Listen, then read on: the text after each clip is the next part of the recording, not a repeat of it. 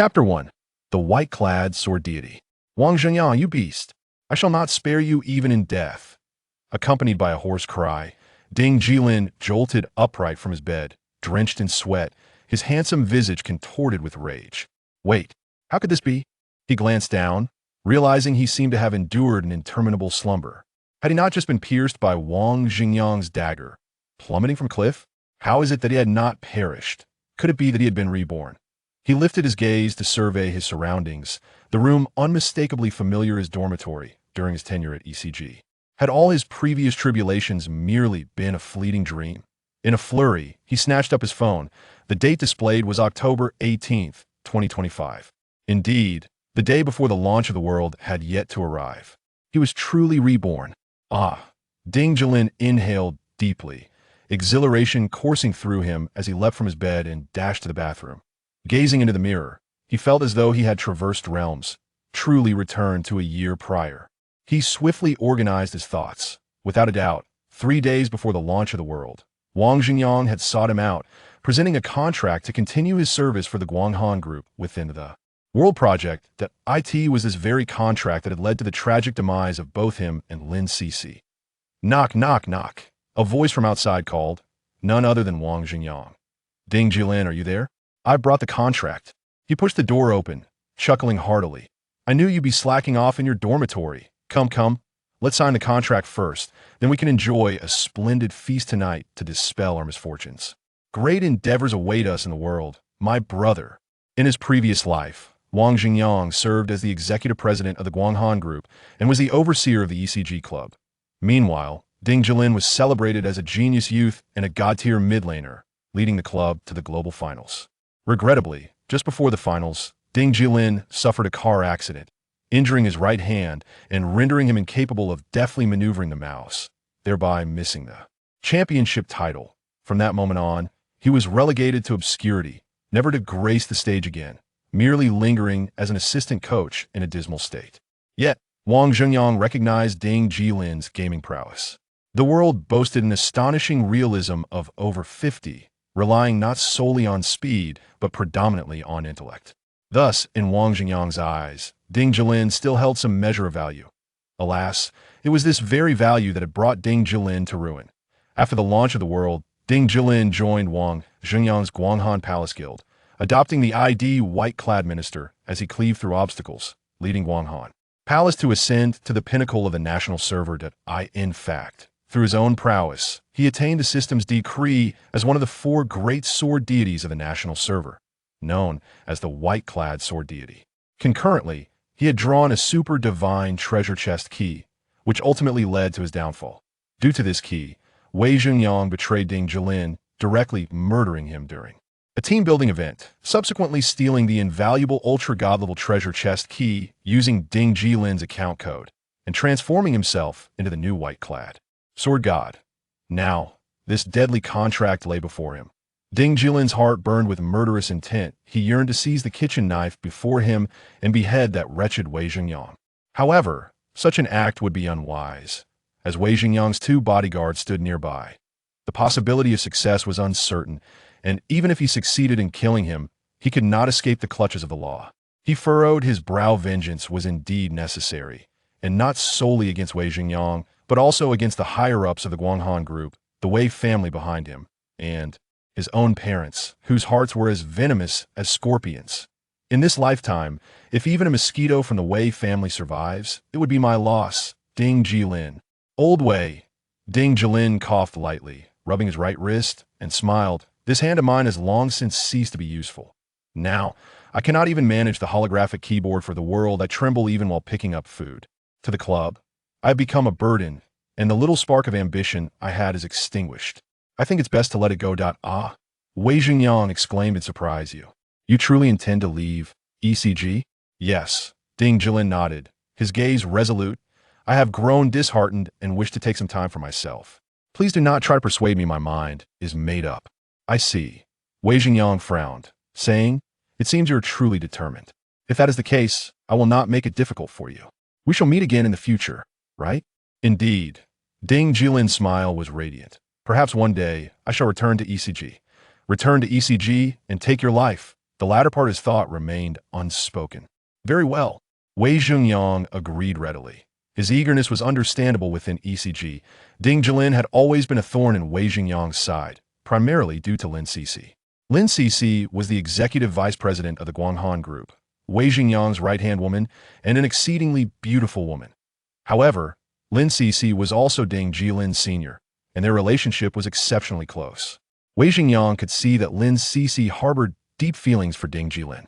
In a previous life, Lin Cixi was killed while trying to save Ding Jilin. Now, as Ding Jilin prepared to leave, Wei Zhengyang found himself quite pleased with Ding Jilin's departure. He would have ample opportunities for intimate moments with Lin Cixi. When the time came for a romantic and financial onslaught, would she be able to withstand it? It would not be long before she became his plaything in bed. Shall I organize a farewell party for you? Wei Zhengyang inquired in Onid. Ding Jilin shook his head with a smile, clutching his backpack and tucking his keyboard under his arm. He replied, "My contract is expiring anyway, and with my departure from a company, I shall be leaving. We will meet again in the future. All right, take care." Wei Zhengyang beamed as he watched Ding Jilin exit. Downstairs, the autumn wind howled mournfully. The evening breeze of early autumn was unexpectedly chilly as Ding Jilin stood by the roadside, backpack slung over his shoulder and keyboard in hand, clad in an ECG jacket while awaiting a ride. At that moment, a pristine white two-door sports car approached in the distance, a Panamera that gradually came to a halt not far from Ding Jilin. The car door swung open, and a long, lustrous leg gracefully emerged, followed by its owner who hurriedly stepped out. Dressed in a chic black and white professional ensemble, complemented by a designer trench coat draped over her shoulders, she possessed a stunningly beautiful visage and an alluring figurea quintessential super beauty. It was Lin Cixi, the vice president of the Guanghan Group under ECG, and one of the key figures who had initially advocated for Ding Jilin's recruitment into the team. Within ECG, Lin Cixi shared the closest rapport with Ding Jilin, for she was not only his superior but also his senior, both having graduated from Nanjing University of Aeronautics and Astronautics. During their university years, Lin Cixi was in her junior year, while Ding Jilin was a sophomore, and their bond was exceptionally strong, often frequenting internet cafes together and engaging in duo matches after classes. Regrettably, their friendship remained unfulfilled in the realm of romance. Ding Jilin, Lin Cixi quickly caught up to him. Gazing at her exquisite face, Ding Jilin felt a moment of disorientation. In the final scene of his past life, Wei Zhengyang's bodyguard had brandished Lin Cixi's bloodied head before him, her face smeared with crimson, her beautiful eyes gradually losing their luster. She had been slain while attempting to save him. "If I cannot possess her, then I shall destroy her." Wei Zhengyang's deranged voice echoed hauntingly in his mind. Thus, upon seeing Lin Cixi's face once more, Ding Jilin's heart ached with anguish. Since he had been granted a second chance at life, he vowed to ensure she would never suffer harm again. "I heard you naturally terminated your contract." Lin Cixi furrowed her brow, indignantly exclaiming, "Why didn't you consult me about it?" Ding Jilin stepped forward and embraced Lin Cixi, tenderly stroking her hair. After a lengthy slumber, he had missed her dearly. However, he released her after merely a second. Lin Cixi was taken aback, never having anticipated such a gesture from the usually stoic young man. Her cheeks flushed a rosy hue. "I truly must leave now." Ding Jilin whispered in her ear, "Senior, heed my advice, maintain your distance from Wei Zhengyang, seek opportunities to resign, and endeavor to stay as far away from him as possible." Lin Cixi looked at him in confusion. "Just trust me," Ding Jilin implored, gazing deeply into her eyes. "Believe me, I would never harm you, okay?" Lin Cixi nodded gently. "By the way, Tianxia is about to launch, and Shen Bingyue and I have decided to step outside the ECG circle to establish our own guild. Would you like to join us?" "Not for now." Ding Jilin turned to leave, waving his hand in farewell. "We'll take my leave now. Let's stay in touch." That insufferable brat. Lin Cixi bit her silver teeth, stamping her feet in frustration, her heart a tumult of emotions. What was wrong with this fellow? Alternating between intimacy and distance. Had he taken leave of his senses? Ding Jilin entered the car, glancing back as Lin Cixi's figure gradually faded from view. He turned his face away, feeling a sense of relief. Since he had been reborn, according to the rules of the timeline, this moment of resigning from ECG should disrupt the original trajectory, potentially influencing the ultimate outcome. Rationally deducing, The primary reason for Wei Xingyang's murder of Lin Cixi in his previous life was largely due to his own actions. Thus, in this lifetime, if he maintained a certain distance from Lin Cixi in the early stages, he could, in a sense, safeguard her well-being. After all, in today's society governed by law, an individual would not resort to such madness unless completely deranged. What he needed to do next was to grow stronger, leveraging the momentum from the game Tianxia to reverse his fate and exact vengeance upon the Wei family and the Guanghan group. As for his advantages, they were indeed abundant. For instance, the skills he had developed in his past life within the game, knowledge of which bosses would yield exceptional loot, and even a deeper understanding of hidden classes than most. He was somewhat acquainted with the likes of the Radiant Sword Saint, the Godslayer Knight, the Divine Realm Mage, and the Shadow Assassin, among others. Furthermore, he had insights into the game's layout, knowing which NPCs triggered which quests, and identifying the quests with the highest reward-topher ratios. All of this knowledge was available to him, should he choose to seize it. Ding Jilin's gaming talent was nothing short of prodigious, having already been one of the 4 legendary sword deities of the national server in his previous life. He would surely excel even further in this one. Chapter 2, starting from scratch in the Wuzhong district, within the confines of a narrow, old residential building. Ding Jilin spent most of his time residing in the staff dormitory of the club. He seldom returned here, yet he had not relinquished the place. Now it served a purpose, for otherwise he would truly be without a home. The room, though modest, featured a combined living and sleeping area, with a clean and refreshing bed upon which rested a gaming headset, accompanied by a holographic keyboard and gloves. These were the equipment for the game The World, which boasted an astonishing realism of nearly 50, far surpassing the previous 25 of Conquest. Suddenly, a growl emanated from his stomach, prompting Ding Jilin to recall that he had yet to dine. He hurriedly checked the rice bag, only to find it disappointingly light, containing a mere 50 or 60 grains. The hour was late, and the small eatery downstairs had already closed. Reluctantly, he resolved to make do with a bowl of porridge. Shortly thereafter, a thin pot of gruel was prepared when a knock echoed from the door. It was the landlady. "Ding Jilin, you have finally returned," she smiled. "It's time to pay the rent, 6,000 yuan in total." Peering over at his meager dinner, she exclaimed, "How frugal. I have more grains in the pot I wash than you have here."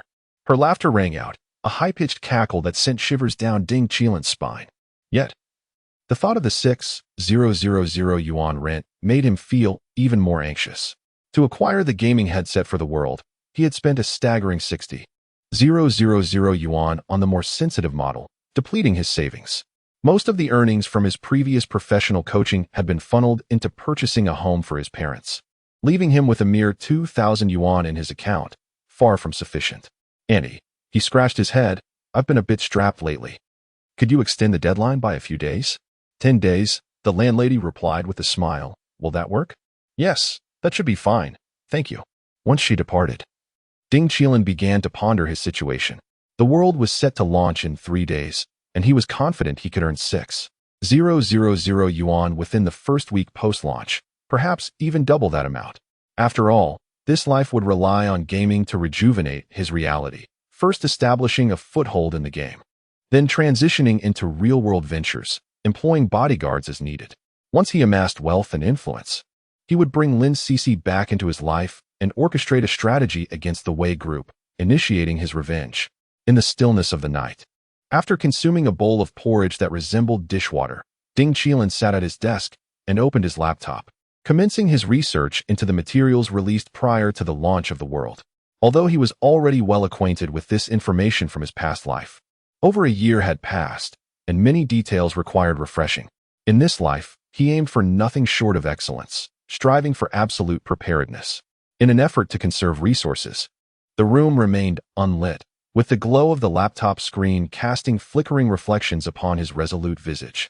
He was presently reviewing the latest expansion of World, much of which he already comprehended, and indeed, some data known to Ding Jilin was even more comprehensive than that displayed before him. Nevertheless, he felt it prudent to reconfirm the details. Firstly, World encompasses 9 principal professions: the swordsman, knight, axe warrior, mystic, archer, assassin, healer, Taoist, and strategist. Among these, the swordsman, knight, axe warrior, and strategist are classified as heavy armor professions, while the archer and assassin don light armor, and the mystic, healer, and Taoist wear cloth armor. This classification bears resemblance to traditional game archetypes, which are typically divided into categories such as spellcasters, physical fighters, healers, and summoners. Notably, the swordsman strikes a balance between offense and defense, the knight specializes in fortification, the axe warrior emphasizes aggression, and the strategist represents a novel class. Clad in armor and wielding a plethora of weapons, capable of summoning heroic spirits from the battlefield to aid in combat, making it the most formidable summoner class within the game. The Taoist, in contrast, focuses on poison application, talisman crafting, and zombie summoning, embodying a versatile role that excels in support, control, and damage output. Ding Jilin inhaled deeply, having long since resolved to select the swordsman profession, as he had in his previous life, not merely for its allure, but for the elegance of its armor and sword specialization. Moreover, upon reaching the pinnacle of this class, one could attain the celestial decree, ascending to the legendary status of sword god or sword immortal. This alone destined it to be his fated vocation. Additionally, World features an intriguing mechanism, hidden races. Upon their initial entry into the game, players face a 90% probability of being assigned the human race, inherently human in nature, while a fortunate may tend to be bestowed with the opportunity to select a hidden race. However, this selection cannot be repeated indefinitely. A new character cannot be created within 7 days of deleting the current one, with a soft click of the mouse. Ding Jilin summoned the drop-down menu revealing the options for human and hidden races. Human, strength, defense, life. Attack speed 3 elf, agility growth 25 demon, spirit growth 25 hill dwarf, strength 10, stamina 5, agility 3 wild giant, strength 15, stamina 10. Agility 10. He glanced over the options, noting they mirrored the data from his previous life precisely. The human race, being the most balanced, boasted a 3 increase in attack speed, implying that choosing any profession as a human would not yield significant drawbacks, maintaining an equilibrium that neither excelled nor faltered excessively, ultimately depending on individual skill to distinguish prowess. The elf, with its innate 25 agility growth, indicated that players who selected this hidden race and invested in agility would enjoy superior increases in attack speed, movement speed, and overall attack power compared to other races. Thus, the elf would most likely favor professions such as archer and assassin, which benefit from agility enhancements. The demon, with its 25 spirit growth, undoubtedly stands as the prime choice for the mystic, healer, and Taoist professions. The hill dwarves possess enhancements in strength and stamina, albeit with diminished agility. While this may not suit a swordsman, it remains viable for knights, battle-axe wielders, and warriors. The savage giants, with a 15 increase in strength and 10 in stamina, are nearly divine in their prowess. They are undoubtedly the prime choice for knights and battle-axe users. Furthermore, due to their exceptional potential for strength growth, savage giants are inherently aligned with the warrior class. Although the warrior class specializes in summoning, the combat capability of the summoned spirits hinges on their own strength and attack power. This implies that the greater a warrior's strength, the more formidable the summoned spirits become, a benefit that cannot be overlooked.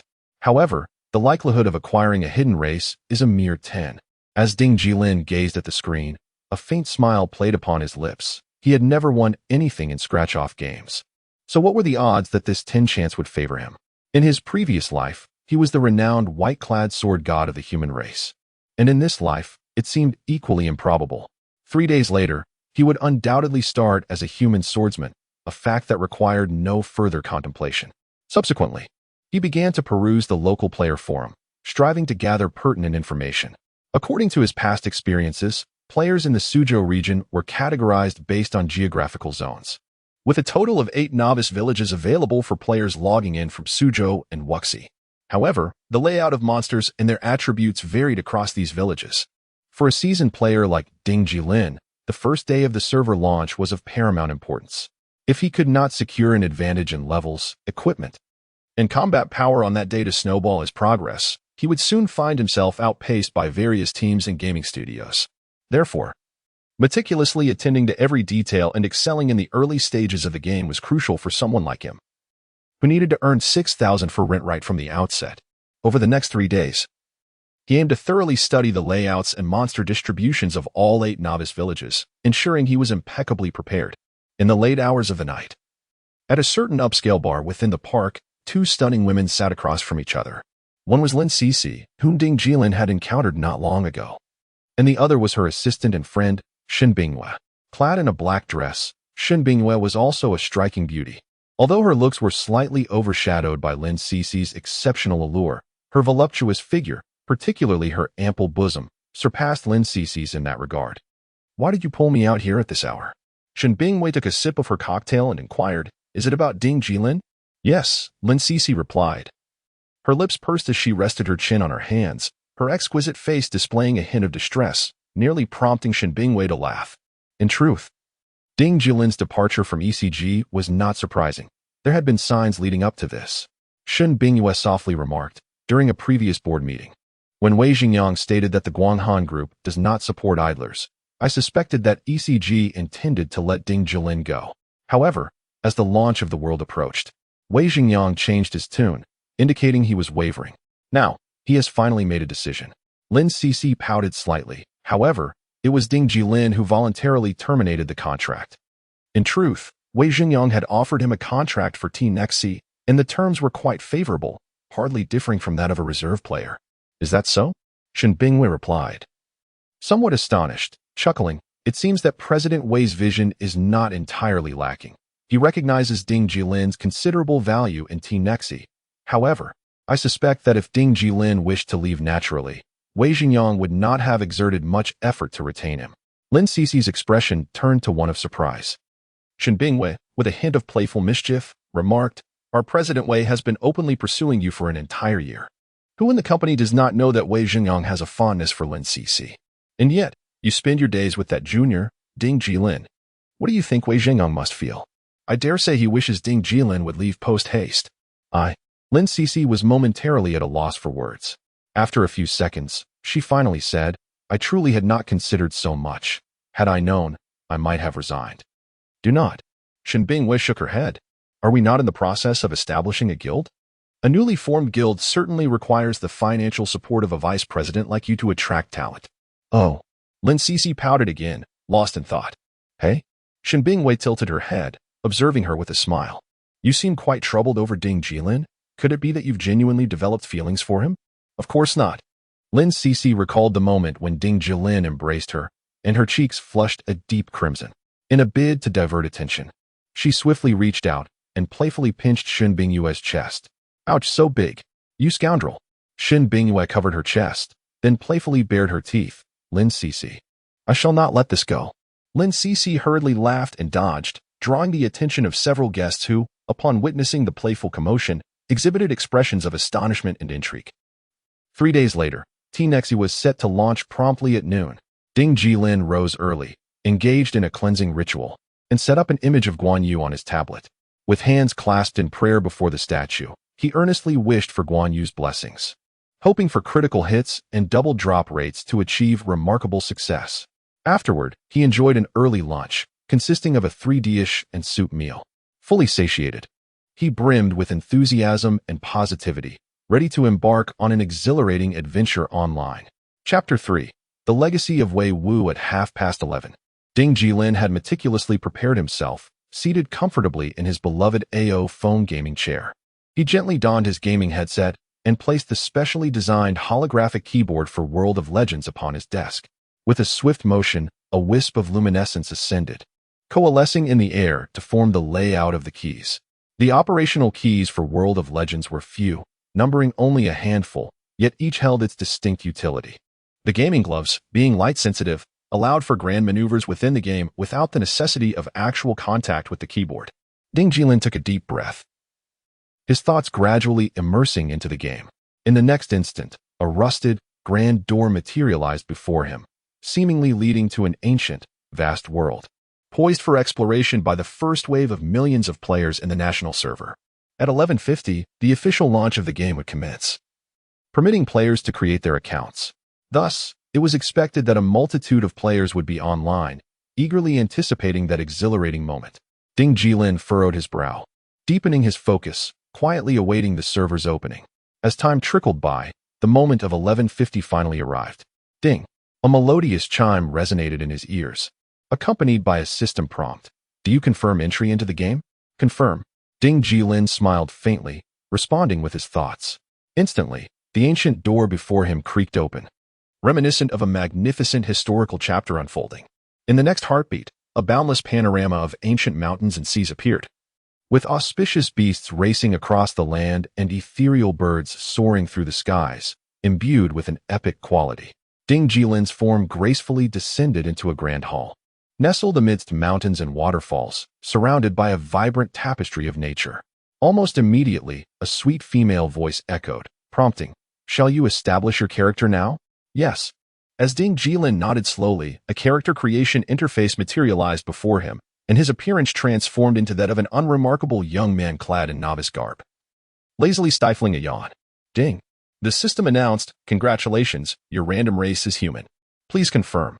Just as he had anticipated, he chuckled wryly, realizing that he had no luck to randomly obtain a hidden race. Being human was no catastrophe. Starting from scratch could indeed be the most exhilarating beginning. However, despite his acceptance, a flicker of hope had lingered in his heart. Had he truly been granted a hidden race, he would have opted for a nimble swordmaster as an elf, a mystical swordmaster as a demon, a nondescript swordsman as a dwarf, or a strength-focused swordsman as a barbarian giant, each choice resonating with him. Alas, fate did not favor him. Soon after, the symbols representing the 9 primary classes emerged before his eyes, each adorned with the emblematic weapon of its profession: a sword for the swordsman, a spear for the knight, an axe for the axe warrior, and a staff for the mage. Without hesitation, Ding Jilin chose the swordsman class, and in an instant, his form transformed. Embodying a quintessential swordsman clad in divine armor, a great sword slung across his back. With short hair and good looks, this swordsman certainly exuded a certain charm. The character in the game began to diverge from Ding Jilin's original appearance, yet retained an appealing essence. Next, it was time to bestow a name upon his character. Taking a deep breath, Ding Jilin decided not to use his previous title, the White-Clad Sword God, and instead entered the name he had long desired, floating white with a brush into the naming panel. What a poetic moniker. It added an air of refined elegance to this engineering student. However, in the next moment, a chime rang in his ears. "Ding. System notification. This name has already been taken." Furrowing his brows, Ding Jilin raised his sword-like eyebrows slightly. No matter. He still had backup IDs. With a flourish, he entered another cherished name into the dialog box, crushing asteroids with one hand. Such a bold ID. There was no need for further contemplation. Soon, the entire national server would be abuzz with this name. Alas, the chime rang again. "Ding. System notification. This name has already been taken." Damn it. Ding Jilin felt a surge of frustration, gritting his teeth in irritation. Though he was a proud graduate of Nanjing University of Aeronautics and Astronautics, an engineering student filled with various formulas and modeling structures, his literary prowess was quite limited. His prepared IDs were dwindling rapidly. Was he really forced to resort to those embarrassing names from the past? In the next moment, he felt a weight in his chest. Standing tall with the grace of a dragon and the stride of a tiger, his short hair seemingly moving of its own accord, his eyes glimmering with determination as he typed a rather embarrassing ID into the dialog box. Pure love warrior Ding Jilin. Love is the most precious thing for humanity, and it represented the softest corner of his heart. He would never have used this ID if there were better options available, but once he did, he felt assured, after all. There weren't many with the name Ding Jilin across the nation, especially not with such a peculiar ID. Yet, just as he thought he had found a name, the dreaded sound echoed once more. "Ding. System notification. This name has already been taken." It was over. Ding Jilin held his head in despair, feeling as though the sky had fallen. How could someone possibly have claimed such a unique ID? What kind of person could it be? Was he truly destined to be thwarted at the very stage of naming? With this thought, he straightened his back, declaring, "My fate is in my own hands." He stood firm, fists clenched, his heroic spirit soaring to the heavens, gazing up at the clouds above, his eyes brimming with defiance and determination. Emotions on the verge of eruption. He recalled the tribulations of his past, the betrayal he faced from someone he trusted, Wei Zhenyang, and the feeling of being left behind. Overwhelmed by sorrow, he pondered the essence of humanity, realizing that one must not be excessively kind. Even kindness should possess a certain sharpness. In that moment, a particular saying came to mind: "I would rather betray the world than be betrayed by it." Indeed, these words of Cao Cao, the illustrious warlord of Wei, embody a profound understanding of human affairs. Thus, I, Ding Jilin, resolve to alter my outlook on life from this day forth. Consider Cao Cao, a figure of immense ambition, who lived life with unparalleled vigor and a generous spirit. Why can't I, Ding Jilin, embrace such a life? In that instant, a new identity began to form in his mind. With a hearty laugh, Ding Jilin entered his striking and formidable new ID into the dialog box. Wei Wu Yi phone. Moments later, a melodic chime resonated. Ding. System notification. Congratulations, character confirmed. In the blink of an eye, the young swordsman known as Wei Wu Yi phone, exuding a languid demeanor, merged with Ding Jilin's form. All that remained was to wait a few minutes for the game to officially launch and for him to traverse the novice village. Bored and restless, Ding Jilin stood in the hall, anticipating the world's unveiling, yet he felt a twinge of melancholy. Alas, if only he had been randomly assigned to the hidden race of the barbarian giant with its innate advantages of 15 strength and 10 vitality growth. He could have emerged as a formidable swordsman wielding unmatched power. With a faint smile, he acknowledged that although he had been reborn, he had not acquired any cheats or special advantages. But that was of little concern. I am my own greatest asset. A flicker of joy stirred within him. He had been reborn, and Lin Cixi was still alive. There was still time to seize control of his destiny. Meanwhile, on the other side of Suzhou City, in Lin Cixi's residence, she had taken the day off from work. Seated at her desk, adorned with gaming equipment, her long hair cascaded gracefully over her shoulders, resembling flowing water as it tumbled down to her chest, then took a conspicuous turn. In the game, Lin Cixi stared blankly at her character, a robust woman towering at 3 meters, having randomly selected the legendary barbarian giant. Although her desired class was a knight, the barbarian giant seemed somewhat fitting, yet the character's appearance was quite unappealing. So robust and broad-shouldered. How could she navigate the world of martial arts in such a guise? Pursing her lips, Lin Cixi decisively chose to cancel and relinquish this opportunity for a hidden race, instantly transforming into a stunning human female, with a smile that resembled a crescent moon. She thought, now, this is more pleasing to the eye. Little did she know, her decision would later cause someone to lament so much that they would ruin her stockings in frustration. As time flowed on, it was soon midnight. A radiant white light suddenly blossomed before Ding Jilin, who had been seated in the waiting hall, engrossed in a short film. He sprang to his feet, the image of Master Bodo fleeting from his mind, replaced instead by a visage of heroic vigor. I, Ding Jilin, have returned anew. In the next moment, his body gracefully ascended, transforming into a beam of auspicious light that surged forth from the canyon before him, and in the blink of an eye, he found himself soaring high above, gazing down upon a vast expanse that revealed a grand map, the Clouds continent, home to the national server. The Clouds continent is divided into 7 states, the northern realms of Yunzhou, Luzhou, and Yinzhou, and the southern territories of Lingzhou, Yuzhou, Kuizhou, and Tongzhou. The national server boasts a sprawling landscape abundant in resources, and the tales that unfold upon this land await players eager to witness them. Ding Jilin's figure began to plummet rapidly, heading straight for the southern region of Lingzhou, ultimately descending into a novice village nestled within its borders. With a flash, Ding Jilin materialized in the novice village. Ding! Chimed the system notification. You have arrived at Mailin Village. At that moment, as he opened his eyes, he beheld a kindly old village chief, leaning on a cane, who smiled warmly at him. You must be the legendary traveler who has descended upon the Clouds continent, correct?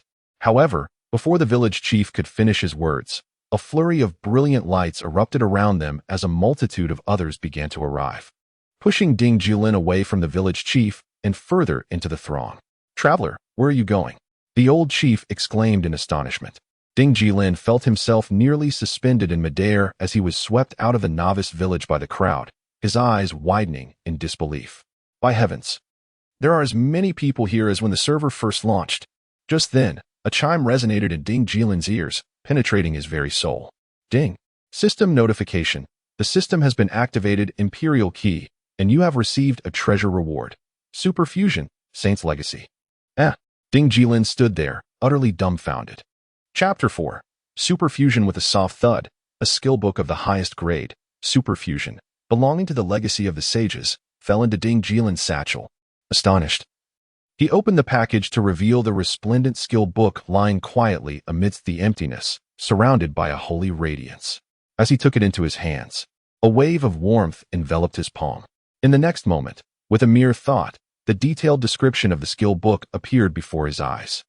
Superfusion, legacy of the sages. Utilizing the unparalleled techniques bequeathed by the sages, this skill allows for the fusion of two identical pieces of equipment, enhancing their attributes to a certain degree. The exceptional attributes may have a chance to stack, or alternatively, may overwrite one another. Each piece of equipment can only be fused once. Required level: 1. Required class: none. As the name suggests, the legacy of the sages refers to the divine techniques left behind by these wise beings. Undoubtedly, this is a premier skill book, a coveted treasure even in the later stages of the world. Now, this treasure lay in the palm of Ding Jilin's hand. The sealed key evidently stemmed from the rewards bestowed upon him by the legendary white-clad sword god in his past life. Without further contemplation, this was a significant windfall. As for the reasons behind receiving this reward, he could not say. Even he was unaware. However, it mattered little, armed with this superfusion. Ding Jilin's journey in this life would be smoother, and his growth would surpass that of his previous existence. With a decisive thought, he uttered "learn," and instantly, superfusion appeared in his skill bar, marking it as the first skill he had acquired, a pinnacle ability within the game. Time was of the essence. There was no room for hesitation.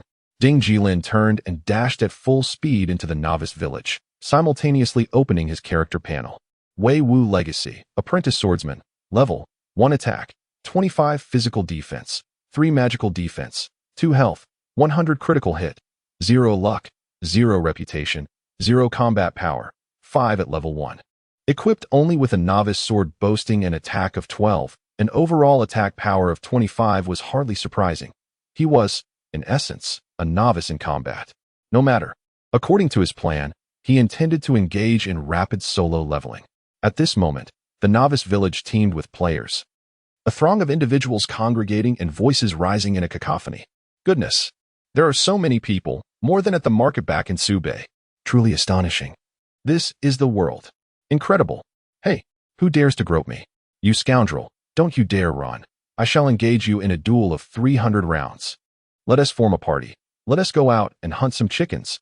Don't block my path. The title of the strongest in the novice village is mine for the taking. Ding Jilin listened, his expression darkening, and he chose to disregard the commotion. Struggling his way through the crowd, he refrained from approaching the village chief for a task, as he recalled from his past life that the assignments dispensed were merely the mundane chore of slaughtering chickens at the village entrance, offering meager rewards that lacked any real significance. Moreover, with an influx of players arriving, it was evident that the enchanted wild chickens at the village entrance would not have a peaceful day ahead. He hastened to an open space within the village, hands on his hips, and proclaimed loudly, "I am buying and used equipment. Friends, if you have any novice attire or weapons that you no longer wear, sell them to me for 50 renminbi each, and I will pay directly via WeChat QR code." In an instant, the crowd regarded him with bewildered expressions. During novice training, every attribute point was immensely precious, and who would part with their gear for such a trivial offer? Undeterred, Ding Jilin's gaze swept over the crowd until it landed on a female mage who was in a party with her friends. This enchanting lady caught his eye, and he wiped his mouth in astonishment. I never expected such beauty to grace the Suong area. The mage paused, intrigued, as she listened to his proposition. Consider this. You and your friends are out leveling up. He is a swordsman, accompanied by 2 archers, and your role as a mage is scarcely required. What use is your defense if you cannot engage? Instead, why not sell me your novice robe? You can don a simple novice tunic instead, and with that 50 renminbi, you might treat your friends to an ice cream cone. This reasoning struck a chord with the archers, who suddenly understood. The female mage hesitated for a moment, then attempted to remove her novice robe. Underneath, she wore an even simpler novice tunic that accentuated her curvaceous figure. What a splendid opportunity this was. In the next moment, the robe was in Ding Jilin's hands, and the mage received her 50 renminbi transfer. Holding the robe, still warm from her body, Ding Jilin turned his gaze towards the 2 archers. He was battling the temptation to smell the novice robe. A few seconds later, the novice leather armor of the 2 archers was also relinquished. In this manner, Ding Jilin swiftly spent 450 renminbi to acquire 9 pieces of novice clothing. He hurried to the blacksmith and sold back all the novice gear, each fetching a price of 4 copper coins. resulting in a total of 36 copper coins in his inventory. Subsequently, he sold back his own novice short sword, accumulating a total of 40 copper coins. Since the world did not allow for the purchase of game currency through recharge, amassing 40 copper coins at the moment the novice village opened was beyond the imagination of any player. However, Ding Jilin utilized his exceedingly limited treasury to acquire those 40 copper coins, leveraging the game's data mechanics. When a player's attack value exceeds the target's physical defense by 3 times or more, the damage inflicted escalates exponentially. In simpler terms, while 10 points of attack may hurt against 5 points of defense, 15 points of attack against the same defense translates to an agonizing experience. An excruciating pain that resonates deeply. Thus, Ding Jilin intended to exploit this mechanism. During the initial opening phase of the novice village, the low-level monsters outside had already been depleted. If he were to join the throng and waiting for the respawn of level 1 wild chickens, his prospects would be bleak. Therefore, he resolved to hunt more formidable creatures, striving for swift, one-hit kills, as this would ensure the utmost speed in his advancement. With a resounding clap, he spent 40 copper coins at the blacksmith to procure 2 iron swords, whose attack power significantly surpassed that of a novice sword. Iron sword, common, attack, 812 required level, 1. Fusion. He frowned, preparing to attempt his sacred technique for the first time. In the next moment, a fusion panel materialized before him, and he promptly placed both iron swords onto it, confirming the fusion. A flash of golden radiance illuminated the surroundings, and a moment later, the 2 novice iron swords collided violently, sending golden sparks flying in all directions. Ding! System notification. Congratulations, you have successfully fused to obtain Iron Sword, common. It remained an iron sword, yet its attack power had transformed entirely. Iron Sword, common, attack, 1016 required level, 1. The attack power had surged by 25, aligning with Ding Jilin's expectations. Although the super fusion technique was indeed a sacred skill, it was not overwhelmingly powerful. It merely provided a modest enhancement to attack strength. Nevertheless, such an improvement was remarkably advantageous for Ding Jilin in the early stages of the game. Elated, he swiftly equipped the iron sword, causing his attack power to soar to 1121.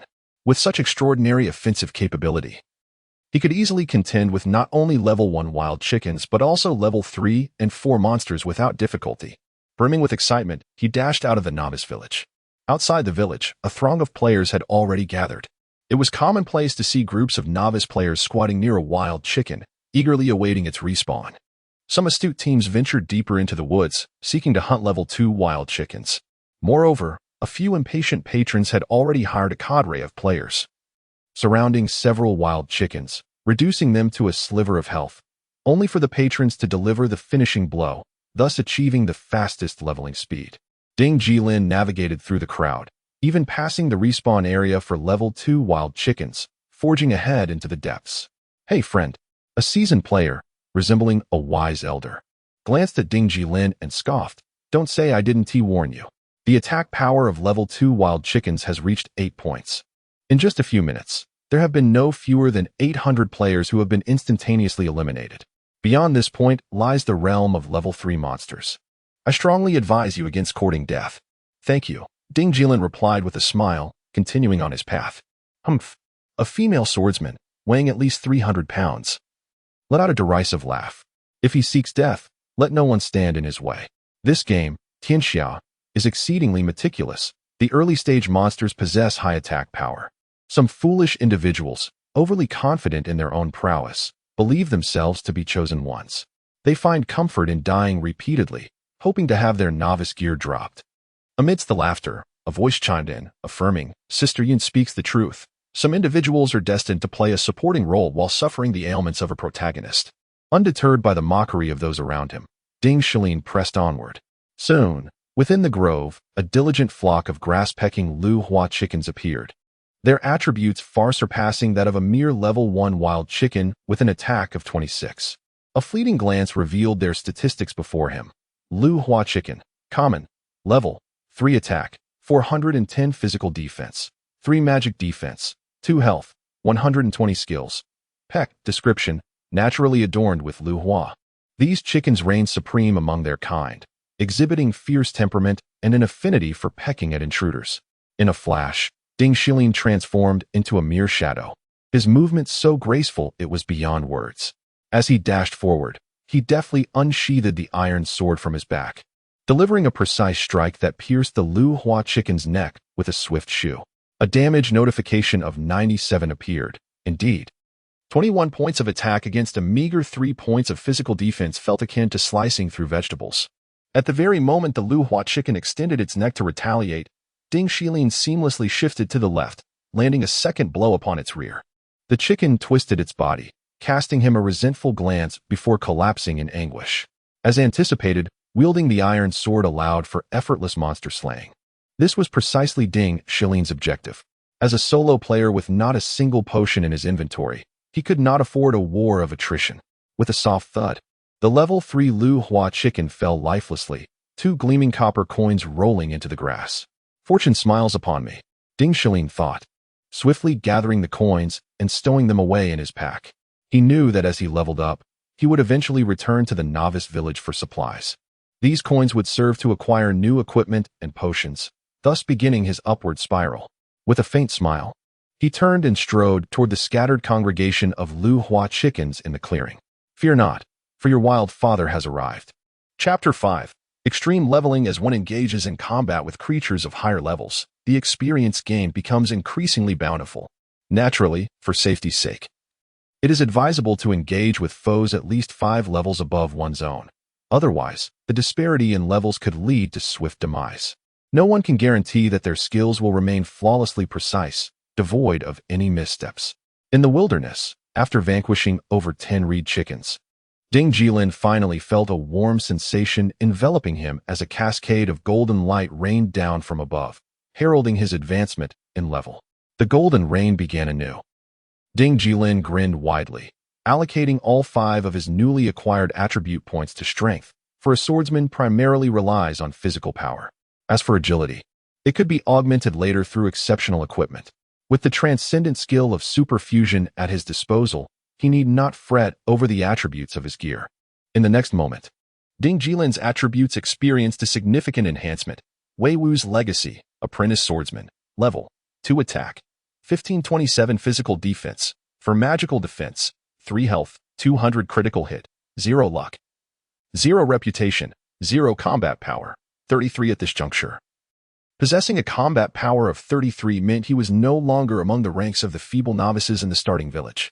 Taking a deep breath, he realized that leveling up by defeating level 3 reed chickens would be a rather sluggish endeavor, prompting him to turn towards the depths of the northern forest in search of more formidable adversaries. Venturing forth, the forest presented sporadic sightings of level 4 reed chickens, a challenge too trivial for Ding Jilin. After a mere 2 minutes, he traversed the current thicket and entered a dense underbrush. As night descended, a chilling sound echoed from afar, an unsettling cacophony, the unmistakable calls of a pack of coyotes residing in the woodland. These coyotes, with their mottled fur and modest size, were indeed ferocious beasts, starkly contrasting with the reed chickens that had been corrupted by abyssal forces. Ding Jilin furrowed his brow and strode purposefully towards them, quietly approaching a coyote that lay sprawled on the ground, grooming its fur with meticulous care. Upon stealthily advancing, the coyote's attributes became apparent. Coyote, Common, Level 5 Attack, 818 Physical Defense, 5 Magical Defense, 3 Health, 240 Skill. Bite. Description: wolves that dwell around the village, often pilfering the chickens of widows, much to the ire of the villagers. This was the target. Ding Jilin crouched low, gripping his iron sword, moving like a shadow through the night, swiftly positioning himself behind the coyote. In a sudden strike, he thrust his sword directly into the creature's rear. 129.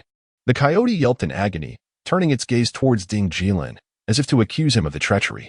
Seizing the opportunity, Ding Jilin swung his sword in a horizontal arc, delivering a swift slice to the coyote's flank, awakening it to the reality of its peril. 133. The damage dealt was barely sufficient, yet, before the monster could retaliate, it was swiftly dispatched. However, there lingered a sense of inadequacy. Should he continue, he would either need to upgrade his equipment or procure potions, for otherwise, Ding Jilin would find it impossible to endure a prolonged battle. Nevertheless, this was of little concern. While thousands of players in the novice village toiled away at level 1, Ding Jilin's ascent to level 2 was already a notable achievement.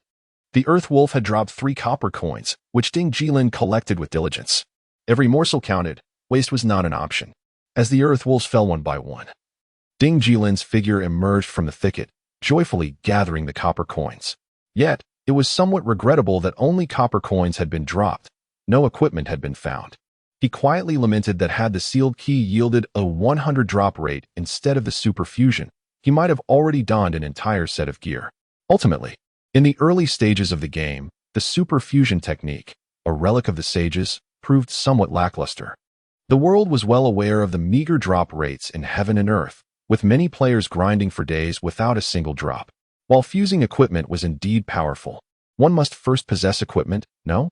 Soon after, a second shower of golden light descended, and Ding Jilin leveled up once more. He was now at level 3. At that moment, a chime echoed in his ears. Ding. System notification. You have ascended to the top of the Merlin Village leaderboard, ranking first among the top 10 levels. You may choose to maintain your ranking or hide your ID. Ding Jilin furrowed his brow and opted to conceal his ID, causing the name Wei Wui Feng, the top player of the novice village, to dissipate like sand in the wind, replaced by the player known as Xian Yuan de Pan at the forefront. He frowned again, contemplating the absurdity of that ID. The 5 attribute points acquired from reaching level 3 were all allocated to strength. For maintaining an exceptionally high attack power to effortlessly slay monsters was the way to go. However, he no longer needed to be overly cautious. At level 3, he boasted 300 health points, and even if a monster were to strike him, he would not perish. To play it safe, Ding Jilin refrained from reckless choices. He continued to hunt the level 5 Earth Wolves for experience. After all, leveling up from 3 to 5 was not a slow endeavor, especially since his attack power advantage had become less pronounced, rendering it unwise to engage higher-level monsters. There was no need to take such risks. Should he perish, losing a level would be trivial, but the embarrassment would be significant. With sword drawn and struck, countless wolves fell. In this jungle, the monster levels were exceedingly high. Currently, there were no other players, only Ding Jilin. He tirelessly ground for nearly 20 minutes under the stars, ultimately reaching level 4. All his points were once again allocated to strength. His attributes now stood commendably: 400 health points, 2339 attack power, 6 physical defense, and 5 magical defense, sufficient to confront monsters of a higher caliber. Just then, not far off, a figure slowly emerged. It was a freshly spawned Earth Wolf. Time to send it to the afterlife. Ding Jilin arrived in a swift motion, employing a deceptive tactic as he thrust his sword directly into the left side of the wolf-like creature's forehead. Just as the beast's claws swung towards him, Ding Jilin deftly sidestepped to the right, perfectly evading its skillful attack. In quick succession, he delivered a second strike that felled the creature. With a thud, the wolf collapsed to the ground, and a brilliant light flickered as a round helmet tumbled to the earth. Equipped gear. Ding Jilin felt a surge of excitement as he grasped the helmet and caressed it gently, prompting a stream of data to materialize. Wolf helm, common, type, armor, physical defense, 8 required, level 4. Just right for him. When he donned the wolf helm, Ding Jilin appeared somewhat comical, clad in shabby novice attire complemented by the somewhat decent helmet, resembling a player who, having been eliminated, had scavenged a level 3 headgear, parading it about with flamboyance. Nonetheless, his physical defense had now surged to an impressive 14 points. Taking a deep breath, he sheathed his sword and departed from the forest where the wolves respawned, advancing toward a damp and shadowy hill. The area surrounding the hill was devoid of monsters. But as Ding Jilin cast a glance, he noticed a dark recess in the rocky wall. A cave, an undiscovered map. Here it comes. He smiled faintly. According to memories from his previous life, every novice village harbored such locations. In his prior existence, he had missed out during his initial exploration due to the inability to locate the entrance. Little did he anticipate that fortune would favor him this time. Akin to a blind cat stumbling upon a dead mouse, with sword in hand, he stepped into the cave. Ding. System notification. You have entered the hidden map, Gloomy Cavern. As he crossed the threshold into the cavern, a pungent, putrid odor assaulted his senses, causing him to wrinkle his nose. Accompanied by a surge of brilliance from his vision, it was as if he had ignited a small torch, illuminating the surroundings within a 35-yard radius. In the distance, an eerie shriek resonated, and upon raising his gaze, he beheld a blob of a cerulean creature, an exceedingly high-level slime. Mud slime. Common. Level. 8 attack. 12-20 physical defense. 8 magic defense. 6 health. 400 skills. Mud assault. Description. A slime that has dwelled in dark caves for eons. Known for its tough skin and resilience, do not underestimate it. Indeed, it possessed a formidable toughness with 400 health points. It could be slain, but its attack power was not significantly higher than that of the level 4 wolf, and considering Ding Jilin's current high physical defense, he maintained an advantage in offensive capability. Thus, this level 8 creature was an ideal target for leveling up. He unleashed a strike. 156. Not bad. 3 strikes would suffice to vanquish it. However, the interval between his 3 strikes was considerable, leaving Ding Jilin vulnerable to an incoming attack. A sharp pain shot through his knee as the slime collided with him, deducting 40 health points, which was still within a tolerable range. With a final flurry of strikes, the slime collapsed. As Ding Jilin's experience bar surged by an impressive 2. It was evident that defeating monsters of level 4 was no trifling matter. Beside the slain slime lay 5 copper coins and a crimson health potion. Small health potion. Restores 80 points of health upon use. What a relief. A smile crept across his face. It turned out slimes dropped health potions as well. With this boon, he could effortlessly grind his way to level 7 without a care in the world. Just then, as Ding Jilin diligently battled the slimes like a tireless bee, a WeChat message interrupted his concentration. It was from Lin Cece. Which novice village are you in? Maylin Village. What? Lin Cece replied, somewhat disheartened. I'm in Mayu Village. We can't level up together now? Ding Jilin furrowed his brow and resolutely stated, Senior sister, stop dwelling on playing together. If you intend to carve out your own niche and world, you must stand on your own 2 feet. I am determined to be a lone wolf this time, and I must forge my own path. You should strive hard as well. Lin Cece was taken aback. She had not anticipated such a harsh response from him. Have I done something wrong? She asked, feeling a tinge of grievance. No, not at all, Ding Jilin reassured her. Don't overthink it. Then what's your ID? I will add you. Don't. You really shouldn't overthink this. I mean no harm, Ding Jilin clarified. I just want to experience being a lone wolf for once. Besides, you have Sister Bingwe by your side. You can team up with her. Once I rise in the game, I will come to find you. What kind of explanation was that? Lin Cece was furious and, in the game, struck a Lu Hua chicken fiercely on the head with her sword. Critical hit. Chapter 6 The Pinnacle of Humanity in the Moonlit Forest. A group of players was fervently engaged in leveling up. Several heavily armored warriors surrounded a soil wolf, while a few archers unleashed a barrage of arrows, reducing the beast to a sliver of health. At that moment, a player named Xianyuan Depan delivered the final blow with a single sword strike. As golden rain began to fall, Xianyuan Depan gazed skyward, his face adorned with confidence. This method of leveling was truly delightful. He had swiftly reached level 4. Now standing at the pinnacle of the leaderboard in Maylin Village, unmatched by any other. Congratulations, boss, on reaching level 4. Incredible, they exclaimed. The first person in Maylin Village is undoubtedly you. Wow, level 4 has appeared so quickly. Boss is truly formidable. While the group busied themselves with flattery, one voice interjected with concern. All right.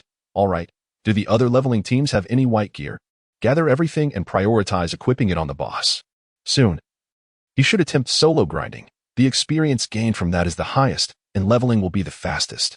With a smug expression, Xianyuan Depan opened the leaderboard once more, finding himself in first place.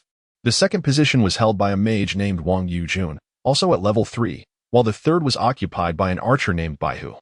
Likewise at level 3.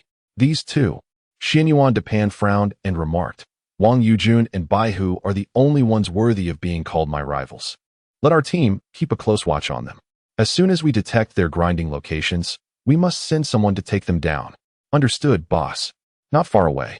The figure of an assassin slowly materialized, his demeanor respectful, a sinister smile playing on his lips as he declared, those who dare to contest the throne of the first will not have it easy. Meanwhile, within the cavern, with a swift motion, a beam of golden light descended, and Ding Jilin, in his fervor to level up, had already reached level 5, allocating all his attribute points to strength. At that moment, the soft slime he had just pierced with his sword emitted a faint sigh and dropped a dull ring. A ring? Upon seeing the ring's lackluster hue, Ding Jilin's heart raced violently. This is remarkable. It is well known that the drop rate in the world is exceedingly low. The game company is notoriously stingy, and among equipment, rings and necklaces have the lowest drop rates. Furthermore, each player can only wear one necklace, but can equip 2 rings. Therefore, rings are the rarest and most elusive items in the game. To think one has actually dropped. Truly, I am the reincarnation. He felt a surge of delight as he picked up the ring and brushed it with his hand, only to be left dumbfounded by its attributes. Slime ring, common, required level 5. Ding Jilin stood there, holding the ring, in a daze for 5 seconds. Is this a joke? Even if it is of low quality, surely it should have at least some attributes. Couldn't it grant me even a single point of physical defense? Yet, the attribute interface of this ring was utterly barren, devoid of any information. Ding Jilin felt an overwhelming urge to reprimand the game developers. He attempted to equip the ring, but indeed, there was no change in attributes nor any hidden properties manifested. What could possibly be manifested from a mere ordinary ring? In the realm of world, the hierarchy of equipment begins with ordinary, ascending through bronze, silver, gold, dark gold, flowing gold, kings, ghostly, earth soul, celestial star, and holy fallen artifacts, among others. The holy fallen artifact represents the remnants of fallen saints, nearly the pinnacle of what players can access. Beyond that, it is rumored that even higher-grade divine artifacts exist, but there is no need to inquire further. In this lifetime, one might never encounter such things. Sigh. Ding Jilin donned the ring devoid of attributes. Why fret over it? He resolved to continue leveling up, dismissing any unnecessary thoughts. Although he had been reborn, he certainly was not the sole protagonist in this world. Was he? What if there were many others who had also been reincarnated? It wouldn't be fair to assume he was the only one. He pressed on with his leveling. Ding Jilin's objective was to reach level 10. Upon achieving this milestone, he could return to the novice village for his first replenishment. This would allow him to restock on potions and purchase equipment with the copper coins dropped by monsters. Additionally, he could learn skills. All players could seek out a profession mentor in the novice village after reaching level 10 to acquire their level 10 skills. As a swordsman, upon reaching level 10, he could learn the skills of combo and charge, thereby enhancing his leveling efficiency, and by level 20, he would be able to learn the powerful techniques of crescent slash and whirlwind sword. In essence, players below level 10 had not yet truly stepped into the world of world. Their genuine journey commenced only upon reaching that level. Fortunately, the durability of the iron sword in his possession was ample enough to carry him to level 10. As for returning to town at level 10, it would be time to upgrade to superior gear. Shortly thereafter, he acquired 2 pieces of white gear. One was a rogue's wrist guard, and the other a mage's robe, both lacking any additional attributes, merely providing a slight boost to physical and magical defense.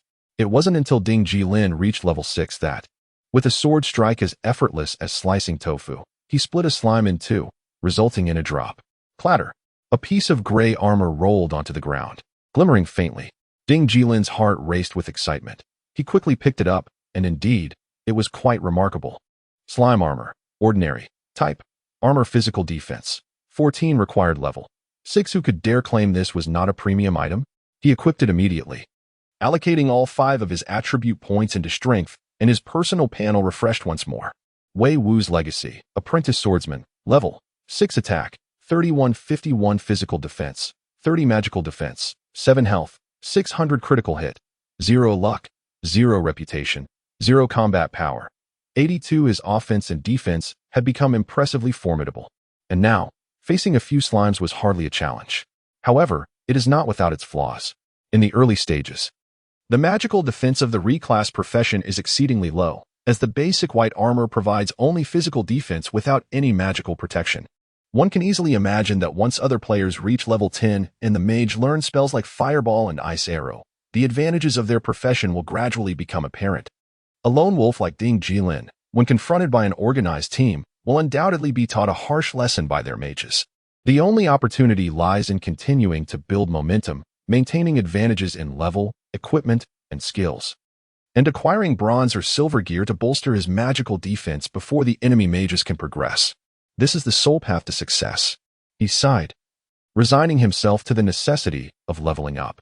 After all, Ding Jilin is benevolent and does not steal or plunder.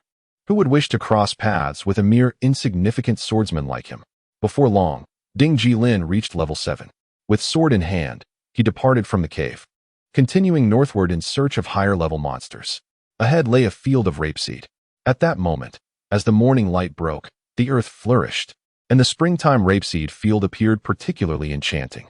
Accompanied by a gentle breeze, the flowers swayed, evoking a plethora of beautiful memories from his school days. How lovely the girls looked in their dresses! As Ding Jilin indulged in his reverie, a jarring sound erupted from the rapeseed field. Startled, he looked up to find a horde of mechanized and terrifying scarecrows moving about. These scarecrows, tasked with guarding the fields, were level 10, possessing formidable attack power, and were numerous, clustering together like a scene from an old Hong Kong zombie dance film. Ding Jilin furrowed his brow. At level 7, defeating level 10 scarecrows should pose no problem, but from his previous life's memories, he recalled that scarecrows had an exceedingly low drop rate. Their high attack power made them lethal, and without the aid of a healer, it would be unwise to court danger. Beyond this rapeseed field lay a forest teeming with lucrative monsters, which was his true objective. He checked his inventory, discovering several pieces of white gear, a handful of copper coins, and 50 small health potions. Crossing through the forest was certainly feasible. In the next moment, he crouched low, akin to a sprinter at the starting line, a health potion clutched in his mouth, and with a swift dash, he maneuvered through the throng of scarecrows with astonishing speed. The scarecrows brandished their arms, landing blows upon Ding Jilin's body with a cacophony of thuds. Despite possessing 31 points of physical defense, his health rapidly dwindled. Thus, he consumed a health potion while sprinting. Upon bursting forth from the rapeseed field, he found himself with only 178 health points left, quite perilous. He promptly sat down, awaiting the cooldown of the health potion to restore his vitality. Not long after, the first level 7 swordsman of the novice village rose, brandishing an iron sword as he made his way toward the forest. Within the forest, the air was filled with the sweet sounds of birds and the fragrance of flowers. This reminiscence stirred within Ding Jilin memories of his childhood springs, filled with gentle breezes, willow trees, butterflies, and the delightful cherries and melons cultivated by the neighbors, complemented by the early ripening peaches, all contributing to an overwhelming sense of joy and boundless indulgence. Amidst the forest, blossoms flourished in abundance. However, upon closer inspection, one could discern that some of these flowers were mere butterflies perching upon the petals. The petal butterfly, a creature of formidable prowess, was indeed a high-level anomaly. Ding Jilin lifted his gaze, as the system automatically assessed the attributes of the petal butterfly. Petal butterfly, common, level, 12 attack, 3260 physical defense, 12 magical defense, 10 health, 500 skills. By description, the petal butterfly, a magical being resembling a flower petal, is both beautiful and lethal, akin to a woman. Ding Jilin fixated on the petal butterfly not far ahead.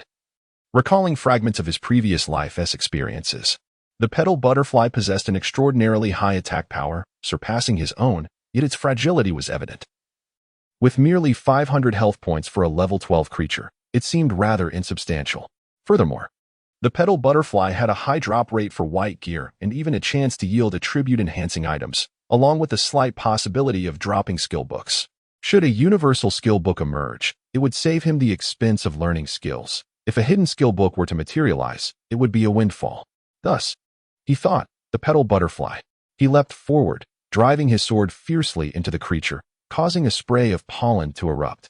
A damage output of 189 elicited a slight smile from Ding Jilin. It appeared he could dispatch it in 3 strikes, suggesting that he might effortlessly grind his way to level 10 here. Yet, the petal butterfly was not to be underestimated. After enduring 2 strikes, it wildly flapped its wings and launched a swift bite at Ding Jilin's chest, inflicting 80 points of damage. It stung, yet was bearable, merely necessitating the consumption of health potions for leveling. In a brief span of 15 minutes, he leveled up once more to level 8. Whoosh! In the distant woods, surrounded by admirers, Xianyuan Depan similarly ascended to level 6. He donned a piece of white gear leg armor and cast his gaze afar. Truly, as the foremost figure in this novice village, his steadiness was unparalleled. Who could rival him? This prompted a poetic reflection. One must know, youthful aspirations soar high, once vowing to be the best in the world. Meanwhile, in another corner of Malin village, An archer known as Baihu skillfully and precisely pierced a monster-esque skull with a single arrow, unleashing a burst of white light into the air. He furrowed his brow upon glancing at the leaderboard, where Xianyuan Japan led by a wide margin, his thoughts drifting to a certain individual named Wei Weifeng. Wei Weifeng was the first to reach level 3, instantly concealing himself upon ascending the ranks. Though swift, he could not escape the keen eyes of Baihu.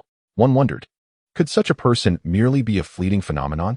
Who would have thought that this modest Malin village harbored such a significant catch? Contemplating this, Baihu revealed a hint of a smile, finding the situation increasingly intriguing. Chapter 7. The first bronze artifact in the afternoon, around 3 p.m. With a swift thrust of the iron sword, a petal butterfly let out a cry and fell in defeat. Pollen scattered, flowers drifted, and water flowed. As the petal butterfly descended, several copper coins burst forth, accompanied by a pair of boots. At the same time, a golden shower of light descended, leveling up to 10. The warm light enveloped him, and Ding Jilin felt invigorated, a surge of strength coursing through him, giving rise to a sense of empowerment. He stepped forward to pick up the battle boots and, as anticipated, the drop rate in the game was exceedingly low. They remained common items. Wild grass boots. Common. Type. Armor physical defense. 12 required level. 10 as a component of footwear. One would expect it to enhance mobility, yet alas. Being a common item, it merely offered a slight boost to physical defense. Ding Jilin smiled faintly, feeling quite content. Any increase in defense was commendable. What more could one desire in the early stages of the game? With a soft thud, the wild grass boots adorned his feet, finally transforming him from a barefooted warrior to one equipped for battle. A comforting sensation enveloped his feet, raising his overall defense to 46 points, which was considerable at this stage. It was worth noting that most heavy-armored players were still training in their bare essentials. It was time to return to town for supplies. Ding Jilin retrieved a return scroll from his inventory, a gift from the system during the novice phase, limited in quantity and to be cherished. With a swish, amidst a cascade of milky white light, he felt as though he were being drawn away, and in the blink of an eye, he found himself transported to the novice village. Not far off, the village chief was earnestly distributing rewards for chicken hunting tasks to several players. Ding Jilin turned away and headed straight to the blacksmith shop, where he sold back the several white items in his inventory, earning a fair amount of silver coins. Coupled with the copper coins dropped from defeated monsters, he now possessed 18 silver coins, making him quite wealthy for a novice. After a moment of contemplation, he decided to prioritize learning skills. In a corner of the novice village, 9 NPCs were gathered around a campfire, roasting a large-eared rabbit, its savory aroma wafting through the air. These NPCs were the vocational training mentors. Ding Jilin approached one of the swordsman mentors, a young man with a lean and striking appearance, clad in armor, his eyes shining with intensity. He bore a long sword and regarded Ding Jilin with a smile, saying, "I did not expect that the first to break through the shackles would be a swordsman. Young traveler, you are impressive." "Thank you," Ding Jilin replied, a bit shyly, scratching his head with a smile. "I wish to learn swordsman combat skills." "As you wish, traveler." The swordsman mentor raised his hand, and suddenly, the skill learning interface appeared before Ding Jilin. Currently, only 2 skills were available for him to learn. Charge, B-grade charge towards the target, inflicting 50 of attack damage and stunning them for 1 second. Cooldown time, 12 seconds. Required level to learn, level 10. Learning cost, 3 silver coins. Combo, grade A inflicts 26 strikes upon the target. As the skill level increases, both the number of strikes and the damage escalate, with a cooldown period of 7 seconds. Learning requirements, level 10, cost, 3 silver coins. How exorbitant. Ding Jilin mused momentarily, realizing that many players would undoubtedly struggle to afford these relatively pricey early game skills. In the next instant, with a mere thought, both skills manifested in his skill list. Excellent, he could now practice leveling up while honing his skills, thereby enhancing his combat prowess. Having settled the matter of skills, he made his way back to the blacksmith's shop. Engaging in conversation with the blacksmith, he perused the selection of weapons for sale. Among the swords, a new item had appeared, the refined iron sword, perfectly suited for him. Refined iron sword, common, attack, 1624 required level, 10 not bad. Ding Jilin gently clenched his fist and promptly purchased 2 refined iron swords from the blacksmith, each costing 5 silver coins, nearly depleting his hard-earned savings. Superfusion. In the next moment, he initiated the fusion of the weapons. On the fusion interface, the two refined iron swords collided violently, emitting dazzling golden sparks, before merging into a single weapon. Refined iron sword, common, attack, 2436 required level, 10 to his astonishment. The attack power was a staggering 2,436. Ding Jilin couldn't help but feel elated. The fusion had enhanced the base attributes by a remarkable 50, which exceeded his expectations.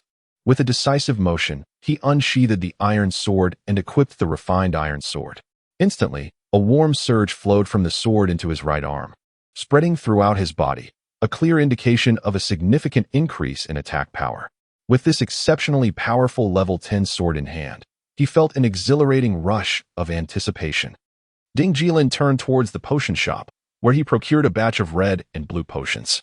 As a warrior, he would naturally rely on red potions for healing, while blue potions were essential for skill practice. Continuous use of skills like combo would be impossible without blue potions. Subsequently, he ventured to the general store, spending his remaining coins on 2 pounds of hazelnuts.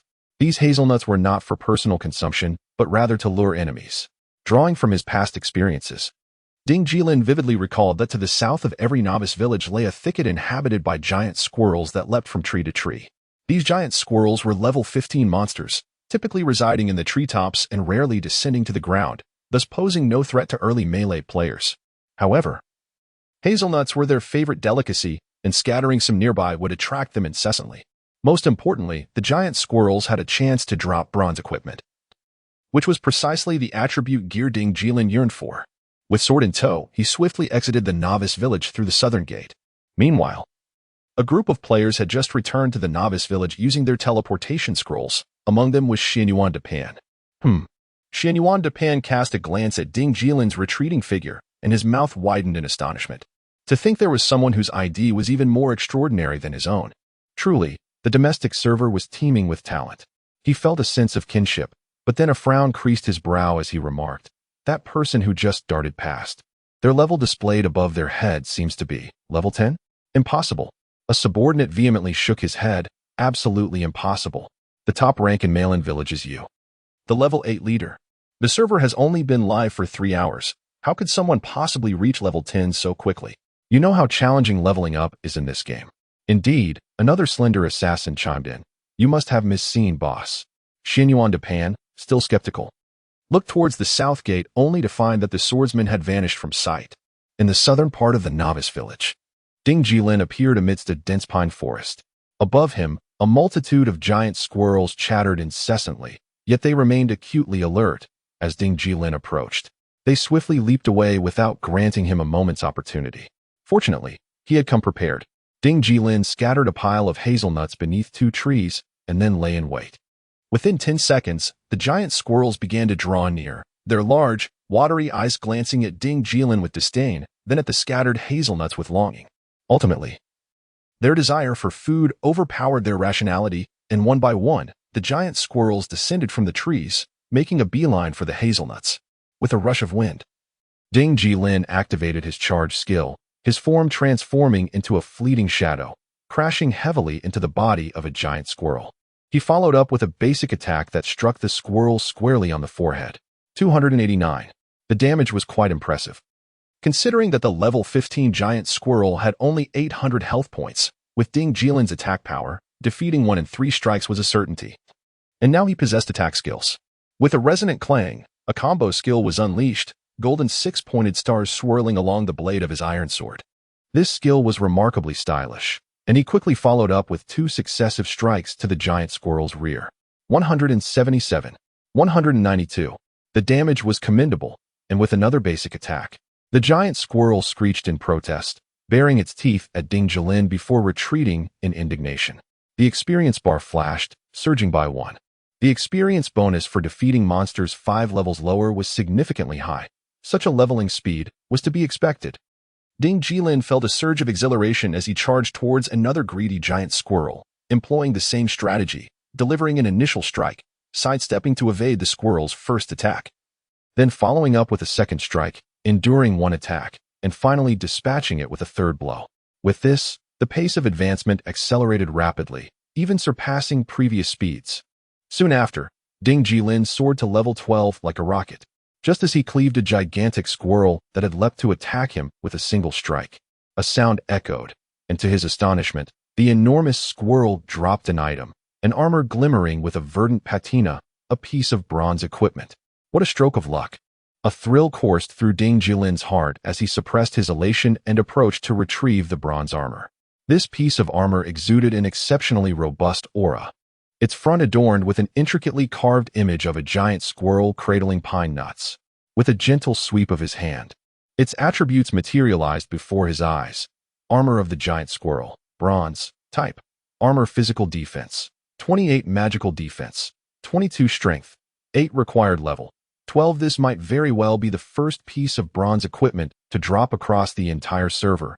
What extraordinary fortune! He swiftly exchanged his slime armor for the armor of the giant squirrel. As for fusion, he decided against it. He would wait for another piece of bronze equipment to drop, for white gear was unworthy of merging with bronze. It simply did not merit such an honor. He cast a disdainful glance at the slime armor before tossing it into his inventory. At this moment, Ding Jilin's attributes surged dramatically. His attack power reached an impressive 72115. Physical defense climbed to 62.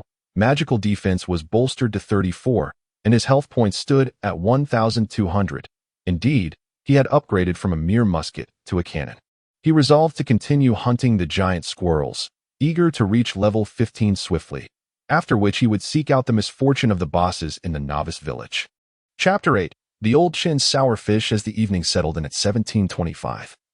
A colossal squirrel unleashed a string of incomprehensible curses at Ding Jilin before being swiftly dispatched by a single strike.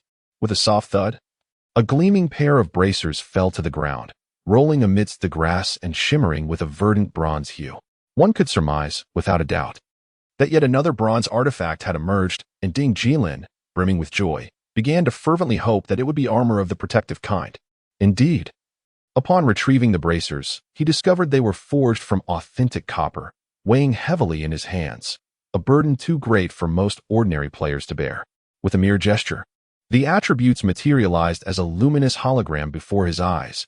Colossal squirrel bracers, bronze artifact, type, armor physical defense, 25 magical defense, 18 agility, 7 required level, 12 not too shabby. Ding Jilin felt a wave of satisfaction wash over him. He had been lacking any bracers to equip, as the drop rate was exceedingly low. He had yet to find even a basic white item for that slot. Thus, he was unbothered by the bracer's imperfections.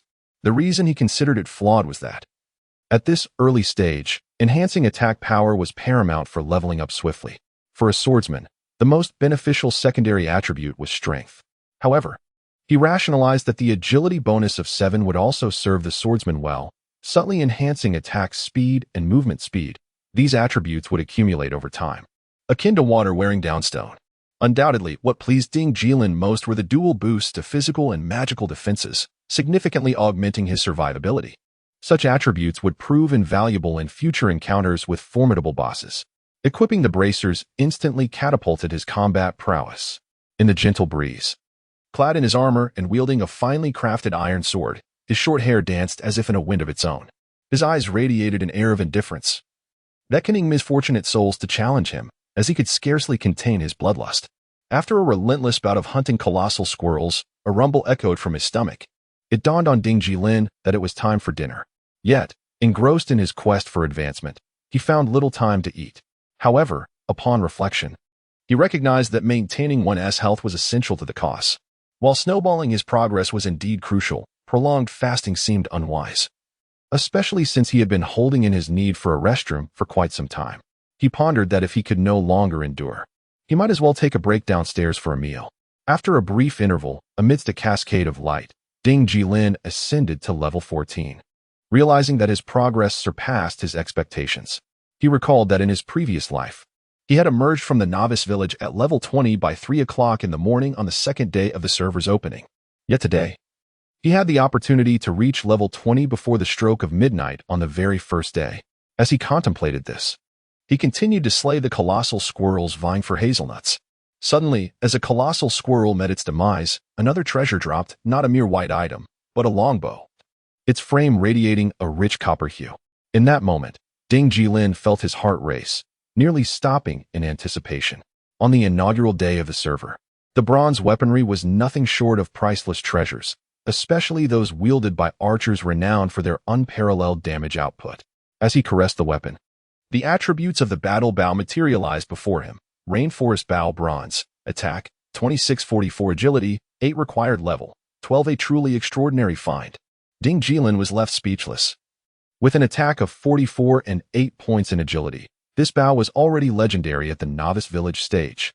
Without hesitation, he resolved to swiftly reach level 15 and then sell the Rainforest Bow at the general store, hoping to earn his first fortune in the game. Filled with anticipation, he continued his leveling journey. To his astonishment, fortune seemed to flow like a torrent, for within a mere 10 minutes, he had obtained 4 pieces of white gear. Just as he felled a particularly fearsome giant squirrel, another treasure emerged. With a resounding thud, a piece of armor, glimmering with a rich copper hue, fell onto the grass, strikingly familiar. He rubbed his eyes and cautiously picked it up. Indeed, it was another giant squirrel armor, yet distinct from the previous one. Giant squirrel armor, bronze, type, armor physical defense, 28 magical defense, 22 stamina, 8 required level, 12 while the other attributes remained unchanged. This one boasted added stamina. In that moment, Ding Jilin felt his heart nearly cease. What was there to ponder? Superfusion. A gamble of fortune. In the next instant, the 2 pieces of giant squirrel armor were placed into the fusion interface. After a confirmation, the armors collided with one another, and a brilliant golden light illuminated the surroundings, nearly blinding him. 3 seconds later, a new piece of giant squirrel armor appeared before him, adorned with the inscription fused. Giant squirrel armor, bronze, type, armor physical defense, 38 magical defense, 30 strength, 8 stamina, 8 trait, fused required level, 12. Ding Jilin felt as though he could scarcely breathe.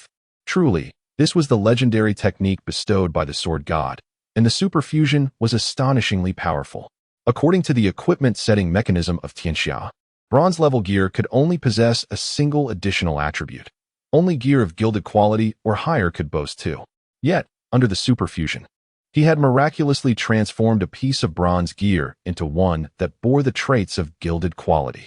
What an incredible stroke of luck. He swiftly donned the armor, hastily disabling the equipment display feature. No one was to lay eyes on his gear, not a single soul. Before long, Ding Jilin reached level 15, allocating all 5 of his freely distributable attribute points to strength. At this juncture, his personal attribute panel was nothing short of dazzling. The legacy of Wei Wu, apprentice swordsman, level 15 attack, 8413 physical defense, 100 magic defense, 73 health, 1900 critical hit, 0 luck, 0 reputation, 0 combat power, 224. The stamina growth of human swordsmen is rather average, with each point of stamina translating to 50 points of health. A total of 8 points of stamina equates to 400 points of health, thus inflating his total health to a formidable 1900 points. Now, Ding Jilin's attack, physical defense, magic defense, and health have reached an astonishing level, indeed providing him with the means to challenge a boss. Returning to the city, he promptly shattered the second beginner village teleportation scroll gifted by the system, his body swiftly returning to the village. It was dinner time, and the number of players online was still overwhelming, particularly in the square, where players were gathered, awaiting to form teams. Ding Jilin acted discreetly, concealing his level and equipment attributes. However, he still attracted attention. "Hey, handsome." A female mage gazed at Ding Jilin and smiled. "Shall we team up to hunt the level 13 flame rabbits? I could use some help, and if things go well, meeting up offline wouldn't be a problem." Ding Jilin remained indifferent. "I am renowned for my integrity." "Hey, handsome." Another female priest, notably endowed, looked at Ding Jilin, narrowing her eyes with a smile. "Level 10 priest seeking a team. I can apply poison while you handle the monsters. How about it?" "No, thank you." Ding Jilin replied with a smile and a shake of his head. "TSK." Laughter erupted from a few players behind him. "What are you pretending for? Hiding your level? It's obvious you lack skills and are just posturing. Don't let us catch you outside, or we'll take you down once you leave the novice village." Ding Jilin found them unworthy of his attention. On the first day of the server launch, he aimed to avoid PK as he focused on leveling up. He had no time to waste on trifles. He swiftly made his way to the general goods merchant. conversing briefly before placing the rainforest bow and several high-level white items on consignment, setting a fixed price of 3,000. Let those who are interested bite. He then logged off, unable to contain his impatience. Exhaling deeply after removing his helmet, Ding Jilin felt a sense of relief. It was his first time playing Tianxia in this life, having been online for nearly 6 continuous hours, and he was feeling somewhat fatigued.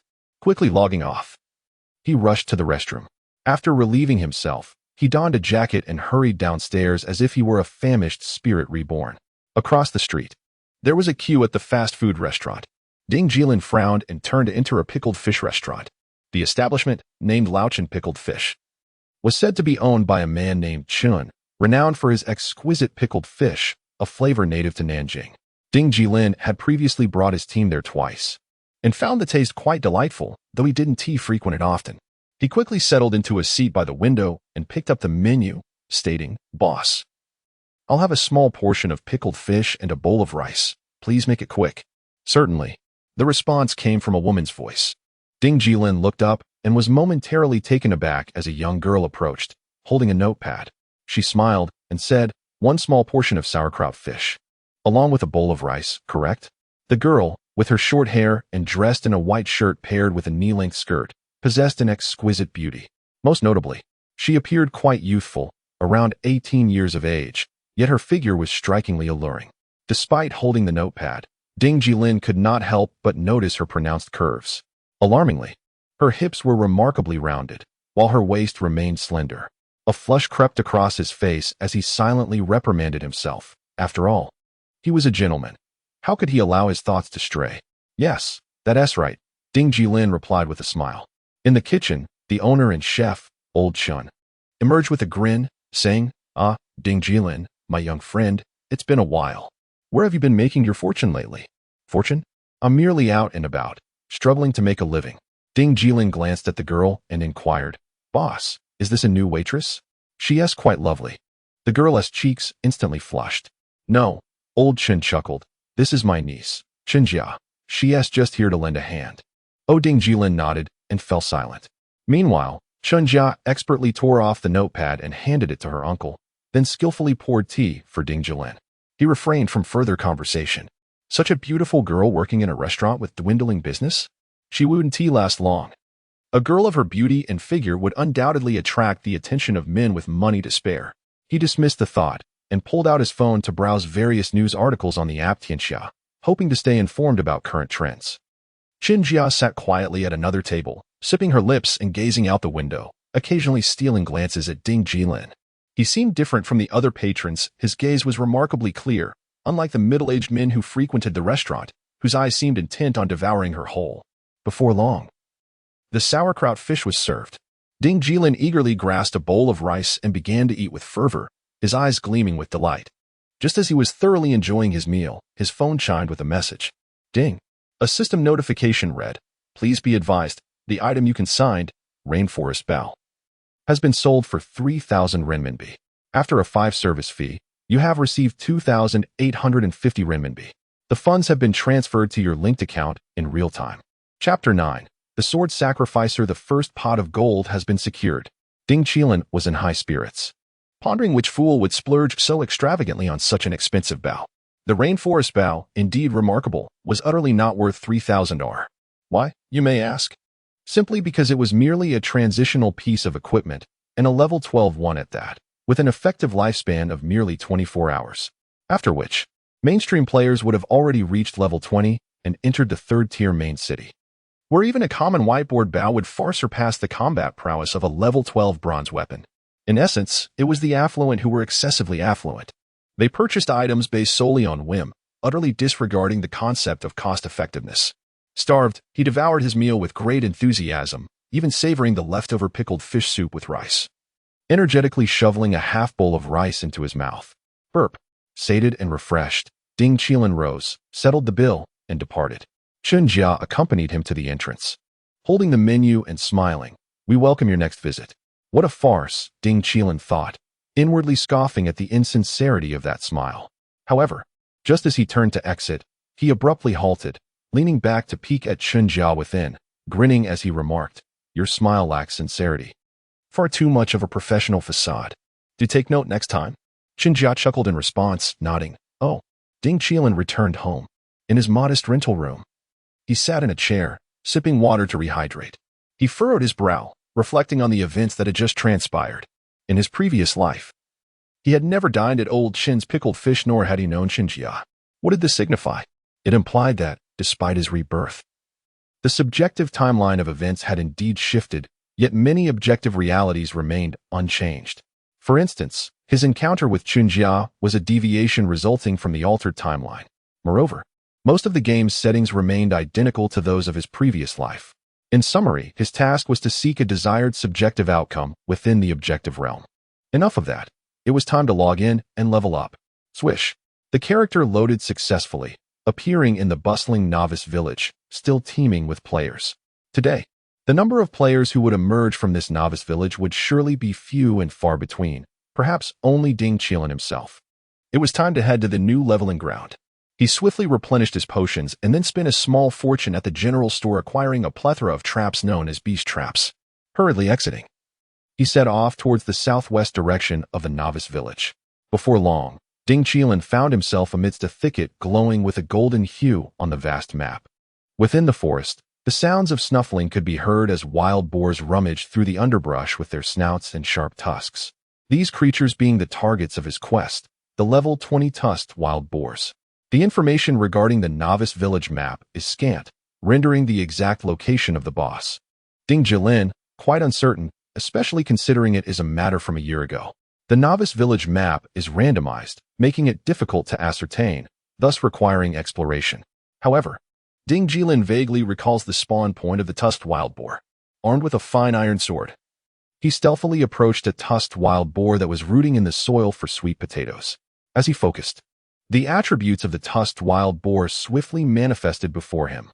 Tusked wild boar, elite, level 20 attack, 100155 physical defense, 50 magic defense, 45 health, 1500 skills, charge, impact. Description: the tusked wild boar, the king of the thicket, boasts tough skin and ample flesh, with a temperament that is notoriously irascible, yet its taste is exquisite.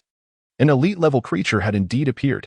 Ding Jilin raised an eyebrow, reminiscent of his past life. The thicket within the novice village was indeed a spawning ground for such elites, possessing attributes superior to regular monsters, yet with a correspondingly higher loot drop rate. It is said that elite monsters have a chance to drop golden equipment, albeit with a very low probability.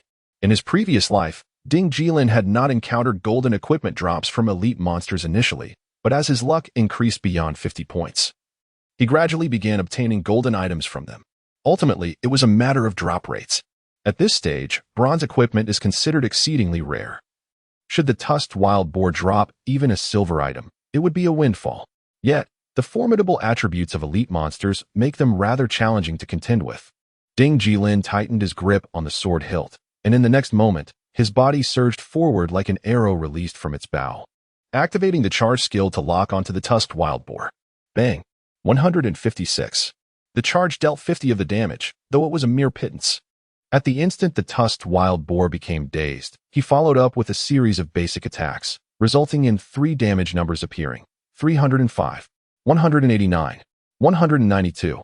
The tusked wild boar, enraged, abruptly turned its head, delivering a crushing blow to Ding Jilin's abdomen, causing him to stagger backward, a large crimson number floating above his head. 337. Indeed, higher-level monsters possess damage bonuses. In the next moment, the tusked wild boar lunged forward, akin to a small tank, executing a rapid double charge.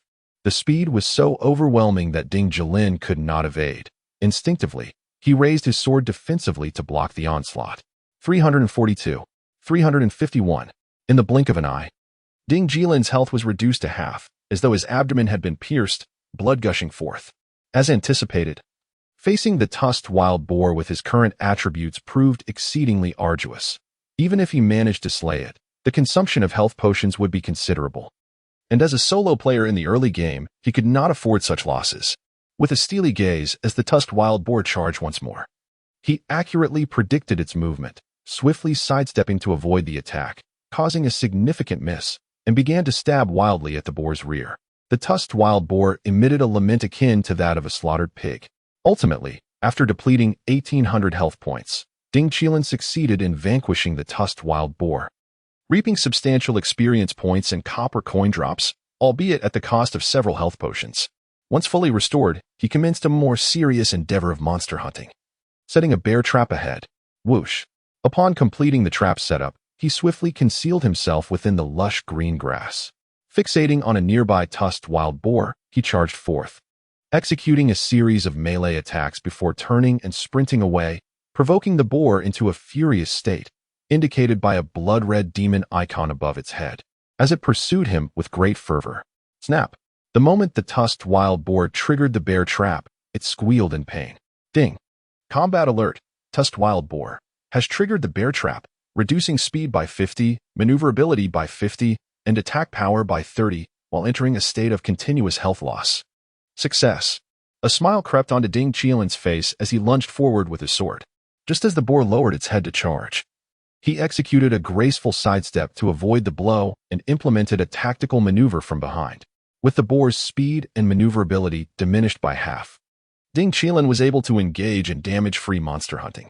Thus, one after another, the tusked wild boars fell beneath his blade, transforming into streams of experience light that infused his being, his leveling speed skyrocketing as if propelled by a rocket. Such fortune had eluded him in his previous life.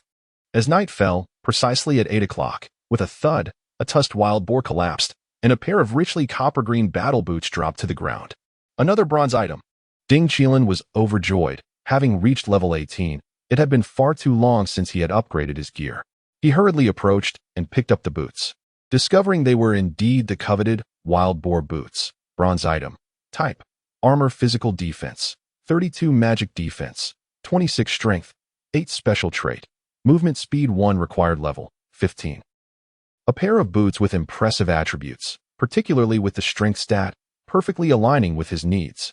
In the next moment, he donned the wild boar boots, significantly enhancing his attributes. He felt himself growing stronger, and the future appeared promising. Taking a deep breath, he continued onward, believing that with another batch of wild boars, he would soon reach level 19.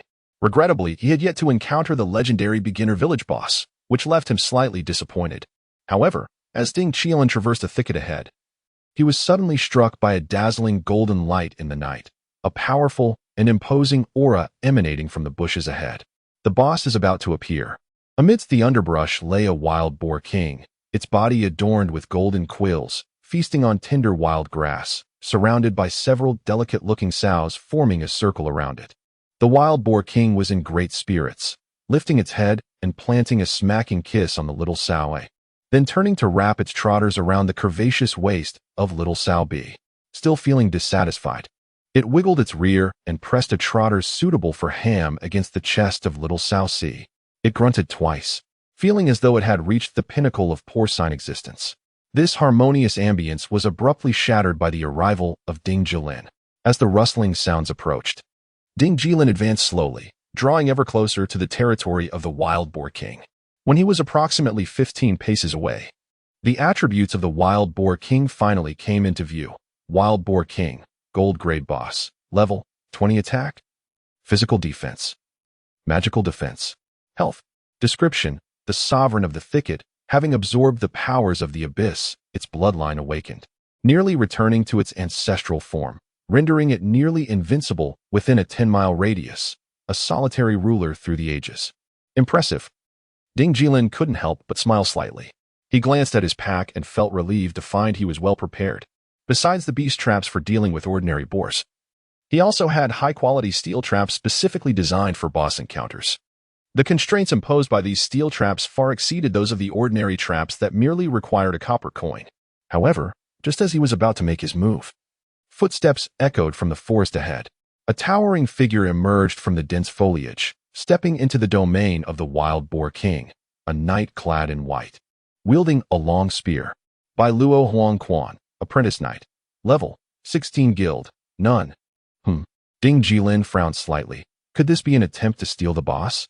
By Luo Huang Quan, equally furrowing his brow, fixed his gaze on Ding Jilin, secretly astonished. This lad appeared rather charming, which was quite irksome. He must be dealt with first to monopolize the first kill of the golden boss in the novice village. Engage. Encountering the first knight of our server. What a stroke of misfortune.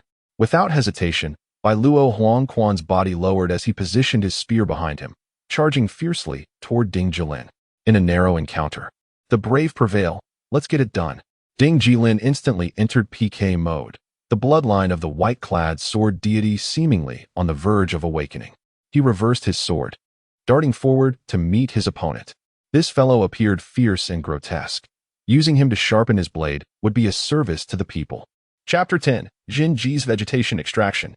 The atmosphere was charged with tension as Bai Luo Huangquan surged forward like a bolt of lightning, closing the distance rapidly.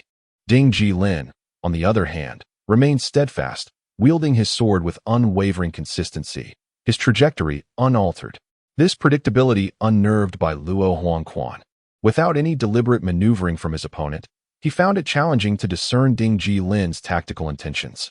In a heartbeat, as they approached a mere 10 yards apart, Bai Luo Huangquan steeled himself and unleashed his charge skill. With a whoosh, his form transformed into a fleeting shadow, launching toward the anticipated position of Ding Jilin. The mechanics of the charge skill were intricate and elusive. It did not induce a state of stun the moment it was activated. Rather, it followed a collision trajectory requiring foresight. The closer the distance, the less time the opponent had to react, thereby increasing the likelihood of a successful strike. This was precisely why Bai Luo Huangquan initiated his charge at such a critical range.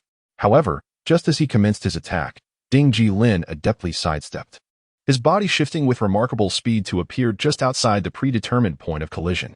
Boom. Miss. Bai Luo Huangquan's charge met only empty air, and a glaring miss appeared above him, causing his body to sway momentarily in disarray. Seizing this opportune moment, Ding Jilin thrust his sword with blinding speed. In an instant, as the blade pierced through Bai Luo Huangquan's armor, a cascade of golden sparks erupted, delivering a devastating two-hit combo that blossomed against Bai Luo Huangquan's chest. 302, 224, 231. In just a fleeting encounter, Bai Luo Huangquan's health plummeted to less than half. Bai Luo Huangquan could scarcely believe the prowess and dexterity his opponent displayed. He froze for a moment, contemplating a retreat. Yet, Ding Jilin swiftly turned and distanced himself, creating a 5-yard gap. As Bai Luo Huangquan turned to assess the situation, Ding Jilin's form suddenly blurred, transforming into a shadow. Oh no! Bai Luo Huangquan's heart raced, realizing the precision with which Ding Jilin controlled the distance. Perfectly 5 yards, neither too much nor too little, just enough for a charge. At this range, he knew his reflexes would be insufficient to evade the impending attack. Crash! With a thunderous sound, Ding Jilin, clad in armor, collided heavily with Bai Luo Huangquan, inflicting 166 points of damage through the charge skill. Simultaneously, Ding Jilin's sword flicked, delivering an additional 311 points of damage to Bai Luo Huangquan's chest. It's over. In that fleeting moment, Bai Luo Huangquan's spirit sank like a stone, awed by the fluidity of his opponent's movements. Who was this formidable warrior? Embodying the legacy of Wei Wu? In the next instant, Ding Jilin surged past, their bodies narrowly missing one another. Whoosh! The finely crafted iron sword sliced through the throat of the character known as Bai Luo Huangquan with the swiftness of lightning, leaving behind a slender trail of crimson. A resounding 379. This strike had perfectly targeted a vulnerable spot, resulting in an exceptionally high damage output. Bai Luo Huangquan collapsed to the ground with a thud, blood gushing from the wound at his neck. His eyes widened in disbelief as he gazed ahead into the thicket, unable to fathom that he had been taken down in just 2 swift moves, without even witnessing the second activation of his opponent's combo skill. Amidst the rustling sounds, Ding Jilin pressed forward unabated. His battle boots glided across the grass as he dramatically sheathed his long sword with a resonant clang. Casting a glance back at the fading form of Bai Luo Huangquan, now dissolving into scattered white light en route to respawn, he couldn't help but chuckle, uttering, "Jinji plucks vegetables." Throughout their encounter, Ding Jilin had inflicted a total of 1,613 points of damage upon Bai Luo Huangquan, just sufficient to secure the kill, indicating that Bai Luo Huangquan's total health was merely 1,600 points. The Knight class naturally possesses high health growth, with every point of stamina adding 100 points to health, and players gaining an additional 100 points of base health with each level up. This meant that Bai Luo Huangquan had not allocated a single point of stamina from level 1 to level 16. A full-strength knight? Ding Jilin felt a shiver run down his spine. While a full-strength knight is undoubtedly formidable, it relies heavily on teamwork, necessitating support for healing and damage mitigation. Otherwise, a solitary knight would find it exceedingly challenging to level up, encountering unforeseen perils while hunting monsters. This Bai Luo Huangquan was indeed quite peculiar. In fact, Ding Jilin recognized Bai Luo Huangquan from his previous life. An associate of the merchant god Li Qingwei, Ding Jilin had served in the Guanghan Palace. With little interaction between himself, Li Qingwei, and Bai Luo Huangquan. In his past existence, Ding Jilin, revered as the foremost of the four sword gods in the national server, was undoubtedly an object of admiration for Bai Luo Huangquan. Setting aside these thoughts, he resolved to confront the wild boar king. Slowly lifting his gaze, he beheld the magnificent creature in the distance, adorned with golden bristles and exuding an aura of opulence. The wild boar king glared back, irked that this intruder had dared to trespass upon its territory, eagerly anticipating the opportunity to toss him aside with a single charge. The few delicate female boars scampered away, their tails flicking as they departed, entirely unversed in combat, presenting the demeanor of subservient attendants bidding farewell to their lord. Thus, a standoff emerged between the wild boar king and Ding Jilin. Taking a deep breath, Ding Jilin swiftly set 6 steel animal traps in the clearing, forming a hexagram of snares. This was his meticulously crafted battlefield, where only by continuously counterbalancing the wild boar king's speed could he hope to achieve a solo victory. Once everything was in place, he lowered his body and launched himself forward with a whoosh.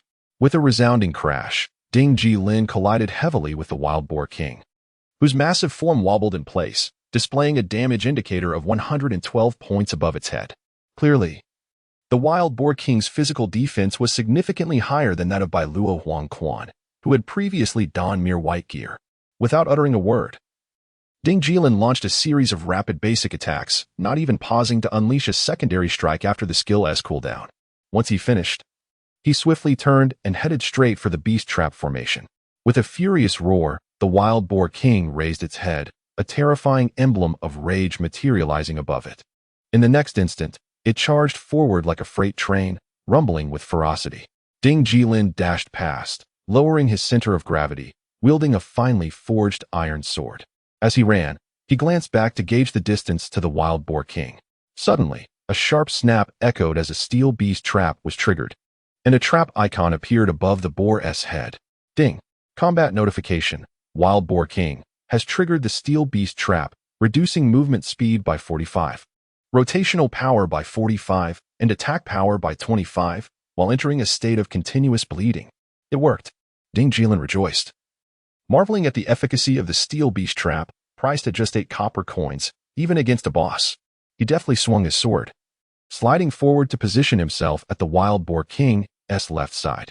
A flurry of 4 rapid basic attacks rained down upon its rear, sending damage numbers soaring into the air: 254, 162, 159, 267. Though the damage was not catastrophic, it was sufficient to deduct over 2 from the wild boar king's health bar, indicating its total health was approximately 50,000. He could certainly solo this creature and whittle down its health swiftly. With a furious roar reminiscent of a slaughtered pig, the wild boar king, ensnared by the trap, twisted its massive head in search of the detestable human, yet Ding Jilin's speed outmatched it.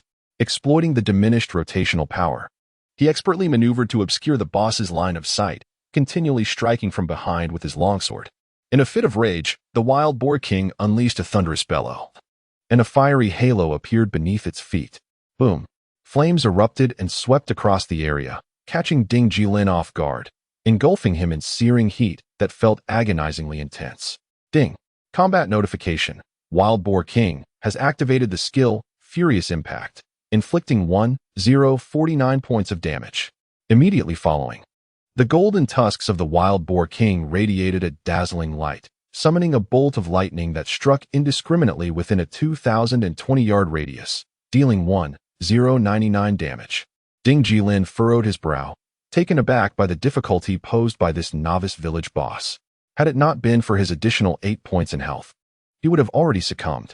He steadied his mind and remained unfazed, maintaining his composure while consuming health potions and evading, striking from behind. The Wild Boar King's two skills were not constantly active. He just needed to replenish his health before the next activation. Moments later, the Wild Boar King triggered a second steel beast trap, further hampering its movement. Meanwhile, Ding Jilin's positioning and maneuvers grew increasingly composed and serene, as he once again felt immersed in the game. Not long after, the Wild Boar King unleashed its fury for the second time, executing its skills of Wild Thunderstorm. Yet it was steadfastly withstood by Ding Jilin's robust health bar of 2,200 points. Following the Wild Boar King's third onslaught of these skills, it found itself bereft of a fourth opportunity. Its formidable health of 50,000 had been nearly exhausted by Ding Jilin, a feat accomplished in approximately 3 minutes. Quite a remarkable endeavor. With a swift motion, the steel sword, entwined with a gust of fierce wind, struck down between the Wild Boar King's neck, cleaving through its flesh and striking against its sturdy bone. A damage report of 246 flashed as the last remnants of the Wild Boar King's health dissipated, culminating in its defeat. Its colossal form crashed to the ground. At that moment, a chime echoed in Ding Jilin's ear. Ding. System notification. You have achieved the first server-wide kill of the golden level boss, and an announcement is forthcoming. The system recognizes your composed demeanor. Do you wish to conceal your ID? Confirm. Ding Jilin preferred to remain discreet, for now was not the appropriate time for notoriety. In the next instant, a system announcement resonated throughout the main city of the national server. Ding. System announcement. Congratulations to player Foam for successfully defeating the Wild Boar King, golden level boss, earning the first server-wide kill of a golden level boss and receiving rewards: 500,000 experience points, 10 gold coins, 3 luck points, 5,000 reputation points, along with an additional reward, Shrubland Cloak, silver item. With a flourish, 2 golden showers of light cascaded down, propelling Ding Jilin directly to level 20. And his personal attributes now reflected luck and reputation points, no longer devoid of value. This was indeed a remarkable profit. Just then, as the Wild Boar King's body collapsed onto the ground, it scattered a trove of gold coins, silver coins, copper coins, and a resplendent golden longsword. Oh my! Ding Jilin's heart felt as if it had been squeezed. Could such fortune truly befall him? Chapter 11. Take him down. Ding Jilin's body's sake. And with the speed of a 100-meter sprint, he soared forward, gripping the golden longsword tightly in his hand. Instantly, an immense force surged into his arm, clearly indicating that this weapon was extraordinary. The sword possessed a certain charm. The hilt was adorned with a crimson gemstone, while the elongated blade was inscribed with incomprehensible ancient characters, with wisps of golden flames flowing between the inscriptions, giving the entire sword an appearance of vitality. This was the first golden-grade weapon in the entire server, and particularly a rare sword-type weapon. It would not be an exaggeration to call it a treasure. Ding Jilin felt a surge of excitement as he lightly raised his hand, his palm brushing against the blade, causing the characters to dance before his eyes. Golden Silk Sword, Golden Artifact, Attack, 40-75 Strength, 35 Effect, Armor Piercing, negates 8 of target's defense required level, 20 Legend. The Golden Silk Sword, once wielded by a legendary human hero, was unfortunately lost in the wilderness after being claimed by the Wild Boar King. Invincible. Ding Jilin squinted his eyes, nearly fainting from happiness. With the golden silk sword in hand, he could sweep through the novice village effortlessly. Taking a deep breath, he equipped the sword, perfectly matching his level. It was indeed a sin to possess a golden-grade weapon at such a young age. All right. It seemed that the first kill of the golden boss rewarded a cloak as well. Just in time, Ding Jilin's cloak slot was empty. He opened his inventory and, as expected, found a dull silver cloak resting inside. After shaking it out, the silver scales glimmered, and the attributes emerged before him. Bushland Cloak, Silver Artifact, Physical Defense, 45 Magical Defense, 40 Stamina, 20 Effect, 2 Physical Evasion required level, 20 Gazing at the cloak. Ding Jilin was overjoyed. With dual defenses of 45 and 40, it certainly justified its cloak classification, and the additional 20 points of stamina meant a substantial increase of 1,000 health for Ding Jilin, the human swordsman, making him even tougher and stronger. With a satisfying motion, he equipped the cloak, and immediately, a tattered cape billowed behind him. adding an air of intimidation to his armored figure. At this moment, his overall attributes had improved dramatically compared to before defeating the Wild Boar King. Legacy of Wei Wu, Apprentice Swordsman, Level 20 Attack, 144247 Physical Defense, 170 Magical Defense, 144 Health, 3400 Critical Hit, 0 Luck, 3 Reputation, 5000 Combat Power, 452 at this juncture. Ding Jilin's attack power of 247 would undoubtedly inflict severe damage, as the majority of players' physical defenses would not exceed 100 points. His own physical and magical defenses stood at 170 and 144 respectively, coupled with an extensive health pool of 3,400. He was already exuding an aura that evoked both envy and ire. He exhaled with a sense of determination. Gathering the gold coins and silver pieces dropped by the Wild Boar King, along with the reward from his first kill of a golden creature, he amassed a total of 18 gold coins. Given the current abilities of players to earn currency, this sum could be converted into a substantial amount of RMB. Continuing to build momentum and expand his advantage, he swiftly crushed another return scroll and returned to the novice village. There, he purchased 2 additional return scrolls from the general merchant, each costing 10 silver coins. This expenditure was unfathomable to most ordinary players, yet it held immense value that far surpassed its cost for him. Next, he proceeded to the profession trainer to learn 2 skills at level 20. Half Moon Slash, Grade A, unleashes a crescent-shaped sword energy attack in front, inflicting 80 of the attack damage, with a cooldown of 7 seconds. Requiring level 20 and costing 50 silver coins. Whirlwind Slash, Grade A, instantly moves forward 3 yards, dealing 125 damage to enemies in a line, with a cooldown of 12 seconds, requiring level 20 and costing 50 silver coins.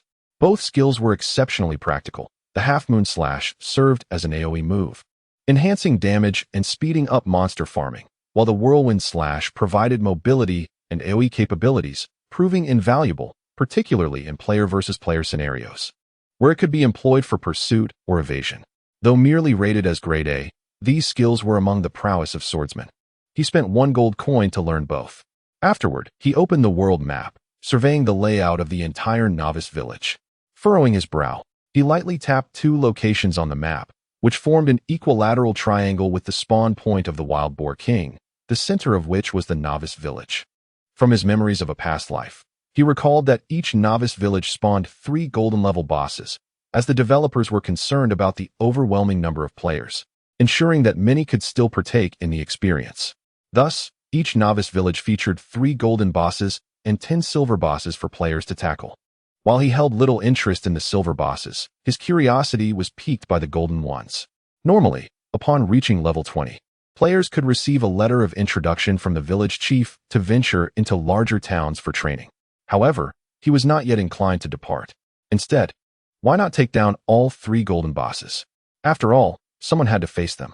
It would be far more meaningful to accumulate their rewards for himself and rapidly enhance his abilities in preparation for the dire circumstances expected when national wars commenced a year later. With this in mind, he shouldered his sword and set forth from the novice village, heading directly towards the boss location in the northeastern corner. His inventory held 17 gold coins, equivalent to 700 silver coins, more than enough to enlist the assistance of other players. He opened the world channel of the novice village and was immediately struck by the various comments that flooded the chat.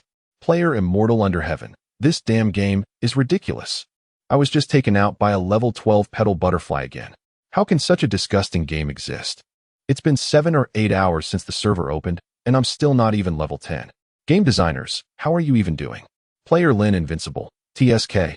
TSK, the previous commenter is quite amusing. Player First Beauty of Ueshi. Level 13 healer seeking a party. I have both acupuncture and bruising skills learned. Charging 10 silver coins per hour. If we get along, we can meet in person. A face-to-face meeting costs 5G. Player I am most honest. Damn. What is going on with the previous commenter? When did a nobody become so audacious? Remember the 8 honors and 8 shames. We are the successors of socialism. We must resolutely resist this kind of unhealthy trend. Player Neighbor Uncle. The girl upstairs has a 34E bust. Player Heart Wandering. Do you have WeChat? Player Worry Free Lord. 34E. Can you really brag about that? I must see for myself. The chaos was overwhelming. Ding Jilin was at a loss, scratching his head while rushing forward, and ultimately decided to make a post in the World Channel. Player wind, selling gold coins. How much RMB for 1G? Bring your price if you're sincere. I have gold coins, and you have money. What are you waiting for? As soon as he finished typing, numerous replies flooded in. Is this for real? Is someone actually selling gold coins already? Can you really talk? Are you a money-making studio with over 1,000 people? It's only been a few hours since the server opened, and you dare to sell gold coins? Do you think you're the merchant godly Qingwei? My friend, I must acquire your gold coins. Essentially, there were hardly any genuine buyers for gold coins, or they simply did not believe him. After all, the drop rate was too low. If players were merely grinding for gold, they could only afford their own potions and skill expenses, and certainly nothing more. Even some larger teams or guilds likely could not produce any gold coins at this stage. Ding Jilin remained unperturbed, continuing to spam the World Channel every 3 minutes. Not long after, just as he was nearing his destination, a notification chimed and unfamiliar message arrived. Player listening to songs at the bar, brother, with most of your ID hidden. Are you serious about selling gold coins? Indeed, Ding Jilin replied. Do you have a purchasing need? Of course, who wouldn't he? Listening to songs at the bar sent a voice message, laughing. Anyone planning to create a large guild must be short on funds. Who doesn't he want everyone in their team to learn skills and buy good potions? Moreover, I've heard that just learning all the skills by level 20 will cost 1G, so we need to prepare in advance. The question is, do you really have gold coins? Yes, Ding Jilin replied. How much do you need? Haha. Listening to songs at the bar could not help but laugh. I want as much as you have. I'm just afraid you only have 1 or 2 coins, which wouldn't even satisfy my appetite. Rest assured, there are at least 20 coins. Ding Jilin has already calculated the yield from the next golden boss and inquired, what price do you intend to pay? The other party hesitated briefly before responding, 300 R per coin. I believe this price is quite fair, isn't it? Only 300? Ding Jilin raised an eyebrow, smiling as he replied, if I may speak candidly, we are merely within the first 24 hours of the server's launch, and this is still the initial 12 hours. No matter how inexpensive the coins may be, it is implausible for them to be priced at merely 300 R each. If you lack sincerity, then so be it. Other guilds will surely be interested. All right, Goyin remarked, somewhat impatiently. My brother seems to be a savvy businessman. Let us do this. I 1T shortchange you. 500 R per coin. I'll buy as many as you have. Sound good? That works, Ding Jilin replied. I am currently outside. Shall I return to the village and call you shortly? Yes, do hurry.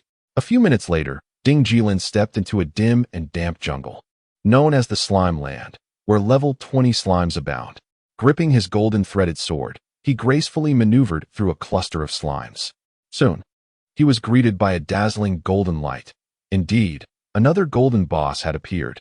This time, it was a massive, rotund golden slime, a level 20 golden boss. Eager to monetize his efforts, Ding Jilin charged forward, sword drawn. Having faced such a boss in his previous life, he was well aware of its strengths and weaknesses. With a series of normal attacks followed by a crescent slash, the golden-threaded sword struck like a bolt of lightning, swiftly diminishing the boss's health by a notable 4%, indicating a rapid progression in combat.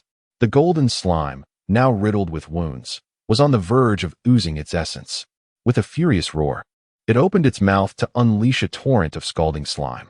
Whirlwind slash, Ding Jilin exclaimed, and immediately, the winds of the swordsmanship enveloped him as he spun. The golden-threaded sword piercing through the boss's form, inflicting considerable damage while simultaneously evading one of its skill attacks. Given Ding Jilin's current attributes, defeating the golden boss was decidedly manageable. As long as he maintained his composure, success was all but assured. Suddenly, footsteps echoed through the forest. Ding Jilin furrowed his brow, glancing over as he continued to engage the creature. A group of individuals had entered the clearing, led by a level 17 swordsman, none other than Xianyuan Depan, the top-ranked player on the leaderboard. At that moment, the golden slime's health bar still displayed 7%. Damn, Xianyuan Depan's body tensed, his eyes reddening as he drew his sword with a low growl. It's a golden boss. Brothers, what are we waiting for? Let us seize it and take care of that little brat in the process. Chapter 12, what abysmal character this person possesses. Ding Jilin remained composed, entirely unperturbed. After all, panicking would be futile. Engaging a boss solo is fraught with peril, especially in situations like this. However, fortune smiled upon him as the golden slime's health dwindled to a mere 7. Moreover, the creature's rightful owner remained Ding Jilin. So as long as he could evade death before the boss collapsed, he would still reap the rewards of this golden slime. Attack. Xianyuan Depan, brimming with arrogance and fury, charged towards Ding Jilin with his sword, bellowing, "Lock onto him and pin this brat down. Let us finish this swiftly." Swoosh. 3 heavily armored players unleashed their charge skills, consisting of 2 swordsmen and a battle-axe warrior. Ding Jilin was taken aback. Did these novices truly charge and so recklessly?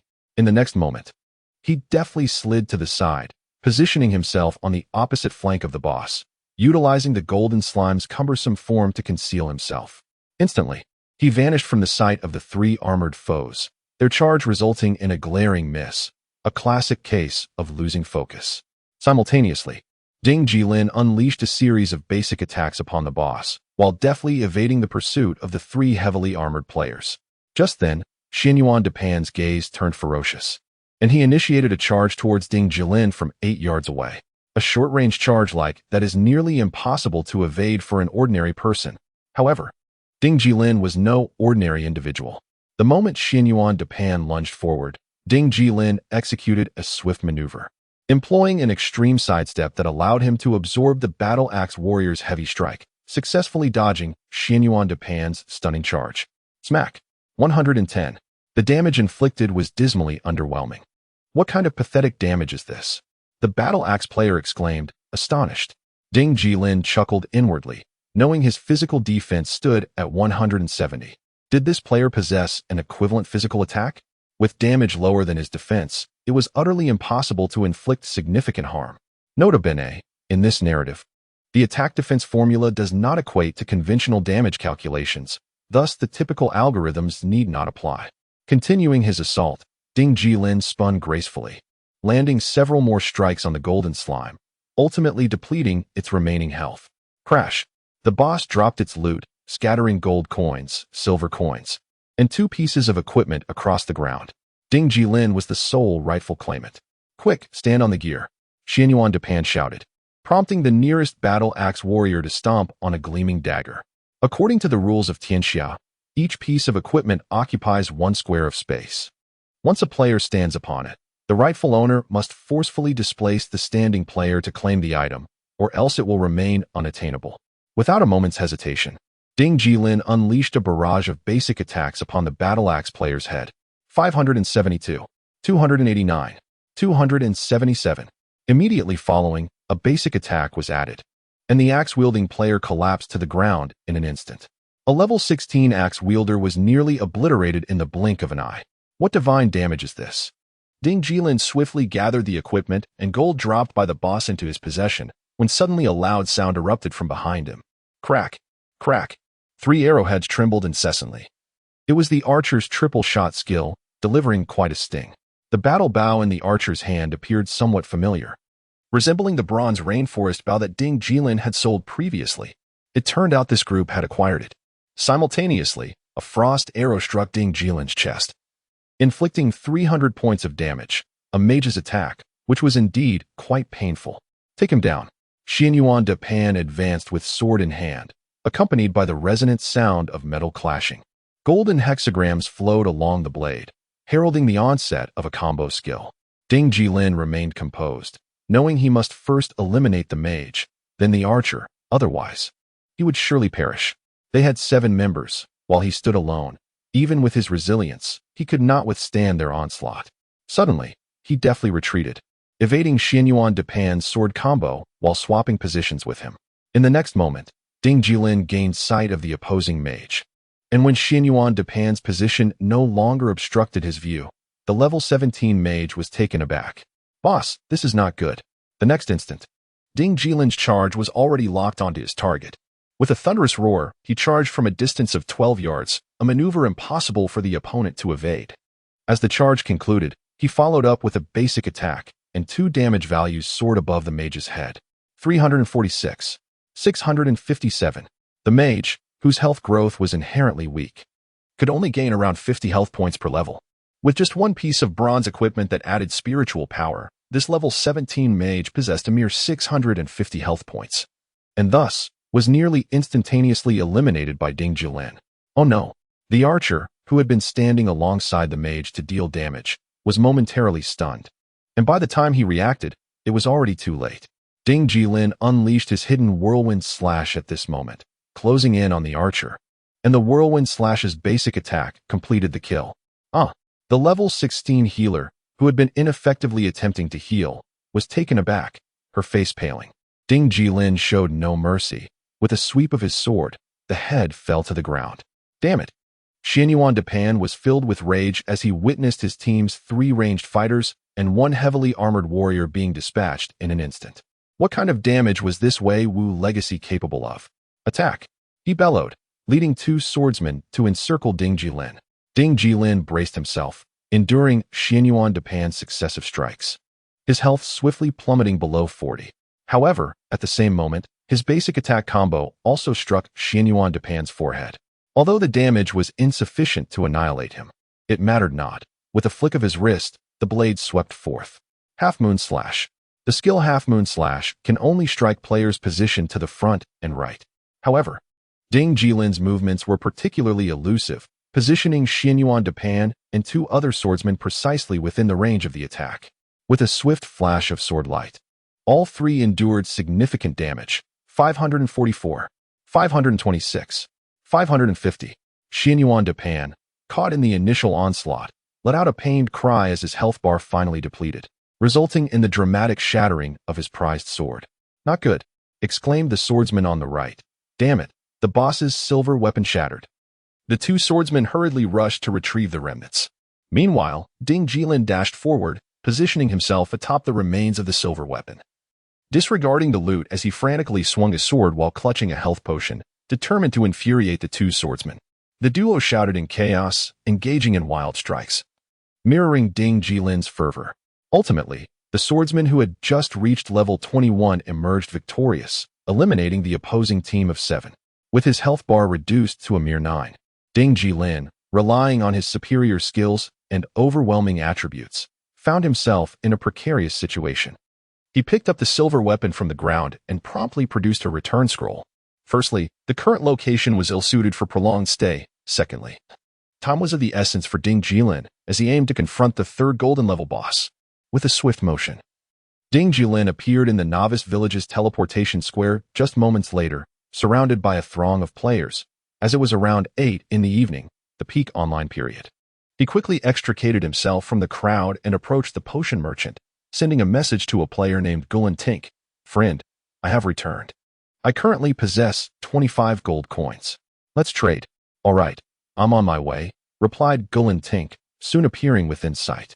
He was a young mage with dyed yellow hair, bearing a rebellious grin, embodying the carefree spirit of someone who seemed to live off others. Trading at the potion merchants was indeed a bold move. Gulin Tink looked at Ding Jilin, chuckling. Let me share a secret. The area around the potion merchant is not a safe zone. Those purchasing potions here often fall victim to ambushes, and even the NPC potion merchant isn't safe. Ding Jilin frowned slightly, acknowledging the truth in this observation. Please provide a payment code. Gulin Tink grinned. We'll trade 1 by 1. For each gold coin, I pay you once. He watched Ding Jilin with a smirk, thinking to himself that he wasn't one to add just anyone on WeChat. Ding Jilin smiled faintly and initiated the trade. Soon, the 25 gold coins were converted into 12,500 R, with no intermediary profits to be had. What a delightful transaction. A pleasure to collaborate. If I acquire more gold coins later, I shall seek you out again, he exclaimed, laughing heartily. Okay. Gulin Tink, pleasantly surprised by the quantity of gold, felt particularly cheerful, anticipating the praise he would earn from his guild leader for acquiring such a bounty. Ding Jilin took a brief respite before departing the city. Shortly thereafter, a series of figures emerged from the teleportation square, led by Xianyuan Depan and his companions. Boss, Golan Ting Chu exclaimed with a beaming smile as he approached, weighing a pouch brimming with gold coins. Look, I've secured 25 gold coins. Our guild needn't worry about finances with such top-tier players on board. Suddenly, he noticed something amiss. Tilting his head to gaze at Xianyuan Depan. Boss, where is your sword? You all seem rather pale. Silence, barked the archer known as Chawan Ongyu, his voice laced with anger. We encountered a mishap in the wild. Someone brazenly stole a golden boss right before our eyes, and the boss inadvertently lost his weapon. What? Who would dare to be so audacious? Golan Ting Chu was taken aback. It was someone named Wei Weifeng. What? Golan Ting Chu gasped, realization dawning upon him. The very person who sold me gold coins just now was Wei Weifeng? Why didn't you mention this sooner? What? Xianyuan Depan's fury erupted, veins bulging on his forehead. Damn you, Zhou Guihao. You truly are a piece of work, sending gold to our adversary? I had no idea. Golan Ting Chu lamented, burying his head in his hands, tormented by the revelation. Meanwhile, outside the city, Ding Jilin held on to his dreams, gazing at the 14,000 in his bank account. His heart swelling with delight. This is splendid. On the very first day, such earnings. The conveniences of rebirth are indeed countless. He glanced at the chat records and messaged Golan Ting Chu. In about 10 minutes, the next batch of gold coins should be produced. Just wait for me in the village. I won't be long. I'll wait for you, you bastard. Golan Ting Chu retaliated with a string of expletives. Wei Weifeng, I knew you were a scoundrel from the start. If I had known, I would never have. I swear, if you dare to. Ding Jilin was taken aback by the vulgarity displayed. Without a second thought, he blocked the individual. With gold in hand, what was there to fear about selling it?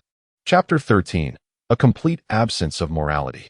In the wilderness, Ding Jilin hastened through the night, making his way towards the spawn point of the third boss. Within his satchel, several pieces of equipment emitted a faint, ethereal glow.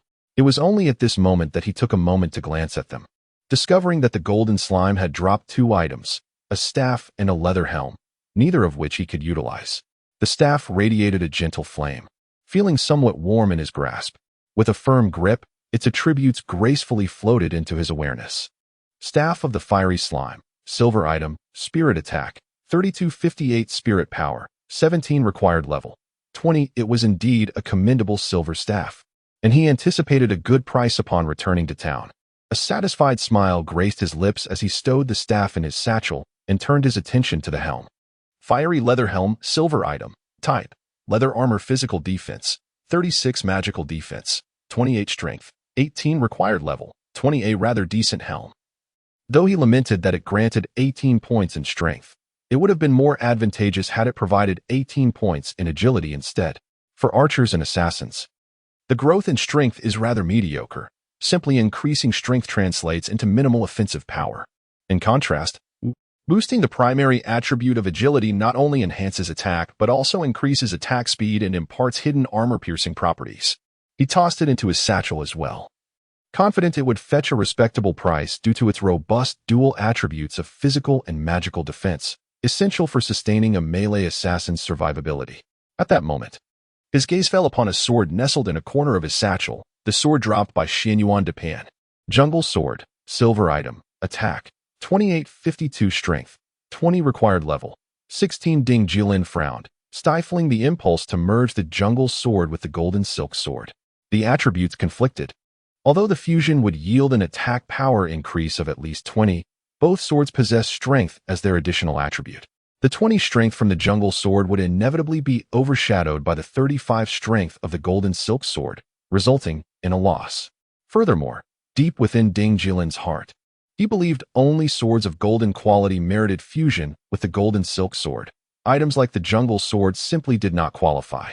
Without further ado, he cast it into his satchel, planning to sell it at the consignment shop before leaving the novice village. He moved with haste, soon stepping into a dense thicket. As Ding Jilin ventured deeper into the woods, he was greeted by a cacophony of raucous shouts. Parting the dense foliage, he beheld a swarm of diminutive figures wielding cleavers, darting about in the clearing. Goblins. These foolish creatures stood a mere 30 centimeters tall, each adorned with rusted iron helmets, scampering about the forest, some even flailing their weapons aimlessly in the air. Madness. Ding Jilin's lips twitched slightly. Yet he chose to ignore it and circumvent the densely populated area of the iron-helmeted goblins, continuing his exploration. However, he had not ventured far when he beheld a faint golden luminescence spilling forth from a dark, damp woodland ahead. The moment had arrived, the boss was making its entrance. He hastened forward, and upon reaching the next clearing, he discerned a figure standing on the grass, clad in armor, with a blood-red cape billowing behind. and a helmet tarnished with verdigris atop its head. The figure wielded a golden longsword, as if it were a king surveying his troops. In truth, it was indeed the ruler of the goblin clan inhabiting this land. Green-helmeted Goblin King, Golden Boss, Level 20 Attack, 165280 Physical Defense, 150 Magical Defense, 120 Health, 80,000 Skills, Sword of Windbreak, Thunderous Fury Slash. One sword unites heaven and earth. Description: the green-helmeted Goblin King was once a mere goblin. But after his wife eloped with another, he awakened his bloodline power, drawing forth an ancient sword from the mountains and ascending to become the new Goblin King. His attributes are exceedingly aggressive, and his skills are rather flamboyant.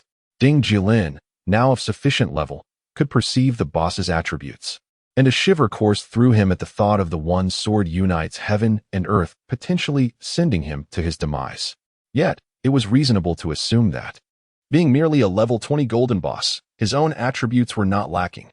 It appeared that this Goblin King possessed considerable prowess, likely yielding better rewards than the Golden Slime, which had been disappointingly lackluster, dropping only 2 silver items, possibly due to not being a first kill.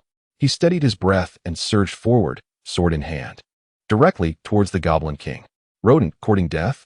Despite being only about a meter tall, the green-helmeted Goblin King regarded Ding Jilin with disdain, offering no words as he withdrew the long sword embedded in the ground and charged at him.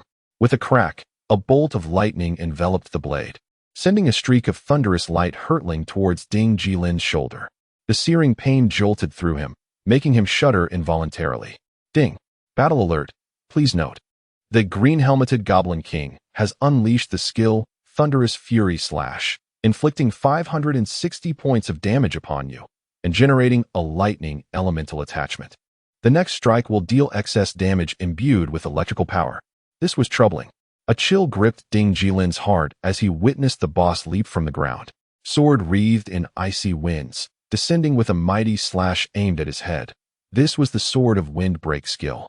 It was evident that the damage from the Sword of Windbreak would be formidable, compounded by the damage absorption from the Thunderous Fury Slash, making it possible for this attack to eliminate him in an instant, though he could not fathom why a level 20 golden boss could be so formidable. Ding Jilin was far from complacent. Just as the blade was about to descend, he steeled himself and instantaneously activated the Whirlwind Slash skill, swiftly traversing the air and appearing behind the boss. The Goblin King, adorned in a green helmet, brought his sword crashing down onto the very ground where Ding Jilin had stood merely a second before. With a thunderous sound, the sword light erupted, carving a massive gouge into the earth and sending blades of grass flying. Ding Jilin's heart raced with terror. Had he taken that blow directly, the consequences would have been dire. By the heavens! The Goblin King raised his sword, fury radiating from his gaze, with the might of the heavens. In the next instant, he lifted his sword high, and a tempest brewed in the canopy above. Dark clouds rolled ominously, and flashes of lightning flickered within, as concentrated bolts surged forth from the blade, intertwining with the storm above. The very forces of nature were summoned, unleashing a colossal lightning sword of at least 40 meters in length, aimed directly at Ding Jilin. What a calamity! The sheer magnitude of the sword light was overwhelming, stretching at least 40 meters long and approximately 10 meters wide. Given Ding Jilin's current speed, evading it through mere footwork was utterly impossible. With a jolt, he found himself within the storm's grasp, swiftly locking onto an empty patch to execute his charge skill. Like an arrow released from a bow, he collided with the ground, momentarily swaying as he settled. But this was far better than enduring the full force of that divine strike. Well then, all 3 of the boss's skills have been baited out. Ding Jilin turned with righteous anger, his golden sword slicing through the air, crashing forcefully onto the Goblin King's forehead. Following this, he unleashed a flurry of attacks, executing Crescent Slash and other skills in rapid succession, while Whirlwind Slash and Charge lay poised for use to evade the boss's retaliation. 3 minutes later, the Goblin King's health had plummeted to around 10%. While the boss's attributes were undeniably formidable, they could not completely overpower Ding Jilin, who was clad in exceptional gear. Each time, the boss's skills were deftly evaded, leading to a balanced exchange of blows. Meanwhile, Ding Jilin maintained his health above 65%, keeping a reserve in case of any unexpected developments. And indeed, what one fears often comes to pass. From the nearby thicket came the rustling of leaves, and shortly thereafter, a knight clad in a mix of bronze and white gear emerged into the clearing, brandishing a bronze spear. Upon lifting his gaze to the distant boss and then to the assailant, Ding Jilin felt a surge of animosity. It was a case of enemies meeting with palpable hostility. What a nuisance! Ding Jilin frowned. The newcomer was none other than Bai Luo Huangquan, that peculiar knight known for his relentless efforts. It must be said, despite his lackluster tactics and execution, Bai Luo Huangquan possessed an indomitable spirit. Only recently had Ding Jilin defeated him, causing him to drop to level 15. Yet in scarcely 20 minutes, he had ascended back to level 16, even upgrading his gear in the process. You scoundrel, prepare to meet your end. Without a moment's hesitation, Bai Luo Huangquan charged forward, spear in hand. Ding Jilin retreated without hesitation, swiftly darting behind a towering ancient tree, causing the boss to lose its line of sight and consequently its aggro, lingering in place with 10 health while gradually regenerating. Seeking death? Bai Luo Huangquan raised an eyebrow, not expecting Ding Jilin to relinquish his charge ability so hastily while at 70 health. Was he truly underestimating himself? He dragged his spear, his body suddenly sinking as he launched a charge, locking onto Ding Jilin with a determination to strike first. Ding Jilin, however, remained composed, considering himself the best in the national server, unflappable in demeanor. At the moment the adversary charged, he deftly twisted his body, his steps neither hurried nor slow, tracing a subtle S-shaped path on the spot. This 3-yard distance was precisely sufficient to evade the charge's stun effect. Bang! Miss! A glimmer of surprise crossed Bai Luo Huangquan's features as he witnessed Ding Jilin's once handsome and sunny visage contorted to one of disdain.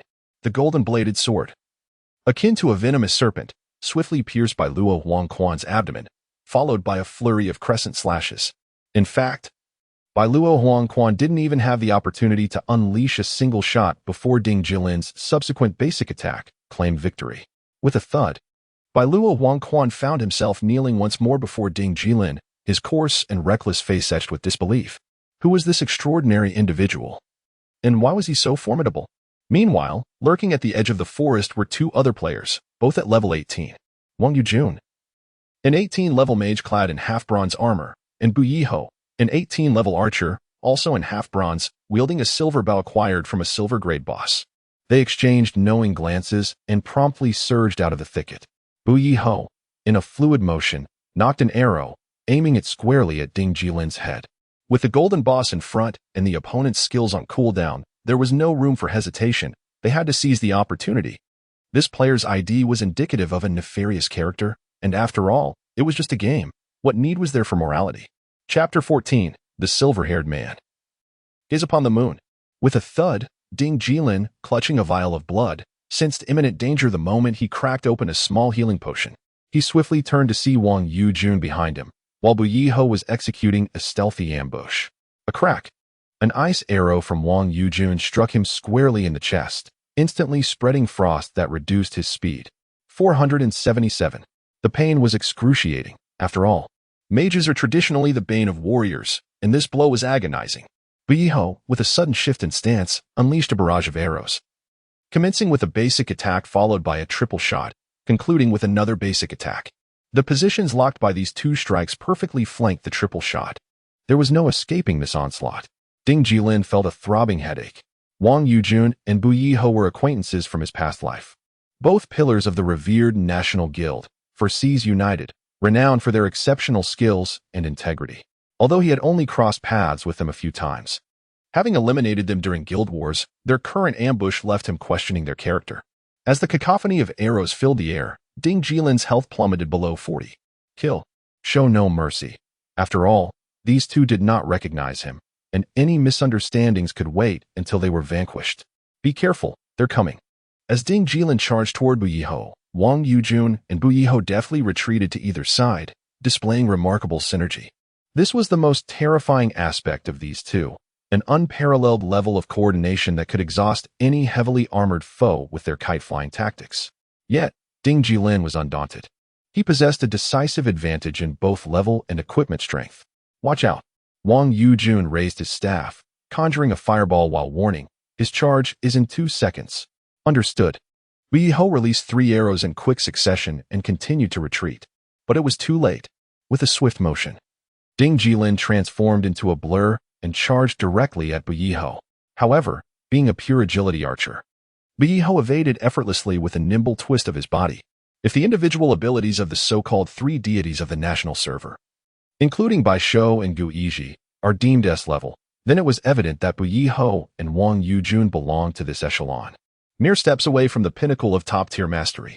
Thus, dodging a charge was a trivial feat for them. Naturally, Ding Jilin had no expectation of landing a hit with his charge. It was merely to close the distance. In the blink of an eye, having missed his target, Ding Jilin unleashed a whirlwind slash, sweeping through the air. The damage radius of the whirlwind slash grazed the hem of Bu Yiho's cloak, inflicting 600 points of damage, followed by the resonant sound of his golden-threaded sword emanating a golden hexagram combo. Alas, a sense of dread enveloped the Knightless Lord as he realized that the concealed level player Ding Jilin had already mastered the level 20 skill, Whirlwind Slash. In the next moment, the brilliance of the half-moon slash erupted simultaneously, causing the Knightless Lord to stifle a groan as he crumpled to the ground, his eyes reflecting shock and disbelief. Boom. Another ice arrow spell blossomed above Ding Jilin's shoulder. The attack from Forgetful Lord was utterly lethal. At this juncture, Ding Jilin's health bar dwindled to a mere 500, merely the result of 2 fireball spells. Should he pursue Forgetful Lord now, he would undoubtedly meet a swift demise. Ding Jilin was no fool.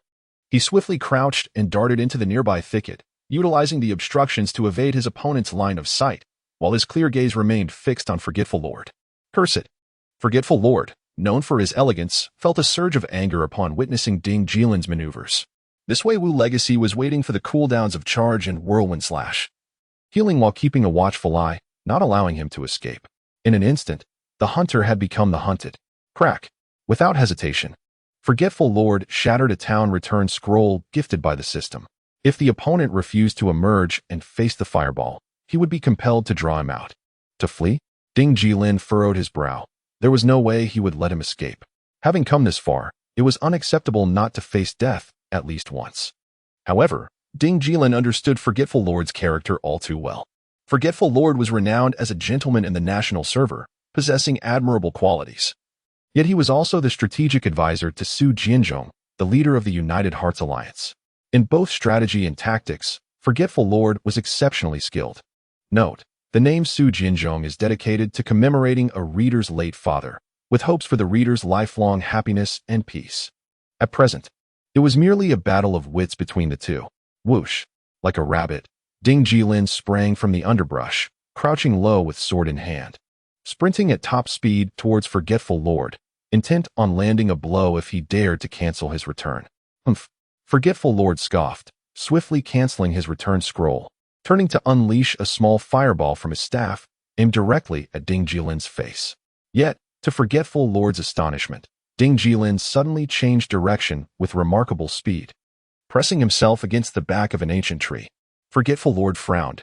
Indeed, a player with the ID Wei Wu legacy was cunning beyond measure. In the next moment, Forgetful Lord shattered another return scroll, reasoning that as long as he could maintain his level, the loss of a few scrolls was trivial. Alas, Ding Jilin re-emerged, charging forward with his sword while simultaneously locating another tree for cover. In that instant, Forgetful Lord felt as if he might weep. Hastily lowering his staff, he turned to flee. If he was ensnared by his opponent, it would surely spell doom. Still hoping to escape, Ding Jilin silently scoffed, brandishing his sword and dashing out once more, this time without looking back, not waiting for the cooldown of his charge skill. Delaying would only grant Forgetful Lord the chance to slip away. The warrior's speed enhancement accelerated, and the two figures drew closer. Something felt amiss. Ding Jilin furrowed his brows. A level 18 mage should not be so sluggish.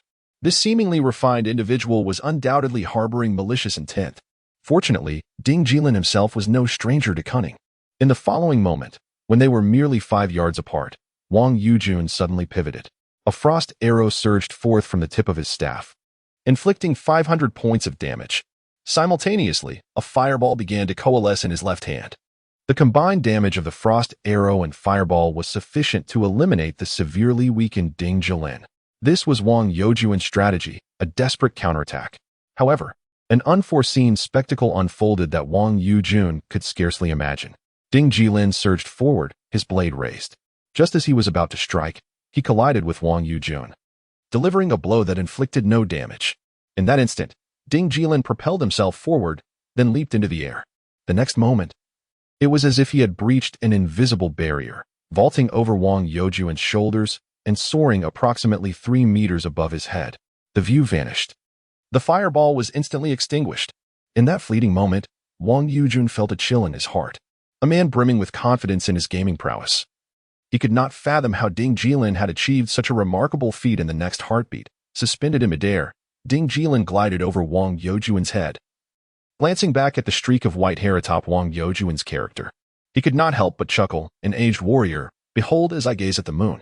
With his left hand swiftly pressing the A key on the holographic keyboard to confirm his attack, he gripped his longsword tightly and, with a sudden twist, thrust it downward with great force. Boom.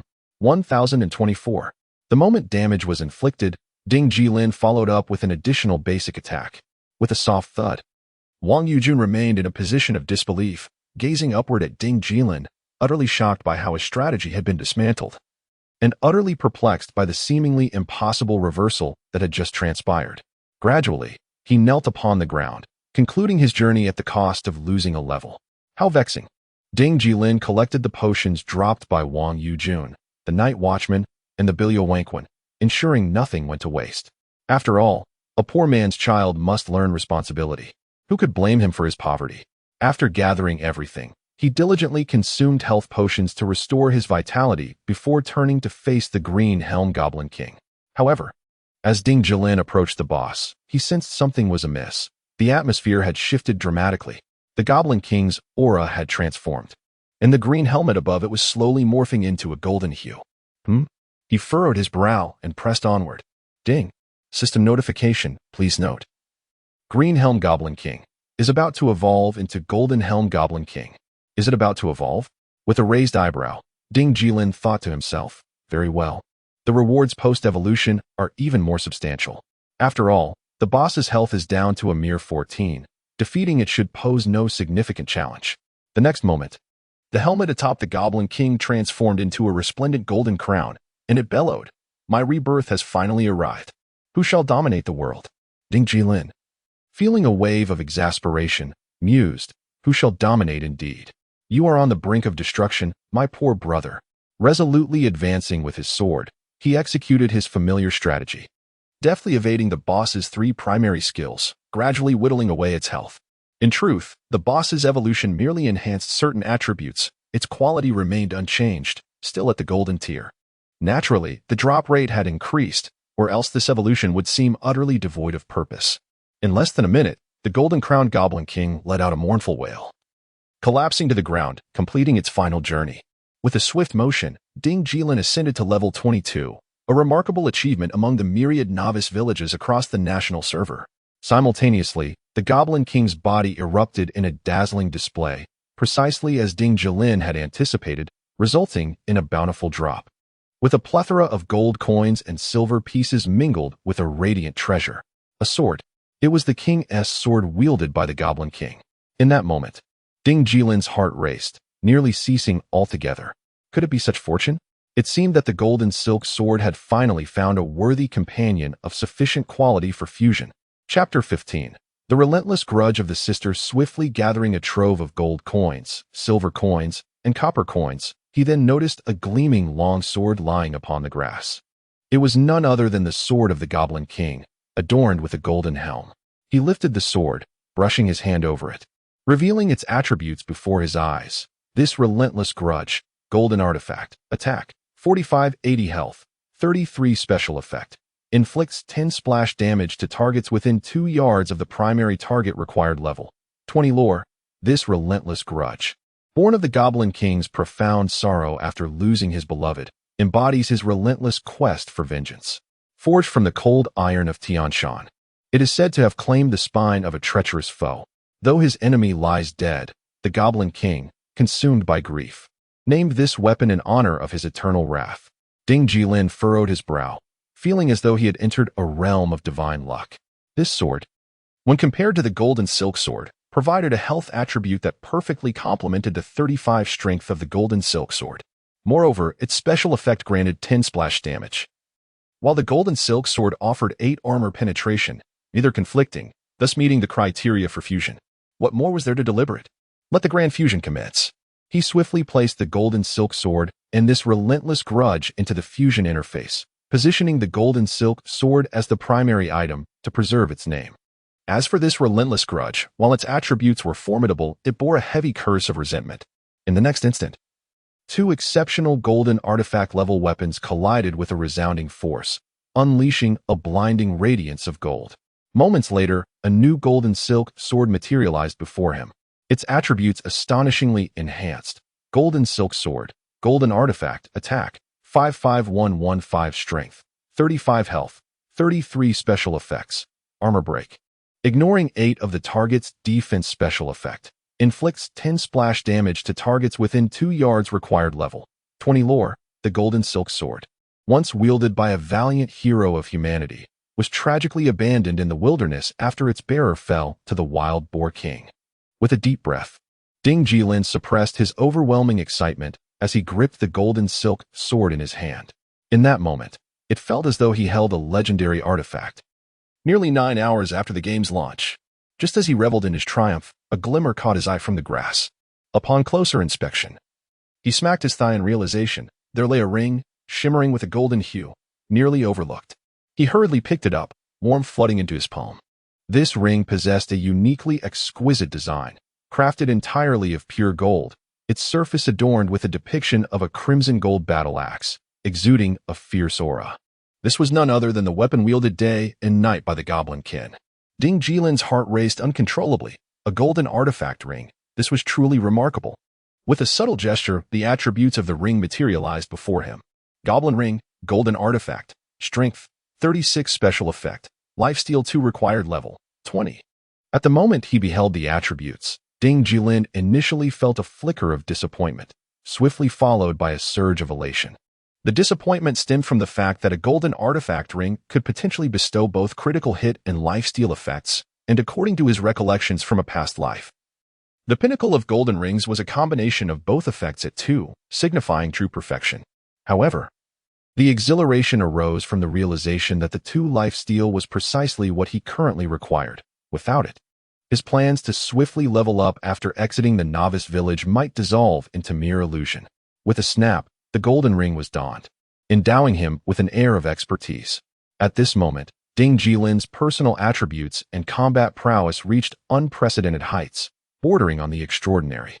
Legacy of Wei Wu, Apprentice Swordsman, level 22 attack, 188,335 physical defense, 172 magical defense, 146 health, 5,300 critical hit, 0 lifesteal, 2 luck, 3 reputation, 5,000 combat power, 722. Currently, among the nearly 10,000 players in Merlin Village, the highest level was merely 18, and the top combat power on the leaderboard, held by Xinyuan Depan, was a mere 372 points. Thus, Ding Jilin's combat power surpassed that by over 400 points, a testament to its extraordinary nature. Were it not for his concealed ranking, such combat prowess would likely attract scrutiny. That will suffice. He inhaled deeply. It was time to return to town to address the remaining matters before departing the novice village for the new city to further his journey. Swish. The novice village remained vibrant and bustling as the clock approached 10 o'clock. Ding Jilin swiftly listed his jungle sword, slime staff, and fiery leather helm at the novice village's consignment shop, opting for a bidding process lasting 2 hours rather than a fixed price. This decision aimed at maximizing profit, as delaying until the next day could diminish the value of these silver artifacts. With the level cap being low, a plethora of players would soon reach level 20 and flock to the towns, rendering these items virtually unsellable at a high price thereafter. Grandfather Village Chief. He approached the elder chief, feigning innocence, and said, "I have reached level 20 and wish to travel to distant lands. Please, grant me a letter of introduction." "Very well." The village chief, with a benevolent smile, replied, "Traveler, your growth is indeed remarkable. Here, take this token of your honor. Your next destination shall be the legendary Peach Blossom Town, where you may hone your skills further." With that, Ding Jilin received a quest item. The village chief's letter of introduction, which he must present to an NPC in the town for certification. Otherwise, he would be considered an undocumented traveler, unable to undertake tasks from the ruling Chu dynasty of the Clouds continent. Nodding in acknowledgement, Ding Jilin accepted the letter. The outpost lies just outside, where one can present an introduction letter to refresh the carriage. Subsequently, players embark on a 4-hour journey to the town. This necessity for most players to reach level 20 before midnight on the first day arises from the fact that the 4 hours spent in the carriage can be utilized for rest. Should one delay until the following day to achieve level 20, they risk squandering 4 hours of online time. However, Ding Jilin was not inclined to depart just yet. With a furtive gaze, he fixated on a nearby pool, beside which stood an erudite potion merchant, where players commonly procure their potions. This area is not a safe zone. Many players fall victim to ambushes while purchasing potions. Upon entering Peach Blossom Town, the monsters' levels escalate, leading to increased player consumption. Thus, relying solely on potions dropped by monsters proves insufficient for survival. Consequently, players must purchase potions in abundance to endure. Ding Jilin, however, found himself in dire straits, contemplating whether slaying this NPC might yield potions. Theoretically, there was no issue, though the consequence of such an act would be that the NPC would respawn only after 2 hours, potentially inconveniencing other players. He pondered this briefly and dismissed the concern. Let me bear the burden of the world, rather than allow the world to burden me. Their inability to procure potions is of no concern to me. Thus, he stealthily approached the potion merchant, scrutinizing its attributes. Merely a level 20 NPC with a meager 5,000 health points. Should he strike, nearby guards would swiftly converge. While the reactions of other players remained uncertain, Ding Jilin had a clear understanding. He swiftly drew his sword, its blade glinting coldly, and unleashed a flurry of strikes upon the potion merchant. Forgive me, brother, for I am driven by desperation. The blade flashed repeatedly, inflicting damage numbers that rose rapidly. Stop. You have no grievance with me, the merchant exclaimed in shock. Yet, Ding Jilin showed no signs of relenting. Within 10 seconds, the potion merchant lay defeated. With a clatter, an abundance of potions erupted forth. This merchant was indeed lucrative.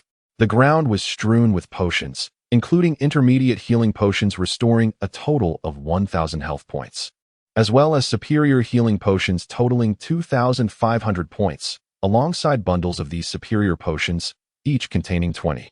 In the distance, the guards raced towards him. Let me see who dares to wreak havoc in my domain, bellowed a burly NPC guard wielding a long-handled battle axe, his face contorted with rage. Ding Jilin hastily acted, disregarding the smaller healing potions, focusing solely on the superior ones. He gathered 50 bundles of these potions, completely filling his 100-slot inventory. This was fortuitous. Paired with a 2 lifesteal attribute, he would have ample sustenance for a considerable duration. Meanwhile, in the square, the throngs of players were taken aback. What the hell? Someone has slain the potion merchant. Quick, seize the opportunity, exclaimed one in shock. Who possesses such audacity? Enough talk, let's grab them.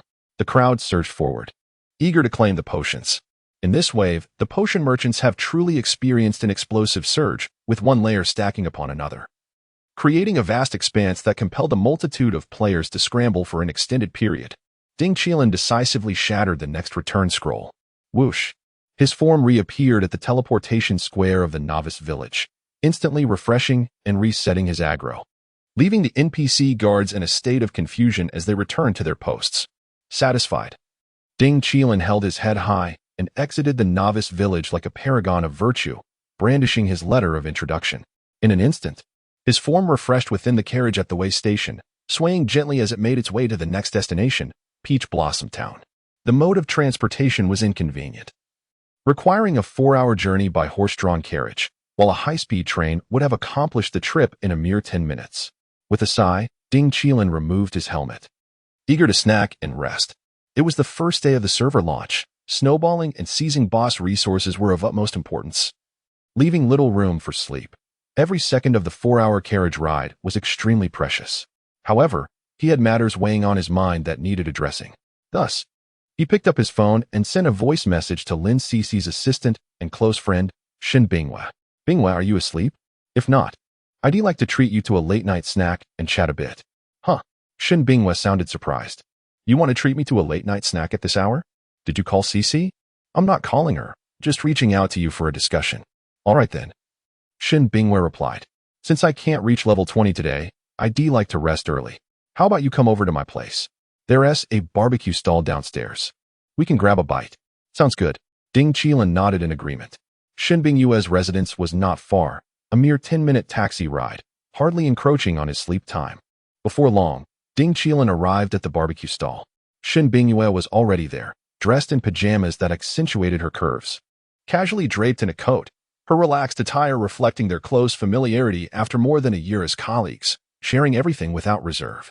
Meanwhile, within the game, in Merlin Village, amidst a dense forest, whoosh, the night hunter leapt from a 5-meter-high branch, confirming his Aki in midair, and instantly plummeted. His battle bow striking the ground and dealing a staggering 700 damage to a rabbit. Indeed, sighed Wang Yujun, furrowing his brow. I've watched numerous recordings of Wei Wuifeng's PK kills, confirming this technique. Attacking from midair certainly delivers a falling strike, which is categorized as AoE damage, approximately equivalent to 150 of a normal attack. Exactly, replied the Night Hunter. There are discussions on the forums suggesting that descending from elevated terrain yields remarkable results. Some have dubbed this attack the falling slash. Quite fitting, Wang Yujin exhaled, his brows knitted tightly. The issue lies in the fact that others must ascend to execute a falling slash. How did Wei Wuifeng manage to perform it on flat ground? The Night King frowned and exclaimed, damn it, this truly leaves one utterly exasperated. The Lord of Worry remained silent. Chapter 16, B-Class Task. The barbecue stall. Ding Jilin and Shinbing Wei were enjoying skewers together. So what brings you here? Shinbing Wei glanced at Ding Jilin while savoring her skewer, suppressing the urge to order half a crate of beer. The situation of her senior was rather precarious. Ding Jilin, devouring lamb skewers, replied, I wanted to discuss the possibility of you moving in with her. Living together would provide mutual support, making it at least a tad safer. Really? Shinbing Wei furrowed her brows. To be frank, Cece's temperament. She may not actually desire to cohabit with anyone. Then we must be direct, Ding Jilin suggested. Just tell her you're not accustomed to living alone. Hey. Shinbing Yue set down her empty skewer stick, straightened up, and fixed her gaze on Ding Jilin. What on earth are you thinking? Why such a strange suggestion all of a sudden? Sighing, Ding Jilin admitted, I shall not conceal it any longer. If I were to tell you that I have died once, and that the Ding Jilin before you now is a reincarnation, one who has glimpsed numerous future events, including Wei Zhengyang's jealousy leading to my and Lin Cc's demise, would you believe me? Holding a beef skewer, Shinbing Yue stared at Ding Jilin in disbelief, then burst into laughter after a moment. Are you writing a script? I had no idea you possessed such talents. I knew you wouldn't believe it, Ding Jilin frowned. But that is inconsequential. Do you believe in me, Ding Jilin? Well, Shinbing Wei reclined in her chair, appearing somewhat languid. Her enchanting gaze sparkled as she playfully remarked, while I do not believe the tale you tell, I do have faith in you, Ding Jilin. You have never lied to me. Then it's settled, Ding Jilin declared. From today onward, you will live with Lin Cc, ideally inseparable. Two young women living together will at least ensure mutual protection. Of course, if you wish, you may also consider finding a boyfriend who can occasionally deliver fruits, someone reliable. Perhaps a muscular fellow from the gym. Shinbing Yue pursed her lips, nearly rising in indignation. Ding Jilin, you scoundrel. In your quest to care for your senior, have you given no thought to my lifelong happiness? Even arranging a boyfriend for me? Why don't you just ascend to the heavens? Ding Jilin chuckled sheepishly. I merely suggested it. You, the renowned beauty of Chongqing, surely wouldn't begrudge me for such a thought. Enough, Shinbing Wei stated. I will move in with Cece. Now, tell me, what other plans do you have? Also, Cece mentioned that you were reluctant to add her as a gaming friend. What is going on between you two? Taking a deep breath, Ding Jilin responded, I maintain my distance for her protection. It is currently the best course of action. Do not inquire further. When the time is right, I will return, so await our cohabitation. Alas, Shinbing Yue's charming face flushed a deep crimson. 135 cc, 246 Bing Jia. Are we to live together this Sunday? Ding Jilin's cheeks also turned red as he replied, I have no objections, but I'm afraid my stamina might not hold up. Shinbing Wei chuckled softly and then said with seriousness, all right, enough of the jesting. Let's talk seriously. In the future, Cece and I will undoubtedly establish a guild. Will you join us? Not for now. I shall remain a lone wolf for a while. Very well. Shortly thereafter, having satisfied their appetites, Ding Jilin watched Shinbing Yue ascend the stairs before hailing a cab to return home. After washing up, He climbed into bed, setting an alarm for 5 a.m. With just 6 hours of sleep on the first day of the game's launch, that should suffice. In the early morning, the rooster from the neighbor's balcony crowed incessantly, soon followed by a cacophony of barking dogs throughout the neighborhood, creating a relentless chorus. Just as Ding Jilin was growing weary of the noise, the alarm rang. Damn it! His iron will instantly awakened him as he sat up abruptly, taking a deep breath. Glancing down at the quilt, he noted with a mix of pride and amusement that, indeed, the vigor of youth was undeniable. Swiftly completing his morning routine, he headed downstairs. The breakfast shop was already open, and he purchased a bowl of congee and 3 deep-fried dough sticks, hastily consuming them before returning home to log in. With a swift motion, he successfully logged into his account, finding himself in an unfamiliar environment.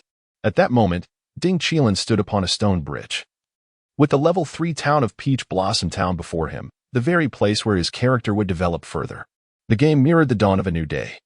Mist swirled around as the eastern sky began to brighten, the morning light piercing through the clouds, casting a radiant glow upon the town and the fertile lands surrounding it, a sight of unparalleled beauty. Ding Jilin, clad in armor and wielding a reinforced golden sword, with a flowing cloak billowing behind him, exuded an air of expertise. Crossing the stone bridge, he noticed a group of NPC soldiers guarding the entrance to the town. These soldiers were fully armored, wielding long spears and some adorned with swords at their waists, all under the command of the Great Chu Dynasty's Lingzhou Linen Prefecture. Now stationed at this frontier town, at the forefront stood a general holding the reins of a warhorse, the captain of this detachment, the highest authority over the garrison of Peach Blossom Town. Who approaches? The soldiers swiftly drew their swords, various weapons aimed at Ding Jilin as he descended from the bridge. I am a traveler from Mailin Village, Ding Jilin stated, producing a letter of introduction. This is a missive from the village chief. Please review it. Oh, the captain raised an eyebrow and smiled. I have long heard that the gates to another world have opened, allowing countless travelers to descend upon the Yunjia continent to assist our Great Chu Dynasty in vanquishing malevolent forces. At last, I meet the first traveler. Ding Jilin nodded with a smile, feeling a twinge of pride. After 6 hours of sleep, he had become the first player to enter Peach Blossom Town. It seemed that the likes of Baihu, Wang Yijun, and Xianyuan Depan were still ensnared in the novice village. Yet, there were certain matters of which he remained unaware. Since last night, the forum of Mailin Village has been rife with heated arguments, claiming that a nefarious individual named Wei Wui Feng has mercilessly slain a potion merchant, causing players in Mailin Village to be unable to procure potions, leading to a standstill lasting over an hour, significantly impeding their progress. Meanwhile, with the embellishments from figures like Xianyuan Depan and Gulan Tink, the ID Wei Wui Feng has become somewhat infamous on the national server forum. Unbeknownst to these events, Ding Jilin remained indifferent even if he were to learn of them. Go ahead, the captain of the 100 Riders said as he accepted the introduction letter with a smile. You have secured the qualification to settle in Taohua Town. The world outside the town is fraught with peril, so please exercise utmost caution. All right, thank you. Ding Jilin mimicked the captain's gesture, clasping his hands in a respectful salute, before proceeding into Taohua Town. As the first player to enter Taohua Town, it was imperative for him to sweep through the available quests. Upon entering the town, a number of NPCs gradually came into view. Ding Jilin immediately spotted several young women by the river, washing clothes. He leaned in closer, eavesdropping on their conversation in hopes of gleaning some valuable information. Last night, Sister Lin had once again been berating her drunken husband late into the night, causing quite the uproar. Alas, poor Sister Lin, burdened with such a heavy drinker, both gluttonous and indolent, seemingly content to languish in a vat of liquor, utterly useless aside from the one thing he could do well. Strangely enough, as dawn approached, when that inebriate finally sobered up, Sister Lin's joyous shouts could be heard from 3 streets away. Could it not? Yet, there were times when Ding Jilin found himself envying Sister Lin, unlike his own husband, who was done in a flash, boasting daily about his youthful exploits. How shameless. The group of women erupted into laughter. One woman, notably more ample in figure, noticed Ding Jilin pausing on the bridge and promptly stood up, wiping her hands on her wet backside, and said with a smile, "Young man, you seem unfamiliar. Is it your first time in Taohua Town? Come, share some words with us elder sisters." Ding Jilin felt a chill run down his spine and hastily retreated deeper into the town, provoking a chorus of laughter from the group of women. Within the town, there were children attending school and men working temporary jobs. some NPCs displaying quest prompts above their heads, while others did not. Ding Jilin carefully assessed each one, aware that with his current level, he could only undertake one quest at a time. Thus, he needed to be discerning, disregarding low-level tasks that offered little reward yet consumed considerable time. Ultimately, he arrived at the front of a building in the town's south-central square, where an elderly man clad in a gray robe and leaning on a cane stood. Though frail and aged, his complexion was rosy. He was indeed the town mayor.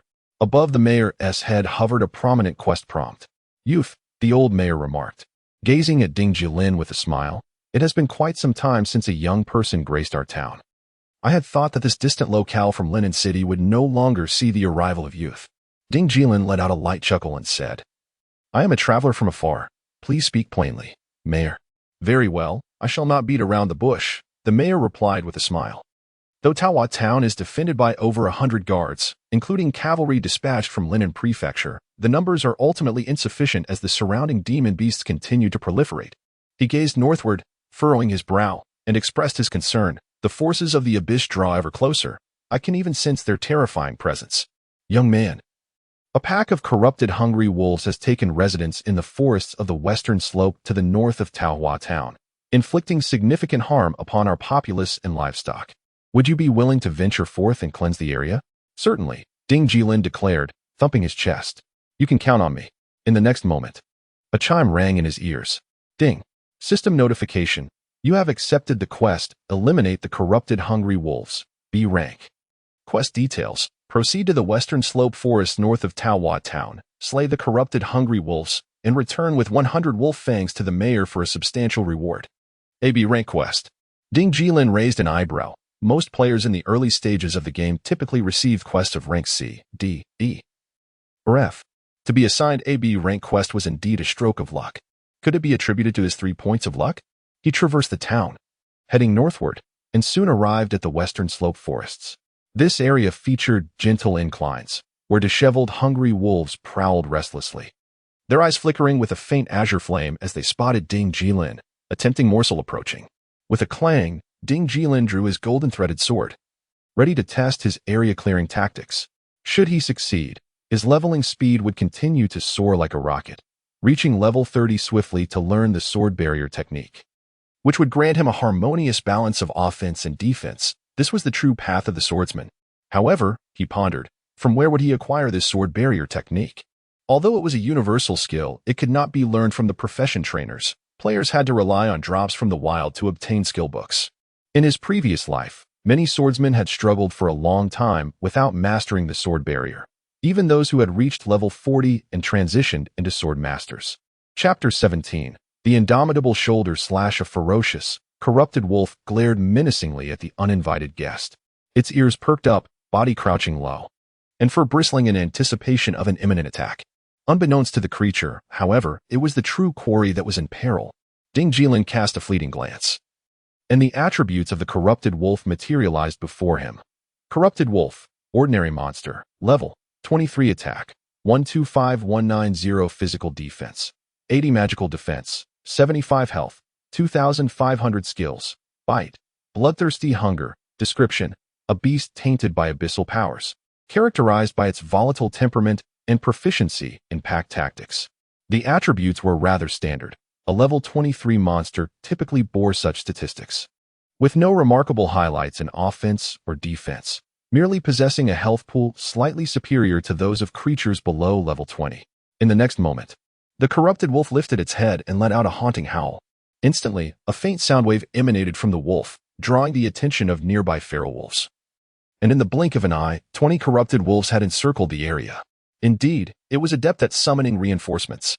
With a sly grin, Ding Jilin grasped his golden-threaded sword. The situation was fortuitous, sparing him the effort of luring the monsters. Soon, a pack of corrupted wolves surged toward him, ready to pounce. Ding Jilin decisively took a step forward, positioning himself directly in front of the foremost corrupted wolf. He raised his sword high, preparing to strike down upon the creature. However, at the moment before the attack, he suddenly crouched, executing a swift maneuver to accelerate forward, and promptly pressed the jump key. A hum of unseen wind swirled around him, as if he were suspended against an invisible barrier, and then he leapt to an impressive height of 3 meters, confirming his action. In the next heartbeat, a magnificent landing slash descended from above. Boom. 1098, 1023, 1017, 1152. In an instant, all corrupted wolves within a 3-yard radius endured the impact of the landing slash, their health bars plummeting by more than a third. Without hesitation, Ding Jilin swung his sword at one of the wolves again, replicating his previous motion. Just before the blade made contact, he executed a forward leap attack, soaring into the air once more, unleashing a second landing slash that rained down damage anew. This was the shoulder slash, a technique he had created in his past life, once sweeping the globe and astonishing players on the national server. The principle of the shoulder slash was quite simple. It exploited the collision volume mechanics between players and monsters. When a player rapidly approached a monster, they would become momentarily ensnared within the monster's collision volume, allowing for strategic maneuvers. In the fleeting moment before launching an attack on the target, the meat-grinding mechanism is triggered. At this juncture, executing a forward leap allows players to soar to an astonishing height of 3 meters, previously deemed unattainable. This culminates in a normal attack that activates the landing slash mechanism, facilitating an extraordinary technique of infinite landing slashes for leveling. It is neither particularly difficult nor entirely simple. The operational principle of the shoulder slash is encapsulated in the sequence of a swift attack, leap, and attack, all of which must be executed within half a second. Thus, the average individual is incapable of achieving this feat, as both neural and muscular responses fall short of such rapidity. In the past, even when Ding Jilin unveiled the intricate details of the shoulder slash, the number of melee players capable of executing it was barely over 10%. Those achieving a success rate exceeding 50% were truly elite among elites.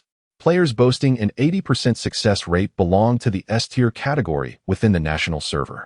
Only Ding Jilin, often referred to as a prodigy, could attain a 100% success rate in executing the shoulder slash, a technique he had mastered to an extraordinary degree. His proficiency transcended mere skill, reaching an almost transcendental state. As the wind began to rustle, Ding Jilin executed 3 shoulder slashes in a mere 4 seconds, causing 4 enchanted hungry wolves to collapse in agony. The remaining wolves, however, lunged fiercely, inflicting some damage upon him. Although painful, it was not fatal. Each time he executed a shoulder slash, 2% of the inflicted damage was converted into health restoration, underscoring the significance of his 2% lifesteal. It was this lifesteal that enabled him to audaciously perform shoulder slashes amidst a horde of level 23 monsters. Without it, he would swiftly meet his demise. Surrounded by an ever-increasing pack of wolves, Ding Jilin remained unperturbed, launching into successive shoulder slashes as his longsword radiated a golden gleam upon landing, inflicting grievous wounds upon the ravenous wolves. The only factor influencing the output speed of his shoulder slashes was his attack speed, as the post-attack recovery of the landing slash could not be cancelled. With a 20% or greater increase in attack speed, he might well achieve a shoulder slash once per second, rendering him a nightmare for wild monsters. Any beast encountering Ding Jilin would undoubtedly be compelled to curse his ancestry. In less than 5 minutes, over 100 enchanted hungry wolves had succumbed beneath the gleaming blade, yielding a substantial number of wolf fangs. Ding Jilin paused momentarily, feeling a buzz in his head from the continuous shoulder slashes, a potential consequence of his extraordinary talent. Upon the ground, the enchanted hungry wolves had dropped 4 white gear pieces and a bronze leather bracer, which he could not equip additionally. He collected a dozen wolf fangs, realizing that completing the task would require the demise of approximately 700 to 800 enchanted hungry wolves. It was a commendable strategy to simultaneously fulfill his quest, level up, and gather equipment. At this moment, Ding Jilin recalled the equipment he had consigned to the novice village for sale the previous day. He hastily opened his personal mailbox, discovering the sale record from the early hours of the morning. The staff of the Blazing Slime had ultimately sold for 1900 R. The Blazing Helmet was ultimately sold for 1300 R, while the Jungle Sword fetched 2500 R. In total, he earned 5887 R, and after deducting a 5 transaction fee, the amount that truly landed in his pocket was 5593 R. Adding this to his previous earnings, Ding Jilin now had a total of 20046 R in his exclusive gaming bank account. After a moment of contemplation, he decided to withdraw 6000 R and transferred it to the landlady. sparing himself the annoyance of her incessant reminders for rent. Consequently, Ding Jilin's account balance remained at 14046R, a figure that often brings great satisfaction. All of this was purely earned from the game, and it was money he could freely allocate, which was quite delightful.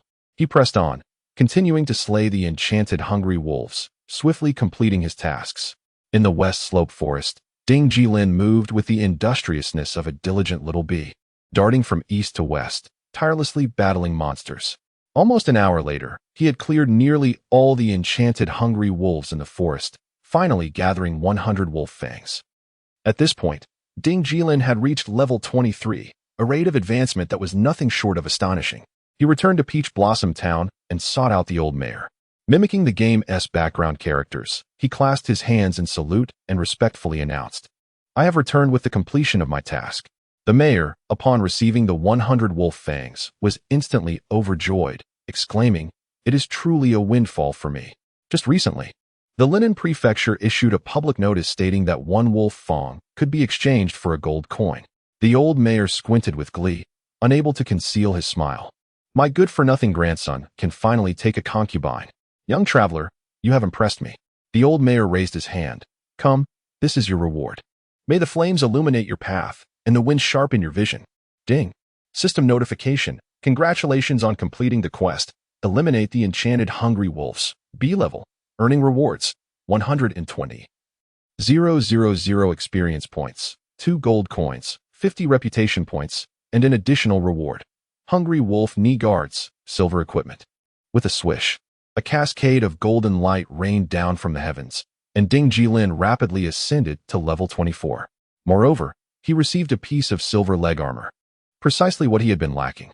Hungry wolf knee guards, silver equipment. Type, armor physical defense. 65 magical defense, 60 strength. 18 required level. 22 not bad at all. Significantly better than mere common gear. After equipping the hungry wolf knee guards, Ding Jilin raised an eyebrow and smiled. Mayor, clearing the enchanted hungry wolves was merely a warm-up. Are there more challenging tasks available? Please, do not hesitate to assign them to me. I am more than capable. Oh, the old mayor squinted, studying Ding Jilin with interest. Young man, do you truly seek a greater challenge? If you are willing, I have a long-buried bounty that I would entrust to you, but what? Ding Jilin inquired. However, this bounty is exceedingly perilous. Should you venture forth, your life and death shall rest solely upon your own shoulders. Are you willing? Ding Jilin immediately thumped his chest and declared, I am willing. Well done. The old town chief could hardly contain his enthusiasm for the young man before him, who exhibited the fearless spirit of a newborn calf unafraid of tigers. The malevolent creature had plagued Taohua Town for many years, and even the 100 horsemen dispatched by the provincial government could do little to subdue it. Since this lad was undaunted by death, he would be sent to test his mettle. The old town chief's voice resonated with a sense of gravity as he recounted, long ago, a fire fox appeared outside Taohua Town, ensnared by the oppressive forces of the abyss, growing ever more formidable. It has repeatedly harassed our little town, proving too powerful for our militia and cavalry to handle. The fire fox resides in a cave nestled within the mountains to the southwest of the town. Should you succeed in obtaining its head, a substantial reward awaits you. Ding. System notification. You have received the quest, Kill the Fire Fox, Grade A. Quest details. Head southwest of the town to locate a cave harboring the fire fox, decapitate it, and deliver its head to the town chief. This task is fraught with danger. I advise you to exercise caution and recommend that you develop your strength further before undertaking this challenge. Ding Jilin furrowed his brow, glancing at his attributes panel. Is my combat power of 789 not sufficient? Regardless, it's merely an A-grade quest. I shall proceed and see what unfolds. He strode forth, heading southwest. As soon as Ding Jilin exited Taohua Town, a stunning young woman wielding a sword arrived at the town chief's office. She was exceptionally beautiful, with a delicate oval face, large, expressive eyes, a refined nose, and a long, graceful neck. Her figure was equally impressive, and the armor she wore could not conceal her true form. Grasping a golden longsword, she emanated an aura of an unassailable master. Upon her entrance into the town, it was as though a celestial goddess had descended. The town chief glanced at her. Grandfather Town Chief. The goddess instantly narrowed her beautiful eyes, revealing dimples as she smiled. "Do you have a task for me?" The old town chief quivered, overwhelmed by her presence. "Yes, yes, yes." He gestured, and 100 tasks unfolded before the enchanting player, among which were several golden quests. Chapter 18. S-Class Soul Trading Mission. Around 9 in the morning, Ding Jilin found himself wandering aimlessly in the mountains for a full 2 hours without locating the cave of the Fire Fox. One could only wonder what the planners were thinking, as this mission bore no marked target location. Was the challenge of this A-class task merely its elusive nature? Clutching his golden silk sword, he continued to meander through the mountains. It was proving to be exceedingly difficult, despite being a reborn player with an enhanced memory. He had never undertaken this quest in his previous life. Even if he had, who could possibly recall the location of a boss from a year ago? He felt a creeping unease as time passed, and the number of players in Taohua Town was destined to swell, complicating Ding Jilin's efforts to maintain his level and gear advantage. The prospect of continuing to accumulate resources was growing increasingly daunting, particularly with the impending arrival of large guilds.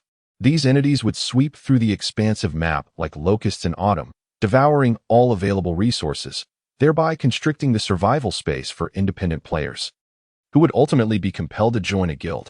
For this solitary player, there was but one path to survival: to ascend to the pinnacle of power, seizing top-tier resources before the larger guilds could lay claim to them. He possessed both the capability and the resolve to do so. Suddenly, Ding Jilin slipped, tumbling down the mountainside in a rather undignified manner.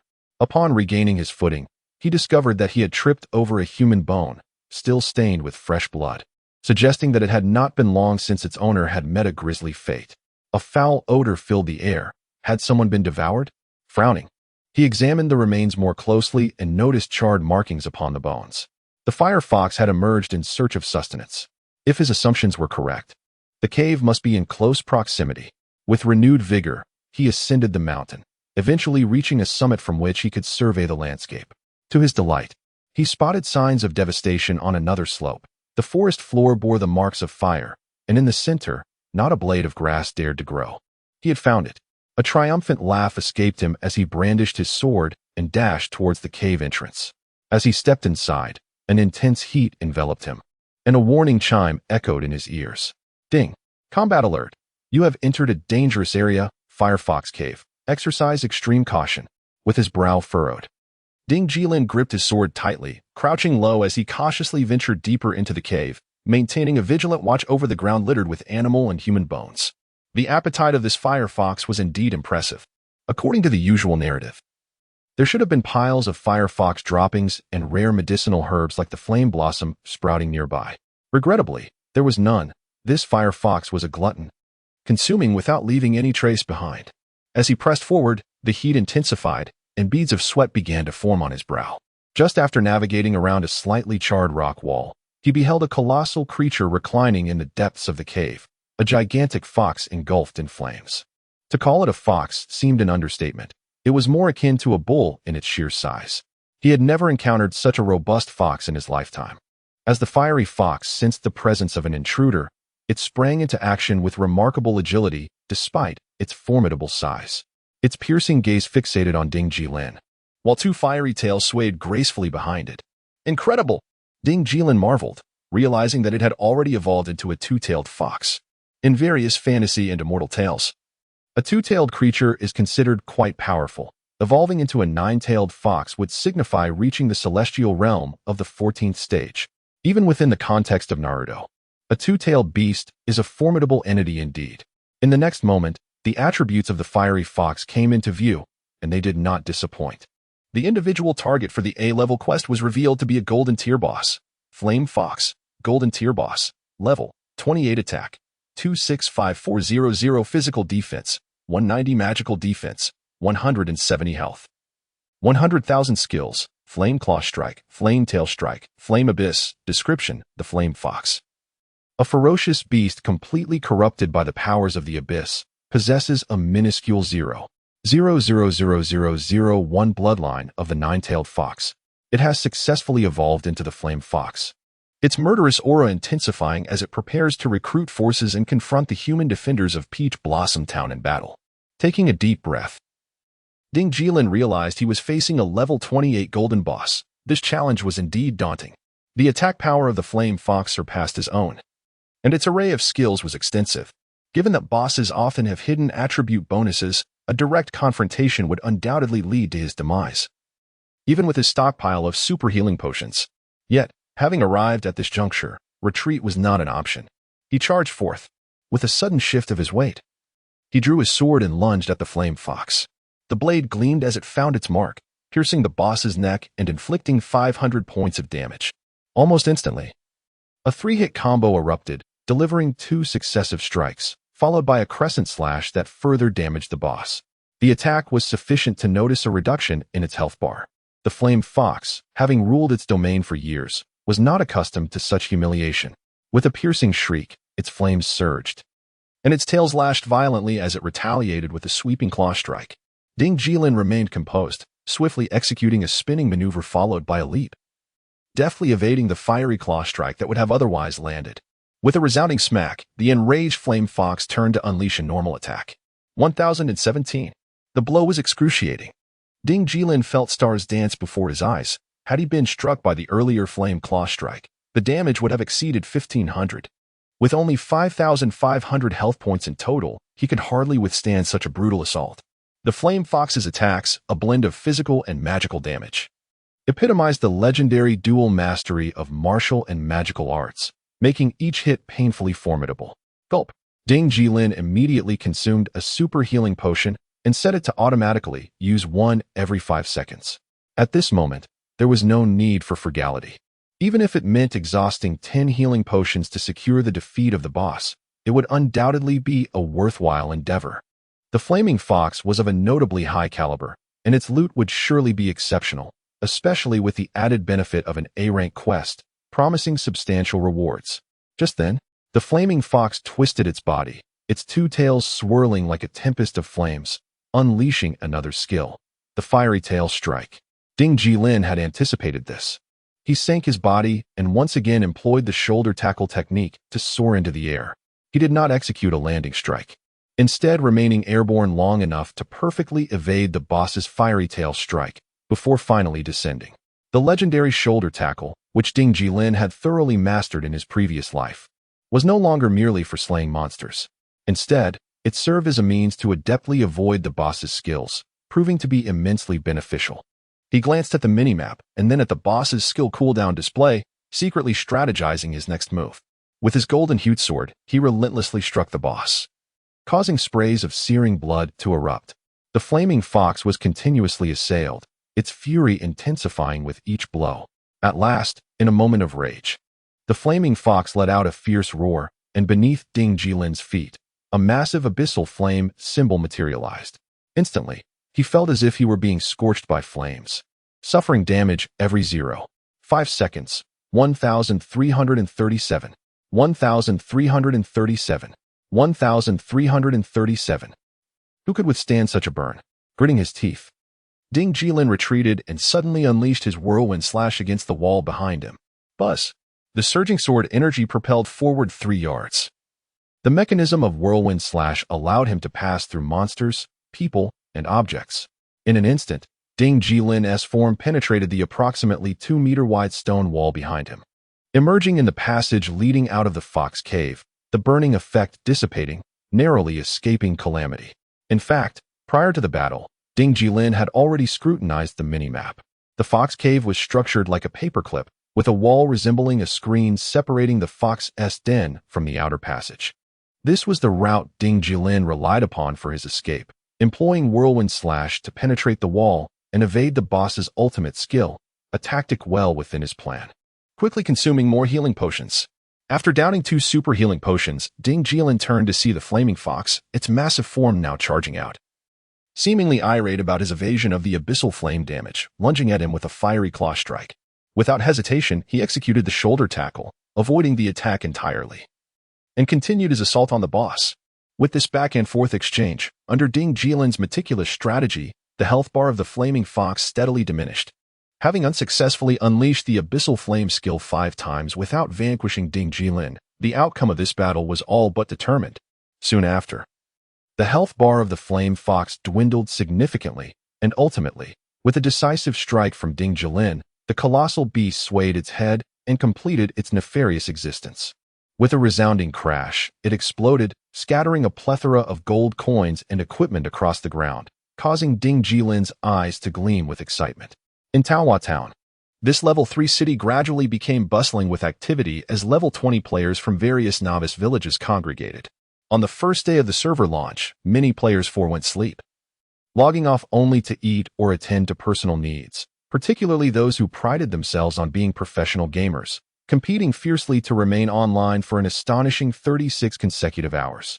It was precisely due to this relentless dedication that many players amassed wealth early on, amassing a fortune.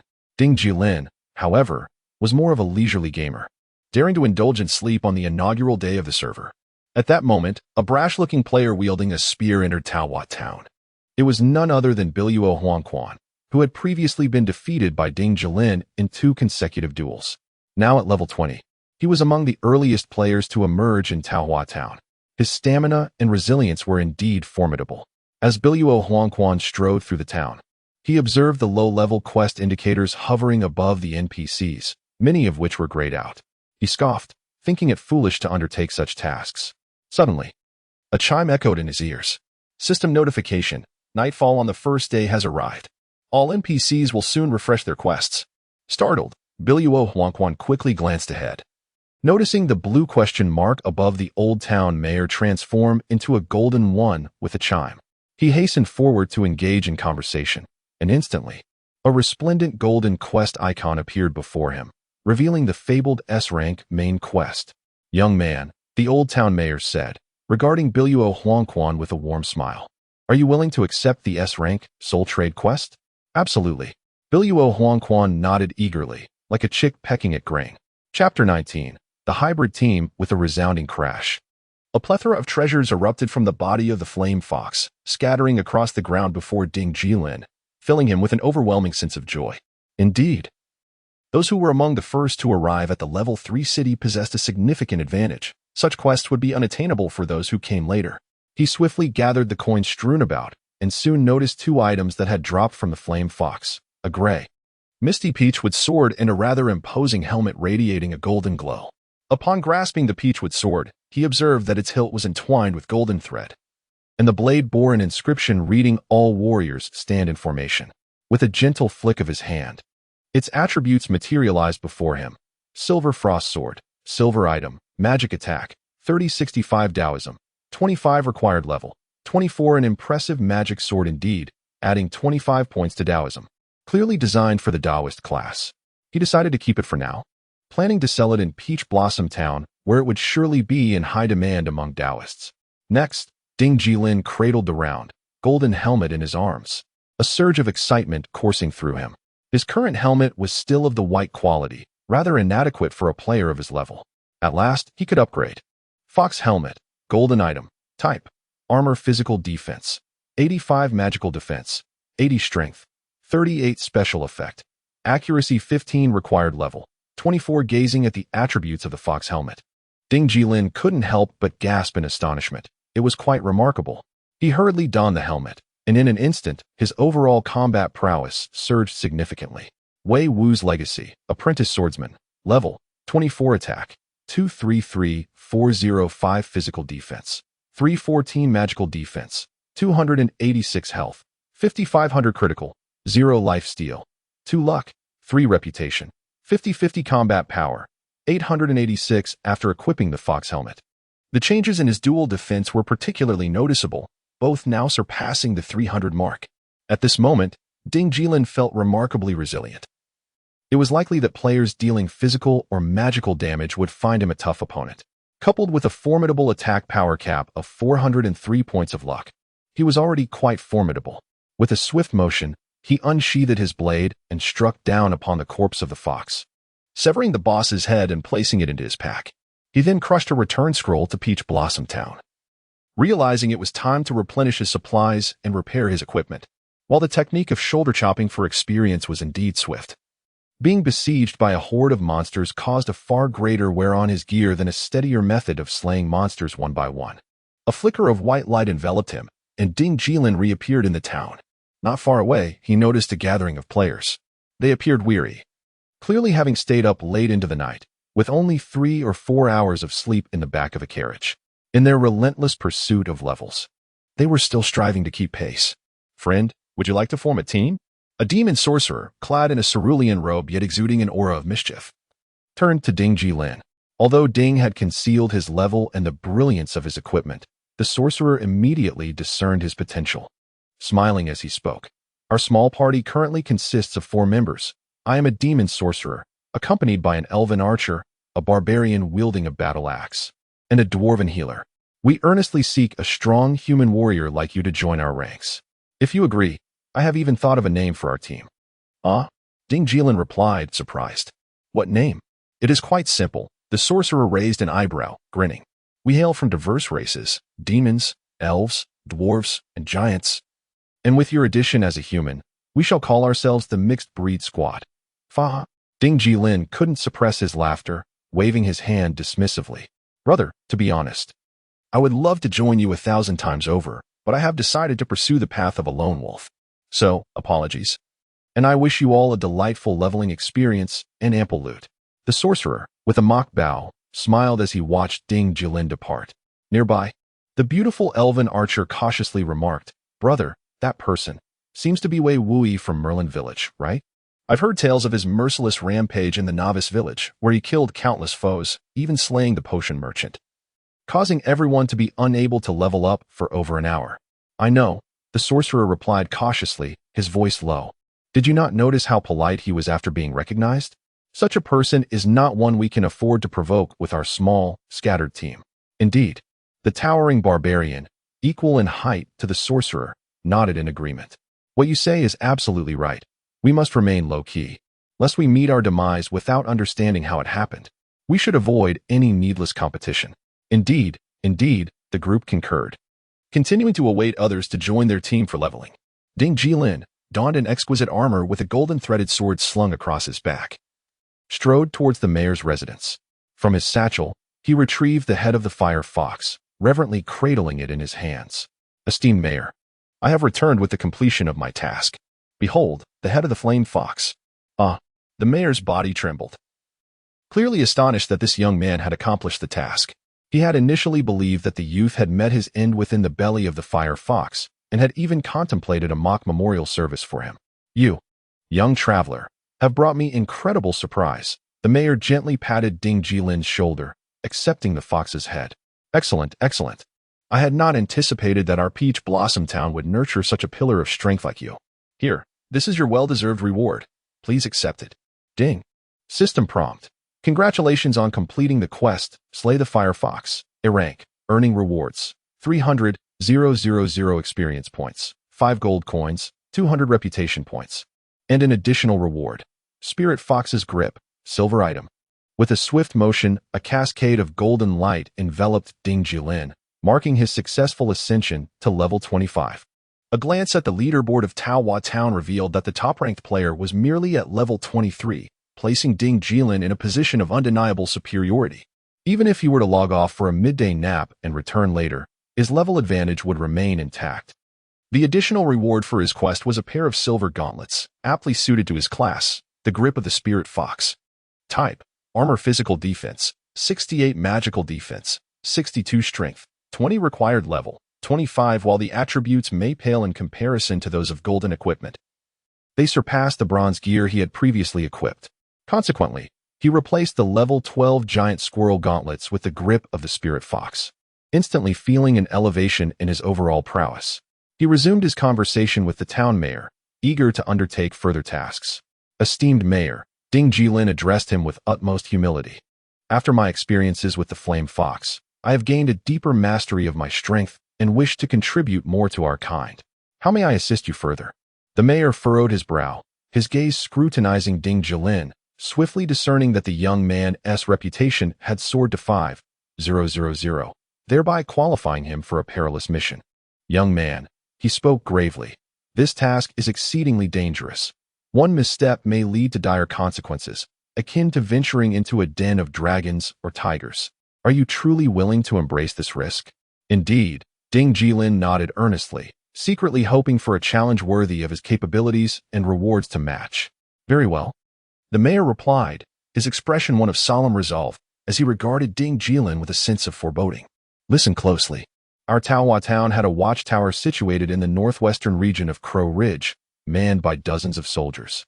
Unfortunately, half a month ago, an enigmatic abyssal mage arrived, summoning an army from the depths, besieging the watchtower. I am now uncertain of the soldier's fate. He turned his gaze back to Ding Jilin, stating, I ask that you venture to Crow Ridge to rescue those unfortunate souls. They must have long since run out of supplies.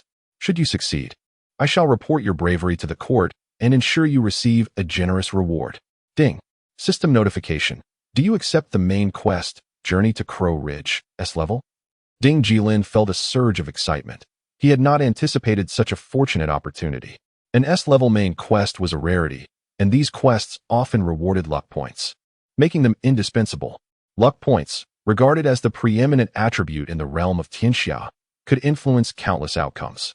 Players with high luck were more likely to hit critical damage thresholds with each attack, experience increased drop rates from defeated foes, and sustain less injury in battle, enhancing the efficacy of chance-triggered skills. For instance, a 10 chance of triggering a pursuit effect, when augmented by 50 points of luck, could exceed the initial percentage, perhaps soaring to an astonishing 15 or even 20. In summary, the higher the luck value, the greater the enhancement of the player's apparent statistics. Confirmed. In the next moment, a chime resonated in his ears. Ding. System notification. You have received the main quest, Journey to Crow Ridge, S-Class. Quest details. Proceed to Crow Ridge to rescue the human soldiers trapped at the outpost. Remember that Abyssal Mage is extraordinarily formidable, skilled in various sorcery. Do not underestimate him. Ding Jilin raised an eyebrow lightly, gripping his longsword as he made a brief stop at the blacksmith to repair his equipment, preparing to set forth. Outside Peach Blossom Town. In a secluded woodland, a robust man sat nestled within the underbrush, cradling a gem wreathed in flames. His gaze fixated as if he were observing the imminent birth of his own son. This man was none other than the mightily enhanced Violent Knight, Biluo Huangquan. The treasure he held was known as the Seed of Demon Flame, an item required for the S-Class quest of soul trading. As long as the Seed of Demon Flame was preserved, it would activate hourly, granting a chance to participate in a lottery, with the highest reward being a golden tier artifact. For Biluo Huangquan, clad in bronze gear, a golden artifact could indeed alter the course of his life. Unfortunately, this S-Class quest was intertwined with another S-Class quest called the Reincarnator. Whenever the Seed of Demon Flame was about to activate, the Gate of Nightmare would also open, and a player who had accepted the Reincarnator quest would emerge from the gate wearing the Reincarnator's skin, significantly enhanced in various attributes. Should this Reincarnator prevail, Biluo Huangquan's current task would be seized by the opponent. Chapter 20. The Schemes of the Worry-Free Monarch Ding. A melodious chime resonated, heralding the imminent activation of the Demon Flame Seed. Biluo Huangquan felt a jolt of anxiety as he hastily stowed the seed in his satchel, gripping his spear tightly as he rose to his feet. He was profoundly fearful of player competition, prompting him to seek refuge in this desolate wilderness. Suddenly, an ethereal mist began to swirl nearby, coalescing into a chaotic and imposing gate. From the depths of the nightmarish portal emerged a shadowy figure wielding a massive blood-red scythe. The fabled Reincarnator. Though not particularly tall, perhaps even somewhat diminutive, his visage was obscured beneath a hood, shrouded in a miasma of dark energy, rendering his features invisible. Nevertheless, Biluo Huangquan could sense the chilling gaze emanating from the figure's eyes. Damn it! Biluo Huangquan lunged forward with his spear, bellowing, Am I to fear you? Ionia shall rise unyielding. With a sharp crack, the spear thrust he executed was unexpectedly caught in the grasp of the Reincarnator's left hand. In an instant, the scythe was raised, sweeping dangerously close to Biluo Huangquan's neck, unleashing a flurry of whirlwind slashes, a skill of a swordsman. He felt a searing pain at his throat as his health bar plummeted to nothingness. Ding. System notification. The attempt to safeguard the treasure has failed. The item has been seized by the Reincarnator. Fortunately, during the mission, death does not incur a loss of level. Biluo Huangquan slowly rose, fully replenishing his health, while the Reincarnator faded from view. The once vibrant demon flame seed within his satchel now dimmed, and although he suffered no tangible loss, the fact that his S-rank quest had been snatched away was intolerable. Furrowing his brow, he realized he must seek formidable allies. Within Peach Blossom Town, Ding Jilin made his way to the general store to procure some spirit fire stones.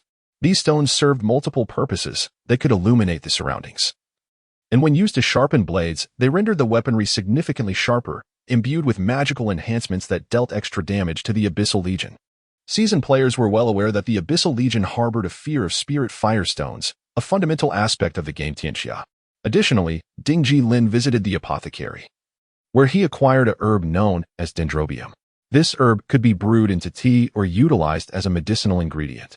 When players suffered wounds inflicted by abyssal units, their injuries often became infected with abyssal aura, resulting in continuous health depletion. Applying dendrobium could halt the encroachment of abyssal forces. Having been a veteran player in his previous life, Ding Jilin had these mechanics and settings etched in his memory, allowing him to navigate the game with greater efficiency. With all preparations complete, he set forth towards the northwest, heading for Crow Ridge.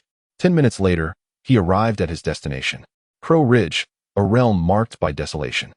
Ding Jilin unsheathed his sword early on, treading cautiously through the forest, where remnants of bones littered the ground, both human and beast.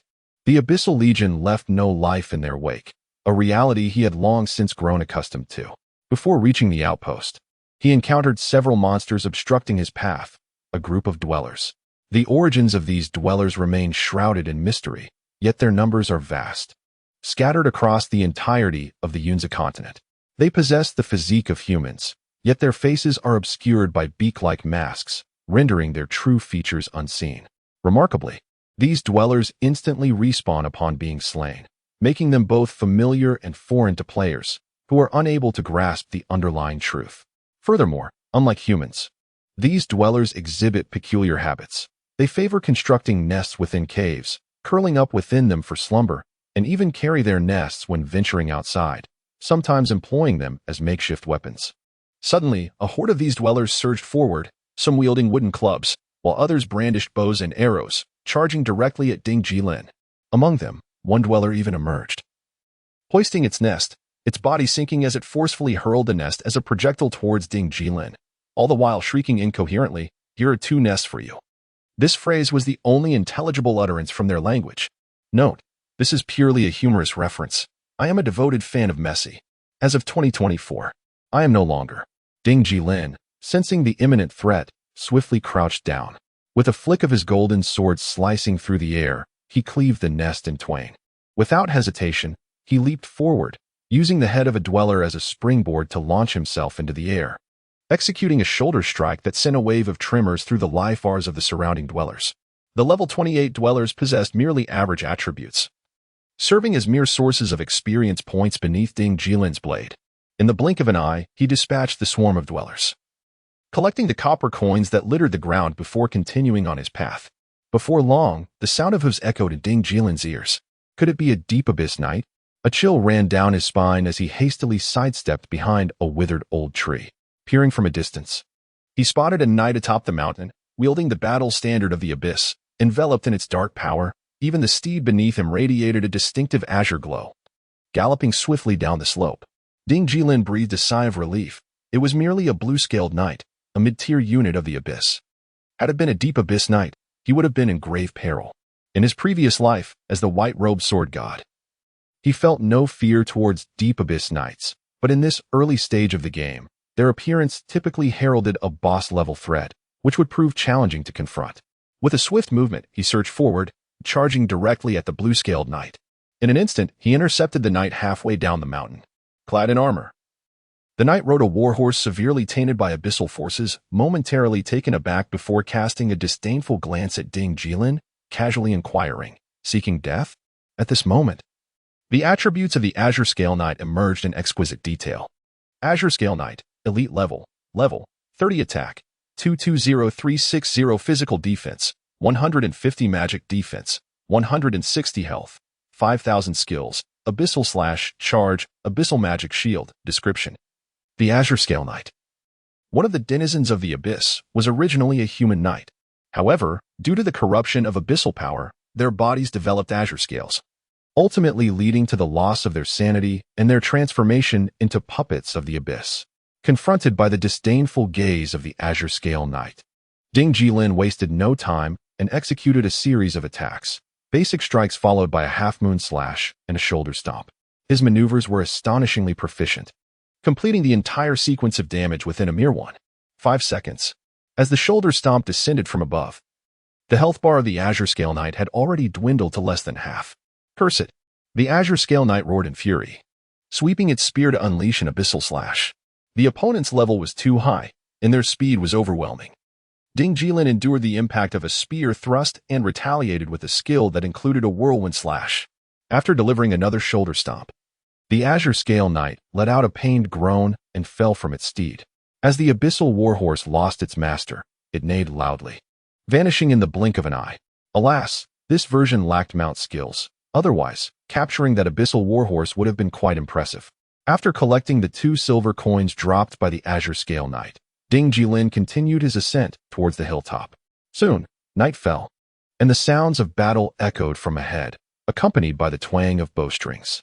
Hastily, Ding Jilin advanced a few steps and beheld a watchtower nestled on the mountainside, where a rudimentary arrow tower proudly displayed the battle flag of the human realm. At this moment, an abyssal army was besieging the watchtower. Leading the charge were several dozen Azure Scale Knights, while the remainder consisted of feral folk, abyssal spearmen, and other low-tier units, all numerous and relentlessly assaulting the watchtower's defenses. "Brothers, hold the line," an NPC shouted, wielding a shield in one hand and a blade in the other, his armor tattered and drenched in blood. He braced himself behind the shield, drawing the attention of a hail of arrows, and then swiftly struck out, cleaving a feral folk in two with remarkable valor. However, his injuries were severe, and many wounded soldiers within the watchtower bore low health, indicating that the outpost was on the brink of collapse. "It's time to strike," Ding Jilin declared, his body sinking as he charged into the throng of attacking feral folk. He leapt into the air, executing a shoulder stomp that rained down tremendous damage upon the 30-level feral folk. On the arrow tower, a young NPC archer's face lit with joy. "Captain, we have reinforcements. It's our human swordsmen. How splendid. Excellent." The bloodied captain felt a surge of hope, laughing heartily. "The humans have not forgotten us. The Lord of Fire has been watching over us. He has not abandoned us. Let us slay them." Though Ding Jilin stands alone, his presence greatly uplifts the morale. In the vast expanse of Peach Blossom Town, to the north, amidst a dense forest, 2 ranged players are perfectly coordinating their level-up efforts. Wang Yujun, a level 22 mage, and Bu Yiho, a level 22 archer. At this moment, both have upgraded their equipment, a blend of bronze and silver gear, undeniably ranking them among the elite players of Peach Blossom Town. Moreover, their skills and awareness are of S-grade caliber, making their joint training remarkably efficient and fruitful. Nearby, a man with a troubled expression squats, none other than Bai Luo Huangquan. He gazes at the two with a frown and implores, "We all hail from Malin Village. Could you lend us a hand? That reincarnator is exceedingly aggressive. I wouldn't seek your assistance otherwise." Bu Yiho chuckles lightly, replying, "Big brother Bai Luo. While we may share a common origin in Malin Village, we lack any significant camaraderie. Besides, that reincarnator might be a hidden super expert. Assisting you could provoke him. Which wouldn't bode well for us, would it?" Understanding the rules, Bai Luo Huangquan furrows his brow and states, "If you help me safeguard the demon flame seed, I promise to share the rewards with you. For silver gear, each of you will receive 1,000. For gold gear, 3,000 each. I will transfer the amount directly via WeChat. Is that feasible?" Mentioning rewards makes it a different matter entirely. Bu Yiho replies with a relaxed smile. "How long until the next event?" 3 minutes. "Very well." Wang Yujin's sword-like brows arch with a smile. "We have ample time. Let us set a trap for this reincarnator." "Excellent." Bai Luo Huangquan burst into hearty laughter, his face lined with wrinkles, undeniably not the most handsome of men. Chapter 21. The Four Saints of Merlinding. The ember of demonic flames flickered suddenly, and a portal of nightmares rapidly materialized in the forest. From within, a figure emerged, wielding a long, blood-red scythe. The reincarnator had arrived. However, in that very instant, as the reincarnator appeared, a meteor spell and an inferno explosion simultaneously detonated upon his form. It was a double strike from Wang Yujun, utilizing 2 of the formidable skills mastered by a level 20 mage, both devastating in power. Remarkably, the reincarnator's health plummeted by a staggering 19. Whoosh, whoosh, whoosh. The sound of slicing wind echoed through the dimly lit forest, reminiscent of a shooting star streaking through the night. The relentless triple arrow shots from the Sunless Hunter also rained down upon the Reincarnator, causing his health to drop to approximately 60. At that moment, the skilled Bilio Wanquin surged forth, a charge aimed directly at the Reincarnator. Splendid. Wang Yujun couldn't help but exclaim in admiration. The charge was swift and accurate, even weaving through the scattered flames of the Inferno explosion, significantly impairing the opponent's vision. Yet, unexpectedly, the Reincarnator's form flickered, and in a flash, he deftly sidestepped the charge, transforming into a shadow that darted forward, locking onto Wang Yujun with his charge skill. This is bad. The Sunless Hunter shouted urgently, "Old Su, be careful." Wang Yujun, with a stern expression, remained composed. He deftly dodged to the side and surged forward, executing an exquisite maneuver to evade the charge. But a chilling wind swept in from behind. The Reincarnator's whirlwind slash was upon him. 1,415. The damage was overwhelming, leaving Wang Yujun with a sliver of health. In an instant, the blood-red scythe swept through, and the level 22 mage was reduced to a beam of white light. Returning to the city. It's over. The Sunless Hunter's face darkened. He unleashed a flurry of arrows, but the damage inflicted on the Reincarnator was far from lethal. We can't retreat. We must eliminate him together. Bilio Wanquin bellowed, dropping his shield to unleash a copper-green shield wall effect, his spear sweeping forward as he executed a heavy strike aimed directly at the Reincarnator. Alas, the Reincarnator effortlessly countered with a series of basic attacks, and Bilio Wanquin fell once more. Shortly thereafter, the Sunless Hunter was also pursued relentlessly through the forest. The disparity in attributes was insurmountable. Sigh. The Reincarnator lamented. Feeling a twinge of guilt, under the moonlight, she lifted her cloak, revealing an exquisitely beautiful visage.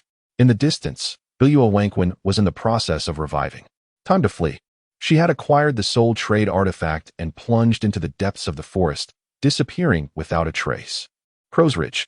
Ding Jilin soared into the air, delivering a heavy sword strike that cleaved through a throng of abyssal spearmen, depleting their health entirely. After enduring a protracted battle, he finally eradicated this wave of abyssal forces besieging the outpost. In the distance, the Abyss Legion sounded the retreat horn, and like a receding tide, the cavalry withdrew. Yet, a number of azure-scaled knights lingered nearby, their eyes fixed upon the sentry post, anticipating the next wave of assault would arrive shortly. Within the post, a group of human NPCs rejoiced at the arrival of Ding Jilin. The captain clapped a hearty hand upon his shoulder, exclaiming with exuberance, "Thank you for your timely arrival. Without you, this outpost would not have endured this long." Ding Jilin smiled warmly, replying, "It's nothing, truly. It was the least I could do." He stepped inside the post, retrieved the dendrobium from his pack, and ground it into powder to apply to the wounds of the injured soldiers. Instantly, the bleeding of a dozen wounded ceased, and they began to recuperate slowly. Ding Jilin then took out spirit firestones, urging everyone to sharpen their weapons, even the arrowheads of the archers. His generosity stemmed not from kindness, but rather the necessity to fulfill this S-rank mission. Otherwise, his efforts would be in vain. Inside the outpost, several weary soldiers began to brew a meager soup, containing little more than some wood-ear mushrooms and a fowl, presumably shot down from the sky. Regrettably, there was no other food available. The soldier stirring the pot cast a guilty glance at Ding Jilin and lamented, "We have exhausted our rations long ago, even resorting to slaughtering the captain's warhorse to stave off hunger. We have been starving for many days now. Those corpses of the abyss puppets." He glanced at the nearby monster corpses and added, "If this siege continues, we might truly have to resort to consuming those filthy creatures." Ding Jilin nodded in understanding. Soon after, they sipped the meat broth, feeling their vitality gradually restore. As night deepened, the distant sound of horns signaled the Abyss Army's renewed assault. Dozens of azure-scaled knights charged down from their elevated position, followed by a throng of Abyss spearmen and sword and shield bearers. On the mountaintop, a flickering flame gathered, revealing an elder clad in a crimson robe, the Abyss Mage, the true boss of this legion. "Light the torches and prepare for battle," bellowed the captain, brandishing his battle-worn sword at the forefront. Ding Jilin drew his sword as well, standing shoulder to shoulder with the captain at the camp's entrance, ready to defend their stronghold. Almost immediately, a relentless wave of Abyss spearmen and sword and shield bearers surged forth. Without hesitation, Ding Jilin unleashed his shoulder strike to deal area damage. for it was the only option available to him. His level was too low, and his equipment was mediocre, lacking the extraordinary capabilities of the renowned sword saint from his previous life. He would grind through it steadily. After all, experience points were abundant, and he would soon reach level 26. Outside Peach Blossom Town, deep within the thicket, Bai Luo Huangquan sat despondently on the grass, expressing, "I'm so sorry. It's all my fault that you lost levels. If I hadn't thought to call upon you for assistance, you and Ti have each lost a level." The Knightless Prince let out a disgruntled huff. Wang Yujun furrowed his brow and said, "This is no longer a matter of S-class tasks. It is about this reincarnator's audacity, truly believing that their attribute enhancements render them invincible." "Indeed," Bu Yiho replied calmly. "If we do not reclaim our honor from such a profound humiliation, how can we continue to show our faces in the national server?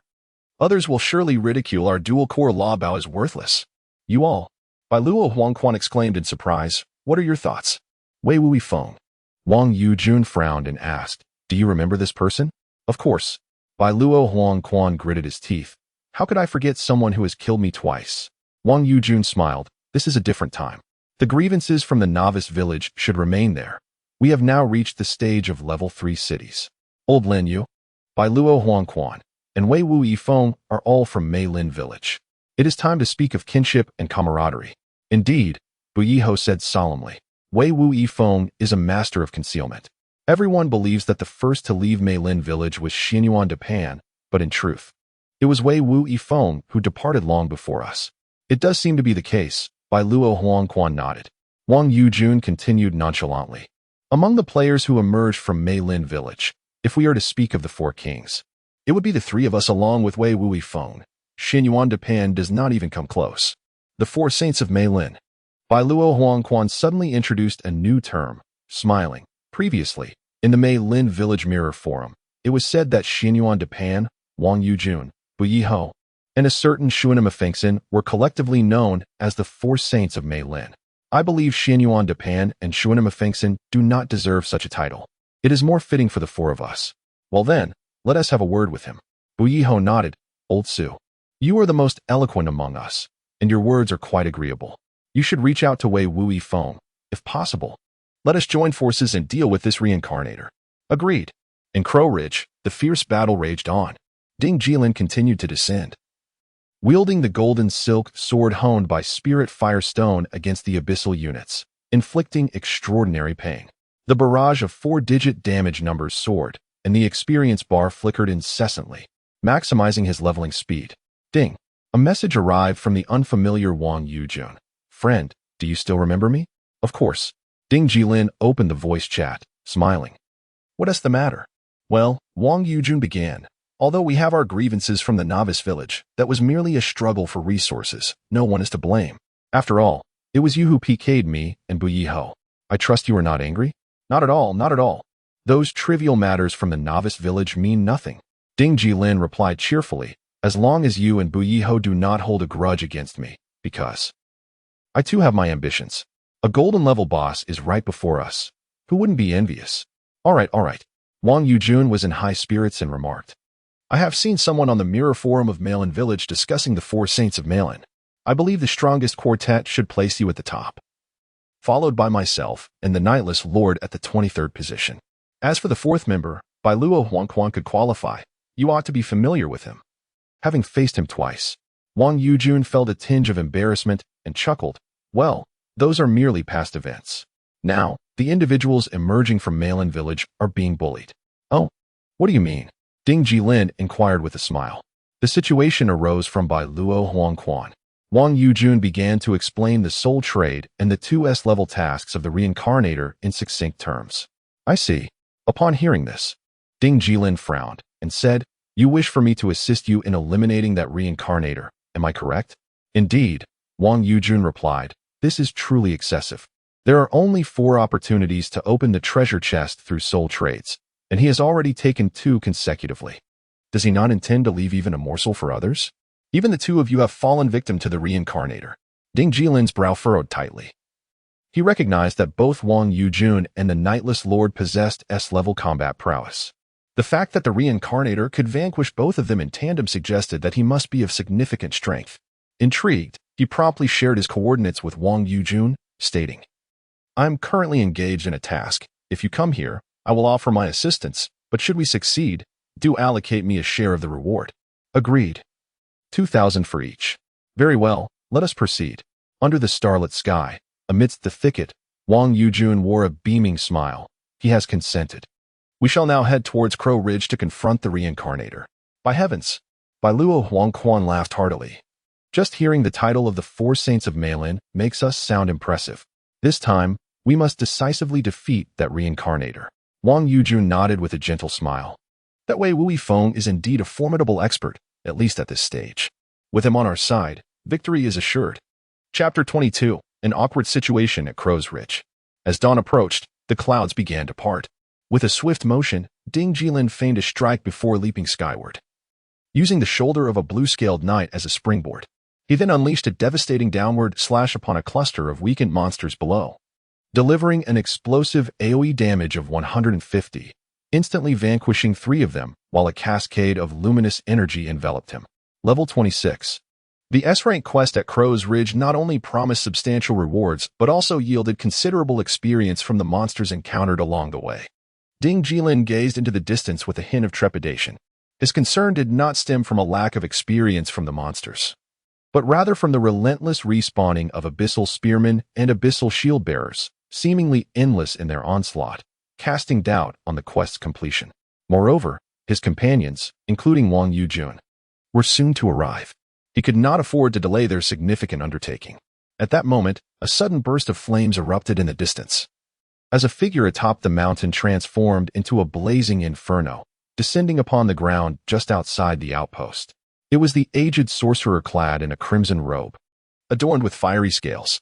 The abyssal sorcerers, pivotal members of the abyss, tirelessly expanded and corrupted, allowing the forces of the abyss to permeate human territory like an incurable plague.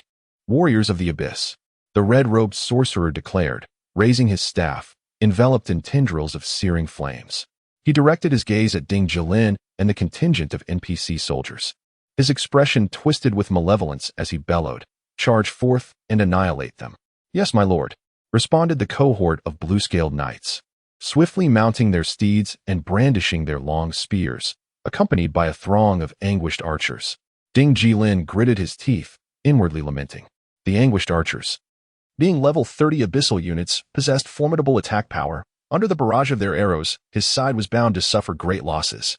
As anticipated, a rain of arrows descended, and a human archer atop the watchtower emitted a muffled groan as an arrow struck his abdomen, causing him to stagger back and plummet from the tower, lifeless before he even touched the ground. Shortly thereafter, the scout captain, wielding a heavy shield, was also struck in the leg, blood gushing forth. Though he remained valiant, his health steadily dwindled. This is outrageous. Ding Jilin furrowed his brow, his resolve unyielding as he locked onto the distant anguished archers. With a swift motion, he surged forward with the power of a charge, boldly plunging into the heart of the monstrous horde. He then leapt from the shoulder of an anguished archer, executing a devastating shoulder slash from above. Boom. 1,203, 1,236, 1,215, 1,266. A flurry of damage figures erupted, the might of the shoulder slash proving indiscriminate as the anguished archers fell one by one. Eliminate him. In the distance, the Abyss Mage, serving as the boss, let out a furious roar. Instantly, four azure-scaled knights broke through the throng, their spears lunging toward Ding Jilin at the center, inflicting a barrage of damage as he landed. Without a moment's pause, Ding Jilin relentlessly consumed healing potions, continuously applying his super golden wound ointment, while executing his shoulder charge without faltering. He soared into the air, unleashing dazzling damage, and with the help of a 2 lifesteal effect, he managed to keep his health above 30. Should he cease his assault, he would inevitably meet his demise. Humph. From afar, the red-robed Abyss Mage approached, staff in hand, narrowing his eyes as he observed the besieged Ding Jilin. With a sneer, he remarked, "I was commanded by my master to assault this small town, yet I did not anticipate encountering such fierce resistance.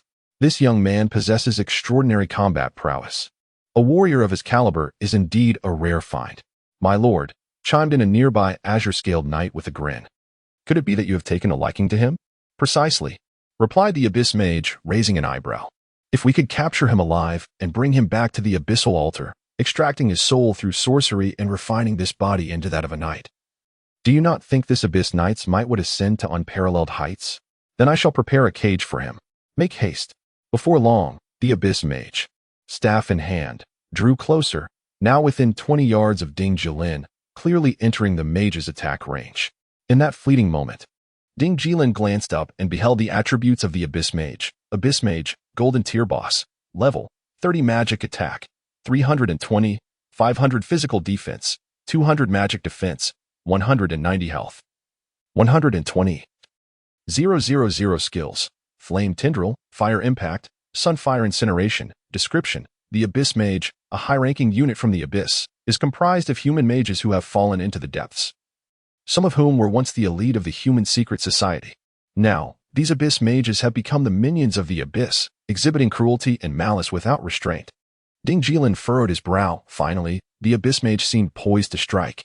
He knew he must act decisively, lest he fall victim to chaos. In an audacious move, Ding Jilin burst forth from the horde of monsters, locking onto the abyss mage and unleashing his charge skill, capturing the king before the thieves. Eliminating the abyss mage would simplify matters significantly. With a resounding impact, he dealt 301 damage. The charge succeeded, leaving the abyss mage momentarily stunned. Ding Jilin unleashed a flurry of basic attacks, culminating in a crescent slash. Just as the abyss mage began to recover from his daze, Ding Jilin soared into the air, executing his shoulder charge. It was a display of fury, employing violence to combat violence, with no further words needed. Is this a path to your own demise? The abyss mage sneered, raising his staff. In the next instant, a fiery blast surged toward Ding Jilin. Who would have thought that Ding Jilin's speed was even swifter? In truth, he had already anticipated the moment, swiftly launching himself forward as he drew his sword. In an instant, he leapt into the air, positioning himself above the abyssal mage, evading the fiery shockwave. With a flourish, he descended, striking the mage from behind with his long sword, inflicting a substantial 1,100 points of damage. Not bad. He was able to inflict harm. In the blink of an eye, the abyssal mage's health had diminished by over 8. Just then, a creaking sound echoed nearby, revealing a group of abyssal shield-bearers pushing a prison cart. What? Ding Jilin was momentarily taken aback, perplexed by the scene. Huh? The abyssal mage cackled menacingly, suddenly raising his staff. Tendrils of flame erupted from his left hand, and he laughed heartily, proclaiming, "The sun has risen, and the brilliance of the blazing sun is with me. Submit to me, boy." Whoosh! The sky was filled with fiery tendrils hurtling towards him. A chill ran down Ding Jilin's spine. This was dire. He hastily retreated, but it was too late, and in an instant, he found himself ensnared by the fiery vines, unable to move. In the next moment, he was hoisted by a blue-scaled knight and unceremoniously thrown into the prison cart, which was cramped and uncomfortable. Ding Jilin wore a bewildered expression. Back to the abyssal altar, the abyssal mage commanded with a wave of his hand, personally leading a contingent of abyssal soldiers to escort Ding Jilin. Rustle. In the early morning, dew fell upon the jungle, droplets glistening on the grass, refracting the first light of dawn, serene and beautiful. The Forget-Not Lord, donned in exquisite mage attire and wielding a silver staff, emerged from the depths of the forest alongside the Evernight Marquis and the yellow spring of the azure sky, just a step away from Crow Ridge. Yet at that moment, the Forget-Not Lord spotted a contingent of abyssal soldiers approaching, pushing a prison cart in which sat a person. Oh dear! The yellow spring of the azure sky shivered, recognizing the figure in the cart as somewhat familiar. Could it be that elusive master? What in the world is happening? The Evernight Marquis rubbed his eyes and gazed at Ding Jilin in the cart, asking, "Brother Feng, what has happened to you?" Alas! Ding Jilin's face flushed crimson as he covered his face and lamented, "Damn it, I was on a quest and accidentally got captured by monsters. Brothers, save me." The yellow spring of the azure sky and the Forget-Not Lord were left in utter bewilderment. Only half a minute remained before the reincarnators would respawn. Without a moment's hesitation, the yellow spring of the azure sky lightly gestured with his lance and solemnly declared, "Forget-Not Lord, Evernight Marquis, you too attract the monsters, and I will break open the prison cart. Brother Feng, once you're out, we shall run to the right without looking back. When the reincarnators respawn, I will lead the charge, and you will follow. Do not allow the reincarnators to escape again." Ding Jilin, seated inside the cart, gave an okay gesture. Onward. With unparalleled resolve, Wang Yujun unleashed a meteor strike followed by an ice arrow, landing squarely atop the Abyss Mage's head. Instantly, a horde of monsters surged towards him. Yet Wang Yujun, retreating steadily, cast fiery explosions with unwavering poise. Meanwhile, Bi Ho unleashed a volley of arrows, each striking true against the pursuing creatures. His archery skills were undeniably among the finest in the nation, marked by precision that starkly contrasted with the abysmal accuracy of lesser archers. Hu's hit rate languished below 30% within the first month of the game's launch, a testament to their relentless struggle. Bai Luo Huangquan raced forth, wielding his lance with a series of resounding strikes against the lock of the prisoner cart. Fortunately, the iron lock's durability was low, merely 1,000, and with each strike, he managed to inflict 200 points of damage, ultimately breaking it after a few thrusts. Let us go. Ding Jilin, with a blood vial clenched between his teeth, stepped forward and dispatched an Abyss Blade Shieldman, previously weakened by Wang Yujun's assault.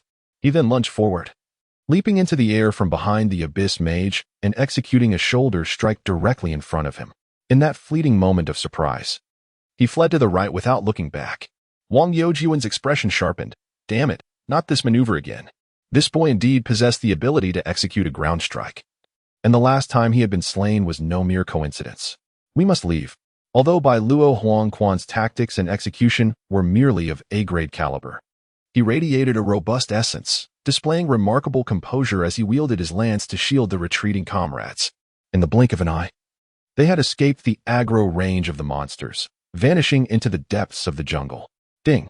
The demon flame ember nestled within Bai Luo Huangquan's grasp erupted with sound. It's here. His expression turned serious. Having perished at the hands of the reincarnators twice already, he felt reassured with Brother Foam by his side, certain that peril would transform into safety. Just then, a portal of nightmarish magic suddenly materialized in the distance. The reincarnators were returning. Be cautious, they are coming. Wang Yujun shouted, preparing his meteor and fiery explosion spells. Ready to deliver a fierce blow as soon as the reincarnators approached, he vowed not to suffer a loss. Swish! A figure leapt forth from the portal of nightmares, unexpectedly revealing a young male knight named Sui Ku, who, upon emerging, thrust his lance fiercely towards Bai Luo Huangquan's chest. Buzz! Bai Luo Huangquan's mind went blank. Could the portal truly summon individuals? That seemed rather shameless. Bai Luo Huangquan cannot die, Bi Ho shouted, before his voice faded. Ding Jilin had already charged forward. With a resounding crash, Ding Jilin collided heavily with Sui Ku, causing his health bar to plummet by 400 points, leaving him stunned in place. Surprised, he looked up in astonishment at the figure before him, known as Wei Wui Feng. Chapter 23. Mastery through practice. Ding Jilin was momentarily taken aback. His charge had inflicted 400 damage, yet the opponent's health bar had only diminished by 6. This indicated that the cloaked figure possessed a substantial health pool of around 8,000, and the knight's equipment was undoubtedly formidable. Without a second thought, he unleashed a series of normal attacks followed by a crescent slash. The damage numbers flashed: 702, 553, 549, 711, 600. In an instant, he dealt a total of 3,100 damage.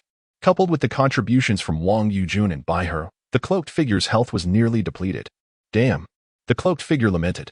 He had been overconfident, realizing too late that he should have activated Shield Wall before entering. A 20 damage reduction would have ensured he didn't plunge to 10 health so swiftly. Just then, the stun effect from his charge wore off, and he hastily consumed a health potion, subsequently activating Shield Wall and retreating rapidly. However, when he looked up, he found Ding Jilin's figure had vanished. Glancing upwards, he saw it, skyward slash. A sword descended from the heavens, its brilliance unmistakable. At that moment, another figure floated gracefully through the Nightmare Gate. A level 23 healer clad in elegant robes that accentuated her slender form. With short hair framing her strikingly beautiful face, her ID read Daydreamer. With a swift motion, the girl raised her staff, adorned with a gourd of medicinal wine, and immediately unleashed a series of healing spells upon the cloaked figure. 1,244. 609. In an instant, he regained a semblance of health. You've been finished. Ding Jilin's voice turned cold. Baihu, Wang Yujun, focus fire. As fireballs and ice arrows rained down, Ding Jilin thrust his sword toward the cloaked figure's escape route. If he dared to evade the two ranged attacks, he would have no choice but to endure Ding Jilin's strike, thereby leaving him vulnerable to the damage from Wang Yujun and Baihu. Buzzing with tension, the cloaked figure felt his head might explode. Who was this formidable warrior, wielding such sharp skills and seasoned PK awareness? At that moment, another figure burst forth from the Nightmare Gate. The Reaper clad in a gray cloak appeared, without uttering a word, swinging her scythe toward Ding Jilin's head. In the party channel, she was already aware of the unfolding situation. Ding Jilin cast a quick glance, then executed a backflip, driving his golden sword into the ground for support. As he evaded the Reaper's strike, he rolled smoothly on the ground, delivering a swift kick to the cloaked figure's right leg, immobilizing him. In the next moment, he absorbed the damage from Wang Yujun and Baihu's attacks. With a muffled groan, the cloaked figure knelt, his weapon dropping from his grasp. Frustration etched on his face as he looked at Ding Jilin.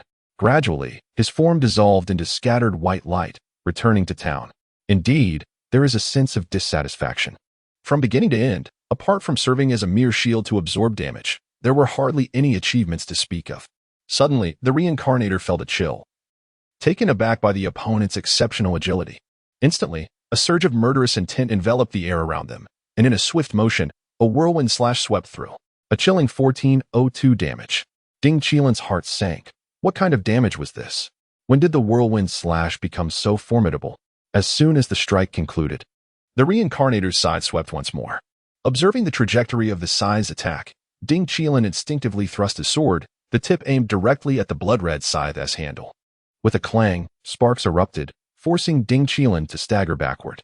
Yet, before the opponent could pursue, Ding Jilin launched a counterattack, executing a whirlwind slash, while simultaneously unleashing two powerful skills. This decisive and fierce maneuver sent the blade, enveloped in a golden hexagram, hurtling towards the reincarnator. There was no escape. 775, 406, 424, 633. In rapid succession, damage numbers flashed, revealing the reincarnator's long, delicate legs beneath the gray cloak, quickly evading with agile movements. In the midst of this, a swift crescent slash followed by a basic attack struck Ding Jilin squarely on the shoulder, causing excruciating pain. 901, 908, 812, 1120. In an instant, Ding Jilin was left with no health. Just as the opponent was caught in the aftermath of their attack, he lunged forward, using one of the reincarnator's arms to propel himself upwards, delivering a decisive blow with his sword to her forehead. 1206. Having dealt the strike, Ding Jilin made his escape, outmatched. He saw no reason to sacrifice himself. At that moment, the short-haired girl began to wield her staff vigorously, casting healing spells that restored the reincarnator's health to over 80. Time was running out. Finally, the reincarnator spoke, her voice sweet as she positioned her scythe to protect the short-haired girl behind her. Mei Ming, we must go. The demon flame seed has been activated. Pursuing further is futile. Understood. The short-haired girl leaped backward, departing through the gate of nightmares, while the reincarnator gracefully followed suit. Cursed. By Luo Huangquan's heart raced. Witnessing Ding Jilin's solo confrontation with the reincarnator was like watching a celestial duel, both combatants showcasing their utmost skill, with some intricate maneuvers that Bai Luo Huangquan could hardly comprehend. The Knightless Duke, bow in hand, relaxed his furrowed brow, relieved that the situation was not as dire as he had feared. All is well. It was a commendable performance, eliminating one opponent without any losses on our side. Bai Luo Huangquan, what did your demon flame seed yield? A level 30 golden spear. Bai Luo Huangquan exclaimed with excitement. Next, we shall aim for level 30. As he spoke, he turned his gaze towards the most valiant contributor, the bloody Ding Jilin, and said, Brother Feng, I am truly grateful to you. Had it not been for your desperate defense, this golden spear would have surely eluded me. Not at all, Ding Jilin replied, picking up the bronze spear that the sedge-clad traveler had dropped and tossing it into his pack. Shaking his head with a smile, he added, next time, do not call upon me. It is far too perilous. I lack absolute confidence against that reincarnator. Indeed, the Knightless Duke nodded. Observing Ding Jilin's level of 26 in the party channel, his heart filled with complex emotions. You peculiar fellow, how did you manage to reach level 26? Simply through practice, came the boastful reply.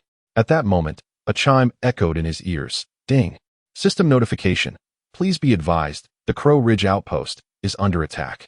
Please return swiftly to provide assistance. I'm off. Ding Jilin waved his hand, saying, I have matters to attend to. Bilyu Wankwan, I have added you as a friend. Transfer me 2,000 when you can. Understood. Bilyu Wankwan nodded earnestly. The group exchanged friend requests, and Ding Jilin resumed his tasks. The Knightless Duke and Waiyujin formed a party nearby to level up, while Bilyu Wankwan returned to Taohua Town to deposit the golden spear with the warehouse manager. This spear had become Bilyu Wankwan's treasured possession and source of strength, and it must not be lost. At Crow Ridge, when Ding Jilin returned, he beheld a multitude of abyssal soldiers assaulting the camp. The NPCs were dwindling rapidly, with only 7 or 8 remaining from the original 20. Unable to hold out much longer.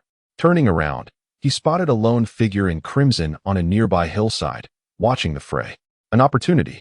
The abyssal mage stood unaccompanied, displaying an arrogance that would seal its fate.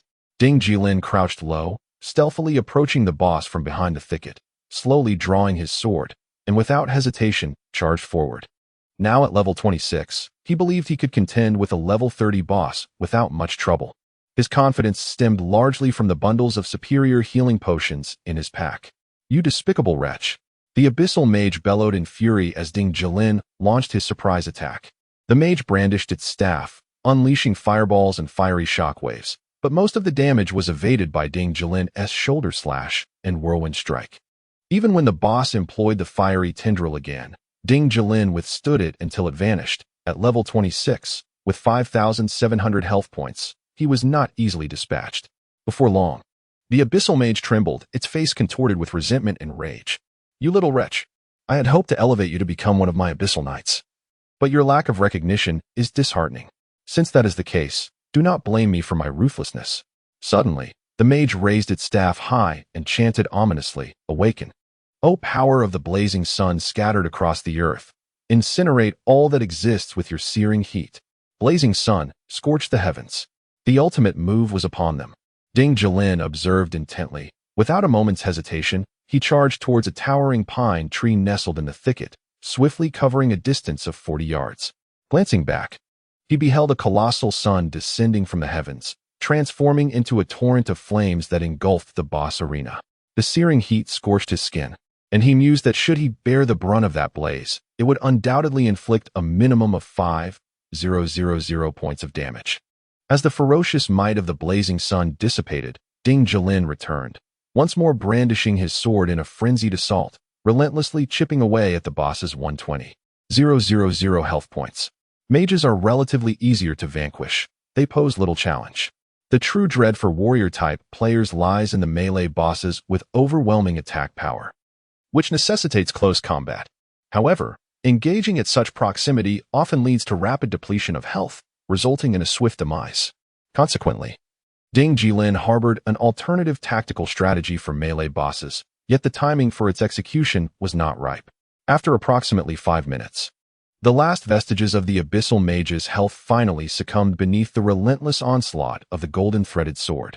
A heart-wrenching wail escaped his lips, akin to that of a slaughtered beast, his visage etched with despair as he knelt upon the ground, gazing skyward, uttering, My lord, I can no longer serve you.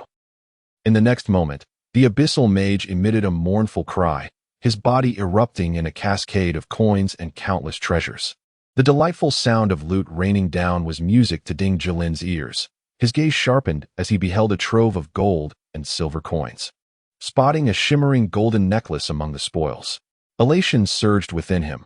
The necklace and ring components were the rarest of drops, and until now, his neck remained bare, devoid of even a single necklace. Yet, here lay a golden-grade necklace. Without a doubt, if this necklace did not enhance spirit or magical prowess, it would be of great use to him. Chapter 24, 200,000 in dowry. Cradling the necklace in his hands was akin to holding a blazing inferno. Its warm radiance swiftly permeated his palm. The pendant was a resplendent gem of a deep crimson hue, reminiscent of the legendary armaments of yore. With a mere flick of his hand, its attributes danced before his eyes, enticing him profoundly. Spirit Fire Necklace, Golden Artifact, Strength, 38 Special Effect, Critical Hit 2 Special Effect, Gale, Attack Speed 4 Required Level, 27. Ding Jilin's head buzzed with exhilaration, nearly overwhelmed by the sheer fortune bestowed upon him. This necklace was undoubtedly a paragon of excellence. It enhanced the warrior's requisite attribute of strength. While the 2 special effects were nothing short of extraordinary, 2 critical hit and 4 attack speed, precisely what Ding Jilin desperately needed to thrive. He was on the verge of prosperity.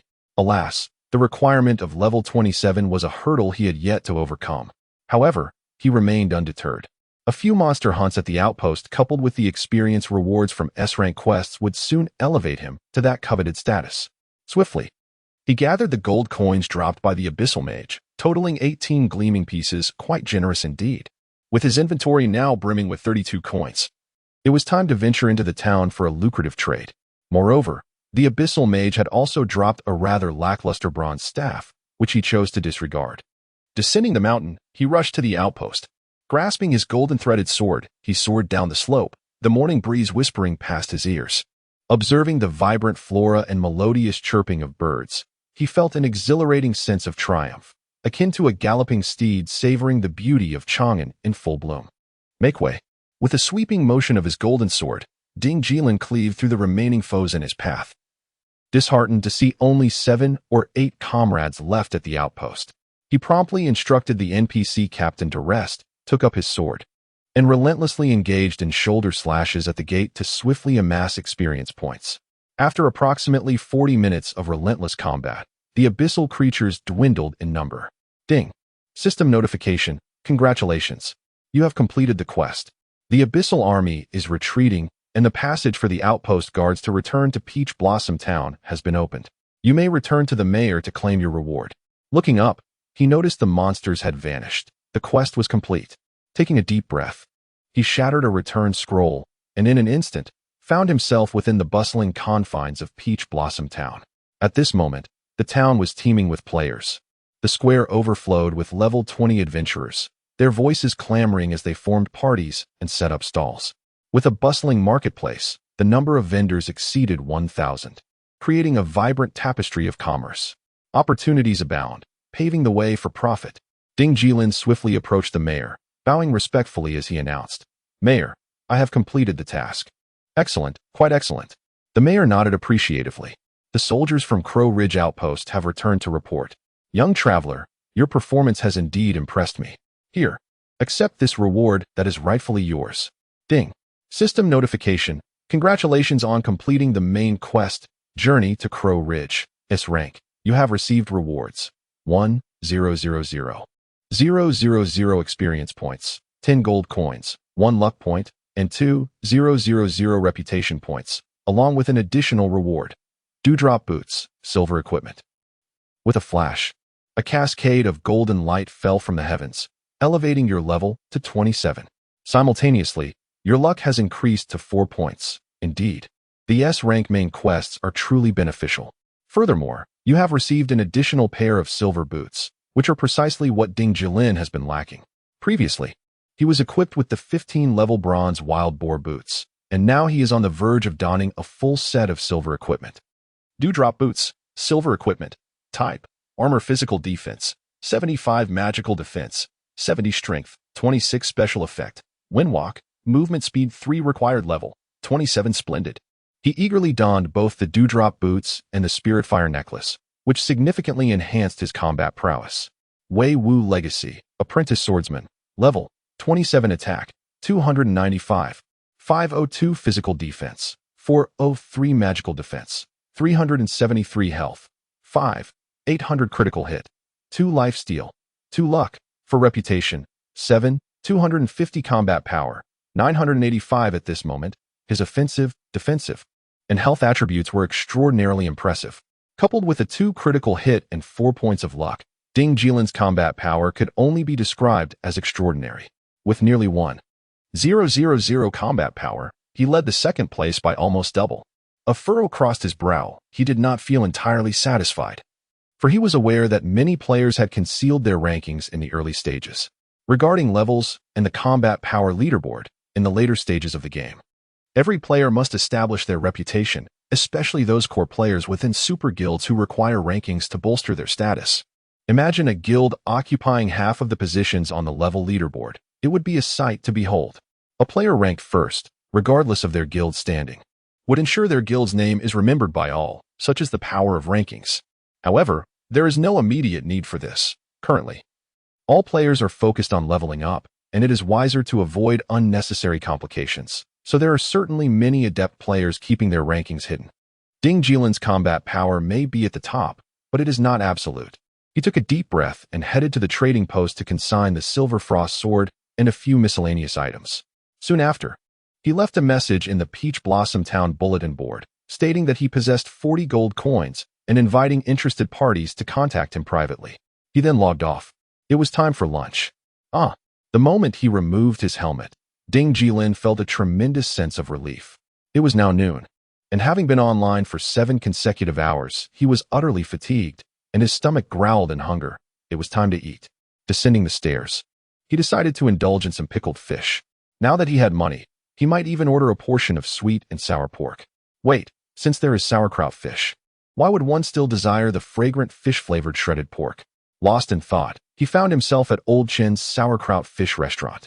Hello, handsome, back again. A short-haired beauty.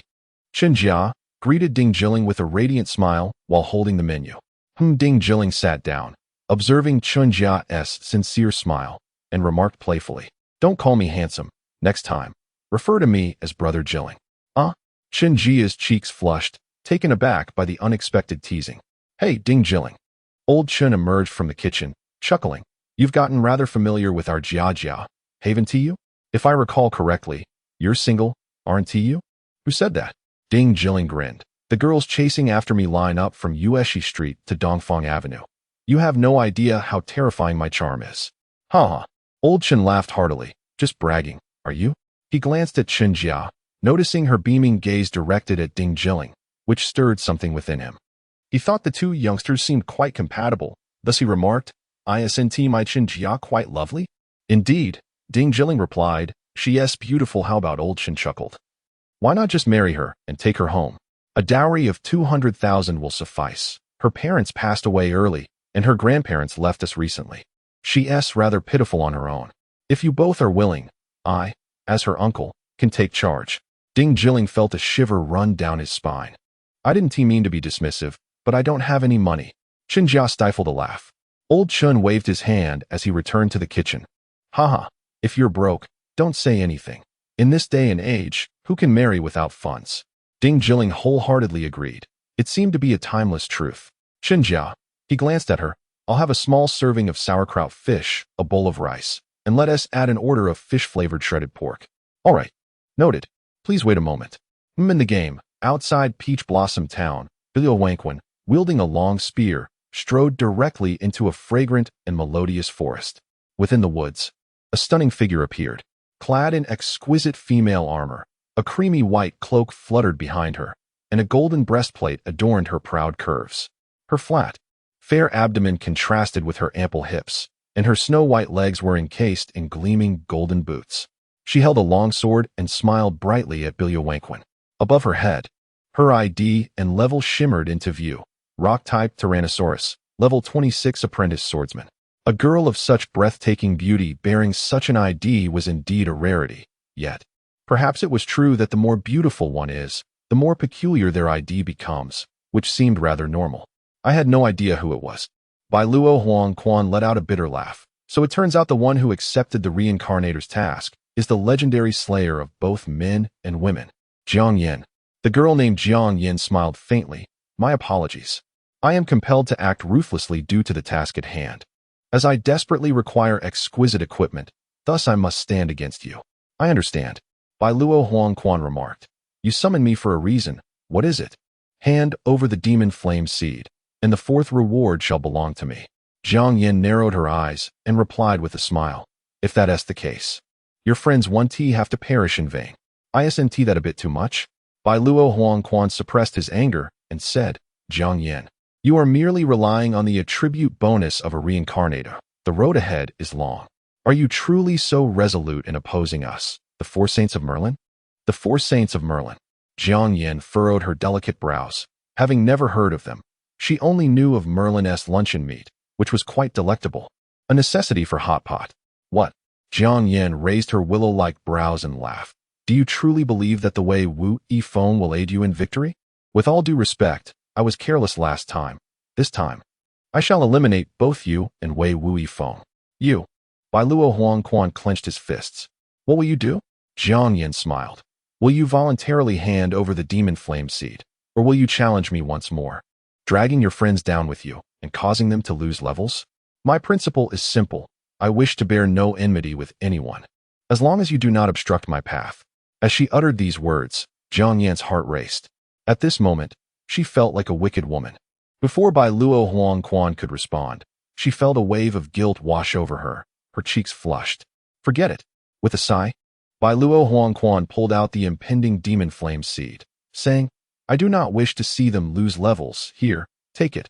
Remember, I, Bai Luo Huangquan, will not forget this debt. Jiang Yan accepted the demon flame seed, finally revealing a trace of regret. I am truly sorry. Get lost. That curse was Bai Luo Huangquan's last act of defiance. Without waiting for Jiang Yan to speak, he swiftly fled. At Lao Chen's sauerkraut fish restaurant, a middle-aged man savored his sauerkraut fish while drinking white liquor, his face flushed with intoxication. With bleary eyes, he gazed at a short-haired girl not far away. Chinjia, please refill my tea. Certainly. As the girl approached with a teapot and finished pouring the tea, the middle-aged man reached out and slapped her on the backside. Grinning, TSK, quite bouncy indeed. Feels delightful. Better than those who cost 3,000 for a night at a nightclub. Do you have a boyfriend? With a figure like yours, I can only wonder who will be fortunate enough to have you. Chinjia blushed with indignation. You. The middle-aged man stood up and grasped Chinjia's wrist, pulling her towards him. Come, sit down and have a drink with me. Chinjia gritted her teeth, yet dared not retaliate. At that moment, a voice emerged from behind the middle-aged man.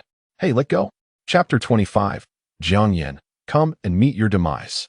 Who the hell are you? The middle-aged man turned his head, his face radiating arrogance.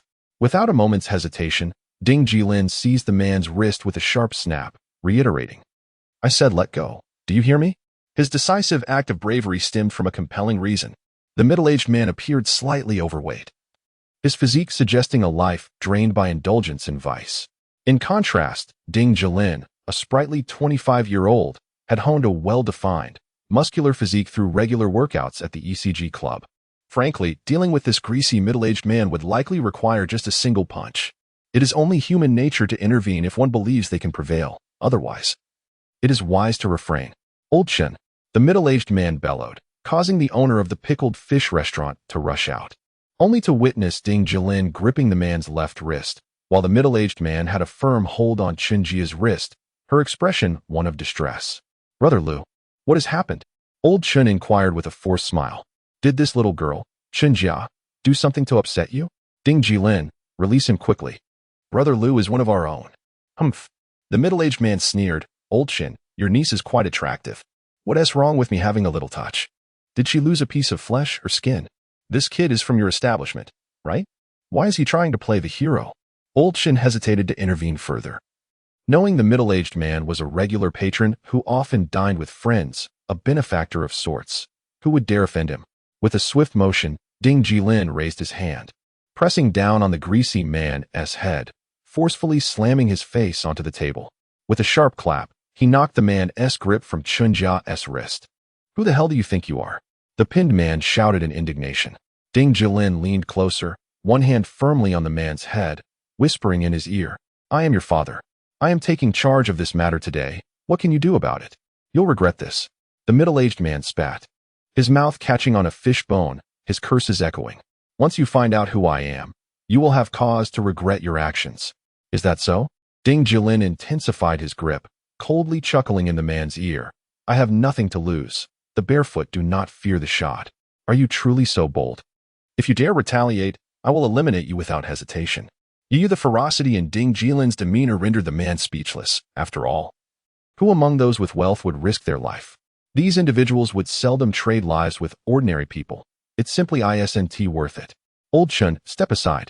Ding Jilin commanded, striding directly into the kitchen. Upon his return, he brandished a kitchen knife. What are you going to do? The middle-aged man, now realizing the gravity of the situation, broke into a cold sweat. With a resounding thud, Ding Jilin slammed the knife onto the table before the man, a chilling smile gracing his lips. Let us see if you dare to touch Qinjia again. The middle-aged man fell silent, the effects of alcohol swiftly fading from his system. I'm leaving. Upon noticing the bewilderment on the other party's face, Ding Jilin swiftly scanned the payment code and made his exit, feeling a tinge of regret for only having eaten to about 70 or 80% of his fill. As he stepped outside, the breeze calmed his earlier agitation. He furrowed his brow, realizing that his recent actions had indeed been somewhat impulsive. In his past life, even if he wished to defend Qinjia, he would have employed a more gentle approach. However, after his rebirth, it seemed that his latent aggression had intensified considerably. While this could be seen as a positive development, maintaining composure remained essential. At Lao Chen's Pickled Fish restaurant, a middle-aged patron expressed his discontent, chastising the owner for failing to assist a loyal customer. Before casting a fierce glare at Qinjia and departing in a huff, "Uncle." Qinjia furrowed her delicate brows, her expression one of grievance. "That's enough." Lao Chen's demeanor turned impatient. "From now on, be more mindful at work and learn to be a bit smarter." "All right." Qinjia nodded emphatically. "I owe a great deal to Ding Jilin for his timely intervention." "Owe him?" Lao Chen's face twisted in indignation as he sneered. "What do you owe him?" "That Lu fellow brings friends here regularly, each meal costing hundreds, while Ding Jilin, he barely spent $30, causing me to lose a valuable customer in Lu. Should I be grateful to him?" Qinjia opened her lips, ready to speak, but hesitated. Deep down, she understood her uncle's true nature. Otherwise, he would not engage in such unscrupulous deeds. Clenching her small fist, she glanced toward the direction Ding Jilin had departed. A myriad of emotions swirled within the young girl's heart. What kind of person should she aspire to be in this vibrant world? In the game, with a swift motion, Ding Jilin successfully logged into his account, his character appearing within Peach Blossom Town. The Silver Frost sword had been sold for 3,200 R to an unknown esteemed Taoist, along with several bronze items and inexpensive white gear, totaling an income of 4,800 R. Meanwhile, his mailbox received messages from 4 individuals seeking to purchase gold. After inquiring about prices, Ding Jilin settled on the highest offer, 250 R per gold piece, a generous rate for the second day after the game's launch. Consequently, he sold 40 gold pieces, netting 1 WR in pure profit. Adding this to the 4,580 are from his equipment sales and the 2,000 are commission from the Biluo Wanquan transaction, his total earnings reached 16,580 R. Thus, his bank account now boasted 30,000 R, giving him a slight sense of affluence. It was time to continue leveling up. Armed with the golden silk sword, Ding Jilin made his way directly to the front of the administrative hall in Peach Blossom Town, the residence of the town mayor, and resumed his dialogue with the old mayor, asking, "Is there anything else you require me to do?" "Indeed, young man." The mayor gestured with a wave of his hand, unveiling the list of tasks available for Ding Jilin, among which were a few that required over 5,000 points of reputation to undertake. This was one of Ding Jilin's advantages. With his 7,000 points of reputation, he could accept numerous tasks that others could not. Ultimately, he chose the most labor-intensive among the 3 A-level tasks. "Ding." The system announced, "You have accepted the task. Eradicate the corrupted goats, A-level." Task details. A horde of wild corrupted goats has appeared to the north of the town. Please proceed immediately and slay at least 10,000 goats to receive substantial rewards. Done. Let us set off. He slung his sword across his back and departed from the northern gate of the town. Approximately 5 minutes after leaving Peach Blossom Town, a notification pinged, revealing a message from his friend by Luo Huangquan. "Brother Feng, are you still in Peach Blossom Town?" "Huh." Ding Jilin furrowed his brow. "Is there something you need?" "Brother Huangquan." "Not really." Bai Luo Huangquan replied. "I just wanted to see you and share some grievances. I'm feeling utterly frustrated. If you're busy, I 1T delay your leveling up. A few minutes 1T be an issue." Ding Jilin paused in his tracks and promptly shared his coordinates with Bai Luo Huangquan, smiling as he said, "Come over. I'll wait for you here." "All right." Before long, Bai Luo Huangquan arrived, still clad in a mix of bronze and silver gear, which was relatively strong within Peach Blossom Town, but still incomparable to a player of Ding Jilin's caliber. "Shall we chat while we walk?" Ding Jilin glanced into the distance, realizing he needed to head toward the location where the corrupted goats were spawning. Since they were to converse, walking while talking would not waste time. "All right." Bai Luo Huangquan nodded with a smile, walking alongside Ding Jilin through the forest. Brother Huang Quan, has the fourth demon flame seed opened yet? Ding Jilin inquired with a grin. That's exactly what I wanted to discuss. Bai Luo Huang Quan responded with a bitter smile. I directly gifted the opportunity for the fourth demon flame seed to a reincarnator. Huh. Ding Jilin was taken aback. You didn't even put up a fight? It seemed pointless. The opponent was too aggressive. Bai Luo Huang Quan frowned. Do you know who was beneath that reincarnator's mask? Who? The legendary Jiang Yin. Jiang Yin? Ding Jilin felt a slight chill. He was well aware of Jiang Yin, the extraordinary genius who had, like him, received the Sword God's endorsement. However, in his previous life, he had little interaction with her, as he devoted himself to the ECG and had minimal external communication, thus their acquaintance was merely superficial. Indeed, Bai Luo Huang Quan sighed. I should have guessed it was her long ago. Which female swordsman in the national server possesses skills as refined and sharp as hers? However, I did not expect Jiang Yin to be so domineering and unreasonable. How so? Ding Jilin raised an eyebrow slightly. Bai Luo Huang Quan stated, I offered the demon flame seed willingly, and can you guess what Jiang Yin said to me? What did she say? She stated, I do not wish to harbor enmity with anyone. Simply refrain from obstructing my path. Bai Luo Huang Quan struck a ginkgo tree as he passed, causing leaves to flutter down. He furrowed his brow and remarked, what does it mean to not obstruct the path? Is this not an excessive display of power? Is it not an act of oppression? Indeed, it was rather excessive. Ding Jilin lightly frowned and said, last time, she relied on the advantage granted by her reincarnator status, which rendered me powerless against her. But what about this time? In a contest of ordinary attributes, Jiang Yin may not necessarily prevail. Huang Quan, do you know where Jiang Yin is? I wish to confront her. Bai Luo Huang Quan stiffened. Are you serious? Quite serious, Ding Jilin replied earnestly, fixing his gaze upon Bai Luo Huang Quan. As it happens, I also wish to settle the score with this slayer of divine beings. Very well, Bai Luo Huang Quan responded solemnly. To my knowledge, Jiang Yin and her companions are leveling up in the Moonlight Forest. We shall head west from here, and after traversing a hill, we shall arrive. Lead the way. All right. A few minutes later, the two arrived atop a lush mountain peak. Gazing down, they beheld the Moonlight Forest, approximately 500 meters ahead, where level 30 illusion butterflies spawned. With the naked eye, they could see Jiang Yin and the others swiftly leveling up and defeating monsters. Ding Jilin looked down and noticed a pile of remnants from a campfire, which sparked an idea in his mind. He retrieved a bronze spear from his pack, one that had dropped from the Sui Iku last time and had not been sold. He had contemplated returning it, as he did not wish to create too many enemies early in the game, but now it seemed unnecessary. In the face of arrogance, one must respond with even greater audacity. He picked up a charred stick from the ground and inscribed a line of text on the spear with its burnt tip. Then, he approached the edge of the cliff, aiming at Jiang Yan's coordinates in the distance. In the next moment, Ding Jilin slightly crouched, his body taut like a drawn bow. Whoosh! The spear soared through the air in a graceful arc towards Jiang Yin and her companions. Jiang Yin, currently engaged in leveling, suddenly looked up, her beautiful eyes directed towards the front. In the next second, she stepped back a pace. Thud! The spear embedded itself in the ground before her, its tip completely buried in the earth, the shaft swaying. Upon the shaft, in charred letters, were inscribed the words, Jiang Yin, come claim your demise. The legacy of Wei Wu. What the? Sui Iku felt a chill run down his spine as he looked up towards the distance. On the cliff, 500 meters away, stood two figures. At such a distance, what kind of prodigy could achieve such a throw? Moreover, how could it be so precise? Chapter 26.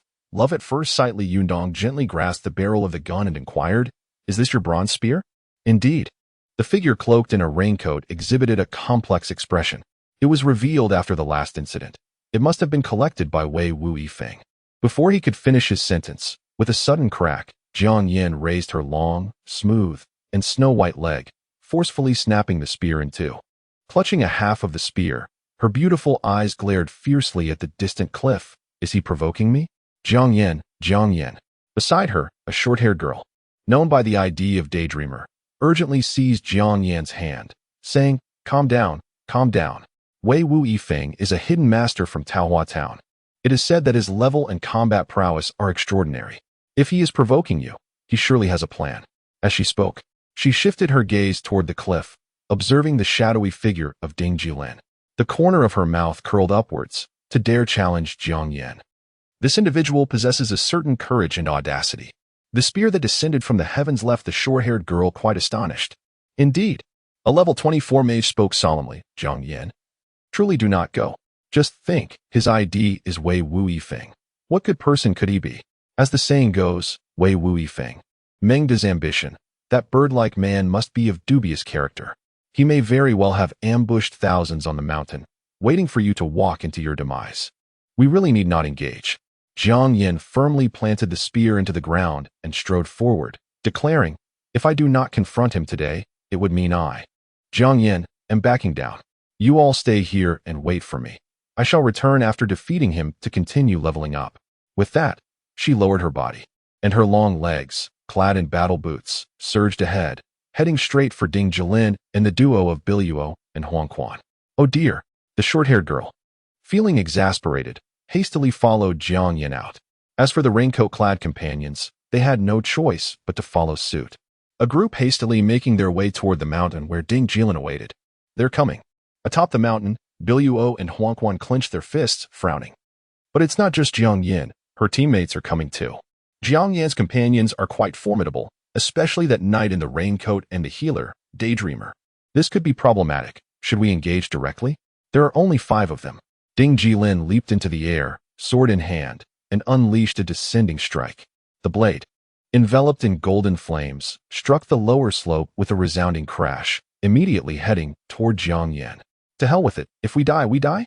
Biluo, also impetuous, brandished her spear and leaped into the fray, following Ding Jilin down the mountain. The two factions were on the brink of battle. Just then, from the nearby forest, the sound of rustling footsteps emerged, and suddenly, a figure burst forth from the thicket. It was Xianyuan Depan, followed by a large contingent of at least 30 individuals. Hurry, Wei Wu Yifeng is over there. Xianyuan Depan's eyes blazed with fury as he sneered. You scoundrel, did you ever imagine you would be targeted by my men? Today, I shall rid the world of your evil and put an end to your twisted existence. With that, he raised his sword and proclaimed, Brothers, whoever can slay Wei Wu Yifeng shall receive a reward of 5,000 R. My word is my bond. Charge forth, my comrades. A chorus of battle cries erupted as a throng of warriors surged forward. In disbelief, Biluo Huang Quan stood frozen, astonished that a horde akin to Cheng Yao Jin had emerged from the shadows. What should we do, Brother Feng? Shall we confront them? Confront? Nonsense! Ding Jilin exclaimed as he bolted away. The wind is fierce. Biluo Huang Quan burst into hearty laughter, joining Ding Jilin in a hasty retreat, swiftly vanishing into the thicket on their left. Meanwhile, at the base of the mountain, Jiang Yan, draped in a flowing cloak, wielded a golden longsword with a firm grip as she ascended, accompanied by the likes of the raincoat man and the dreamer in white. Just then, they collided head-on with Xianyuan Depan and his entourage. Have you seen Wei Wu Yifeng? Jiang Yan inquired, her brow furrowed. And no. Xianyuan Depan stood rooted to the spot, captivated by Jiang Yan's unparalleled beauty illuminated by the moonlight, as well as her alluring figure. The lyrics of a song he had heard echoed in his mind. Ever since I laid eyes on you at Tongfu Inn, it felt as though spring breezes had swept into my heart. What is love at first sight? What is destiny? This is it. I, Xianyuan Depan, have encountered the magnificent beauty of the Tyrannosaurus Rex today. It must be fate. This woman is as stunning as a celestial being, truly my destined wife. In the next moment, Xianyuan Depan felt a shiver run through him. He awkwardly chuckled. Tyrannosaurus beauty? Shall we exchange WeChat? Get lost. Jiang Yan, frustrated by the absence of Wei Wu Yifeng, cast a disdainful glance at Xianyuan Depan, her gaze lingering for only a fraction of a second before she turned to the raincoat man and the others, stating, Wei Wu Yifeng has fled. Let us return and continue leveling up. Our goal is to reach level 30 tonight. Indeed, the short-haired girl nodded in agreement, while the raincoat man, brandishing a silver spear, cast a fleeting glance at Xianyuan Depan and the others, a subtle warning in his demeanor. Do not provoke us, otherwise 5 of us can easily vanquish your 30 without issue. Xianyuan Depan frowned. Despite his lofty aspirations, he resolved not to instigate trouble.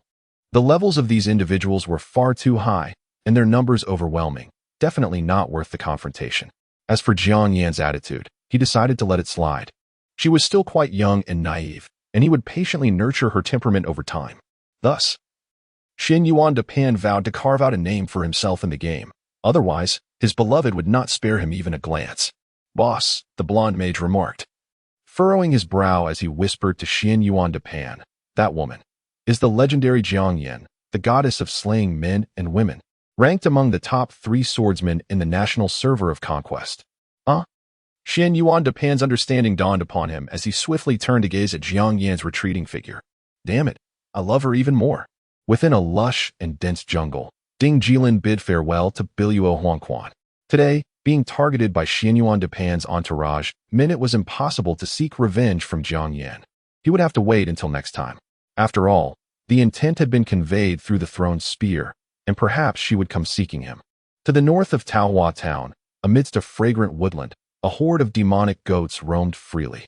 These goats bore spiraled horns, their heads as stubborn as iron. Upon his arrival, Ding Jilin was ambushed by one such goat, which rammed into him with startling force, nearly bringing him to tears from the pain. Moreover, these demonic goats were at level 32, 5 levels higher than Ding Jilin, making them perfectly suitable for his current grinding endeavors. In the next moment, he brandished his golden sword and dashed through a clearing, reminiscent of a youthful figure amidst the blossoming grass and soaring songbirds. After a swift circle, he attracted a staggering 200 demonic goats, and with a charge, he plunged into the throng of monsters, rising and falling as he unleashed devastating AoE damage with his shoulder stomp. This remarkable pace of leveling was unparalleled, though the toll was considerable. His equipment durability waned rapidly, and the healing potions were depleting quickly. These were the costs of such progress.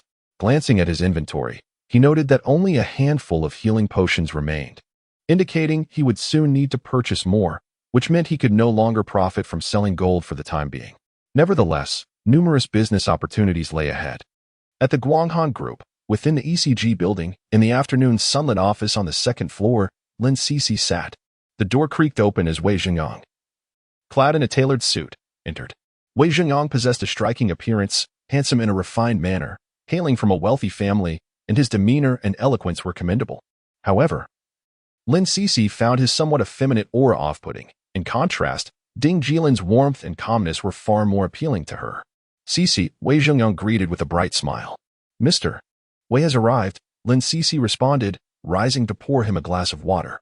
"Cixi," he continued, watching her silhouette, "I have nearly launched the ECG division of Tianxia, having renewed contracts with several exceptionally performing professional players this year, including Li Zhuoma and Wu Jun. What about you? When will you and Shen Bingwei join us?" "Me?" Lin Cixi chuckled softly. "I am not a contracted player, so I will not be joining. I intend to team up with Shen Bingwei instead." "What?" Wei Zhengyang furrowed his brow. "I already thought of a guild name, Guanghan Palace." "You really won't come?" "Not at all," Lin Cixi replied. "Mr. Wei, I am the executive director of ECG, not a player. Matters concerning Tianxia are part of my personal life now, and to be honest, I feel a bit weary after these years and wish to take a break. I plan to resign from my position as executive director to fully enjoy some time gaming." "What?" Wei Zhengyang exclaimed in shock. "Cixi, please don't act rashly. If there's anything I've done inadequately, you can tell me. It wouldn't be because of Ding Jilin, would it?" He immediately raised several fingers towards the sky and declared, "I, Wei Zhengyang, swear to the heavens that I have genuinely regarded Ding Jilin as a good brother and have never harbored any malice against him. His decision to leave ECG was entirely his own, and I have never hinted at such a thing. In fact, if he were willing to sign with Tianxia, I could offer him a commendable price." Lin Cixi couldn't help but chuckle. "What kind of price are we talking about? 1/10 of the contract offered to a signed player, perhaps?" In truth, Wei Zhengyang had never truly valued Ding Jilin. Had it not been for Ding Jilin's astounding performance as a god-tier mid-laner over the past 2 years that captivated the entire LPL, he would have likely been relegated to the bench long ago. Ultimately, decisions I have made are difficult to alter. Lin Cixi handed a cup of hot water to Wei Zhengyang and smiled. "I hope President Wei will allow me to take a short leave." "You?" Wei Zhengyang responded with a hint of urgency, reaching out to support Lin Cixi's delicate shoulder. "Cixi, please listen to me." Lin Cixi gently shook her shoulders to free herself from Wei Zhengyang's grasp, and then raised her voice. "Shen Bingwei, please bring me the contract documents from this morning." "Coming." Came a knock on the door as Shun Bingyue entered. Wei Xingyang, with a stern expression, said, "Since you insist on resigning, I cannot force you to stay. When do you plan to formally leave?" "In 3 days," Lin Cixi replied with a smile. "Of course, if anything arises within a month, you can still reach out to me. I will honor the labor contract. I have a dinner appointment with President Wang of Guangyao Group tonight. Would you accompany me?" "No, thank you." Lin Cixi shook her head. "I need to return home to level up in the game." Wei Xingyang watched Lin Cixi with a bittersweet feeling in his heart, simultaneously feeling an intensified resentment towards Ding Jilin. If it weren't for that insufferable presence constantly interfering at ECG, he might have long since won over the woman of his dreams. Chapter 27. The unspoken dilemma of Sister Lin as dusk fell. The demonized goats that succumbed to Ding Jilin's sword piled one upon another, perhaps due to his fortunate 4-point luck. Ding Jilin's spoils were quite impressive, a trove of white equipment alongside over a dozen high-grade bronze items, all right for monetary exchange. With a swift motion, a cascade of golden light enveloped him, heralding his ascension to level 29. In a mere afternoon, he had effortlessly risen 2 levels by vanquishing monsters, a pace that was nothing short of extraordinary. At that moment, he had also fulfilled the quest requirement of 10,000 kills. Crushing the return scroll, he was transported back to town, where he promptly sought out the Elder Town Chief to submit his quest. "Child, you are remarkably valiant." The Elder Town Chief, with sleeves draped, regarded Ding Jilin with admiration, exclaiming, "In my youth, I encountered many prodigious talents, but the last I saw with such courage was long ago." Chuckling heartily, he continued, "Your presence brings great solace to this old man. It appears that our Taohua town's martial world will thrive in capable hands. Now come. This reward is rightfully yours." Ding. A system notification chimed. "Congratulations on completing the main quest, Extermination of the Demonized Goats. Grade A. Earning rewards. 800,000 experience points, 8 gold, and 1,000 prestige points." While there were no additional rewards, the experience granted was substantial, nearly rivaling that of an S-grade main quest, propelling Ding Jilin's experience points to an impressive 89 at his current level, leaving him but a step away from level 30. Upon conversing with the Elder Town Chief, he found that the quest log was devoid of tasks, all claimed by other players. With no alternative, he resolved to venture outside the town and grind until level 30. However, before embarking on this endeavor, a meal was in order. "Let us indulge in the sauerkraut fish once more," he decided. Old Chen may lack in other areas, yet his speed in cooking was unparalleled, an undeniable advantage in saving time. At Old Chen's sauerkraut fish restaurant, Chen Jia was attending to another table when she immediately turned to greet Ding Jilin upon his arrival. "The usual?" she inquired with a smile. "Yes," Ding Jilin nodded. "A small serving of sauerkraut fish, a bowl of rice, and please, be quick. I am pressed for time." "Of course." Chen Jia swiftly noted the order and handed it to Old Chen, who affixed it to the refrigerator. As Chen Jia poured water for Ding Jilin, she noticed the magazine he had just purchased. Titled Game World, it featured a considerable section on Tianxia, even gracing the cover with its promotional artwork. The content merely offered introductions to various professions, skills, and monsters. "This," Chen Jia pursed her lips and remarked, "is this the recently popular game Tianxia, which boasts of 50 realism? Do you play it?" "Indeed, I am a bona fide professional player," Ding Jilin replied with a smile. "What about you?" Chen Jia displayed a somewhat bashful expression as she said, "I would love to give it a try, but for one, I lack the time. And for another, I cannot afford a gaming headset. I've heard that a decent one costs around 50 to 60,000 yuan, while my monthly salary is merely 3,000. Ding Jilin couldn't help but chuckle. "There will be opportunities in the future." "Yes." Chen Jia nodded with a smile. "If I ever get the chance to play, be sure to take me along to level up." "Absolutely." Ding Jilin sipped his tea and suddenly looked up at Chen Jia, saying, "By the way, could we add each other on WeChat?" "Huh." Chen Jia was initially taken aback, her cheeks flushing a deep crimson. "Don't misunderstand." Ding Jilin quickly added, fearful of being misconstrued, "I have no ulterior motives. It's just that we are currently in the game's initial phase. Every second counts. Going downstairs for a meal is a significant waste of time. So I thought if we could connect on WeChat, I could order food directly when I reach the restaurant, and you could bring it upstairs for me. Once you arrive, I will log off, saving time." "Oh, I see." Chen Jia relaxed. "That works for me. Let me scan your code." "Great." In the next moment, after adding each other on WeChat, Ding Jilin glanced at Chunjia's profile picture, which featured herself in a short-haired JK outfit, exuding charm. Her WeChat name, Chen Xiaojia, was delightful, prompting him to quickly add a note. Chunjia, old Chun's pickled fish. Meanwhile, Chunjia, holding her phone, had just labeled Ding Jilin as Brother Jilin. Upon glancing down, she noticed his note for her, which momentarily sparked a flicker of irritation. What did that mean? However, upon further reflection, everything seemed quite reasonable. After all, Ding Jilin added her not out of affection but for practical reasons. It was of little consequence. Chunjia quickly let go of her annoyance. He was a genuinely nice person, and that sufficed, no need for overthinking. Before long, the pickled fish was served. Ding Jilin devoured the meal voraciously, while Chunjia stood at the entrance, continuing to greet customers. When her gaze inadvertently fell upon Ding Jilin, a twinge of guilt surged within her. One ought not to indulge excessively in pickled fish, especially from their establishment. At that moment, a few more customers entered the restaurant, all appearing to be students, likely from the nearby university town.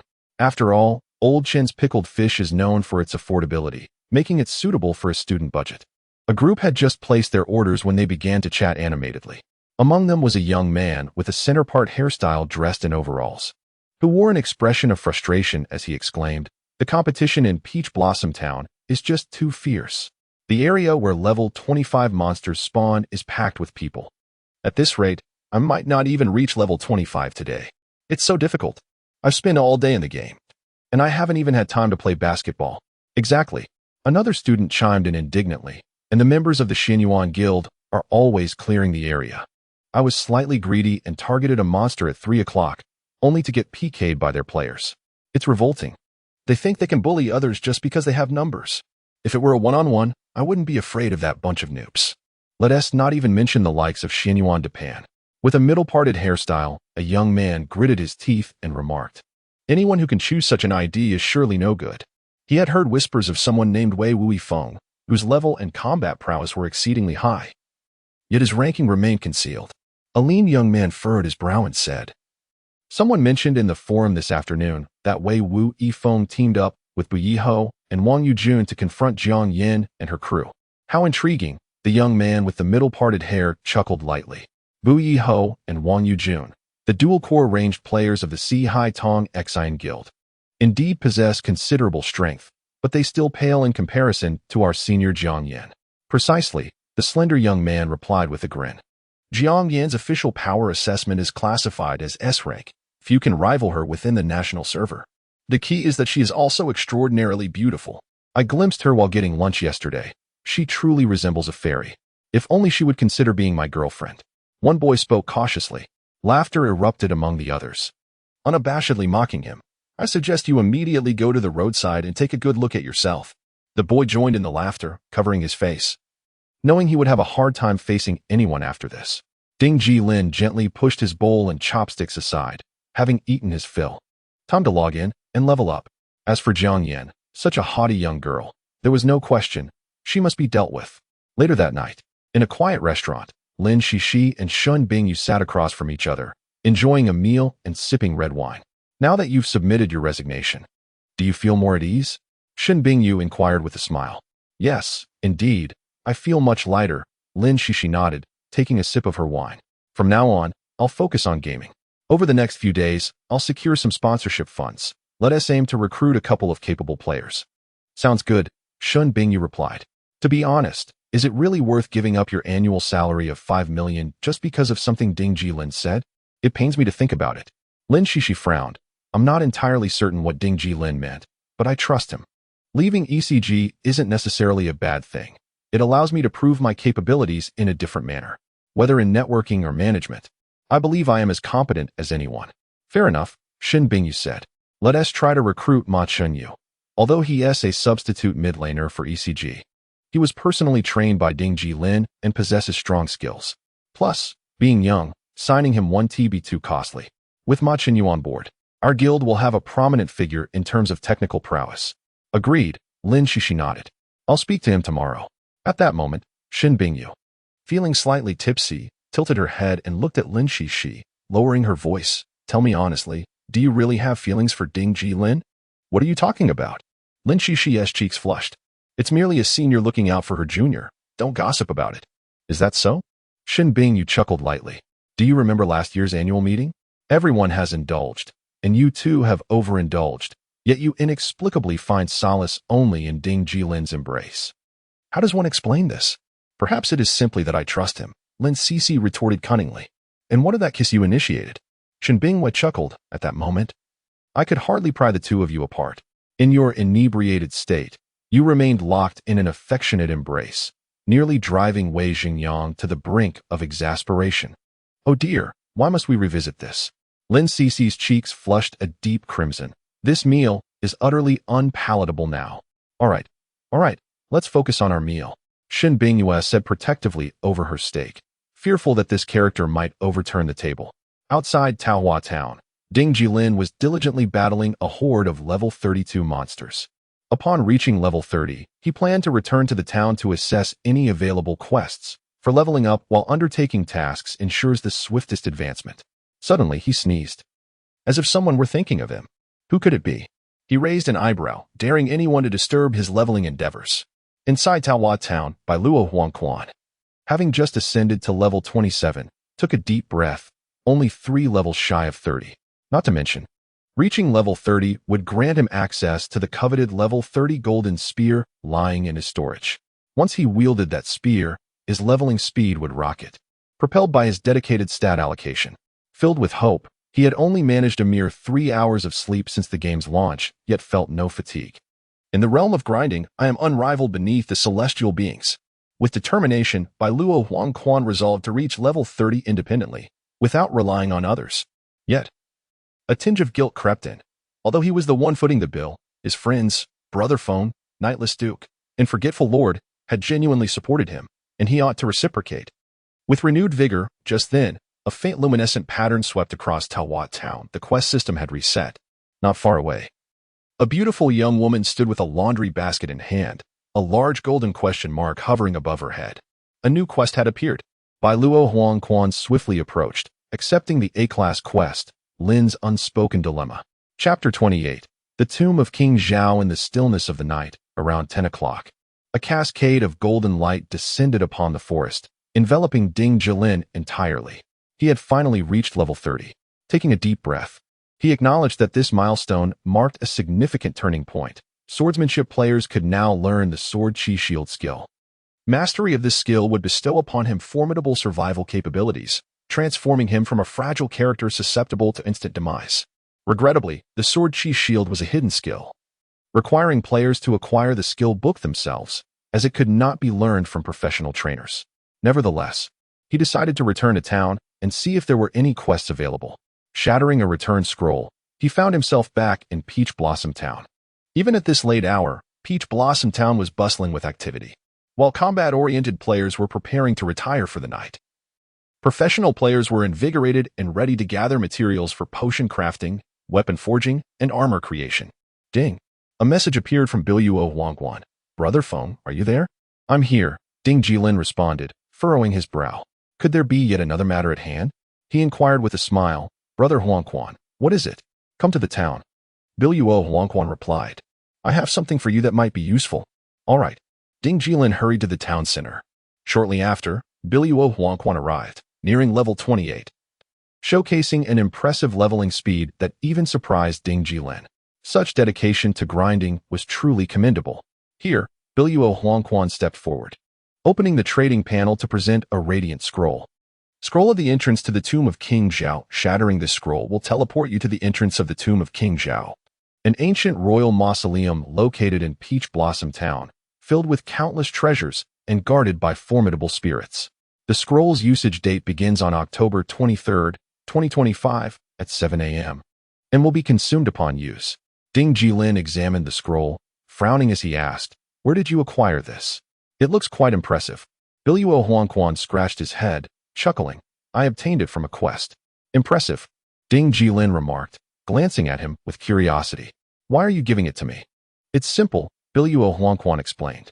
I just discovered that Sister Lin's secret mission refreshes repeatedly, meaning I am certainly not the only one to receive this entrance scroll. If I ventured into the map alone, I might easily be defeated in just a few encounters, so I thought of you. He raised an eyebrow playfully, adding, with you. Brother Phone, being unmatched, possessing this scroll will undoubtedly allow you to reap bountiful rewards within the hidden map of the tomb of King Zhao. All right. Ding Jilin accepted the scroll without hesitation, assuring, rest assured, Brother Huang Quan, if I do strike it rich in the tomb of King Zhao, I will surely set aside a share of the spoils for you as a token of gratitude for this scroll. Ha ha, sounds good. Biluo Huang Quan yawned, saying, I will continue leveling up, aiming to reach level 30 by tomorrow morning. Take care of yourself. Ding Jilin furrowed his brow, remarking, staying up late every day can affect certain abilities in men. But it matters not. Biluo Huang Quan, with a hearty laugh, replied, as middle-aged individuals, we have long since lost our edge. Ha. Ding Jilin covered his face, chuckling, nearly unable to bear the content of their conversation. He tucked the scroll away and said, there are still nearly 9 hours until the scroll's initial use. I shall log off, grab a bite, and catch a bit of sleep. Tomorrow, I will rise early to tackle this map. All right. Biluo Huang Quan praised him with a thumbs up. Only you would dare to sleep. Ding Jilin rolled his eyes dramatically, advising Biluo Huang Quan to rest well and watch out for his health. He then left a message on the Peach Blossom Town forum, seeking to purchase the Sword Barrier skill book at a high price, before logging off. As night deepened, he rummaged through his rented accommodation, finding no instant noodles to be had. It was time to venture downstairs for food. Donning a coat, his battle attire from the global finals representing ECG, which a fan once offered 200,000 to purchase, he now regretted not selling it back then. The autumn night felt particularly desolate. Upon descending, he noticed that the lights at Old Chun's pickled fish restaurant had just turned off, and Old Chun sped away in his battered, old Santana 2000, which might well be older than Ding Jilin himself. Shaking his head, he felt a wave of nostalgia. At that moment, Chun Jia emerged, pushing an electric bike. Upon noticing Ding Jilin, she smiled. Brother Jilin, out so late? Are you off to a nightclub? Not at all. Ding Jilin waved his hand dismissively. I'm just hungry, looking for something to eat. Aren't you staying with your uncle? No. Chun Jia paused slightly, a hint of embarrassment crossing her delicate features. Annie prefers peace and quiet, so I rent a place on my own, just across the street. Oh. Ding Jilin nodded, piecing things together with a smile. Be careful on your bike then. I'm off to check if the Huainan beef soup is open. Okay. Chun Jia rode away. Ding Jilin turned and walked through an alley, soon realizing that none of the Huainan beef soup stalls were open, feeling a twinge of disappointment. Not wishing to wander further, he entered a convenience store and bought a few cups of instant noodles, deciding to make do. At this stage in the game, he was in a period of exploration, while in reality, he was in the midst of starting a business. Thus, he resolved not to be too particular. Upon returning home, hunger struck him, and he quickly devoured a cup of noodles, slurping down half the broth before setting an alarm for 6:20 and heading to bed. Morning arrived. Amidst a cacophony of discordant bells, Ding Jilin awoke.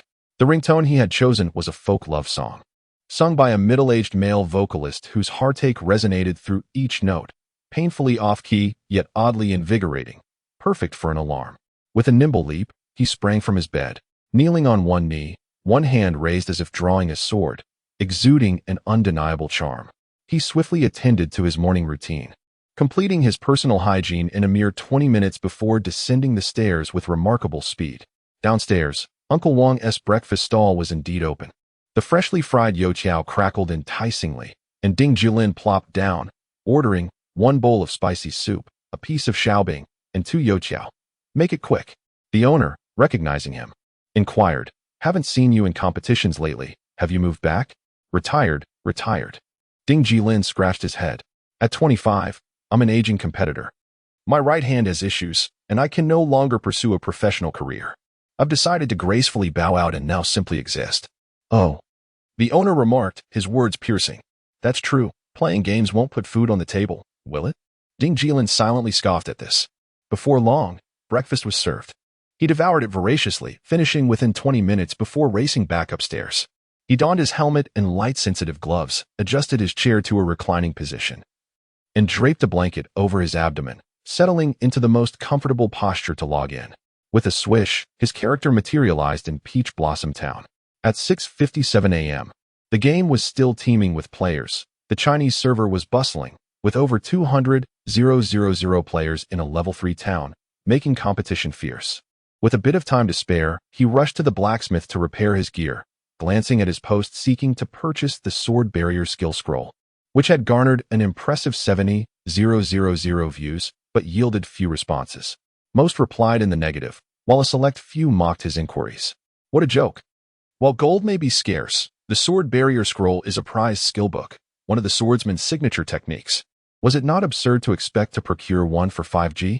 Ding Jilin shook his head. Currently, no players had reported dropping the sword barrier scroll. Even if it did drop, it would undoubtedly be exorbitantly priced, selling for no less than 100G.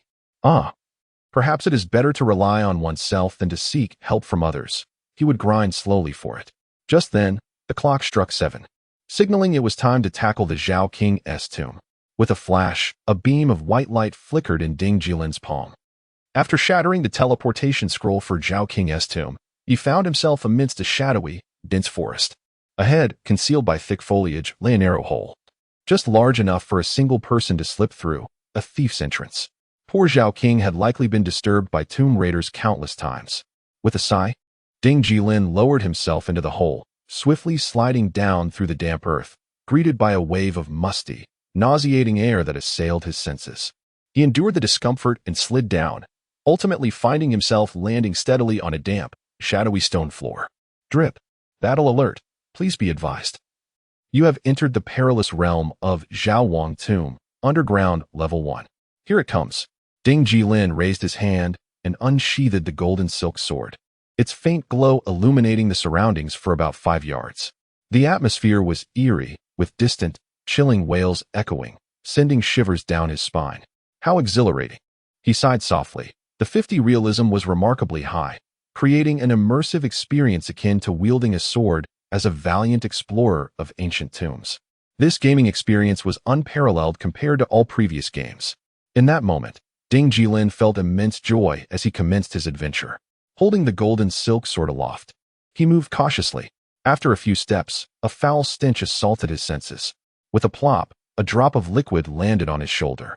Upon inspection, it was horrendously odorous. Looking up, he discovered a massive vampire bat hanging above, its eerie blue eyes fixated intently on him. Giant bat, level 34 elite monster. As expected, the creatures within Zhao Wang Tomb would not disappoint. This one was an elite monster with superior drop rates and experience, undoubtedly a rewarding encounter. Suddenly, the giant bat opened its mouth and unleashed a continuous shriek at Ding Jilin, nearly startling him into submission. Silence. He raised his sword and thrust it into the bat's mouth. A swift strike to the throat. Chapter 29. A narrow path for rivals. The great bat struggled, but Ding Jilin swiftly plunged his sword into it, knocking it to the ground, and then unleashed a flurry of punches to finish it off. With a swift motion, he received a slight jolt of experience, gaining one of the total. The experience from high-level elite monsters was unfathomable, especially since Ding Jilin had advanced 4 levels, leading to considerable bonuses in his experience accumulation, thus enhancing his leveling efficiency remarkably. After pocketing a few silver coins, he continued his exploration with sword in hand. The mini-map was shrouded in a gloomy haze, offering no guidance. He could only rely on intuition to navigate to the next layer. Moreover, in such hidden maps, each level typically harbored a boss, a crucial encounter not to be overlooked. After dispatching several more great bats, he traversed a long corridor and finally glimpsed a faint light ahead. Upon closer inspection, he discovered a suspended stone sarcophagus, atop which burned an ancient lamp. The oil in the lamp was nearly depleted, indicating it had been burning for centuries. Could it be that fortune smiled upon him? Ding Jilin's heart raced at the prospect of encountering a boss so soon. He cautiously pushed the lid of the sarcophagus, peering inside after it was half opened, his heart pounding as he anticipated a frightful sight. To his relief, however, the sarcophagus was empty. The tomb's occupant, presumably a sacrificial companion to King Zhao, had long since turned to dust. Thank goodness. Ding Jilin patted his chest, grateful he had not been startled. Yet, as he turned around, he was met with a scene drenched in crimson. A shrill cry pierced the air, and a chill ran through him as he felt a significant drop in his health. 2,200 points vanished in an instant. A creature had swept past him, biting him. Whirling around, he finally discerned the source, a flying great bat, its gaping maw the source of the blood he had just seen. Bloodthirsty Bat, Golden Boss, level 34 attack, 345580 physical defense, 230 magical defense, 200 health, 140,000 skills. Bloodthirsty Devour, Claw Tier, Bat Formation Description: the Bloodthirsty Bat, a sanguine entity residing in the first layer of King Zhao's tomb, leads its kin in dominating the underground, feasting upon the flesh and blood of tomb raiders. It has become a formidable presence, even causing the undead sentinels within the tomb to retreat in fear. With determination, Ding Jilin popped a super healing potion into his mouth and relentlessly struck the bloodthirsty bat with his sword, dealing consistent damage around 800 points per blow. When the bat unleashed its bloodthirsty devour skill, he adeptly evaded it with a shoulder charge, countering with his own strike. As time passed, the bat's health dwindled, and just as it reached the final 10, ominous footsteps echoed from afar. The sound of boots striking the stone path filled the air. This was not good. Someone was approaching. In a state of urgency, Ding Jilin found himself amidst a fray as the bloodthirsty bat unfurled its wings, its cries echoing with a sinister ferocity. At the moment of unleashing its skill, 3 golden characters spelling bat formation materialized beside it, heralding the activation of its ultimate move.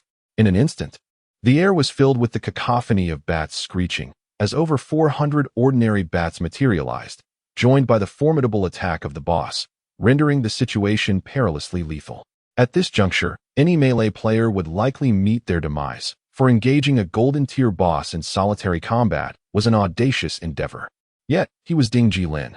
Die, you wretched creature. With a sudden stroke of his sword, he launched into the air, springing off the heads of the bloodthirsty bats at the moment of his attack's wind-up, and executed a shoulder slash from above, inflicting a staggering 1,500 damage. The bats summoned by the boss were mere level 32 common creatures.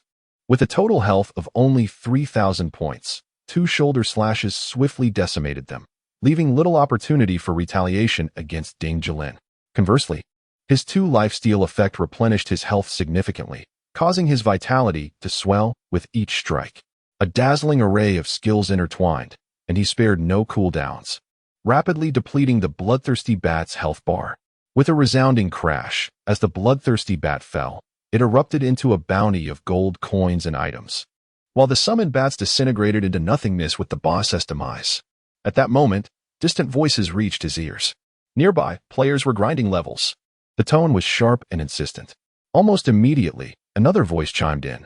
Hurry over and clear them out. We must ensure that the entire Zhao Wang tomb is dominated by our Xianyuan guild. Indeed, that voice bore a striking resemblance to that of Xianyuan de Pan.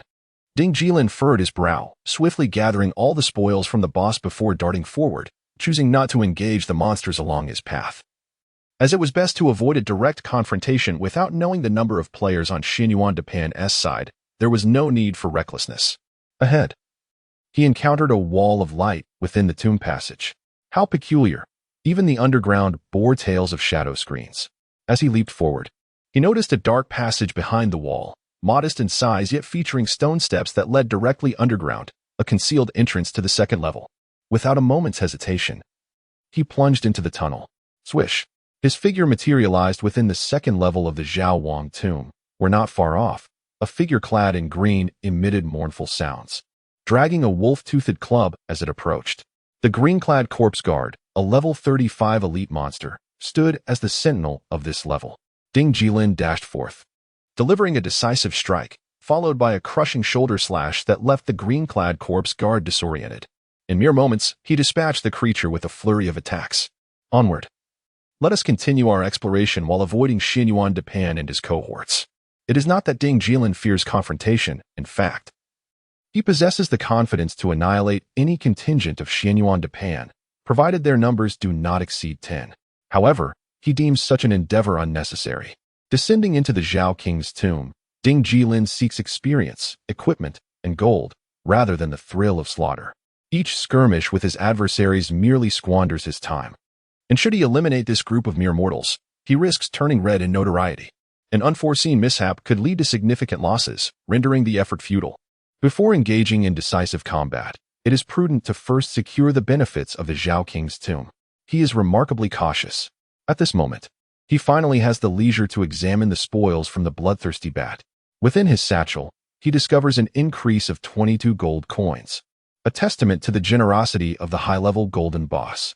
Furthermore, he uncovers 3 pieces of equipment: a resplendent battle bow, a pair of bracers, and a leather helm. With a swift motion, he scrutinizes the attributes of the battle bow: bloodthirsty bow, silver grade, attack, 65, 100 agility, 26 special effect, armor penetration. Ignores 5 of the target's defense required level, 30 though merely a silver grade weapon. Its elevated level allows its attack power to nearly rival that of Ding Jilin's golden grade golden silk sword, highlighting the prevailing trends within the game. Where are the top-tier equipments? With each new version, the previous ones are relegated to obscurity. Otherwise, how could game companies profit? This bow is formidable and should fetch a handsome price. Without a moment's hesitation, he stows the bloodthirsty bow into his satchel and proceeds to inspect the bracers. Damp bracers, silver grade, type, cloth armor, physical defense, 38 magical defense, 35 spirit power, 25 required level, 30 designed for mages and apothecaries. This equipment is worth keeping. The 25 points of spirit power alone should command a fair sum. It is essential to note that the overall level of players in the national server is relatively low, and many pursue attribute points with an almost obsessive fervor. Even for a mere increase of 1 point in spirit power, players will haggle fiercely, eager for the moment when their teammates exclaim, "Wow, impressive." This bracer will also sell for a considerable amount. It is worth retaining. The third piece of equipment, a leather helm, is merely of white quality, prompting a slight grimace. Though this is to be expected. In the realm of world, the drop rates function in this manner. Golden bosses do not always yield golden grade equipment, and the probability of such drops is rather slim. Even with Ding Jilin's 4 points of luck, the drop rate remains dismal, illustrating the plight of ordinary players. He continues to explore the second underground level. With sword in hand, Ding Jilin advances, determined to conquer the map while also leveling up. He spares no green-robed corpse soldiers along his path, converting them all into valuable experience in gold. After approximately half an hour of traversing the second underground level, he has nearly eradicated all the monsters, yet he has still not located the entrance to the third level. Just as he rounds a corner, the sounds of battle reach his ears. "Hurry, before anyone arrives, swiftly take down the boss." A voice calls out, belonging to Xinyuan Depan. What a narrow path for rivals. Ding Jilin made every effort to slow his pace, inching along the wall to evade the gaze of his adversaries. Soon, he reached the end of a long corridor where a group of individuals was engaged in a fierce battle against a boss, a corpse guardian leader, whose health had dwindled to a mere 3. At this juncture, it was too late to seize the boss for himself, given that there were 12 opponents with formidable output. However, to remain idle was not an option. Perhaps he could eliminate a few of them first? Ding Jilin's eyes darted about, and not far from the boss, he discovered an entrance to a passageway leading to the third level. With a swift motion, he activated his charge skill, silently crashing into one of the hovering healers, rendering her unconscious. The healer possessed a delicate beauty, yet that did not deter him. With a sweeping strike of his blade, it mattered not her appearance. Her head fell lifelessly to the ground. "Curse it! We are under attack," cried the yellow-haired mage in alarm. "It's Wei Wuifeng. Everyone, be cautious and retaliate immediately. Focus on the boss." Xinyuan Depan felt urgency claw at him. The boss was paramount, for he feared that Wei Wuifeng had come to claim the boss for himself. With a swift motion, Ding Jilin unleashed a whirlwind strike, followed by a basic attack. And another male healer fell to his knees, slain in an instant. With a deft leap, he used the shoulder of an archer to propel himself into the air. As the young archer gazed up in terror, akin to encountering a specter, Ding Jilin descended with his sword, aglow with golden light, and struck downwards. The blade met its mark, a follow-up basic attack resulting in the archer collapsing with a muffled cry. In the next heartbeat, the boss let out a wretched howl and succumbed, leaving a bounty of loot scattered upon the ground. Ding Jilin paid no heed to it, instead plunging his sword into the throat of a mage, swiftly following up with a crescent strike that carried him away. "Slay the traitors." Xianyuan Depan's visage contorted with rage, veins bulging on his forehead as he gathered all the loot dropped by the boss into his possession. Yet, in that fleeting moment when everyone turned, Ding Jilin's figure had already vanished into the entrance of the underground third level, slipping away without a trace. Xianyuan Depan stared into the darkened entrance, unable to suppress a sharp intake of breath. The others exchanged glances, speechless. Who would dare to descend first? Ding Jilin's attack attributes were excessively formidable, and everyone feared being singled out one by one. Chapter 30. Murder and Heart's Desire. Xianyuan Depan was engulfed by sorrow as he lamented the substantial sum of money he had invested in establishing the guild, only to find himself surrounded by a bunch of incompetent layabouts. Damn it! He brandished his longsword and approached the entrance, exclaiming, "A bunch of cowards. How do you expect to traverse the martial world in such a pitiful state? If you dare not proceed, I shall descend first. Boss." The yellow-haired mage known as the Grievous Melody swiftly grasped Xianyuan Depan's arm and declared, "I shall go first." With that, he soared downward. Swish! Upon reaching the third underground level, the yellow-haired mage found no trace of Ding Jilin. Instead, he was met with the grotesque sight of a fat maggot leering at him from a distance. "Boss," the yellow-haired mage communicated in the team channel, "Wei Wuifeng has already fled. He is terrified of our pursuit and has made his escape." Xianyuan Depan arrived at the third level as well, his 6 companions materializing behind him. He furrowed his brow and commanded, "Advance swiftly. Let us capture the boss of the third level as well." "Understood, boss." In the distance, Ding Jilin sprinted fervently until he could run no more. At that moment, Wei Wuifeng's ID had transformed into a brilliant yellow, signifying his status as a yellow name player. According to the PK mechanism of Tianxia, when a player kills 3 white name players in quick succession, they become yellow named. And killing 5 results in a transformation to red name status. Ding Jilin possessed the capability to slay a 5th victim but deemed it unnecessary, for such an act would render him red named. His strategy was to eliminate 4 players, achieving yellow name status, and then eliminate monsters to purge his evil value, allowing him to repeat the process and leave Xianyuan Depan in despair. Ahead of him, a cluster of monsters awaited, all level 36 corpse guards and grave maggots, remarkably suitable for Ding Jilin's current training needs. Moreover, having previously slain a golden boss, he required only a little more effort to reach level 31. Thus, he diligently commenced his monster slaying. In less than 10 minutes, he ascended to level 31. After nearly 40 additional minutes of relentless pursuit, he had vanquished most of the monsters on half the map and finally arrived at the end of a branching tomb path. There, in the shadows, stood a figure. As Ding Jilin approached, he discerned that it was a warrior clad in iron armor, wielding a sharp blade and a heavy shield. Though reduced to a skeletal form after years of decay, a glimmer of fierce vitality emanated from its eye sockets, revealing it had once been an exceptionally formidable individual. The Vanguard Camp, Chunzhong, Golden Boss, level 36 attack, 180, 600 physical defense, 400 magic defense, 380 health, 150. 000 skills, cross/, formation encounter, indomitable spirit, introduction. Xinjiang, once one of the great generals under the Zhao King, fought valiantly in numerous campaigns, always leading the charge. Renowned for his loyalty and bravery, he was held in high regard. After the death of the Zhao King, Xinjiang chose to be buried alongside him, remaining a guardian of the royal tomb for years, even foregoing marriage. Ding Jilin furrowed his brow as he beheld the skeletal warrior before him, feeling a twinge of respect. However, the necessity to slay him remained, and it was imperative to do so swiftly. Otherwise, Xianyuan Depan and other players would inevitably discover this place. The challenge was formidable, for this was a level 36 boss with an absurdly high health and defense. 400 points of physical defense meant that with Ding Jilin's 526 points of attack, significant damage was unlikely. Just managing to break through the defenses to inflict any damage would be a feat in itself. The Vanguard Camp's Xinjiang turned, his gaze fixed upon Ding Jilin, a sinister smile curling upon his lips. "Are you seeking death?" With a chuckle, Ding Jilin advanced, sword drawn, ready to strike. Clang! The blade thrust forward, clashing against the boss's heavy shield. 315. As anticipated, the boss's defensive capabilities were formidable. His normal attacks barely inflicted any damage. It was time for a different approach, shoulder slash. With a swift leap, he ascended, and then, enveloped in a golden radiance, he descended fiercely, delivering a devastating blow to the boss, causing 500 points of damage. This was significantly more gratifying to witness. Cross slash.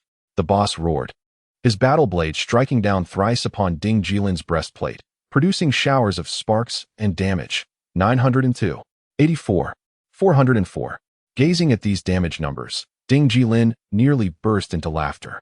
He understood now. This boss, though appearing invincible, was in fact relatively easy to solo. Thick health and high defense merely meant a prolonged battle, which was hardly a problem.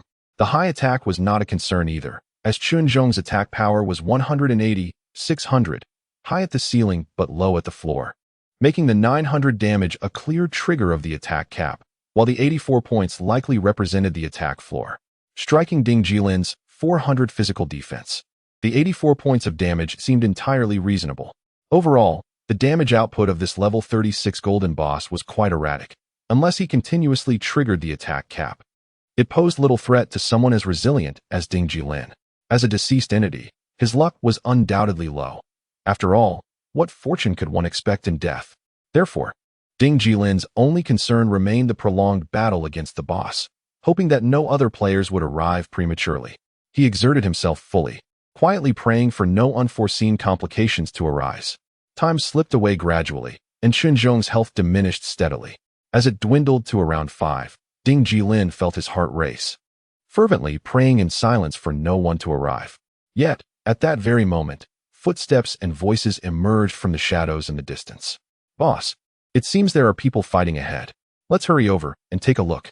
Xian Yuan Depan's voice was urgent. "If it's Wei Wu's legacy, we attack directly.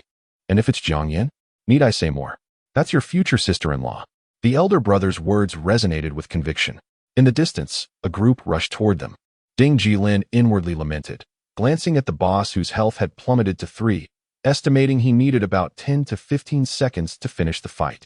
After executing a series of rapid strikes, he followed up with a shoulder slash, pouring every ounce of his energy into the onslaught, while simultaneously consuming a super healing potion to restore his vitality, striving to maintain his optimal condition for battle. With a swift thrust, his sword pierced the boss, causing it to bend in pain, resembling a shrimp in distress. At that moment, Ding Jilin turned to Xian Yuan Depan and the others, furrowing his brow. "I advise you not to engage. Otherwise, you will surely meet your demise." "Curse it!" Xian Yuan Depan roared in anger. "Dare to boast? Charge, lock on, and stun him." With that, Xian Yuan Depan initiated a charge, his figure transforming into a blur, akin to an arrow shooting forth. Ding Jilin hesitated, but as another knight launched their charge, he sank his body down, executing a whirlwind slash that passed through the boss, inflicting massive damage while avoiding the 2 charges. However, he was immediately met with a barrage of fiery spells, the health bar depleting rapidly, the yellow-haired mage wielding formidable equipment and outputting devastating attacks. Ding Jilin cast aside his concerns, sweeping his blade with precision. In a flurry of 3 strikes, he reduced the boss to a state of black blood, its health bar dwindling to 0, leaving only a sliver remaining. Without hesitation, he surged forward, executing a shoulder slash from above, delivering substantial damage to both Xian Yuan Depan and the boss. With a resounding thud, the moment the sword light descended, the boss was vanquished. As the rightful owner of the spoils, Ding Jilin swiftly gathered an array of loot, among which was a golden skill book.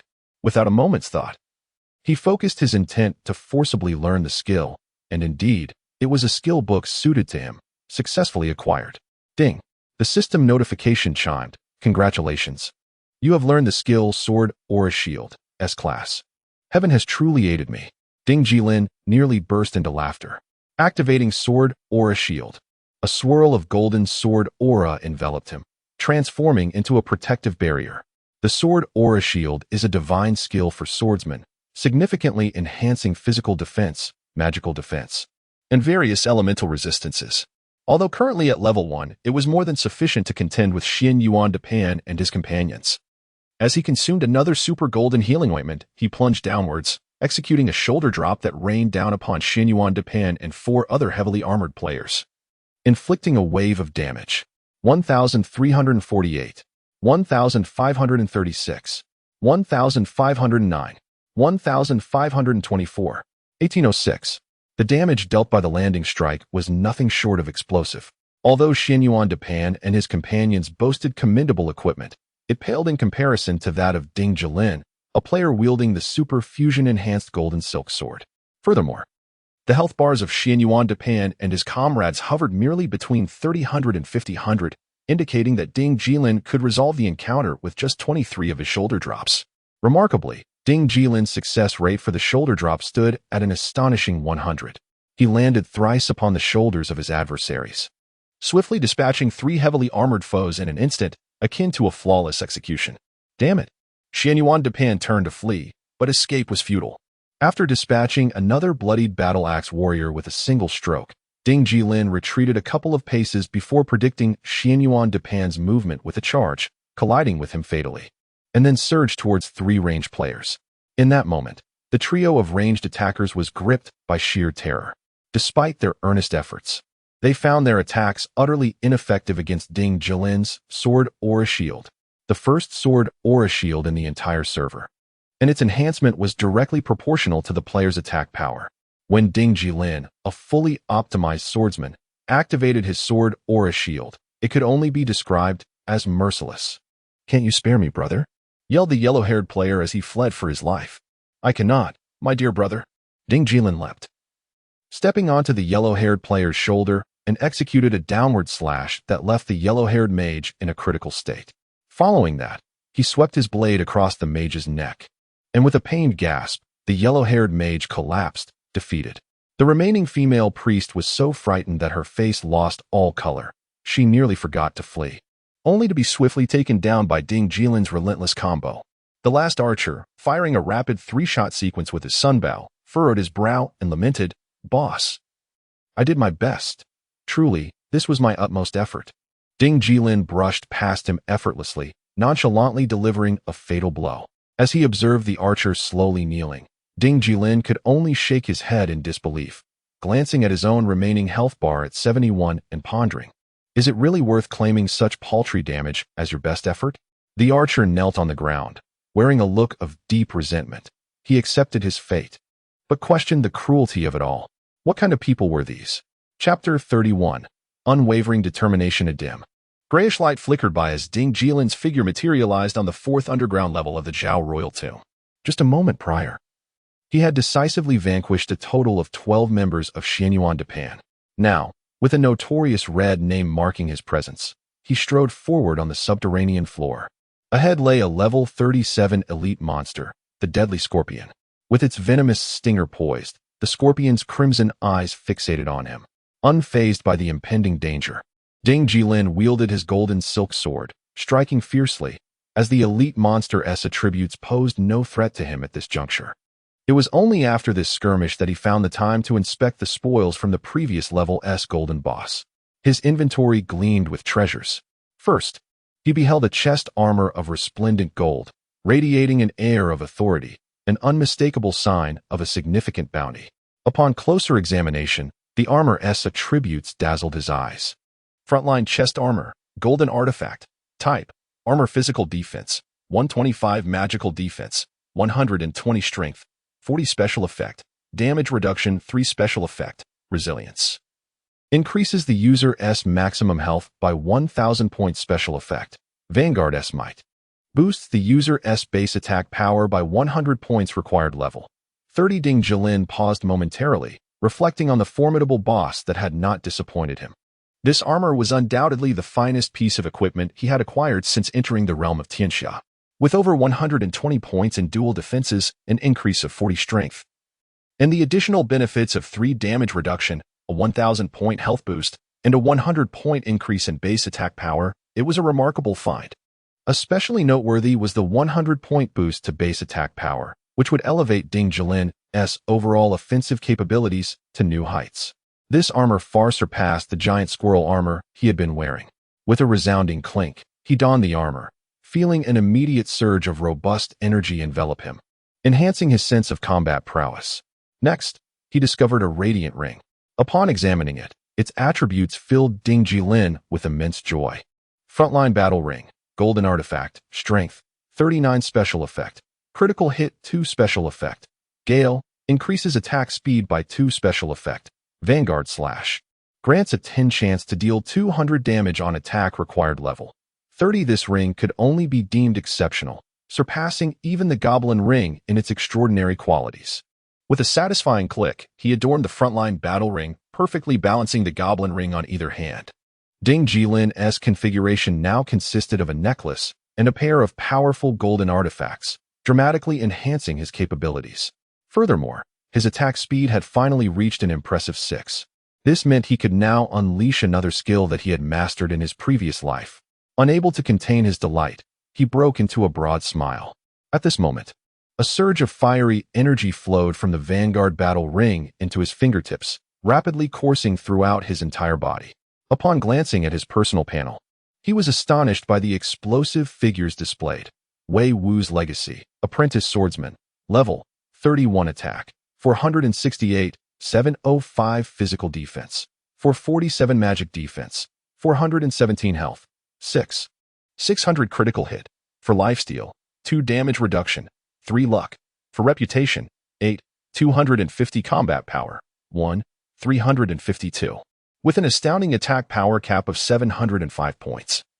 Complemented by a 4 critical hit rate and a 10 chance for the Vanguard/follow-up effect.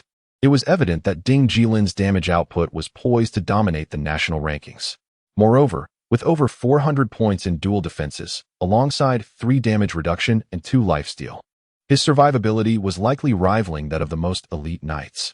As he continued to acquire equipment and merge formidable enhancements, the disparity between his gear and that of ordinary players would only widen. Indeed, it was all about equipment, a dual mastery of gear and skill. He reminded himself to remain humble and grounded, even as he annihilated monsters, acknowledging that there were always greater talents beyond his own. With the golden-hued sword in hand, he pressed forward, dispatching the lethal scorpions one by one. As the experience bar flickered incessantly, within a mere 20 minutes, a cascade of golden light enveloped him, signaling his ascension to level 32. Taking a deep breath, he maintained his composed demeanor, continuing onward until, after another 10 minutes, he found himself in the deepest recesses of a sepulchral passage where a faint sigh echoed in the air. "Alas, my lord, when shall we meet again?" It was a woman's voice. Ding Jilin's heart quivered. A rare opportunity to showcase his prowess had presented itself once more, and he felt a surge of excitement. Taking a few steps forward, he beheld a graceful figure standing there, a woman adorned in courtly attire, holding a jade flute of emerald hue. Her S-shaped silhouette was accentuated by her melancholic expression. Queen of Qin, golden level boss, level 37 spiritual attack, 240, 560 physical defense, 240 magic defense, 220 health, 120. 000 skills, melancholic flute melody, sorrow of the inner palace, unwavering devotion description. The Queen of Qin, the legitimate wife of the late Zhao Wang, was said to have nurtured a love with him since childhood, perfectly matched in social standing, ultimately culminating in their union. While Zhao Wang fought valiantly in distant lands, the queen managed the affairs of the royal household with great wisdom, giving birth to 2 lively and healthy young princes during his 3-year absence. Oh dear, Ding Jilin scratched his head, feeling a pang of sympathy for the unfortunate Zhao Wang. Just then, the sound of armored boots echoed through the darkness, revealing a guard named Zhong Cheng, a golden-level quasi-boss. His gaze first fell upon Ding Jilin before shifting to the queen. "My lady, do we have intruders?" Zhong Cheng unsheathed his sword, positioning himself protectively in front of the princess, and spoke in a deep voice, "As long as I am here, I will not allow any harm to come to the princess." The Qin princess gently caressed Zhong Cheng's shoulder armor, cautioning, "Be careful, do not injure yourself. I shall stand behind you to lend my support." "Very well," Zhong Cheng replied, raising his sword with fierce determination. "You vile creature, come forth and meet your demise." Ding Jilin was taken aback. The final boss of this level was surprisingly formidable, presenting a dual boss scenario, a mage type in the form of the Qin princess and a warrior type in Zhong Cheng, both formidable opponents. He slowly raised his hand, the blade scraping against its sheath with a resonant clang, a flicker of lightning coursing through the air. With unwavering resolve, he gazed at the couple before him, declaring, "I wield a sword that can sever the hearts of traitors. Zhao Wang, I shall avenge you." With that, Ding Jilin darted forward. And as Zhong Cheng swung his sword in a wide arc, Ding Jilin leapt, using Zhong Cheng's arm as a springboard to propel himself into the air, delivering a powerful strike upon the Qin princess, achieving a critical hit. 3,266. The damage was indeed gratifying, as the Qin princess's total health stood at 120,000. A few more critical strikes would surely end the battle. A 4 critical hit rate proved to be quite advantageous. "Fool, do not harm the princess," Zhong Cheng bellowed, pursuing him with fervor. Unfazed, Ding Jilin waved his left hand gently, summoning a golden sword aura that enveloped him in a protective shield. He then unleashed a series of attacks. Basic strikes followed by a crescent slash and a shoulder charge, significantly depleting the Qin princess's health. "You ignorant wretch, perish!" The princess's beautiful visage contorted into a menacing scowl as she wielded her jade flute, exclaiming, "You shall not injure my Zhongcheng." Throughout countless days and nights within this royal tomb, it has been Zhongcheng's warmth that has thawed my icy form, his sturdy chest that has shielded me from the harshness of time. I will not permit you to harm him. The haunting melody of her flute echoed through the chamber, a lament from the depths of the palace. 2 magical attacks struck Ding Jilin, yet the protective sword aura proved resilient, only deducting 1,200 of his health, barely a scratch, allowing him to continue his rampage. After the 2 spells, the Qin princess suddenly looked skyward, a beam of moonlight illuminating her delicate features, as she softly murmured, "My king, where art thou? I yearn for you day and night, my heart unwavering, my feelings unchanging." With a thunderous roar, a spellstorm erupted, marking the activation of the Qin princess's unwavering skill. 1824. That struck with a sting. Damn it! Ding Jilin gritted his teeth, simultaneously executing his attacks while furrowing his brow. "Green tea, meet your end." He slashed relentlessly, coordinating his shoulder charges to inflict area of effect damage, persistently whittling away at the health of both bosses. Simultaneously, Ding Jilin deliberately maintained the Qin princess's health, aiming to synchronize their health levels for a simultaneous strike. In a previous game titled World of Warcraft, there existed a pair of dogged antagonists known as boss, who had to be vanquished simultaneously. Otherwise, slaying one would result in the other's resurrection. In his youthful exuberance, Ding Jilin battled tirelessly, only to finally attain enlightenment and realize the necessity of their simultaneous defeat. Frustrated, Zhongcheng observed the diminishing health of the Qin Wangfei, his eyes reddening with concern. He charged at Ding Jilin with his heavy shield. However, Ding Jilin exhibited remarkable agility and finesse, leaping upon his shield and delivering a devastating strike upon the duo. Ultimately, he executed a flawless control of their health, causing both the Qin Wangfei and Zhongcheng to emit a muffled groan before collapsing in unison, succumbing to defeat.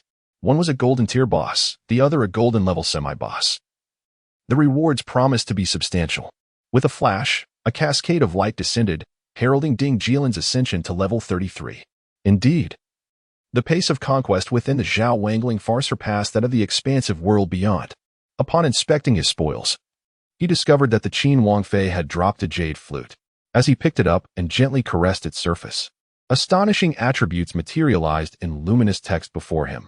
Unwavering devotion, golden artifact, spirit attack, 80, 145 spirit power, 40 effect, healing effect 25 effect, armor piercing. Ignoring 7 of target's magical defense lore, chronicles a tale of beautiful love. Narrating the unwavering devotion of this world required level 32. This artifact undoubtedly qualified as an exceptional healing weapon at this stage. Not only did it possess an appealing name, but its design was also exquisite. Typically, the instruments of celestial healers resembled those of mages, primarily consisting of staffs. Yet, exceptions existed, such as this jade flute. Imagine the visual delight of a celestial healer conjuring a healing rain while playing the flute. Disregarding all else, he decided to stow it away for monetary gain.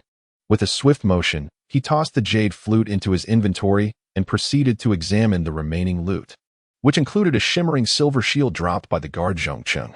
Shield of Loyalty and Valor, silver artifact, physical defense, 130 magical defense, 125 block, 5 effect, damage reduction -2 required level 32. This shield was commendable as well.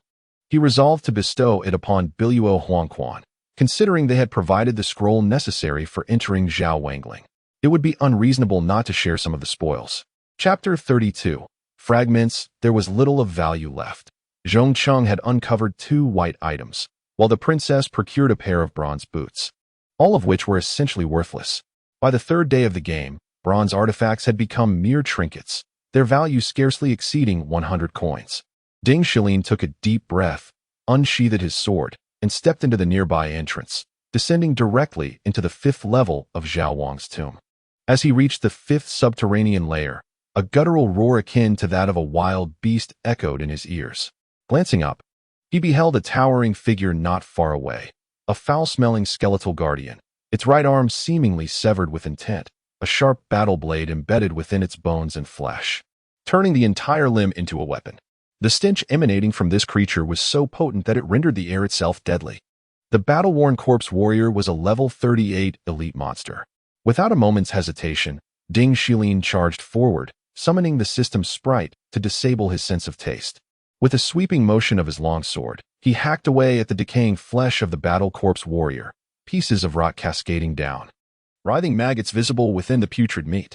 It mattered little. With taste deactivated, the experience gained was delightful. Ding Jilin was one to embrace the challenge, especially within the game, where he was unpretentious in his pursuit of power. Half an hour later, he was engulfed in a frenzy, wielding a golden-threaded sword as he traversed from the eastern to the western sections of the 5th level's tomb, then from south to north, fully immersed in a manic leveling spree. Ding! A message arrived from the outside world, from his ally, by Luo Huangquan. Brother Feng, which level of Zhao Wang's tomb are you on? The 5th level, Ding Jilin replied, astonished. How are you able to monitor the situation in Zhao Wang's tomb from outside? Hee. Bai Luo Huangquan scratched his head. Not quite, but I can provide you with some valuable information. Just now, I gathered intel that the boss on the 5th level was slain a minute ago by Jiang Yin. You should hurry to the 6th level, if fortune favors you. You might still catch the boss there. Damn, Ding Jilin frowned, lamenting that he could not collect every boss. Instinctively, he inquired, how does Brother Huangquan know all this? Hee. Bai Luo Huangquan replied mysteriously. There are ways, my friend. One of my little brothers happens to be a high school classmate of Jiang Yin, and he relays the news from their chat group directly to me. Understood. Ding Jilin acknowledged, suddenly recalling Bai Luo Huangquan's identity as a follower of the merchant deity, Li Qingwei. Li Qingwei, once renowned as one of the 3 divine sword masters in the early stages of Tianxia, alongside the cavalry god Jiang Zia and the magic god Hong Lu, was revered as the merchant god within the game. Since the inception of the previous generation game Conquest, Li Qingwei has devoted herself to establishing a business focused on the integration and operation of large-scale gaming resources. Her organization boasts 8,000 professional and combat-oriented players. And as her enterprise flourished, she gradually gained the ability to navigate the tumultuous waters of the gaming marketplace, proving herself to be an astute businesswoman. Under Li Qingwei's command, there exists the Dawn Brigade, comprising 5,000 members, dedicated to intelligence, assassination, and similar tasks. Additionally, she oversees the Battle Flag Brigade, approximately 3,000 strong, which specializes in frontline combat, with Biluo Huangquan serving as its commander and Li Qingwei's trusted right hand. Thus, it is quite natural that Biluo Huangquan possesses a wealth of intelligence. Having descended to the 6th underground level in a mere 3 minutes, Ding Jilin discovered an entrance. The entrance to the Zhao Wang tomb is not singular. There is always one in proximity to the boss, and others may exist in different areas. Given the vastness of the map, with a swift motion, he found himself in the 6th underground level. Ahead, the sounds of fierce combat echoed, and he could even discern the golden hexagram brilliance of a combo skill being unleashed from afar. Could it be Jiang Yin engaging in battle? How splendid! Gritting his teeth, Ding Jilin charged forth with his sword drawn. Let us eliminate this female fiend and rid the world of her menace. However, as he hastily reached the combat zone, he beheld a formidable boss clad in fiery red heavy armor, brandishing a spear as it clashed with a player. To his surprise, the player was not Jiang Yin, but rather a young male, approximately 23 years old, with a strikingly youthful visage. Now at level 30. Despite not having learned the sword barrier skill, his movements were remarkably agile, deftly evading over half of the boss's attacks, appearing to dance around the battlefield with finesse. Ding Jilin furrowed his brow as the details of this individual materialized before him. Xexia, apprentice swordsman, level 30 guild, none. This person. Ding Jilin felt a shiver of recognition. He seemed familiar, having been a member of the Yunmeng Hongtu Guild in his previous life. At that time, Xiexia's combat prowess was formidable, with skills and tactical awareness that had surpassed the average S rank, positioning him close to an S rank player. He was once dubbed the man capable of touching the backs of the 3 gods. However, with the sword god Baisho Senqianjian at the helm of Yunmeng Hongtu, Xiexia's position there had become quite precarious. Ultimately, a discord with Baisho Sanqianjian led him to sell off his exquisite gear, delete his account, and withdraw from the game. He was indeed a person of considerable individuality and principles. In his previous life, Lin Cixi and Ding Jilin had once extended an invitation to Xie, but regrettably, he had declined, stating that a loyal subject does not serve two masters. Even in his withdrawal from the game, he refused to join another guild, a testament to the sentiment of missed opportunities. Now, this Xie stood before him. Moreover, in the early stages of the game, Xie was not particularly formidable, merely an A-grade expert at best. However, his capacity for growth and learning was astonishing, ultimately propelling him to become one of the strongest players beneath a select few S-grade elites. What an opportunity! Ding Jilin still vividly remembers the expression on Xie's face when he remarked, "Ding Jilin, had you invited me a bit sooner, we might have become the closest of brothers. Alas, it is too late now. I have decided to withdraw from the game and pursue my studies. My future should be immersed in the ocean of knowledge." With a bold stance, Ding Jilin raised his golden-threaded sword, pointing it decisively at Xie and the boss, declaring, "Brother, while there may be a hierarchy in this game, there are also laws of strength and weakness. This boss is mine. I kindly ask you to step aside." Cursing silently 100 times, Xie thought to himself that this Wei Wuifeng, known to many as a villain, was indeed not a good person. Stealing a boss? He continued to battle the monsters while occasionally glancing back at Ding Jilin, but that fleeting look cost him dearly, as he was struck by the boss and lost a significant portion of his health, leaving him in a precarious situation. "Do not strain yourself," Ding Jilin said with a faint smile. "If I may be blunt, the boss still has 80 of its health. When it activates its third skill, you will surely be unable to contend with it. A level 39 boss, 9 levels above you, holds a severe advantage. If you manage to survive, you will still bear the brunt of its wrath." "What do you mean?" Xie inquired, tilting his head. "Wei Wuifeng, are you taking advantage of my predicament?" "Not at all," Ding Jilin replied with a chuckle. "That is merely a misinterpretation of my character. I am quite reasonable, in fact. Here is my proposal. You withdraw from the battle and face me in a duel. If you win, not only will the boss belong to you, but I will also assist you in your endeavors. However, should I prevail, the boss will be mine, and you shall depart on your own." Xie furrowed his brow, fully aware of his current predicament. The level disparity was too great. He truly could not win. Yet, he was reluctant to leave this map behind. The elite monsters on the 6th level offered substantial rewards, and spending a couple of hours here could likely elevate him to level 32. With a stroke of luck, he might even obtain a few silver or even golden items, which would greatly enhance his capabilities. Ding Jilin's proposal seemed the most prudent course of action. "Agreed," Xie replied coolly. "If I go back on my word, may I suffer dire consequences?" Ding Jilin raised an eyebrow. "Allow me to clarify. It is not merely a small consequence, but rather a grave one, for the small is indeed impossible to diminish." Xie couldn't help but chuckle at his audacity, appreciating the banter despite its boldness. In the next moment, Ding Jilin charged forward, stunning the boss and providing cover for Xie to retreat. The two managed to escape nearly 200 yards before the boss ceased its pursuit, at which point Xie began to consume health potions. "I wish to remain in this area. Do you understand my intent?" Xie smiled. "Understood," Ding Jilin replied. Ding Jilin nodded, acknowledging that he too would hesitate to abandon such a lucrative endeavor. Outside, the vast expanse was sparsely populated with monsters, while the number of players vying for them was overwhelming. It was hardly a place for mere mortals. "Indeed," Xie remarked. "Shall we engage in a sparring mode shortly? Let us keep it amicable, shall we?" "Very well," Xie continued, glancing at Ding Jilin's level. "I cannot ascertain your level, but it must be higher than mine. What level are you?" 33. "Such a high level. Have you learned the sword or a shield?" "I have." With a flick of his wrist, Ding Jilin summoned a shimmering golden shield of sword aura around him, his presence becoming noticeably more formidable. Xie displayed an expression of envy, lamenting the luck of this fortunate fellow who had even acquired the sword aura shield.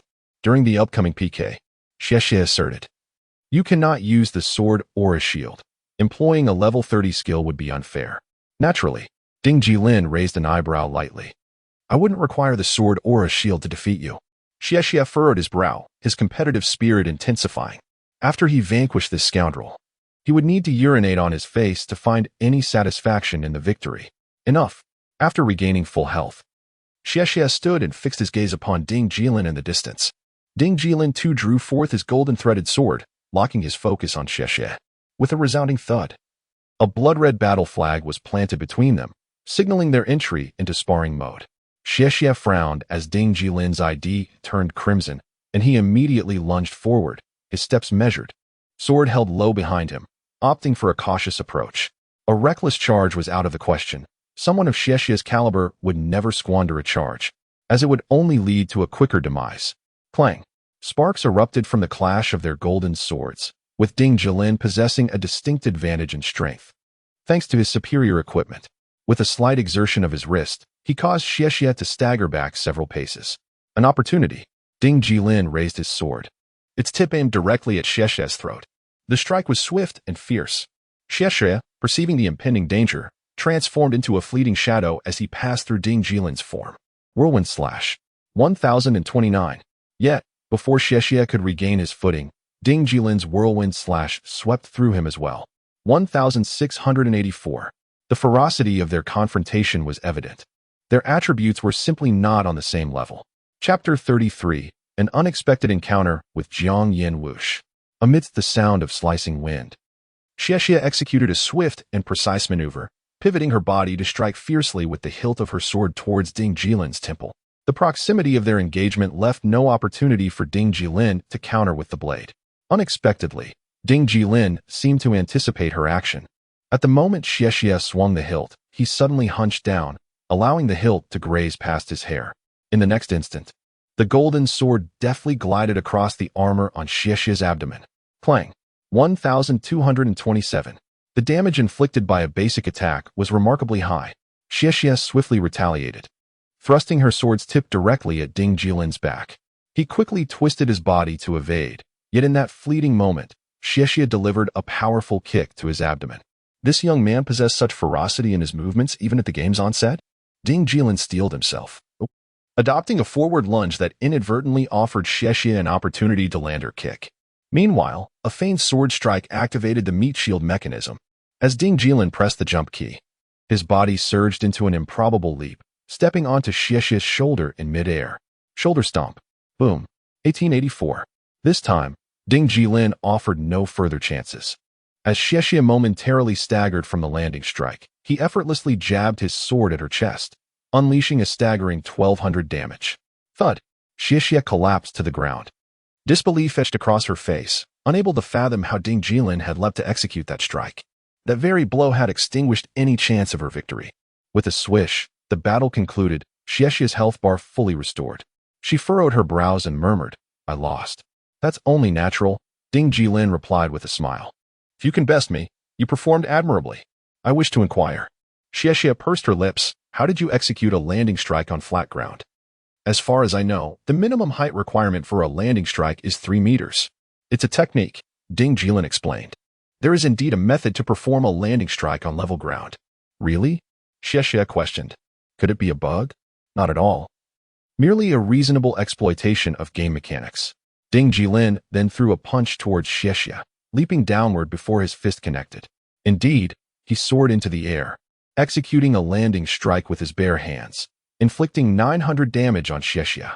Xie was utterly astounded. Is it truly possible to play the game this way? How? How did you achieve that? Her eyes sparkled with curiosity. As I said, it is merely a technique. Ding Jilin raised an eyebrow, smiling. Would you like to learn? I can teach you. Xie nearly succumbed to the impulse to kneel, suppressing the urge as she furrowed her brow. What are the conditions? This technique is currently reserved for friends. Ding Jilin remarked, after all, this is a highly confidential forbidden technique, so it is only taught to those within our circle. If you are indeed my friend or my brother, I shall share it with you. Xie gazed at Ding Jilin. Although he had heard on the forum of Taohua Town that this individual was devoid of principles and a brazen egotist, the demeanor exhibited by the man named Wei Wuifeng was surprisingly commendable. If he were truly as the legends described, he would have charged forth from the onset, eliminating others to seize the boss for himself, for he possessed the capability to do so. What to say? Xie gritted his teeth and confessed, I find myself somewhat bewildered. Ding Jilin chuckled heartily, gently patting Xie's shoulder. Xie, I aspire to establish a guild in the future. I feel an inexplicable bond between us. and thus, I wish to recognize you as both a brother and a friend. He raised his brow slightly. In essence, let us add each other as friends, aiding one another in the future. Do not rush to join any guild. When mine is established, I shall extend an invitation for you to join. Together, we shall conquer the world and enjoy the finer things in life. What say you? Is it truly that simple? Xie questioned in disbelief. You would impart your exclusive technique to me just like that?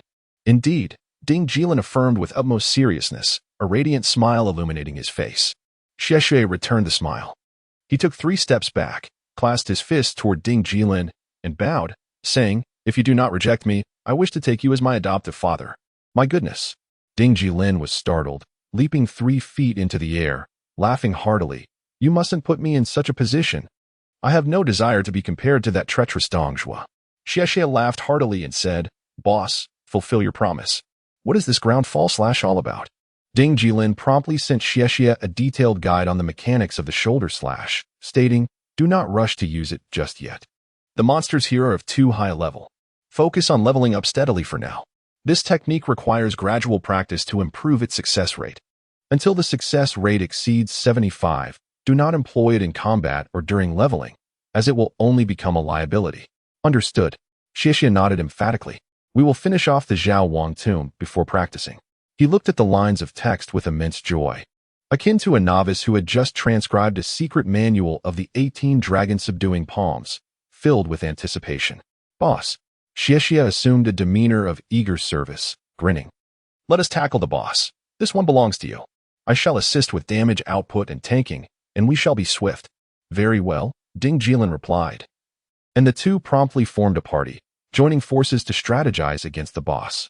This boss was one of the main generals under Zhao Wang, boasting attributes far superior to those of Qin Wangfei, yet he could not withstand the relentless assault from Ding Jilin and Xie. In less than 3 minutes, the boss's health plummeted. Boss, take it solo. Xie noticed that the ownership belonged to the captain, Ding Jilin, and at the moment the boss was critically low on health. He swiftly exited the party. Ding Jilin initially intended to share his experience with his companion, but as Xue had already done so, he felt no need to continue the pretense. With a swift stroke of his sword, he severed the last remnants of the boss's health. In an instant, his experience surged significantly, reaching 97 at level 33. A few more kills would surely elevate him to level 34. Ding Jilin assessed the equipment dropped by the boss. The loot was rather mediocre, yielding only a silver wrist guard made of leather, which was of no use to either of them, as neither was an assassin or an archer. Without hesitation, Ding Jilin discarded the leather wrist guard and remarked, "This level 33 gear, with agility attributes, could fetch at least around 2,000. It's yours. Head back to town and sell it quickly before prices drop by tomorrow." "All right," Xue replied, not wanting to appear ungrateful, especially since he was in need of funds. The gaming headset was prohibitively expensive, and as a recent university graduate, he felt reluctant to dip into his parents' savings. After all, a true gentleman should not rely on his family in such a manner. Ding Jilin glanced at the remaining items, collecting several bronze pieces to sell later. Unfortunately, there was no sword barrier, but he did acquire a splendid golden skill book titled Magic Shield. S-class skill book. It conjures a robust shield using mana, with its resilience linked to intelligence. Required level 30, required profession, mage. This hidden skill for mages at level 30 could undoubtedly command a high price. Taking a deep breath, Ding Jilin cradled the magic shield and said, Xue, I am currently rather short on funds, and I will need capital for future ventures. So this magic shield will not be shared. Not a problem, Xue responded. A gentleman's word is his bond. We agreed that all the spoils from this boss would go to the leader. I am a man of my word. You can sell it. Ding Jilin felt a surge of joy. This venture to the Zhao Wang tomb had proven remarkably rewarding. After bidding farewell to Xue, he proceeded to the 7th level, while Xue remained on the 6th level, diligently grinding elite monsters for experience. Ding Jilin felt a sense of elation. In this life, he had encountered Xue first, rewriting their history, and Xue would truly become his good brother moving forward. Xue also felt a flicker of happiness, as he had few friends. Out of his 3 university dorm mates, 2 could not afford the headset, and the 3rd was too busy with guild activities to team up with him. Now, he finally had someone to rely on. In a flash, Ding Jilin entered the 7th level of the Zhao Wang tomb, wielding his golden-threaded sword, quietly navigating through its depths. Few players had completed Sister Lin's challenging quest, yet they were not entirely absent. He had previously encountered the group, led by Xianyuan Depan, and eliminated them. Now, the only remaining adversary was Jiang Yin. On this 7th level, the monsters were at level 40. And most players venturing into the Zhao Wang tomb had already been dissuaded by this point. The attributes of the level 40 monsters are exceedingly formidable, particularly since they are elite creatures. In the bustling town of Peach Blossom, aside from a select few at the pinnacle of prowess, hardly anyone can navigate the 7th level with any semblance of success. As for Xianyuan Depan and his comrades, they seized the opportunity to undertake the quest as a large group, which ultimately allowed a considerable number of them to gain entry. However, the actual number of players within the Zhao King's tomb is not particularly vast. Ahead, a knight mounted upon a skeletal steed emerges, emitting a low wail that betrays his profound agony. The Bone Cavalry, a level 40 elite monster, stands before them. Without further ado, they press on. Ding Jilin brandished his sword and charged forth to engage in battle with the Bone Cavalry, discovering upon confrontation that it was rather manageable. Half an hour later, a corridor adorned with golden patterns on its stone walls culminated in a grand finale. Ding Jilin had reaped abundant rewards, defeating elite monsters that yielded numerous level 35 bronze items, though they held little value for players who had reached that level, rendering them almost entirely repurchasable. Before him stood a magnificent hall, indicated on the map as the Throne of Kings. It was evident that the 7th level represented the final tier. With the impending presence of the final boss, the Zhao King of Zhao King's tomb, looming on the horizon. Yet, at that moment, the sounds of battle echoed from ahead. Ding Jilin could even hear the clash of blades against armor. This is not good. Someone has gotten there before him. With a surge of determination, he bolted forward with the speed of a sprinter, racing to the center of the Throne of Kings. Before him stood a colossal figure clad in armor, wielding a long sword and engaged in combat with another familiar silhouette. Rock-type Tyrannosaurus Rex, apprentice swordsman, level 32 guild. Jiang Yin, I've got you now. Ding Jilin raised his sword with a swift motion, maintaining his momentum as he charged directly towards Jiang Yin, who was down to a mere 50 health. The chance to strike decisively has arrived. Alas, Jiang Yin, too, had sensed the shift in circumstances. As he turned, he caught sight of the menacing figure of Wei Wui Feng. It was over. Glancing at his own 50 health bar, despair washed over him. What was he to do? Chapter 34. Infinite CA. With a swift motion, Ding Jilin surged forward, his golden silk sword leaving a streak of orange gold in its wake as it pierced through the air towards Jiang Yin's shoulder. Anticipating the attack, Jiang Yin executed a lateral slide, her body twisting sharply to evade the strike, narrowly avoiding Ding Jilin and the boss's onslaught by a mere 3 meters. She retreated, her combat boots crunching against the ground, while simultaneously uncorking a bottle of super healing medicine, her gaze sweeping across the battlefield. At that moment, she needed to grasp every detail, for victory was contingent upon it. What she did not foresee was that, in her line of sight, Ding Jilin appeared as a madman, his center of gravity suddenly shifting downward as he pursued her with his sword. In an instant, he executed a shoulder strike, leaping into the air with his sword poised to slash at her rear. A chill ran through Jiang Yin. His predictions were alarmingly quick, leaving her no time to evade.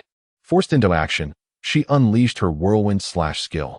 However, as she created distance with her maneuver, Ding Jilin landed and immediately countered with his own whirlwind slash, deftly following her with a deft strike that targeted the tail of her cape, followed by a second shoulder strike that descended upon her with ferocity.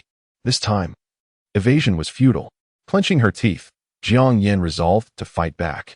She retreated to a distance of 2 yards, and as Ding Jilin landed, she brandished her sword, unleashing a seamless flurry of attacks, a series of basic strikes, culminating in a crescent slash. Yet, before her assault could fully connect, Ding Jilin forcefully struck the ground, summoning waves of golden sword energy that formed a dense protective shield around him. In that fleeting moment, most of Jiang Yin's damage was absorbed by the sword's ethereal defense. Seizing the opportunity, Ding Jilin executed a lightning-fast basic strike that landed on Jiang Yin's left shoulder, immediately following with a fierce crescent slash that howled through the air. It was over. Despair flooded Jiang Yin's beautiful eyes. She realized that her entire offensive had struck the protective sword energy. leaving her with no chance for victory. Damn it, this Wei Wuyi had learned the sword energy defense far too early. Moreover, he was at full health, while she was already down to half from battling the boss. The disparity was insurmountable. How could she possibly prevail? With a swift thrust, Ding Jilin pierced through Jiang Yan's heart, the resulting critical strike causing blood to spurt forth violently. With a thud, she collapsed to her knees, her wide, beautiful eyes filled with disbelief and regret. How dare you slay my quarry? Behind her, Zhao Wang roared, his sword descending from above. Fortunately, Ding Jilin remained within the 7-second window of his sword energy defense, raising his sword to withstand the boss's strike, though he staggered under the blow, losing 1,700 health points. He was taken aback. Such a ferocious attack, it was no wonder even a skilled fighter like Jiang Yin could not withstand it. With a fleeting glance, Ding Jilin's eyes fell upon the attributes and income of the boss, and he immediately understood why even Jiang Yin had been rendered so beleaguered. Zhao Wang's soul, dark gold grade boss, level 40 attack, 560-1000 physical defense, 550 magical defense, 520 health, 500,000 skills. Heaven and earth in one throw. Unpretentious and calm. Sweeping the armies. King's fury description.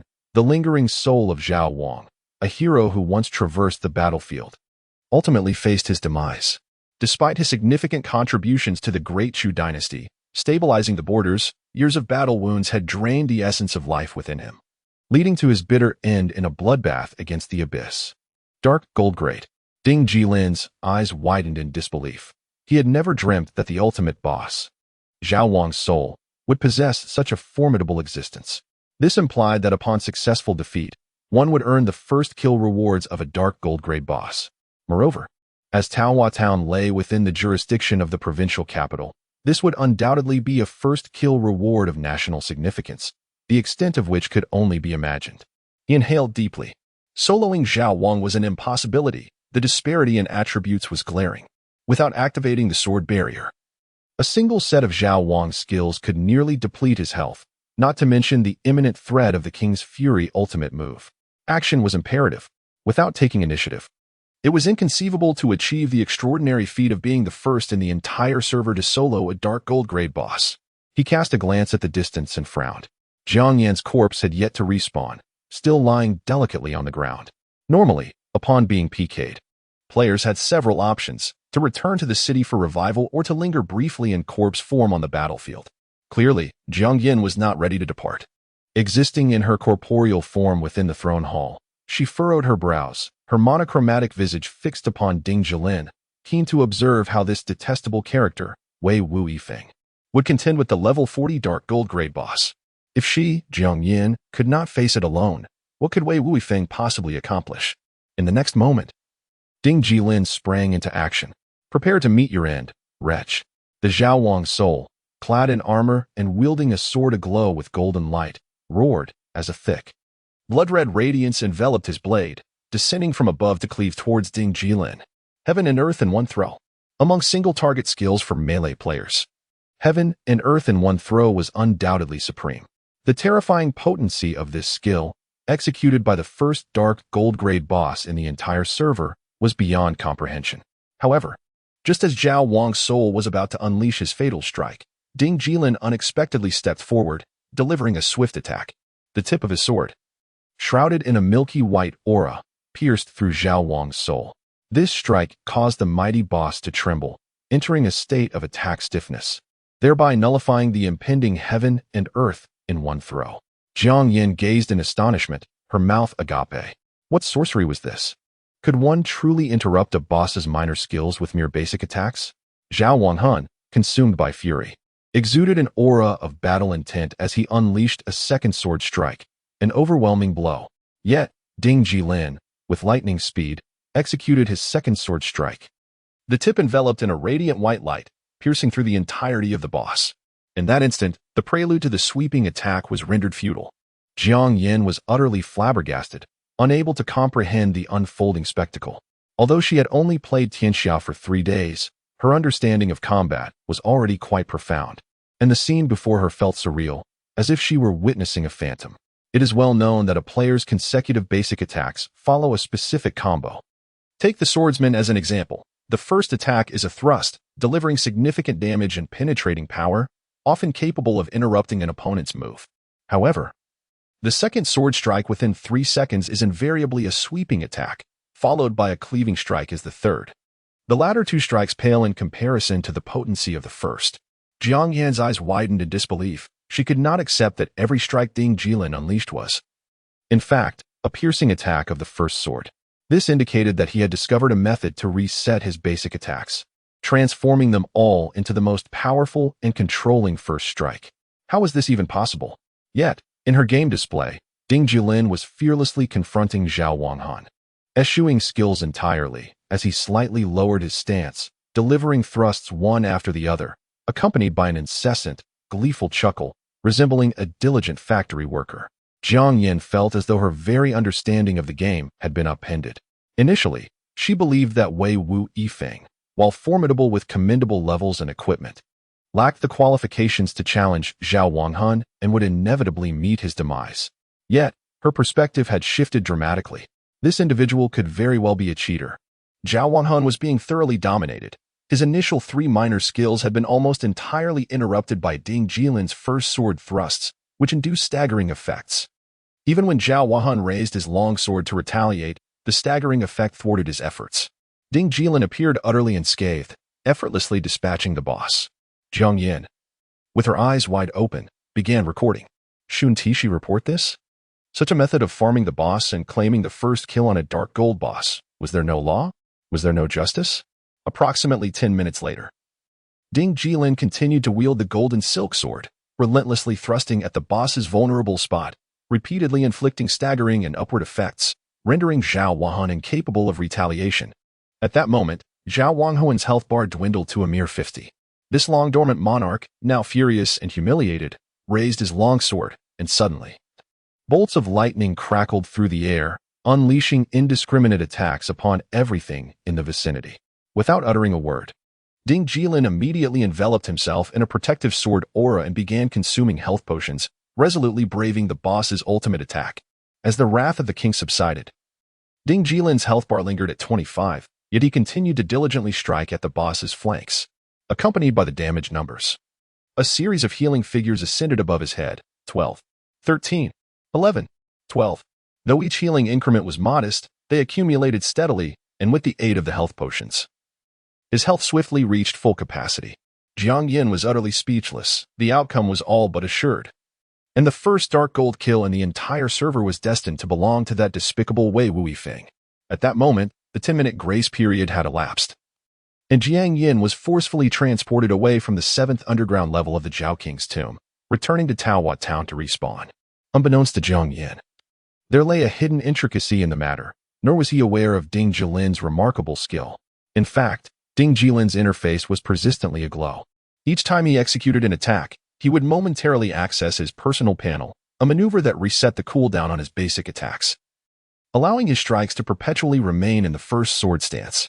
This so-called infinite reset technique, in essence, involved him continuously inputting akakakakakaka on a holographic keyboard, where even the slightest error could result in dire consequences. This tactical approach was a product of Ding Jilin's previous life. At that time, while battling bosses, he enjoyed monitoring attribute changes and inspecting the spoils within his inventory, leading to the frequent execution of operations like Alibaba and Kaka. When his actions became sufficiently swift, he discovered the secret that rapid CA could indeed reset basic attacks. Thus, the infinite CA strategy emerged, allowing many players on the national server to reap its rewards. The complexity of the infinite CA operation was considerably lower than that of the shoulder slam, yet it was not devoid of challenge, as one needed to master the rhythm. A disruption in timing could yield the opposite effect. Fortunately, Ding Jilin's prowess was already unrivaled on the national server, and having devised this strategy himself, he had honed it to perfection. Unless faced with heartbreak, he was virtually infallible. Taking a deep breath, he raised his gaze and glared at the Zhao King's soul. How about we procure the first dark gold item in the entire server? Chapter 35, the first dark golden artifact in the depths of the Zhao King's tomb. On the 7th level, within the Grand Hall of Royalty, Ding Jilin buzzed about like a diligent little bee, perpetually maintaining an infinite CA state above the boss's head. Rhythmic damage numbers danced into view, typically ranging from 500 to 700, with the fortunate occurrence of a 4 critical hit occasionally pushing the damage above 1000. He was utterly engrossed, focusing intently and relishing the experience. The reason he had not employed the infinite CA strategy while battling the boss previously was due to insufficient attack speed. Ding Jilin had repeatedly validated in his past life that a swordsman must possess an attack speed enhancement of at least 6 to ensure a 100 success rate in resetting normal attacks. Otherwise, a slower attack speed would hinder the resetting of the normal attack's downtime. Furthermore, the infinite CA strategy was only applicable to melee-type bosses without hyperbody effects, which imposed certain limitations. By fortunate coincidence, the Zhao King's spirit was indeed a melee-type boss devoid of hyperbody characteristics, with deft fingers gliding over the holographic keyboard. A smile graced Ding Jilin's lips as everything felt as natural as water flowing in a stream. Although his right hand bore an injury, the keys required for the infinite CA strategy were all located on the left side, allowing him to manage everything solely with his left hand. As for his right hand, he had long since reprogrammed the operation macros, ensuring that the keys it controlled were unrelated to combat, thus not diminishing Ding Jilin's combat prowess. The rationale behind the game Tianxia employing a virtual helmet and holographic keyboard operating system had been meticulously deliberated. It represented a compromise between brainwave commands and muscle responses. When players needed to attack, their minds would issue a command, prompting their in-game characters to respond accordingly. However, incessantly repeating attack in one's mind during the relentless slaughter of monsters could lead to mental fatigue. Hence, the holographic keyboard was conceived, allowing actions to be executed purely through muscle memory. For certain maneuvers practiced to a profound degree, brainwave commands became unnecessary. One's fingers instinctively knew what to do, executing actions with greater finesse than any cerebral directive. This was particularly true for instantaneous maneuvers like infinite CA and shoulder slashes, where the holographic keyboard far surpassed the brain command mode. Ding. A message arrived from Biluo Huangwan. Brother Feng, I noticed Jiang Yin has returned to town. How are things on your end? Did Jiang Yin lose a level? Ding Jilin replied, ha ha ha. Biluo Huangwan laughed heartily. Incredible. Even Jiang Yin has fallen to your hands. Impressive. Do you have any battle footage? Share it on the forum to boost your popularity. Please. No, Ding Jilin said, his face flushing. Truth be told, I managed a sneak attack while Jiang Yin was engaged with the boss, having only half health left. After successfully ambushing her, I unleashed my sword aura to take her down. Otherwise, it might have been quite a struggle. Well, it's good that you managed to defeat her. Biluo Huangquan said with a raised eyebrow, chuckling. A hero must employ whatever means necessary to achieve their ends. Your ID has already been established. There is no need to be constrained by rules and regulations. Ding Jilin raised his thumb, exclaiming, what you say is absolutely correct, brother. Bai Luo Huangquan, delighted by the term brother, could not help but grin foolishly. Before long, as the boss's health dwindled, after a series of 4 consecutive uses of Wrath of the King that failed to eliminate Ding Jilin, it became evident that this dark gold level first kill was firmly within Ding Jilin's grasp. Half a minute later, following Ding Jilin's sword's whirlwind strike, Zhao Wanghan let out a mournful wail as his body collapsed to the ground. This king having met his demise once more, a truly heartless fate. Ding. System announcement. Congratulations to player Feng for successfully slaying Zhao Wanghan, Dark Gold level boss, achieving the first kill in the entire server, and receiving rewards, experience points 2. 8 million, gold 200, luck value 3, reputation points 5,000, along with an additional reward, refined golden armor, golden item. With a whoosh, a cascade of light rained down from the heavens, elevating him to level 35, and he was already quite close to level 36. In a state of bliss, Ding Jilin stood rooted in place, grinning foolishly for quite a while.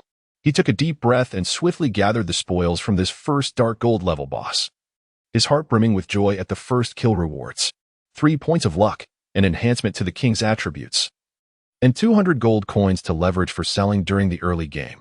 Furthermore, his reputation points had reached 13,000, allowing him to undertake many previously inaccessible tasks. He first examined the attributes of the refined golden armor, which were quite impressive. Refined golden armor, golden item, type, armor physical defense, 145 magical defense, 140 stamina, 38 effect, reflect damage 3 effect, tenacity, Increasing the user's health limit by 1200 points effect. Enhanced defense, granting a 10 chance to have the damage taken when attacked required level 35 upon seeing the attributes. Ding Jilin's eyes sparkled. The refined golden armor could be fused with his current Vanguard armor. One enhanced strength, while the other increased stamina. One reduced damage. The other reflected damage.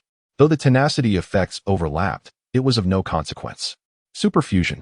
With a low growl, he summoned the long-awaited fusion panel and placed 2 pieces of equipment upon it. Selecting the name of the Vanguard chestplate, he watched as the 2 exquisite armors collided with a resounding impact, elevating their quality even further. Vanguard chestplate. Golden artifact. Type: armor physical defense. 205 magical defense. 200 strength. 40 stamina. 38 special effects. Damage reduction 3 special effects. Damage reflection 3 special effects. Resilience. Increasing the user's health cap by 1200 points. Special effects. Vanguard's might. Enhancing the user's base attack power by 100 points. Special effects. Enhanced defense. Providing a 10 chance to have damage taken when attacked. Trait: fusion complete required level 35 as anticipated. The Vanguard chestplate's resilience of 1000 health points was supplanted by the superior attribute of 1200 health points. The power of superfusion lies in the selection of the best attributes to meld. This golden artifact armor's attributes are undoubtedly on par with any dark gold chestplate of the same level, perhaps even exceeding them. After all, who wouldn't be dazed by a golden artifact armor featuring dual attribute enhancements and 5 special effect slots? Turning his gaze to the boss's loot, he discovered 3 items: a pair of resplendent cloth leg guards, a shimmering necklace, and a radiant greatsword. The sword bore a striking resemblance to the one wielded by King Zhao, prompting him to wonder if it had indeed dropped. In that moment, Ding Jilin's heart raced, nearly leaping into his throat. However, he refrained from checking the great sword's attributes first. He preferred to save the best for last. Having grown up in humble circumstances, he had cultivated the habit of savoring the finest treasures at the end. He first examined the leg guards, sweeping his hand to reveal a luminous glow that coalesced into the following attributes: spring breeze knee guards, golden artifact. Type: cloth armor physical defense. 60 magical defense. 55 spirit power. 38 special effect. Resilience. Increasing the user's health cap by 400 points required level 35. These knee guards represented a standard piece of golden artifact equipment.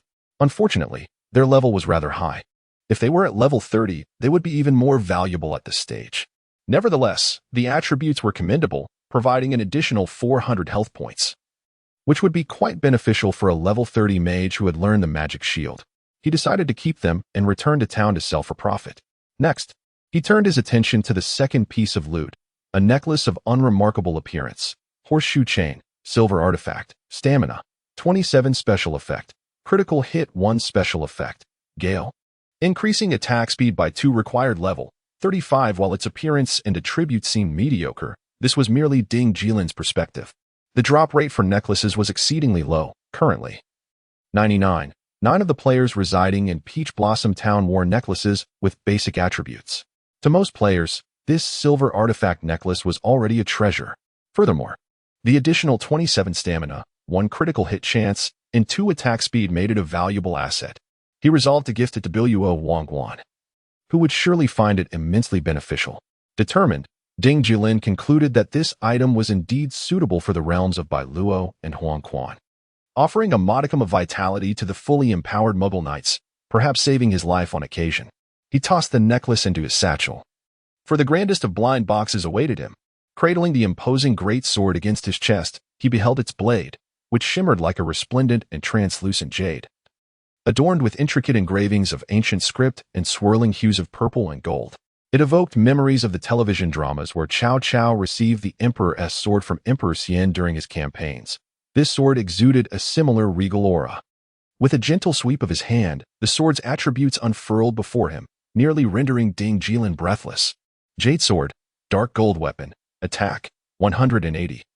225 strength, 55 effect, lifesteal 3 effect, sword heart, 10 increase in sword skill damage effect, armor break. Ignores 15 of the target's defense effect. Deals 25 splash damage to targets within 4 yards of the primary target lore, the King's Sword of Zhao during the conquests. The jade sword possesses formidable sentience.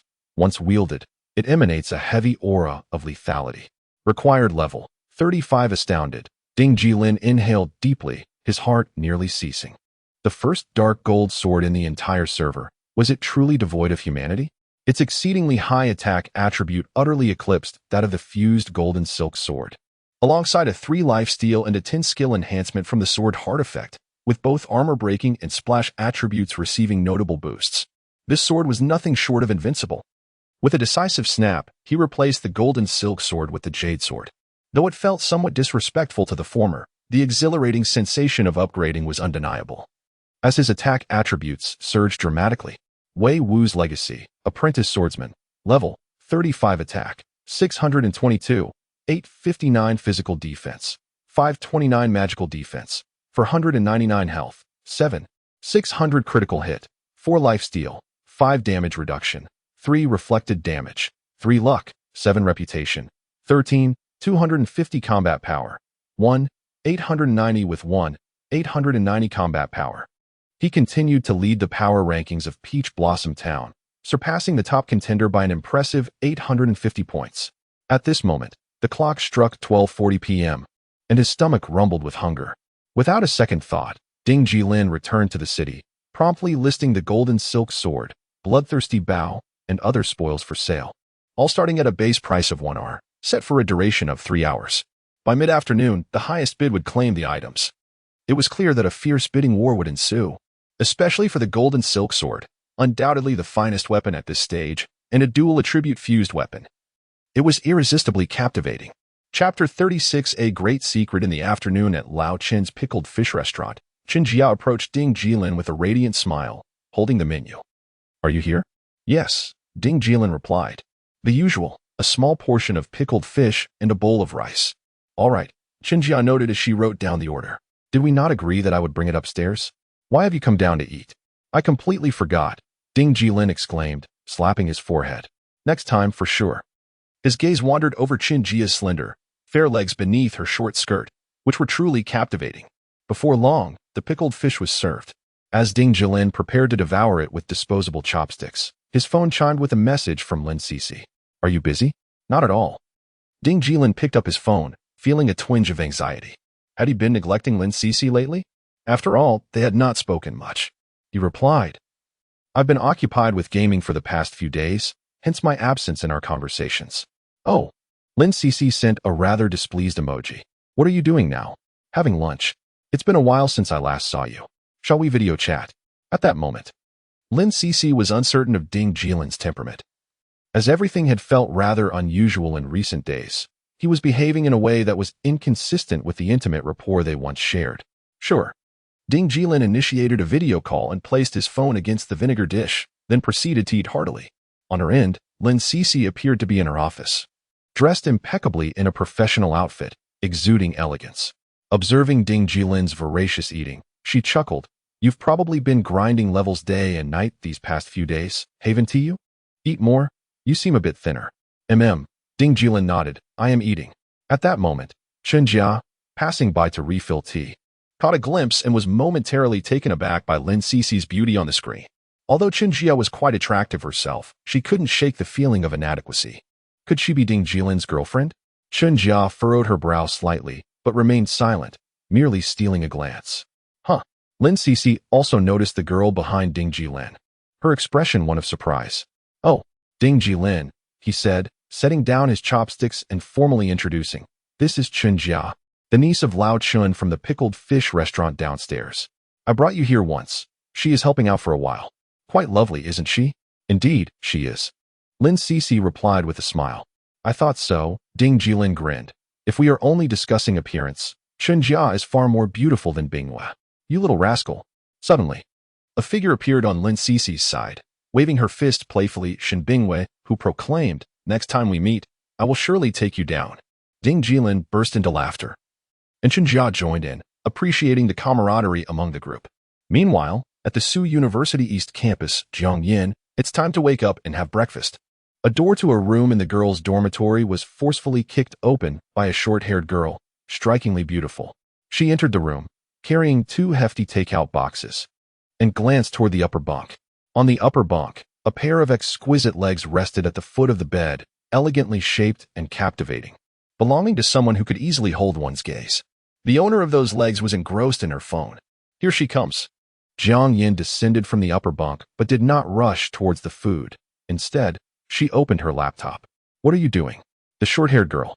Jiang Yin's roommate named Qin Ming was also the enchanting mage known as Daydreamer in the gang. She had chosen the name because of her multitude of dreams, yet found herself unable to muster the resolve to realize them all. Qin Ming craned her neck to observe Jiang Yin's actions, noticing she was searching for information on a forum, specifically the keyword Wei Wu Yifeng. That's excessive. Qin Ming set down the takeout and, resting her hand on Jiang Yin's shoulder, chuckled. It's just a surprise PK defeat. Wins and losses are commonplace in battle. We can always come back stronger next time. It's not about that. Jiang Yan's fingers danced across the keyboard, her beautiful eyes filled with earnest concentration as she replied. This person is too enigmatic. I suspect they might be a hidden master. Otherwise, how could they possess such formidable skills and strategies? Is that so? Qin Ming smiled. So, you've lost your appetite for food? No rush. Jiang Yin pressed her lips together. I just uncovered a lead through Wei Wu Yifeng's registered email. I traced it to an email he once used, and from there, I should be able to find his main account. Qin Ming's mouth fell slightly agape, as these revelations seemed to stretch beyond her comprehension. After all, she was not one to ponder deeply. Merely gaining admission to Suzhou University, a 211 university, was a stroke of luck. Before long, Jiang Yin followed the clues and ultimately found the owner of that email. To her astonishment, someone had registered a Weibo account with it. When she opened Sina Weibo and conducted a search, the first result left Jiang Yin utterly stunned. Account name, ECG. DJL certification content, Ding Jilin, former mid laner for ECG Club, assistant coach, who led the team to claim the runner-up position at the 2023 Global Championship and the championship title at the 2024 Midseason Cup. Jiang Yin sat in shock. Her cherry lips slightly parted as she gazed blankly at the computer screen. The certified email of Ding Jilin was indeed the backup email for Wei Wu Yifeng. Though it was rather obscure, Jiang Yin had managed to uncover it through her meticulous investigation. No, it can't be. Qin Ming sat beside her, equally astonished. Is that Wei Wu Yifeng, the former LPL prodigy mid laner Ding Jilin? It's almost certainly correct. Jiang Yan's heart raced uncontrollably as she realized she had stumbled upon a monumental secret. Gazing at the screen, Jiang Yin could not help but clasp the hand of her dearest friend, her excitement palpable. Mei Ming, what whispers of Wei Wu's legacy are there? He is none other than Ding Jilin, the former captain of ECG, the very person we once revered as Captain Ding. Qin Ming sat there, dazed, her eyes glistening with unshed tears. Together, she and Jiang Yin had fervently followed the matches, and ECG had dominated 2 years prior. Those games were the essence of their youth. Now, could the individual she had once faced in the game truly be the legendary mid laner Ding Jilin, who had vanished from the scene due to a wrist injury? Could it genuinely be Captain Ding? Qin Ming murmured. It seemed almost undeniable. Jiang Yin gently reassured her. Ding Jilin had to retire because of his wrist injury, yet in Tianxia, the game primarily relies on mental commands. Hence, the obstacles for Ding Jilin in Tianxia are non-existent. Given his talent and understanding of the game, it is hardly surprising that he has ascended to the level of a master like Wei Wu's legacy. In fact, it is only to be expected. Indeed, indeed. Qin Ming nodded repeatedly, her face alight with joy. All right, it seems we have reached a preliminary confirmation. Jiang Yin closed her notebook and turned to the dining table, cheerfully exclaiming, time to eat. Did you bring me my favorite braised pork chop? Of course, Qin Ming replied, portioning out the meal with a smile. When we next encounter Wei Wu's legacy, what expression should we wear? And you, having been directly provoked by Captain Ding, and having faced him again in the royal hall, how do you plan to confront him? Well, Jiang Yin feigned an air of grievance. It was he who bullied me. Should I really be the one to apologize? That is true. Qin Ming pursed her lips, her smile radiant. Xiaoyan, let's promise not to engage in combat with Ding Jilin from now on, shall we? I cannot bear to fight someone I admire. Little girl, he was quite ruthless when he bested you. Jiang Yin chuckled, casting a playful glance at Qin Ming. He shows no mercy. Qin Ming pouted slightly. Should we inform the others about this? To avoid any misunderstandings. No need, Jiang Yin shook her head. Other professional players have already announced their transitions to Tianxia across various platforms. Yet Ding Jilin's official account remains silent. Since he wishes to traverse Tianxia under a veil of mystery, we ought to respect his choice and refrain from complicating matters. Absolutely. Qin Ming sat up straight, her demeanor serious. I hold the utmost respect for Captain Ding.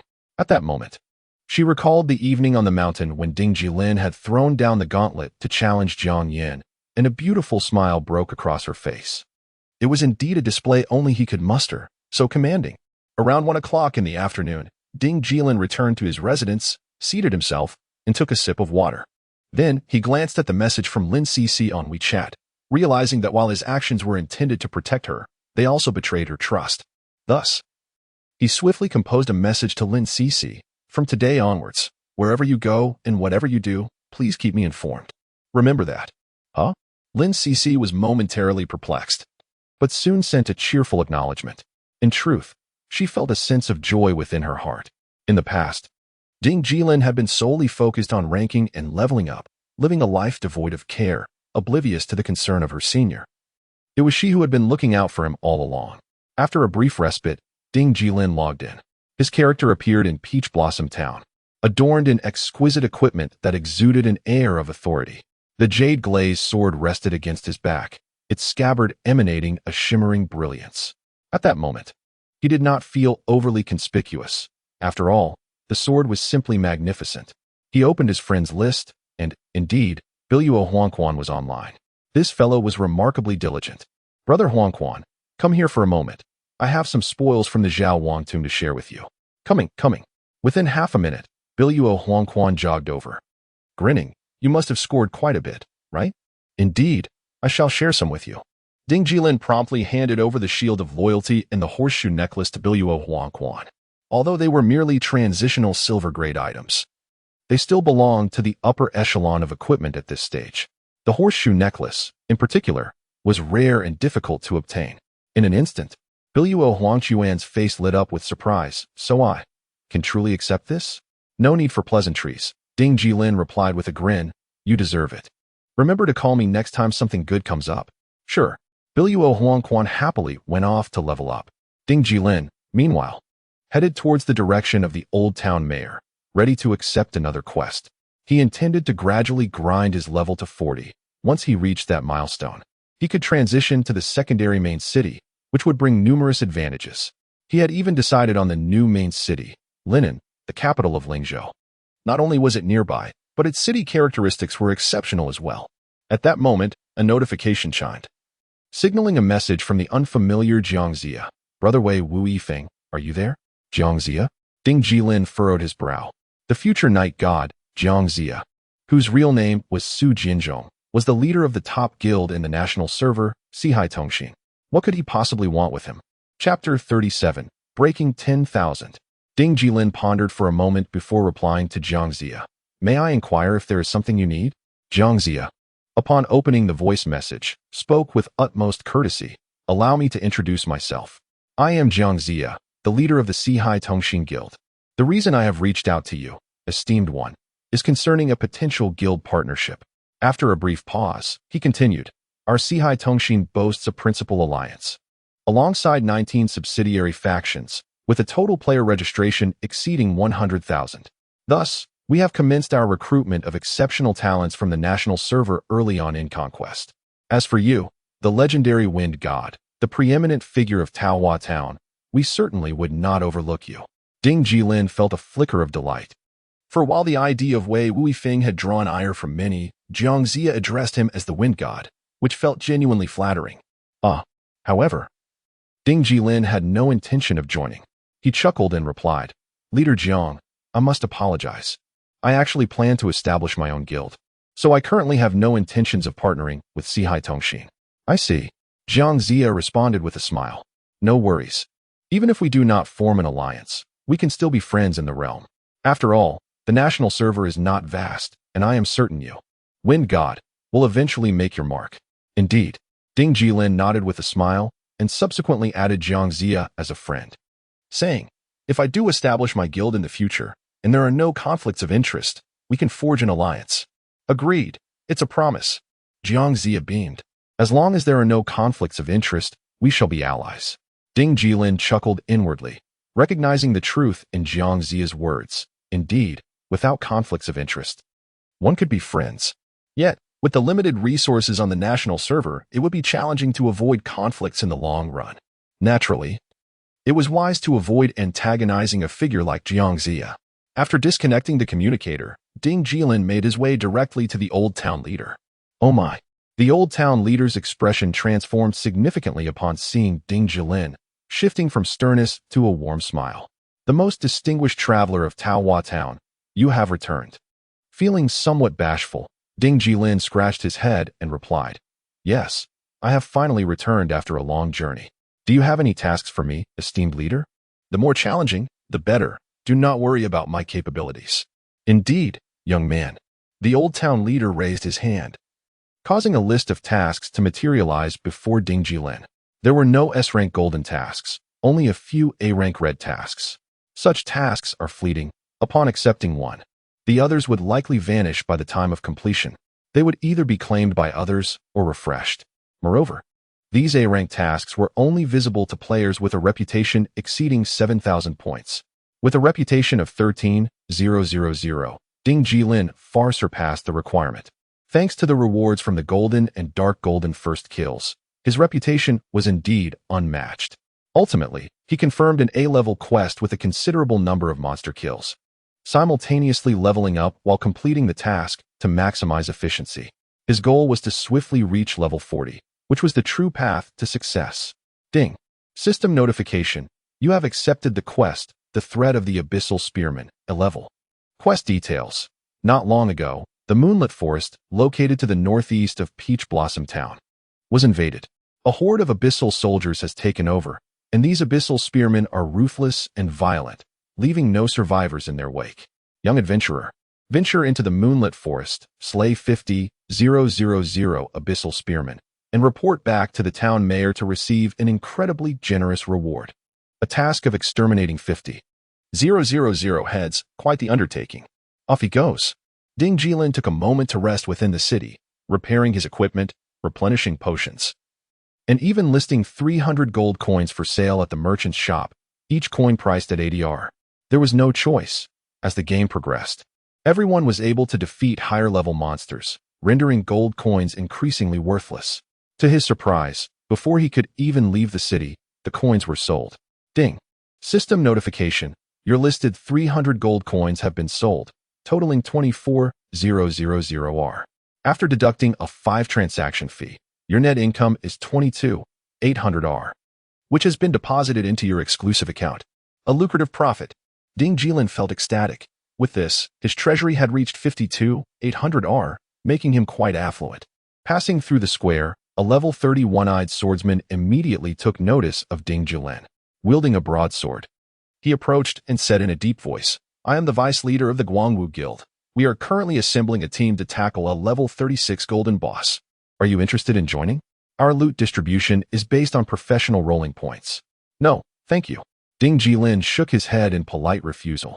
Alas, brother. The other party was still unwilling to concede, saying, Come on, after joining the team, I will promote you to vice captain. Aside from me, you will hold the highest position in the team. What do you say? Forget it. Ding Jilin shook his head again, his expression filled with heroic spirit as he declared, A true man should not languish under the heavens. It is best for me to go solo. Ha ha. The vice leader of Guangwu laughed heartily, saying, All right. Ding Jilin lightly clasped his fists and took his leave, while the other party returned the gesture, truly resembling a wandering hero of the martial world. 10 minutes later, in the Moonlit Forest, it was deep night, and the bright moonlight bathed the moonlit forest in a serene glow. Mist rose within the forest, creating a surreal spectacle under the moonlight. Likely the origin of the forest's name, Russell. Among the trees, several abyssal warriors armed with spears began to appear, precisely the legendary abyssal spearmen. Level 38. With average attack and defense attributes, they were perfectly suited for Ding Jilin's mass extermination needs. The speed of slaying monsters would not be too slow, and his leveling up would surely progress. From a distance, the entire Misty Moon forest was teeming with abyssal spearmen. It was evident that reaching level 38 here posed no challenge. However, The path to ascend from level 38 to 40 warranted further deliberation. According to Ding Jilin's recollections from his past life, advancing from level 38 to 40 within a level 3 city was particularly arduous, as the highest level monsters in the current version were level 40, and their numbers were scarce. Most players ultimately relied on farming the level 35 to 38 monsters to achieve level 40, a process that could be described as both protracted and arduous. And so it began. With a determined plunge, Ding Jilin's figure surged forth like a soaring dragon. His sword held high as he weaved through the throngs of abyssal spearmen, tracing a zigzag pattern. As he approached, exclamations of surprise erupted above the spearmen's heads, drawing their ire as they charged at him with a cacophony of battle cries. Within mere moments, at least 400 abyssal spearmen trailed behind him, eager for the feast of experience points that awaited. Suddenly, he pivoted, launching himself off the shoulder of one abyssal spearman.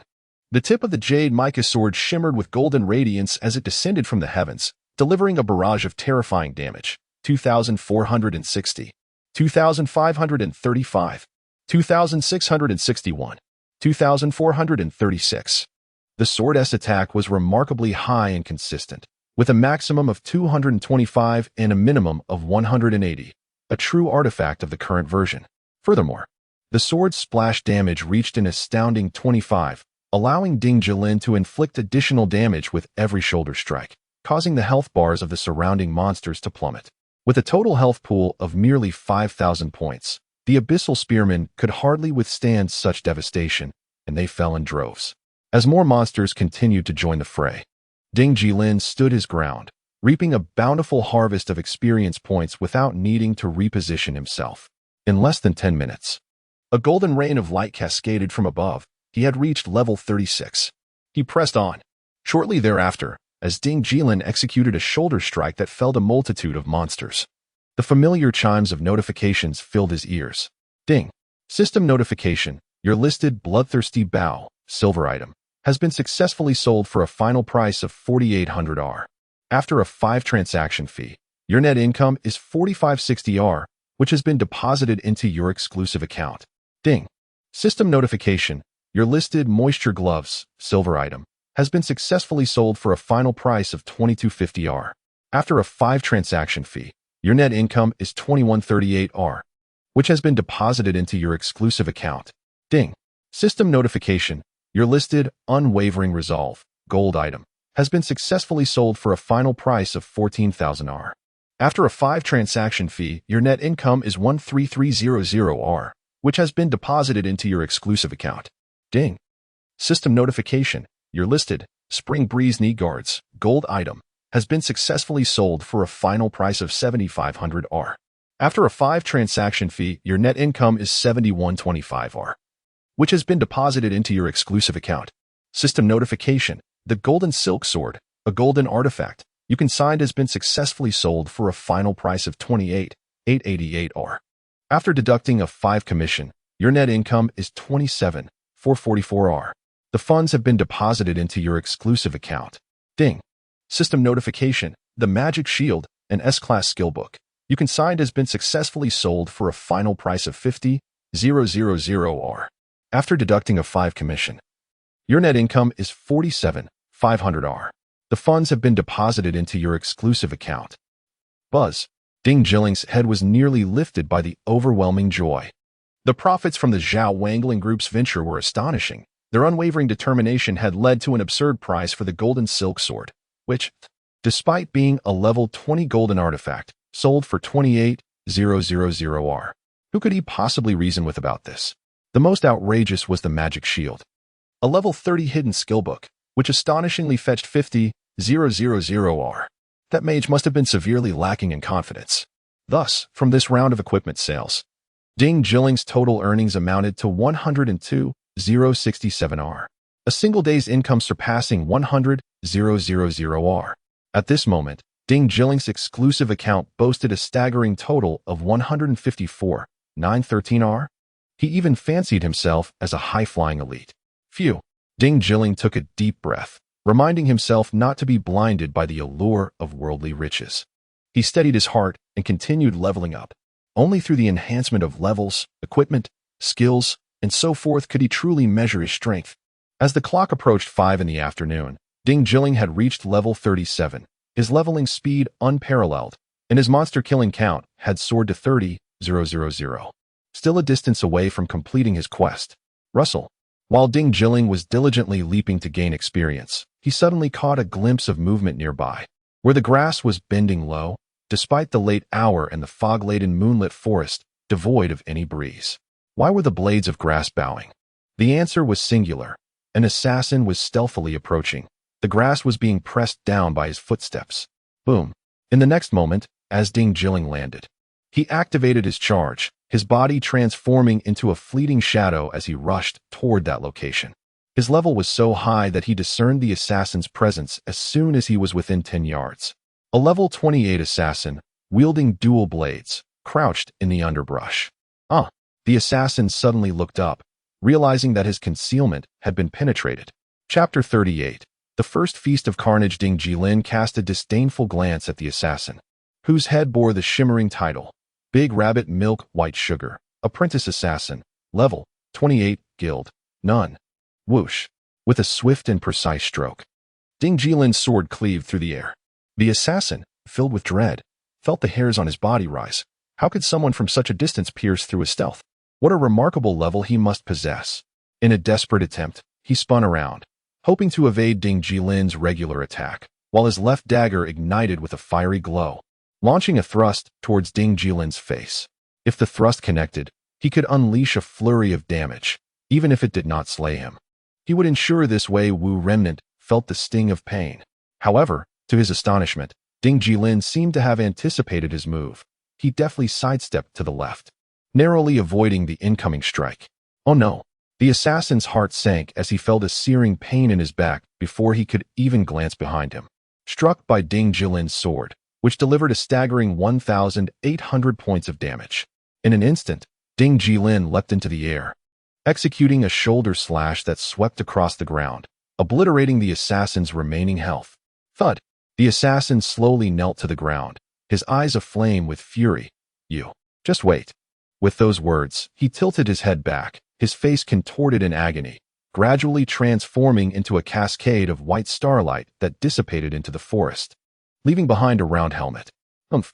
Ding Jilin snorted lightly, stepping forward to collect the helmet. It was merely bronze, of little use. He tossed it into his bag, awaiting a return to town to sell it for a few silver coins. Onward, to grind levels, leading a throng of abyssal spearmen, continuing the joyful pursuit of experience. Moments later, a notification chimed. Ding. A message from the United Marquis. Brother phone, are you there? Present.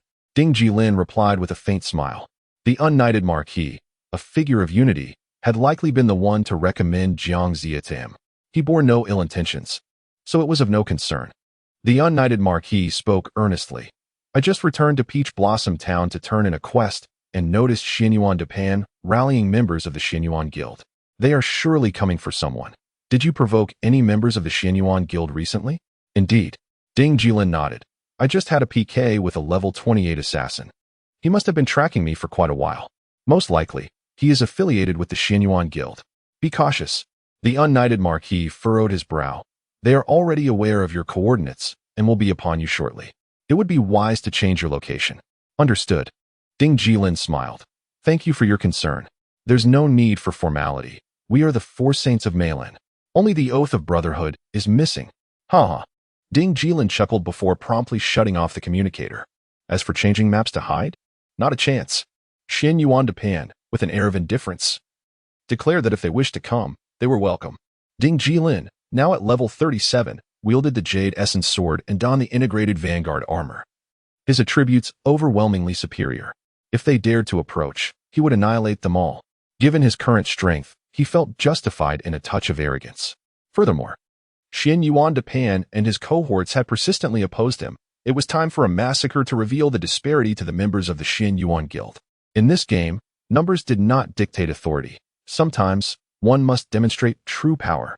He inhaled deeply, luring a large group of abyssal spearmen to continue diligently grinding monsters. Glancing at the time, it was 5:30, and his stomach began to rumble.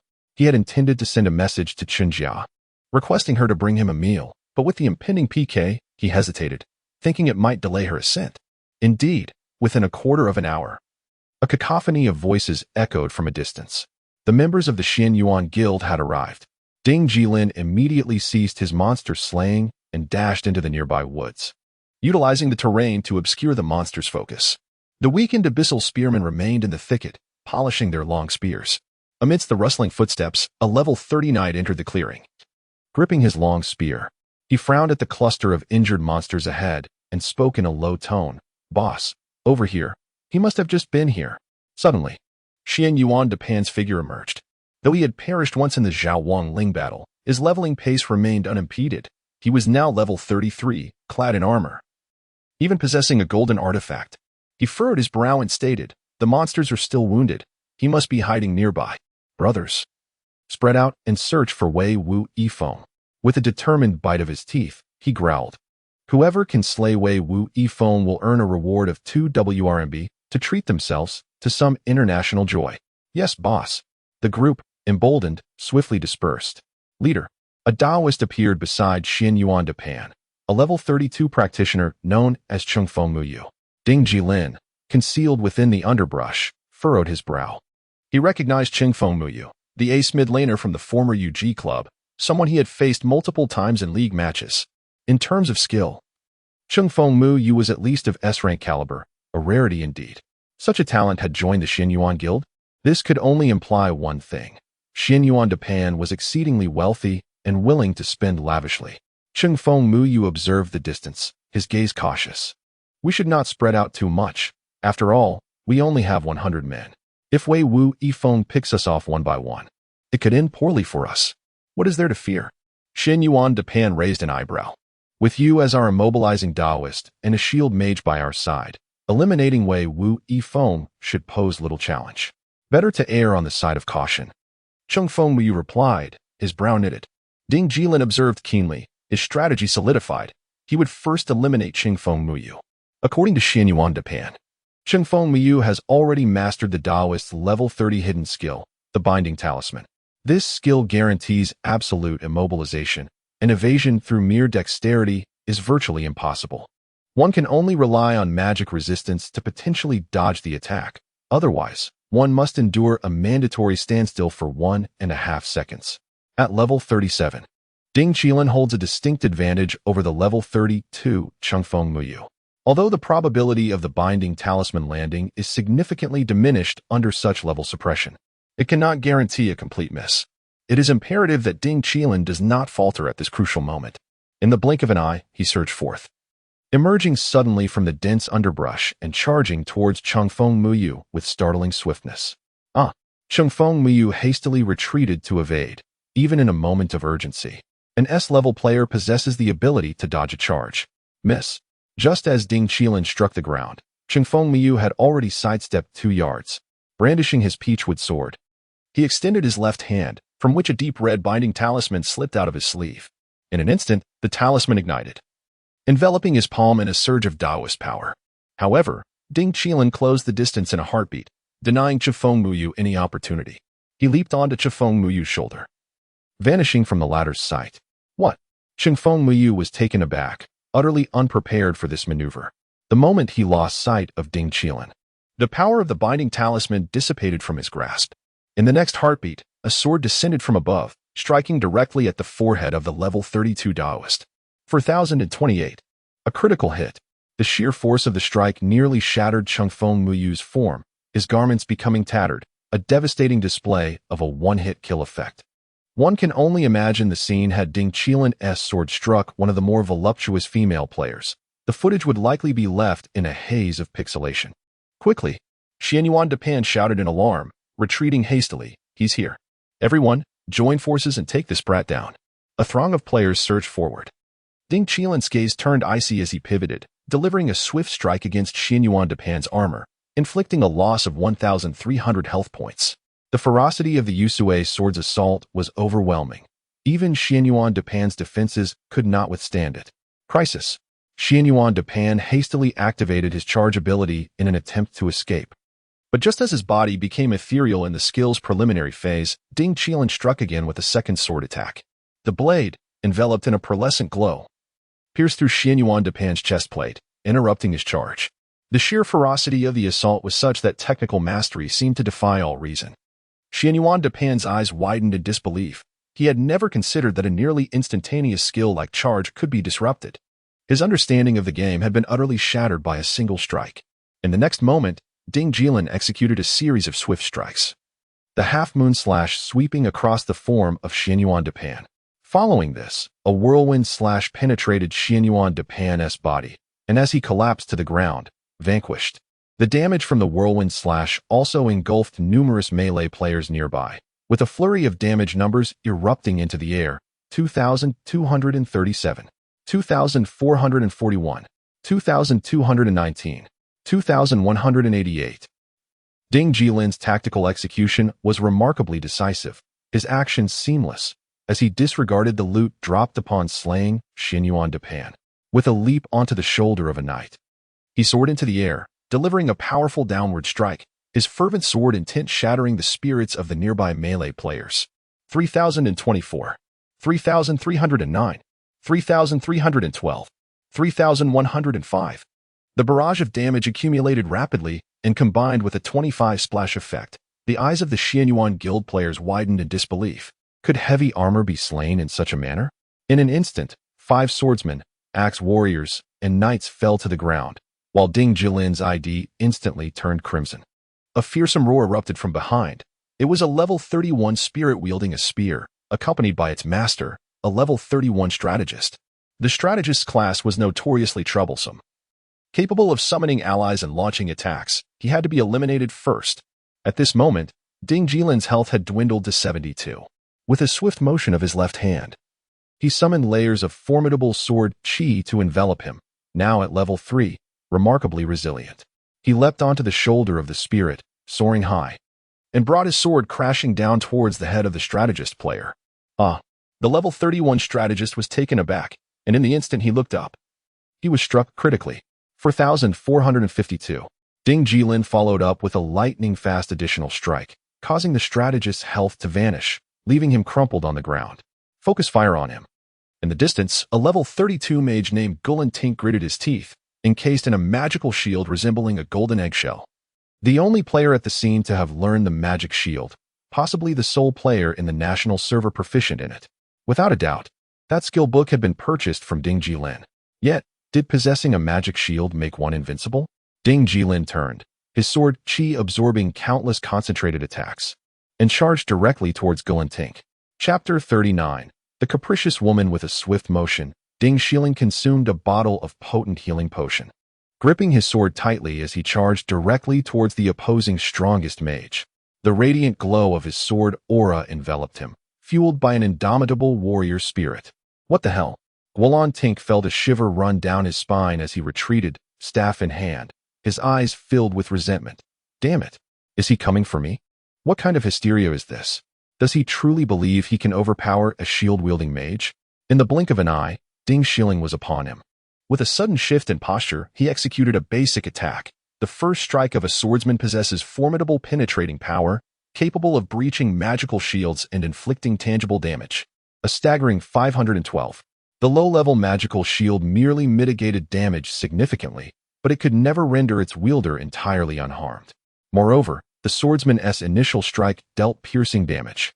In that instant, Ding Jilin swiftly unleashed a second attack with unimaginable speed, causing Gulin Tink to lose another 500 health points. It is worth noting that Gulin Tink's total health was a mere 1,900. Was it so easy for a mage to regain health? Once more, Ding Jilin executed a critical attack, delivering another blow filled with penetrating force, leaving Gulin Tink in a critically weakened state. Damn! Gulin Tink felt his heart shatter. What kind of strategy is this? How is he inflicting such pain upon a legendary shield mage? Previously, Gulin Tink had practiced with Xianyuan Depan, who struggled to break through his shield even while exerting maximum effort. Even a warrior of Xianyuan Depan's caliber had been defeated in a head-on confrontation by Gulin Tink. Could this Wei Wuifeng be some kind of prodigy? Surely, his sword must be enchanted. In the next moment, Ding Jilin unleashed his fourth strike with blinding speed, depleting Gulin Tink's health entirely. A shield-wielding mage, it seemed, was not so formidable after all. Focus fire. Around him, the crowd swelled. Ding Jilin had sustained significant injuries. With only 12 health remaining, and his sword aura was on the verge of dissipating, entering cooldown. Retreat. He turned and fled, executing a charge skill that propelled him through the dense foliage, not daring to look back as countless fireballs, frost spells, arrows, and talismans followed, merely creating a cacophony without landing a hit. In the underbrush, he consumed the healing potion repeatedly, watching the cooldown of his skills pass. In less than 20 seconds, he turned back to strike again. In a single assault, more than 10 players from the Xianyuan Guild fell, and the remaining players grew increasingly feeble. The stronger ones had already been specifically targeted and eliminated by Ding Jilin. After dispatching his foes, he turned to leave. After waiting for a cooldown period, he returned with renewed vigor. This cycle repeated, and under Ding Jilin's relentless onslaught, the 100 members of the Xianyuan Guild dwindled, leaving only a handful remaining. They were utterly demoralized, too frightened to regroup. In their scattered flight, many fell to abyssal spearmen. Ultimately, of the 100 brought by Xianyuan Japan, less than 10 survived. The majority had perished. Having already claimed the lives of over 100 players, Ding Jilin has become a prominent figure, his ID echoing the legacy of Wei Wu, radiating a crimson hue that has darkened to an almost ominous shade. The sanguine effect has even enveloped his equipment, casting a faint blood-like sheen over his entire ensemble, reminiscent of a demon's descent. At this moment, his heart feels significantly lighter. This marks Ding Jilin's first foray into large-scale slaughter since re-entering the realm of Tianxia, a truly exhilarating experience characterized by an absolute dominance in level, equipment, and skill, his prowess allowing him to single-handedly contend against 100 foes. Swiftly, he gathered the spoils from the fallen adversaries, discovering both silver and bronze gear among the loot. Regrettably, the coveted golden artifact of Xianyuan Japan did not materialize, yet the silver items still held considerable value at this stage. He pressed onward to continue leveling up. Navigating through thickets, he resumed his monster hunting in a secluded corner of the misty moonwood. What lay ahead was a lengthy endeavor to cleanse his notorious crimson title. Fortunately, he had a task requiring the elimination of 10,000 monsters. Vanquishing these foes would effectively redeem Ding Jilin's name, a dual benefit indeed. He continued his grind until approximately 8 o'clock in the evening, defeating around 15,000 abyssal spearmen. At long last, his crimson name transformed into a yellow one, a significant improvement in safety. The penalties for being slain while marked red were severe, often resulting in the loss of multiple pieces of equipment. In contrast, a yellow name bore the same effects as a white name. Death would not yield substantial losses. Suddenly, his stomach growled once more. It was time for a meal. He summoned the in-game WeChat system and sent a message to Qinjia. "Have you closed for the night yet?" "Not yet, but soon," replied Qinjia. "It's almost 9. And there aren't many customers left." "All right," Ding Jilin responded. "I'd like a small portion of sauerkraut fish, accompanied by kung pao chicken, and a large bowl of rice. Let me know the total, and I'll transfer the money via WeChat. Please bring it to room 211 in building 2. "Sure. That will be 52 yuan in total." "Great," Ding Jilin replied, promptly completing the transfer before returning to his leveling and task completion. Approximately half an hour later, a notification chimed. "I've packed it up. Should I bring it over now?" From Qinjia. "Yes, I'll open the door for you." "Okay." Ding Jilin found a secluded spot in the woods to log off, then proceeded to open the door. Soon, he heard footsteps in the stairwell, and the girl in a little white dress appeared before him. At 19, Qinjia looked pure and lovely, prompting Ding Jilin to steal a glance. He felt no shame, merely appreciating the beauty of the moment. "Here is your meal." After Qinjia handed the packed meal to Ding Jilin, she noticed him still gazing at her legs, causing her cheeks to flush with a hint of indignation. "Still looking, are you?" "Oh dear." Ding Jilin's face turned crimson as he hurriedly stammered an explanation. "It's not my fault. You are simply too stunning. It is instinctual to admire beauty. If I were to avert my gaze, it would imply that my thoughts are impure and lacking in integrity." There was a modicum of reason in his words. Qinjia's mouth fell slightly open, nearly swayed by his charm, but she quickly regained her composure. "What nonsense." Ding Jilin chuckled heartily as he settled down beside the desk with the meal, eagerly digging in, for his hunger was almost unbearable at that moment. He felt he could swallow even the bones of the pickled fish. As for the kung pao chicken, it was quite satisfactory. Old Chen's culinary skills had always been commendable. If it weren't for the small size of the establishment, it would have surely flourished by now. He glanced at Chen Jia and said, "Aren't you heading back? Your uncle will scold you if you linger." "It's already after hours," Chen Jia replied. "Once I finish preparing your meal, I'll close up." Just then, she caught a whiff of something foul and glanced toward the bathroom, noticing several pairs of stinky socks piled in the corner of the sink. The stench was truly unbearable.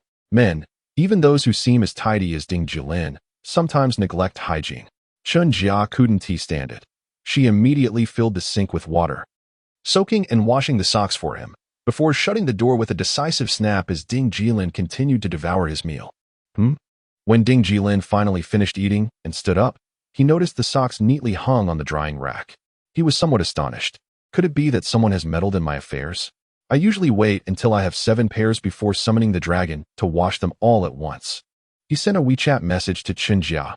"Did you wash my socks?" "Yes," Chen Jia replied. The stench was unbearable.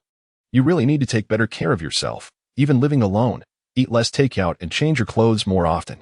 Understood, Ding Jilin said with a sheepish expression. Reflecting, whoever marries you in the future will surely be blessed for 8 lifetimes. Chen Jia replied with a voice message, chuckling, "Flattery will get you nowhere. Are you trying to deceive me?"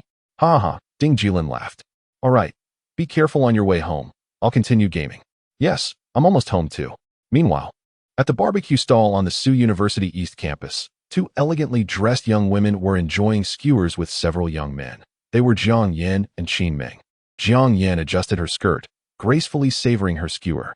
"The lamb skewers are simply delectable," Jiang Yin exclaimed. Across the way, a tall and composed young man cast his gaze upon Jiang Yin. He was the renowned Sui Yiku, the mightiest knight among Jiang Yin, Qin Ming, and their companions, possessing commendable strength that secured him a place within the top 100 of the national server rankings. "What is it?" Jiang Yin inquired. Sui Yiku furrowed his brow and replied, "I recently came across a post on the forum stating that Xianyuan Depan led 100 members of the Xianyuan Guild into the Mengwei Forest to ambush Wei Wuifeng, only to be utterly defeated, losing their armor and dignity in the process. Wei Wuifeng has now gained infamy, and I propose we organize an expedition to Mengwei Forest." The short-haired girl, Qin Ming, blinked her beautiful eyes in confusion. "What do we intend to do in Mengwei Forest?" A short-haired young man clenched his fist and stated solemnly, "To confront him. Wei Wuifeng is a scoundrel, engaging in outdoor PK and stealing others' girlfriends, committing all manner of villainy. He deserves to be punished. Furthermore, we have yet to settle the score for the time he killed Li Yundong." He frowned and added, "I've heard that the #1 dark gold sword in the entire server is in Wei Wuifeng's possession. We should go and seize it." "Let it be," Jiang Yin replied nonchalantly. "A wise man can forgive. He has merely killed once. There is no need to dwell on it." "Huh?" Sui Yiku stared in disbelief at his beautiful guild leader, as though he had seen a ghost. Is this truly the response one would expect from Jiang Yin? In Conquest, he had once unleashed a divine sword upon an entire guild for a mere insult, trapping them in Dark City for a day and a night.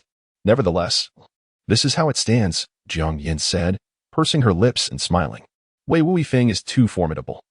I believe we should refrain from provoking such an opponent early on and strive to avoid his wrath." Sui Yiku, still in shock, pondered how this could be the words of Jiang Yin, who once led hundreds into battle against the top guild in the national server, the Sihai Tongxin Guild. In the Battle of Jianglu City, she had fought valiantly beneath their banner, nearly beheading Jiang Zia. Had she forgotten? Incredible. Women are indeed capricious. Sui Yiku scratched his head, realizing why, despite being in his 4th year of university, he still had no girlfriend. Chapter 40. Embracing each other around 10 o'clock in the evening. Ding Jilin finally accomplished the monumental task of vanquishing 50,000 abyssal gunmen. Having risen at the break of dawn, fatigue had long since begun to weigh heavily upon his eyelids. He returned to town to submit his mission. As night enveloped Taohua Town, it remained a bustling hive of activity, with numerous players dashing about like untamed wild donkeys, clamoring for quests. Yet, the daily allocation of tasks was limited, rendering over 99 of the players unable to obtain any truly valuable missions. Clad in gleaming armor, a flowing cape billowing behind him, and the Yu Sui sword slung across his back, Ding Jilin strode confidently through the square, head held high. Although he concealed his level and the luster of his equipment, his ID, Wei Wuifeng, shone brightly, a name nearly synonymous with fame in Taohua Town, greatly aided by the efforts of the Xinyuan Guild. Wei Wu Yifeng had earned his renown by single-handedly defeating hundreds in the Battle of the Misty Moon Forest. His exploits had effectively decimated over 100 members of the Xinyuan Guild, and this news had spread like wildfire throughout Taohua Town, no longer a mere secret. In today's Taohua Town, who would not regard this formidable hero with newfound respect upon sighting him? As he stepped on the fallen leaves carpeting the stone path, he made his way directly to the old town mayor, submitting his task report. In a deep voice, he proclaimed, "Mayor, I have returned and completed the task you entrusted to me. The abyssal gunmen in the Misty Moon Forest have been thoroughly dispatched, and they now swear to be model citizens. Youth, your achievements are indeed remarkable." The old mayor regarded him with admiration and replied, "The glory of the fire god emperor shines upon you. Here, accept your reward, and may you continue to contribute to the Yunza continent." Ding. System notification. Congratulations. You have completed the main quest, the threat of the abyssal gunman, a grade, and received the following rewards. Experience points. 1, 400, 000, gold, 30, reputation, 1, 500. And an additional reward. Leggings of the Spear Bearer, golden artifact. A cascade of light showered upon him, signaling his ascension to level 38. Leggings of the Spear Bearer? Ding Jilin raised an eyebrow, impressed that an A-grade task had yielded a golden artifact. His fortune today was indeed extraordinary. He quickly opened his inventory, revealing a pair of sturdy, aura-infused armor leggings resting within. Holding them in his hands, their attributes floated into view. Leggings of the Spear Bearer, golden artifact. Type: armor physical defense, 125 magical defense, 120 strength, 40 special effect, resilience. Increases the user's health cap by 1200 points required level. 38. These leggings were quite impressive, far superior to the silver tier wolf's leggings he currently wore. Without hesitation, he equipped the leggings of the Spear Bearer with a satisfying click, and upon glancing down, he noticed that his lower half appeared even more formidable. Ding Jilin, brimming with self-satisfaction, glanced at his personal panel, and his confidence surged even further. Legacy of Wei Wu, Apprentice Swordsman, level 38 attack, 645900 physical defense, 592 magical defense, 562 health, 9000 critical hit, for lifesteal, 5 damage reduction, 3 retaliation, 3 luck, 7 reputation, 14750 combat power, 1999 at last. His attack limit had surpassed 900 points, while his dual defenses continued to rise, and his total health reached a staggering 9,000 points. In the later stages of the game, players primarily relied on the resilience effect to maintain their health. Thus, a critical criterion for assessing the quality of a defensive piece is the presence and effectiveness of this resilience attribute. Clearly, the Vanguard chestplate and the Spear Wielder's leggings adorning Ding Jilin were unparalleled defensive artifacts at this stage, together contributing a remarkable 2,400 points to his health. Just then, a chime broke the silence. Ding. System notification. Congratulations. Your reputation has surpassed 14,000 points, and you have acquired the auxiliary skill, Melted Cloud Piercing Arrow, S-Class. At long last, a smile graced Ding Jilin's face as he opened the skill tab to delve into the details of this auxiliary skill. Instantly, 2 crafting methods appeared in the drop-down menu, detailing the specific contents of each recipe. Guild Cloud Piercing Arrow, Gold Butterfly, 1 gunpowder, 10 arrowhead, 1 shaft, 1 feather. 1 each use requires 100 points of reputation. Effect: summons guild members, with a maximum of 100 individuals within 7 seconds. Team Cloud Piercing Arrow, Silver Butterfly, 3 gunpowder, 5 arrowhead, 1 shaft, 1 feather. 1 each use requires 20 points of reputation. Effect: summons team members, with a maximum of 10 individuals within 7 seconds. He inhaled deeply, his ambition swelling even further. Both types of cloud-piercing arrows held significant importance within the game. The guild variant was rarer, as gold butterflies were hard to come by and demanded a hefty reputation cost, typically reserved for large-scale battles and guild confrontations. The team variant, however, was far more versatile, proving invaluable in small-scale field PKs, often turning the tide of battle based on the quantity and frequency of cloud-piercing arrows employed. The cloud-piercing arrow is but a single arrow that can summon countless forces to one's side. Within the 7 seconds of a player utilizing a team cloud-piercing arrow, an arrow icon would appear on their teammates' interfaces. By simply clicking the arrow, they could instantly teleport to the side of the teammate using the arrow. This method of reinforcement is colloquially referred to as drawing arrows or calling for aid, embodying a distinctive feature of the game Tianxia. In essence, a player who cannot draw arrows cannot be considered a skilled player, as they lack a sense of teamwork. Having decided, Ding Jilin took a deep breath and resolved to craft several team cloud-piercing arrows, knowing full well that he might soon find himself in need of them. Thus, with sword in hand, I ventured forth from the city to a solitary peak in the southeast of Peach Blossom Town. Indeed, around the summit, wisps of silvery radiance danced, embodying the legendary silver butterflies. With a graceful leap, Ding Jilin descended from the mountain, swiftly capturing one silver butterfly after another, the sound of his hands echoing as he secured them. Once in hand, each butterfly became a specimen. In less than 10 minutes, he had traversed several small hills, amassing a collection of 300 silver butterflies, sufficient for his needs. It was time to return to the city and craft the first batch of team cloud-piercing arrows. With a swift motion, he returned to the town, approached the general goods merchant, and procured various materials such as gunpowder, arrowheads, shafts, and feathers. He then summoned the smelting system beside him and commenced the refining process. The progress bar moved steadily, and in a blink, the synthesis was successful. Ding! The system prompted, "Congratulations, you have successfully refined Team Cloud Piercing Arrow X1. Success." Ding Jilin grinned widely and continued the refining process, ultimately crafting a total of 100 Team Cloud Piercing Arrows before pausing.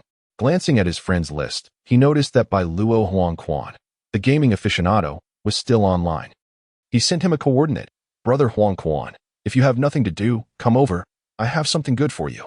In an instant, amidst the shimmering light, Bai Luo Huangquan reappeared in Peach Blossom Town and approached directly. Upon seeing the 20-team cloud-piercing arrows in the trading interface, he was momentarily stunned. "Brother Foam, where did this come from? This is incredible." "Indeed, it is a wondrous item," Ding Jilin replied with a smile. "In the future, whenever you find yourself in a bind, just look for me online, and I can send arrows your way to assist you in battle. Just be mindful not to draw too many enemies. I would prefer not to be overwhelmed upon arrival." "Ha ha ha, that won't happen." Bai Luo Huangquan chuckled heartily. "Thank you so much. With these cloud-piercing arrows, I need not fear any confrontations. All right then, I shall log off now." "Already?" "Yes. Early to bed and early to rise is good for one's health." Bai Luo Huangquan gave a thumbs up, and Ding Jilin promptly logged off. After taking a refreshing shower, he lay at the head of his bed, indulging in his phone for a while. Scrolling through Douyin, watching young ladies dance was a daily ritual. After a time, he found it rather dull. Opening WeChat, he sent a message to Lin Cece. "What time do you sleep?" "Just logged off," Lin Cece replied. "Video call?" "Sure." In the next moment, the video opened, revealing Lin Cece with long hair, clad in a bathrobe, seated on her bed as she conversed with Ding Jilin. Indeed, Lin Cece's beauty was striking. She seemed enchanting in whatever she wore. "What level are you now?" Ding Jilin began to check her progress. Lin Cece appeared slightly flustered. Her cheeks tinged with a blush as she replied, "Level 30, I suppose that's acceptable." "Acceptable? Hardly," Ding Jilin retorted, a dark line forming on his forehead as he chuckled. "I am already at level 38. Who can compare to a gaming prodigy like you?" Lin Cece remarked. As the voice of Shen Bingyue echoed from beside her, Lin Cece tilted the camera, bringing Shen Bingyue into view, who was also clad in a bathrobe. Surprisingly, they had been sleeping together. As Shen Bingyue entered the frame, her demeanor was somewhat exaggerated, trembling slightly, which quickened one's heartbeat. "Oh dear," Ding Jilin chuckled. "Hello, Sister Bingyue." "Oh, please," Shen Bingyue retorted with a wry smile. "I recall someone claiming Chinchilla was far more handsome than I am. Is that so?" "Not at all." Ding Jilin promptly composed himself, his brow furrowed, and stated earnestly, "Senior, I wish to see you, not her." "Very well." Lin Cece chuckled softly and aimed the camera at herself, while Shen Bingyue beside her gestured dramatically, her sulking demeanor quite apparent. Ding Jilin frowned slightly and remarked, "After all, you are destined to become the leader, so do pay attention to matters of rank. Without a respectable level, you will surely struggle to command respect." "Yes, I am aware." Lin Cece's delicate brows knitted together. "Aren't you coming back to help me out?" "Not in the immediate future." Ding Jilin smiled reassuringly. "But rest assured, I will support you from the shadows. and I may even send talented individuals your way. Those I recommend will undoubtedly be pillars of strength. You must nurture them well. Indeed. Lin Cixi nodded emphatically. All right then, get some rest. Ding Jilin noted, time is precious. I must rise at 6 tomorrow. I need to reach level 40, and once the first player achieves that, all secondary cities will be accessible. When the main city opens, all players above level 30 can venture into the secondary cities. Which of the 7 secondary cities should we settle in? Lin Cixi inquired. Linen City. Ding Jilin replied without hesitation. The city's characteristic is prosperity, granting a 3 increase in attack power and a 30 boost in gold drops from monsters. For those of us starting from scratch, it will be somewhat easier to accumulate wealth. Agreed. Lin Cixi smiled and nodded. Then it shall be Linen City. Suddenly taken aback, she asked, how do you know about Linen City's characteristics? The officials haven't released that information yet. Well, Ding Jilin scratched his head. Fabricating a response, last night I had a dream wherein a mortal blessed me, granting me insight into the future. I possess a prophetic ability. And I know we shall meet again. Lin Cixi, a formidable woman in the workplace, chose not to challenge his statement and replied with a smile, all right, rest well. We shall turn in as well. Very well. At that moment, Shen Bingyue suddenly snatched the phone and patted the space between her and Lin Cixi. Laughing, Ding Jilin. Come over now. It will take no more than 20 minutes. Sleep between us and embrace us both. Wouldn't that be delightful? Ding Jilin's face turned crimson as he hastily ended the call. That was close. I nearly succumbed to temptation. He glanced at the ride-hailing app. Never mind, sleep it is. Chapter 41. Indeed, reported Ding Jilin slipped into slumber, dreaming of himself and Lin Cixi, hand in hand, sheltered beneath the eaves of their school. Nestled in the Jiangnan region, Nanjing was adorned with the characteristic misty beauty of its landscape, as a gentle drizzle fell outside. Standing side by side beneath the eaves, they gazed at the rain. Having been left behind in the school library. In that moment, Lin Cixi's hair was slightly damp, and as she turned to look at Ding Jilin, droplets clung to her brows and long lashes, her unadorned, delicate face captivatingly beautiful. That scene had long been etched in Ding Jilin's dreams, an indelible memory. Senior, he thought in his dream, emboldened by a sudden daring impulse. How about a kiss? Lin Cixi's cheeks flushed crimson. How shameless, she replied, closing her eyes and tilting her head, even rising onto her toes. Just as their lips were about to meet, the dream began to blur. And Ding Jilin transformed into a sword-wielding hero, pursued by a horde of Abyss Knights, thereafter descending into a chaotic realm of dreams. Those Abyss Knights were truly detestable.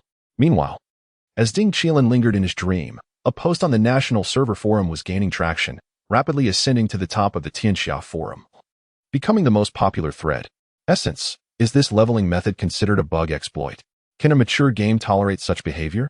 Posted by, for love. Charge forward, video, content. Wei Wui Feng's bug exploit for infinite ground strikes, solo grinding in the Misty Moon Forest. The video embedded within the post showcased Ding Jilin's fervent leveling in the Misty Moon Forest using the shoulder strike technique, spanning a total of 25 seconds. Uploaded by the assassin from the Xianyuan Guild whom Ding Jilin had previously defeated. Beneath the post, discussions flourished, with numerous replies and likes propelling it to the forefront of the forum. Player, ancient way of warmth, with such leveling speed. No wonder Wei Wui Feng stands unrivaled in the national server for rapid progression. Surely the Tianxia officials owe us players a reasonable explanation. It would be absurd not to ban him. Likes, 258, 832, player Xianyuan Great Shield. Our guild of 100 surrounded Wei Wui Feng, only to be countered. His ability to execute infinite ground strikes with 150 AoE damage. How is this fair to ordinary players like us? Likes, 175. 831, player riding the wind and showering in rain. I hope the officials pay heed and resolve this issue post-haste. Likes, 99, 872, player white-haired 3000 sorts. Likes, 99, 001, player Li Qingwei. This Wei Wui Feng is rather interesting, haha. Likes, 88, 763, that night became a sleepless one for many players. As their faith in Tianxia was shattered, a game touted as absolutely fair seemed to have lost its equity. In the early hours, the Shanghai headquarters of Tianxia was inundated with ringing phones, an avalanche of reports pouring in, heralding an impending storm. Meanwhile, the instigator remained blissfully asleep. At 6 o'clock in the morning, Ding Jilin awoke early, oblivious to the tempest brewing on the forum. He proceeded with his morning routine, washing up before descending to partake in breakfast. At the food stall, he retrieved his phone and opened the official app for news. Suddenly, the splash screen revealed his ID, albeit fleetingly, yet he discerned the words. Is Wei Wu Yifeng exploiting a system bug dispute? The official stance appeared rather composed, with no declarations made thus far. Ding Jilin furrowed his brows, his mood shifting to one of tension. This could prove troublesome. Upon viewing the video, he comprehended the gravity of the situation. Regardless, he resolved to focus on his meal and level up. Meanwhile, at Tsu University's East Campus, the sun had barely risen when two sisters rose early for breakfast.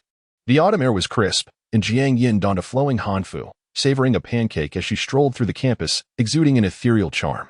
While hanfu can be challenging for many young women to carry off, Jiang Yin was an exception, her beauty, figure, and grace rendering her a stunning maiden capable of effortlessly donning the attire. Beside her, Qin Ming wore a light apricot-hued hanfu, her short hair equally enchanting. From a distance, boys who had risen early to play basketball and jog cast admiring glances, nearly drooling in awe. This is not ideal, Qin Ming remarked, her left hand enjoying the pancake while her right clutched her phone. Ding Jilin's bug-causing unlimited ground-to-ground slashes has now surged to the top trending topic, becoming the splash screen feature on the official app. What should we do? This could spell trouble. Indeed. Jiang Yan's eyes sparkled like water. Do you believe Ding Jilin would exploit a bug? I do not. Qin Ming shook her head. However, the video speaks for itself. We cannot choose to disbelieve it. If the officials truly take action, it may lead to significant issues for Team Ding, perhaps even resulting in account bans. A conglomerate like Tianxia would surely not tolerate such circumstances. Indeed. Jiang Yin pressed her lips together. Let us hope it is not a bug. Deep down, you wish to learn it too, do you not? Qin Ming teased. Jiang Yin smiled, her dimple showing. Of course. What melee-oriented player wouldn't want unlimited ground-to-ground slashes? The two continued their journey back to the girls' dormitory, munching on pancakes. Their early rising was not for classes, but rather to log on early and grind for levels. In Shanghai, a cluster of modern buildings stood tall in the heart of the metropolis.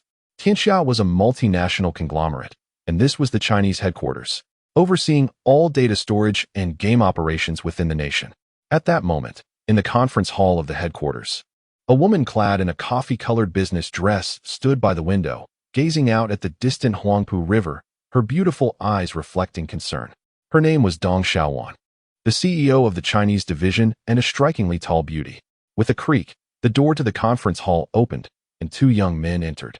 Both individuals exuded an air of scholarly elegance. One was Qin Shengfeng, the chief technology officer of the China headquarters, and the other was Han Ziyang, the chief planner at the same institution. In the realm of cutting-edge industries like holographic gaming, youthfulness is paramount. It is said that the average age of technicians at the Chinese headquarters does not exceed 26 years. Director Dong, the two respectfully stood behind Dong Xiaowan. Esteemed colleagues, Dong Xiaowan turned to her trusted aides, her brow furrowing as she spoke. The incident involving Wei Wu Yifeng and the Infinite Ground Strike has stirred quite a commotion, capturing the attention of players across the nation. What are your thoughts on this enigmatic figure? Are we not renowned for our claim of an utterly bug-free game? This, Han Ziyang replied. Director, we have thoroughly investigated Wei Wu Yifeng's details. He is a secondary account of a renowned player. Dong Xiaowan's expression shifted slightly. Which esteemed player? Ding Jilin, the former godlike mid-laner of ECG, renowned for his exceptional performance at that year's global championship. So it is he. Dong Xiaowan recalled Ding Jilin, having watched that year's global finals herself. And what now? She turned to Qin Shengfeng, asking, as the chief technology officer, I trust your department has convened to assess the situation regarding the Infinite Ground Strike. Is it considered an exploitation of bugs? Absolutely not, Qin Shengfeng asserted. For we do not possess any bugs. He stated seriously, Director, we have examined the back-end operations in detail. It is a complex maneuver leveraging the game's mechanics. A benign operation that signifies a profound exploration of our game. If such actions are deemed bug exploitation, then our game would lose its boundless allure. Han, do you share this perspective? Indeed, Han Ziyang nodded gently. Director, while this incident has garnered significant attention, I believe it may not necessarily be detrimental. Since public opinion is brewing, we might as well allow it to develop further. Ding Jilin's extraordinary maneuvers inherently validate our game, and there will eventually come a day when the clouds part and the sun shines through. Oh, Dong Xiaowan mused. How shall we respond to the players? Leave it to me, Qin Shifeng smiled. This morning, I will hold a press conference to clarify everything to the players. They will understand and respect our decision. Very well. Dong Xiaowan stifled a yawn. I shall take a nap now. Director, take care. In the morning, at the press conference held by the China headquarters of World, Chief Technology Officer Qin Shifeng addressed the audience. Dear players, please remain calm. We have scrutinized the backend data, and the player Wei Wuifeng did not exploit any game bugs. He has merely developed a new combat system. This statement incited a wave of frustration among the players. Why is it that only he can do this while we cannot? This is utterly unfair. In the morning, Ding Jilin logged in. With a swift motion, his character appeared in Peach Blossom Town. He paused to take a breath, then proceeded to repair his equipment and replenish his potions before exiting through the northern gate, heading resolutely northwest. On the vast map, the northwestern edge displayed a small triangular area in deep crimson, representing the highest level zone within Peach Blossom Town, currently inaccessible to the average player. However, for Ding Jilin, an extraordinary level 38, this was the only place where he could swiftly gain experience. After a vigorous 20-minute trek, he arrived at his destination. Before him lay a verdant bamboo grove, with towering mountains and babbling brooks nearby, creating a picturesque scene. Yet, hidden within this beauty lurked danger. Venomous snakes coiled in the bamboo thicket. The bamboo leaf green, level 40, an elite monster. Ding Jilin exhaled, feeling a sense of calm. He would grind his level up to 40 in this bamboo grove. Once he surpassed level 40, he could venture to Linen City, leveraging his early advantage to reap substantial rewards. He squinted his eyes. In his previous life, he had not frequented Peach Blossom Town, and thus lacked many intricate details about it. However, he had risen to prominence in Linen City. To put it bluntly, he was well aware of the loot dropped by the first kill of every boss in Linen City, along with various quest clues firmly etched in his memory. This advantage set him apart from other players. Without further ado, he commenced his leveling up, given the high level and attack power of the bamboo leaf green. A shoulder surfing strategy was inadvisable, as it could easily lead to his demise. Therefore, Ding Jilin's approach to monster grinding was straightforward, an endless barrage of critical hits. With a swift thrust, he pierced the neck of a bamboo leaf green, interrupting its venomous bite skill. Following that, another critical strike thwarted its venom spray skill, allowing Ding Jilin to continuously inflict damage without suffering the consequences of poisoning. Coupled with a 2 lifesteal effect, he could grind monsters without incurring any losses. Just as he was engrossed in his grinding, an incoming call interrupted his gameplay, the number originating from Shanghai. Chapter 42. May everyone master the shoulder/greetings. Ding Jilin answered the phone. Hello. A polite female voice greeted him from the other end. I am Dong Xiaowan from the headquarters of Tianxia, China. I apologize for the abruptness. We obtained your registered phone number from the back end. May I speak with the player Wei Wuifeng? Yes. Ding Jilin furrowed his brow. He recognized Dong Xiaowan from his past life, as he was one of the 4 great sword masters in the national server, and she had presented him with an award in his previous existence, though they were not well acquainted. However, it was rather extravagant for the CEO of the China region to personally call him. Dong, what is the matter?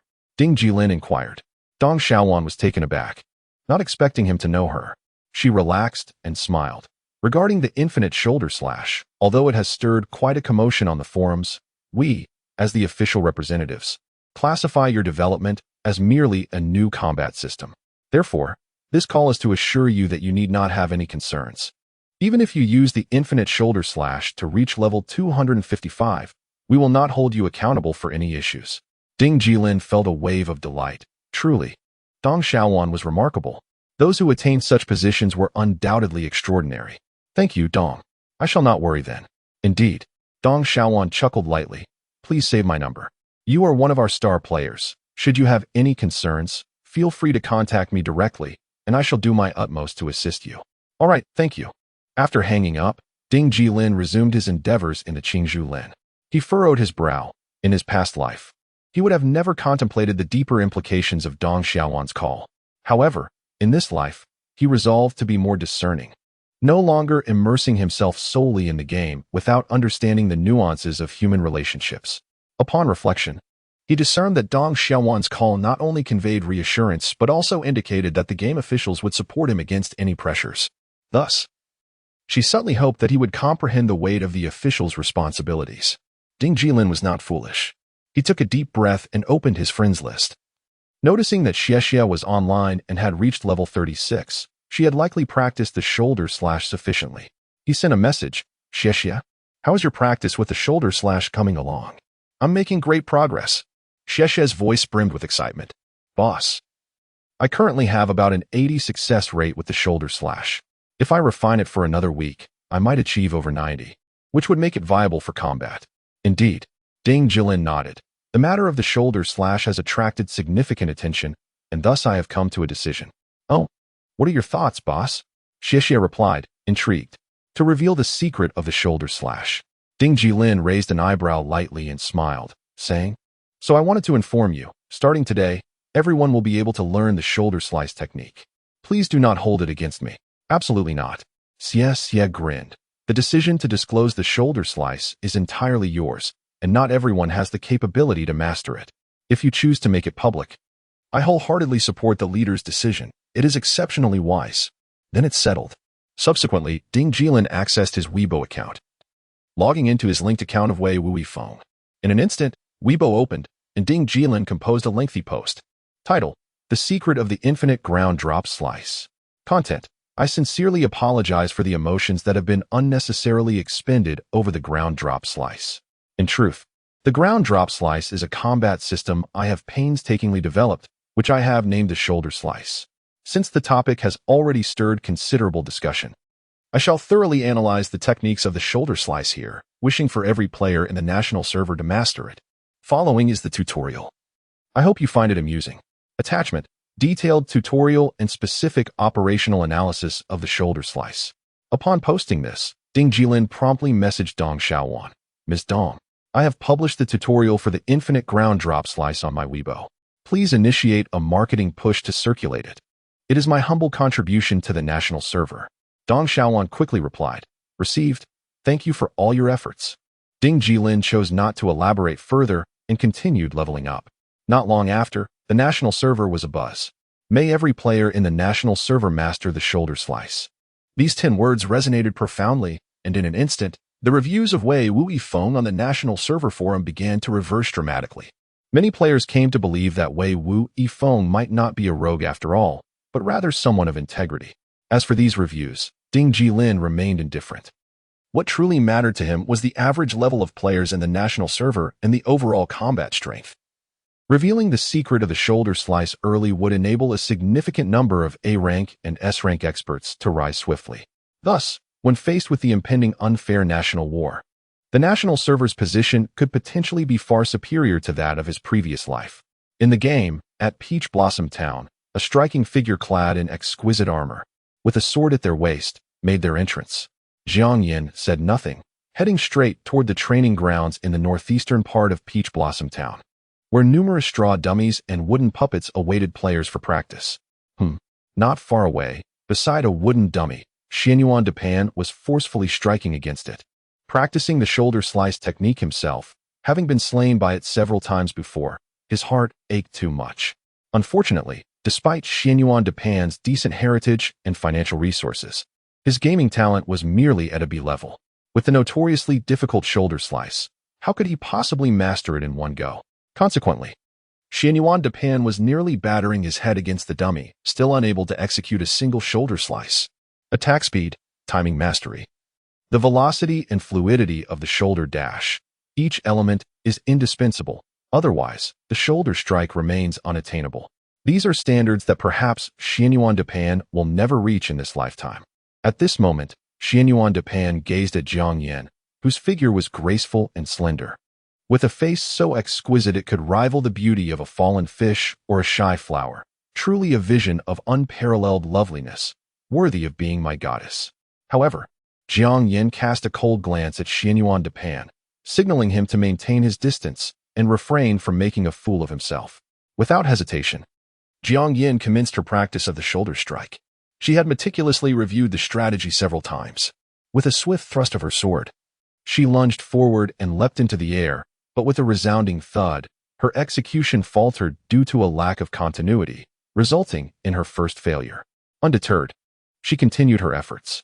After 4 consecutive attempts, suddenly, Jiang Yin soared into the air, executing the shoulder strike with precision, causing the wooden dummy to resonate with a buzzing sound. Remarkably, on her 5th attempt, she succeeded. Xianyuan de Pan stood there, utterly astonished. Even Bai Luo and Huang Quan, who had just entered the training ground, were left speechless. Jiang Yin, the legendary figure, was indeed formidable. Before long, a crowd gathered in the training ground. Jiang Yin attempted the maneuver 30 times, achieving success 8 times. This was a commendable outcome. She began to grasp the technique, feeling a sense of understanding, and thus decided to cease her trials and venture out of the city with Qin Meng to train in the wild, honing her skills through practical experience. She narrowed her beautiful eyes, anticipating that soon, this shoulder strike would become her signature move. In the bamboo forest, Ding Jilin was immersed in joy, repeatedly executing critical attacks, almost losing himself in the experience. As the bamboo leaves fell with a series of cries, his experience points and gold continuously surged. The luxury of battling elite monsters for leveling up was a rare delight, especially with the ability to engage in endless, injury-free training. Shortly thereafter, with a resounding thud, as one of the bamboo leaves collapsed to the ground, a pair of gleaming battle boots dropped alongside it, shimmering with golden light. What? Ding Jilin quickly rubbed his eyes, incredulous at the sight before him. Could it be that an elite monster truly dropped a golden item? He picked up the boots and gently brushed them, revealing their attributes: bamboo leaf boots, golden item, type, armor physical defense, 120 magical defense, 115 strength, 40 special effect. Windwalker, increases movement speed by 6 special effect. Resilience, raises the user's health cap by 1,000 points required level. 38. These were far superior to the Morning Dew boots. He immediately equipped them. In an instant, Ding Jilin's total health surpassed 10,000, precisely reaching an additional 1,000 points. His defenses saw a significant improvement, and the 6 boost to movement speed proved invaluable for traversing vast maps, pursuing foes, or escaping danger.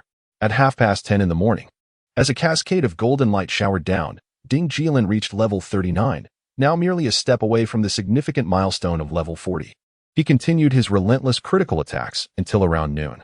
He sent a message to Chunjia: 1 small bowl of pickled fish, 1 serving of the 3 delicacies, and a large bowl of rice. Please deliver it to me shortly. Chunjia replied, 55 yuan. All right.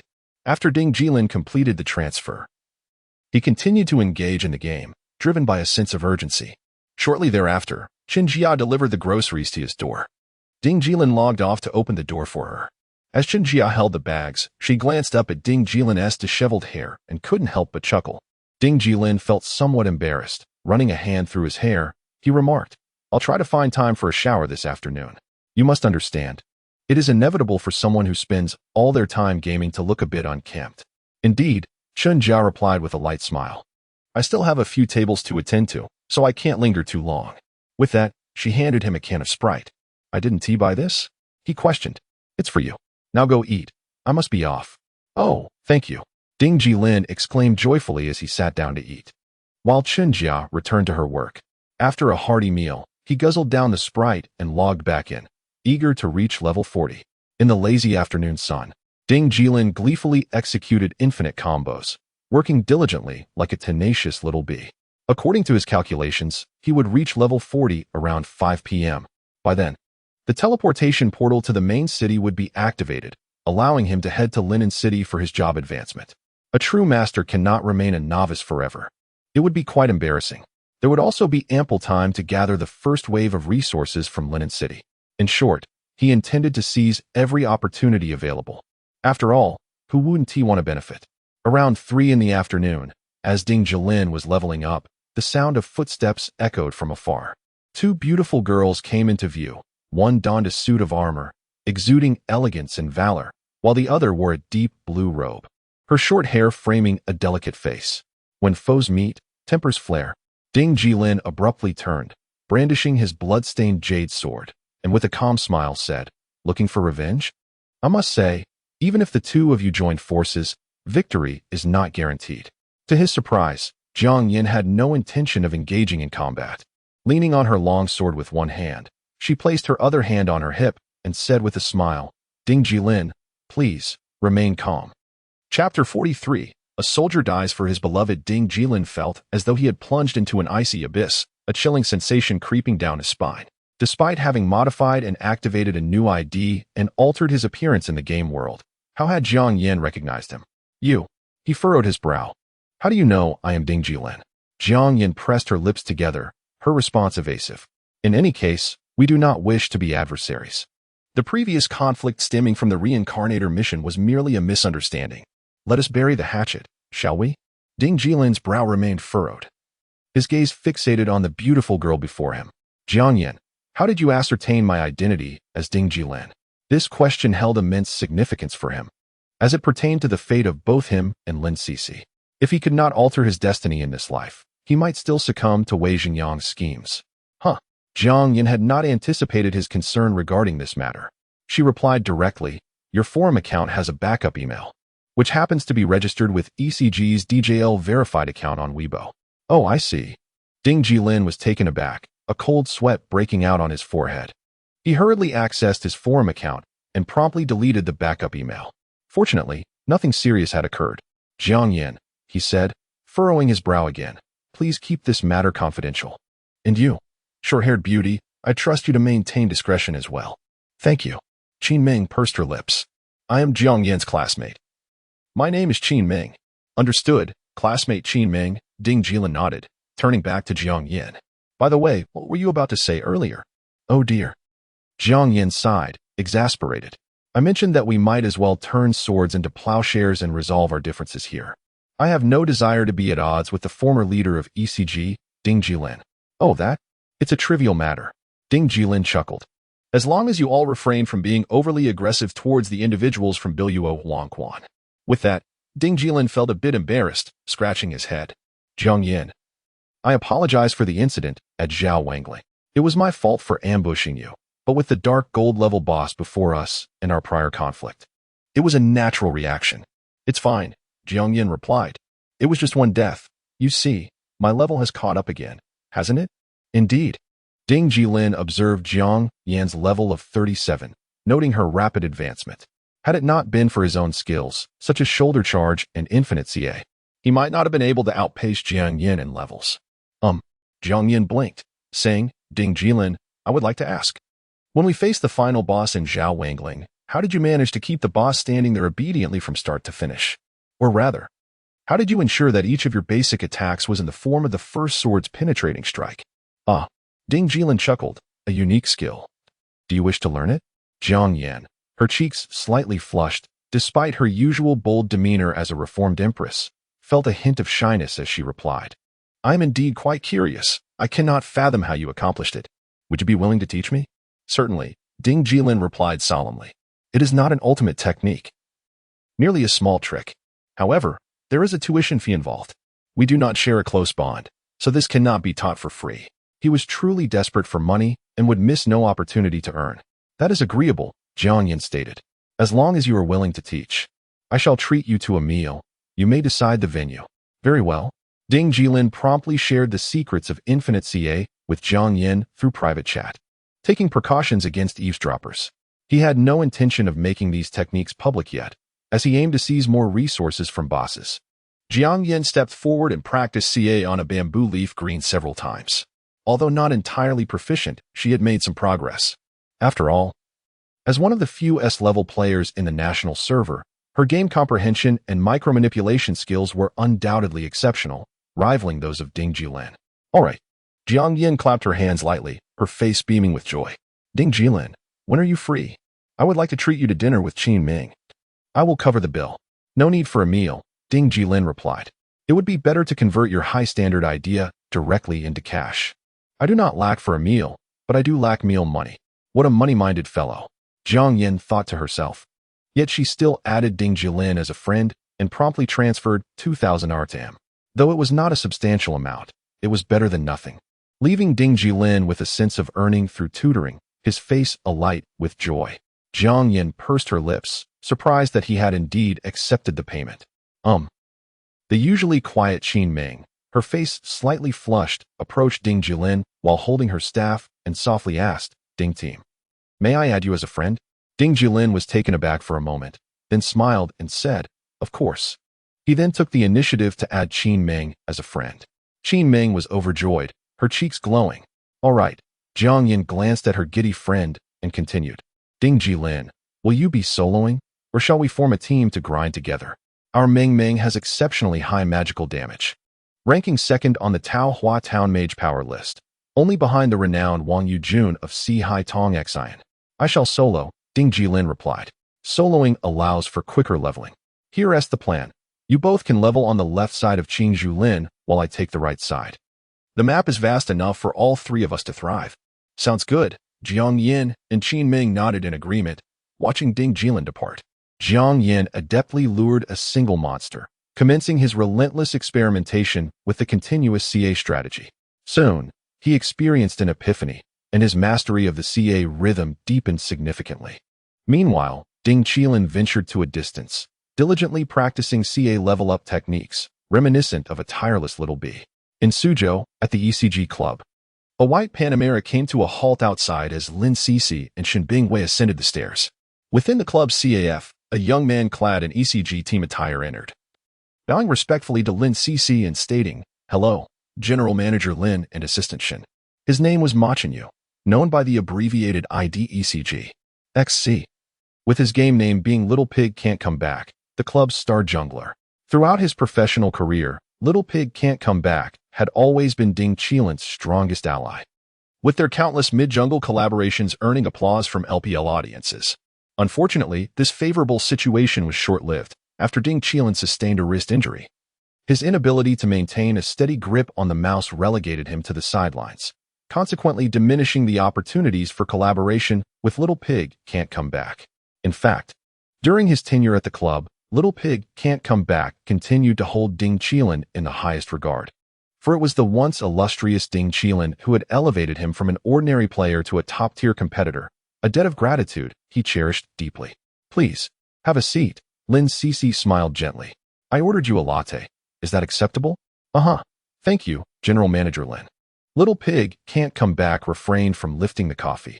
He appeared somewhat uneasy, not due to nervousness in front of the executive director, but rather from the awkwardness of their prolonged silence, particularly since Ding Jilin's departure from the club had left him without further encounters with Lin Cixi. "Ma Chenyu." Lin Cixi gazed at the young professional player with her captivating eyes. "Are you blaming me, thinking I failed to advocate for Ding Jilin, allowing him to leave ECG burdened with grievances?" I didn't." "Is that so?" Lin Cixi smiled faintly. "The eyes do not lie. You scarcely dare to meet my gaze." Little Pig Can't Come Back remained silent, choosing not to respond. In truth, since Ding Jilin's departure, a pall of gloom enveloped the entire ECG, with no one daring to speak out, save for the operations manager, Liu Bin, who had once voiced support for Ding Jilin. Yet, Little Pig Can't Come Back, as a professional player, felt unqualified to speak on Ding Jilin's behalf.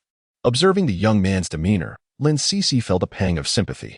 "I have looked into it. Your contract will expire in a few days, and you will soon be a free agent. Thus, I sought you out to discuss a matter." "What matter?" "I have resigned from the Guanghan Group," Lin Cixi stated. "Ah?" Little Pig Can't Come Back was taken aback. "General Manager Lin, you have also resigned?" "Indeed." Lin Cixi nodded with a smile. "Do you think I did not wish to advocate for Ding Jilin? He is not merely your team leader, but also my junior. Soon, I shall establish the Xinlin Guild within the realm of Tianxia, a name I have already registered on the official website, and I would like to extend an invitation for you to join us."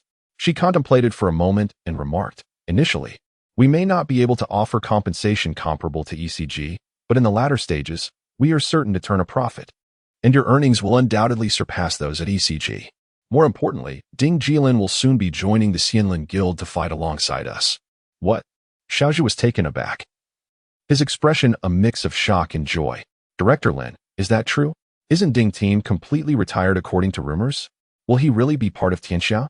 "Indeed," Lin Cixi replied. "I would not deceive you. If you agree, I will draft the contract immediately. The salary will be approximately 50 of what you earn at ECG. And in the beginning, There won't be any fame or advertising endorsements. Please give it some thought. There is no need for contemplation. Xiaozhu slowly stood up, his words resonating with conviction. I am willing to sign with the Xianlin Guild. I wish to fight alongside Director Lin and Team Ding, regardless of the perils. Sighing, Shen Bingwei chuckled. This youthful fervor is strikingly reminiscent of that rascal Ding Jilin. Xiaozhu shared a laugh, covering his face in amusement. Lin Cixi rose, a satisfied smile gracing her features. All right then, it's settled. I will send you the contract within 3 days.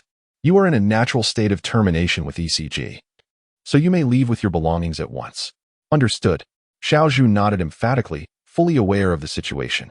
Wei Xingyang held in high regard the top laner of ECG, current captain Li Zhuoma, and the mid laner Wu Jun, which is why they had not even consulted him when creating their IDs in Tianxia, treating him as if he were entirely expendable. The internal factional struggles within ECG were no longer a secret.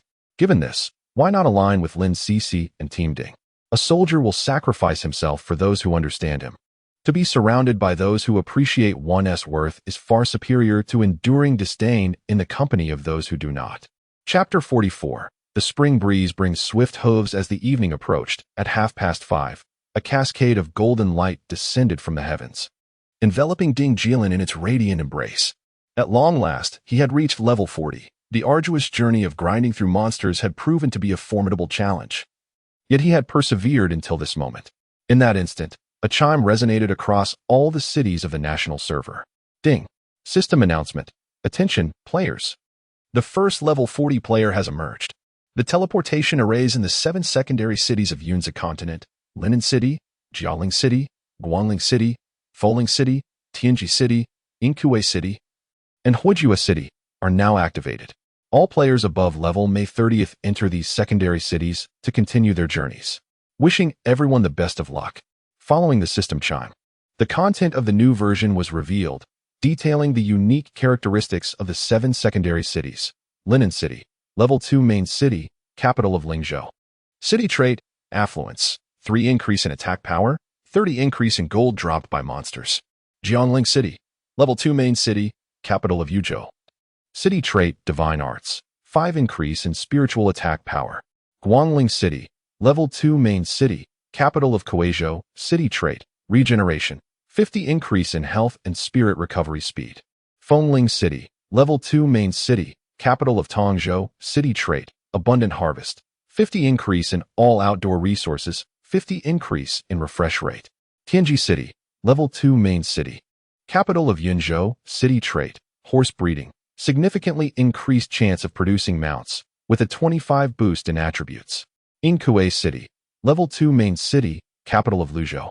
City trait, Cold Armor, 10 increase in armor and all resistance types. Huijua City, Level 2 Main City, capital of Yenzhou.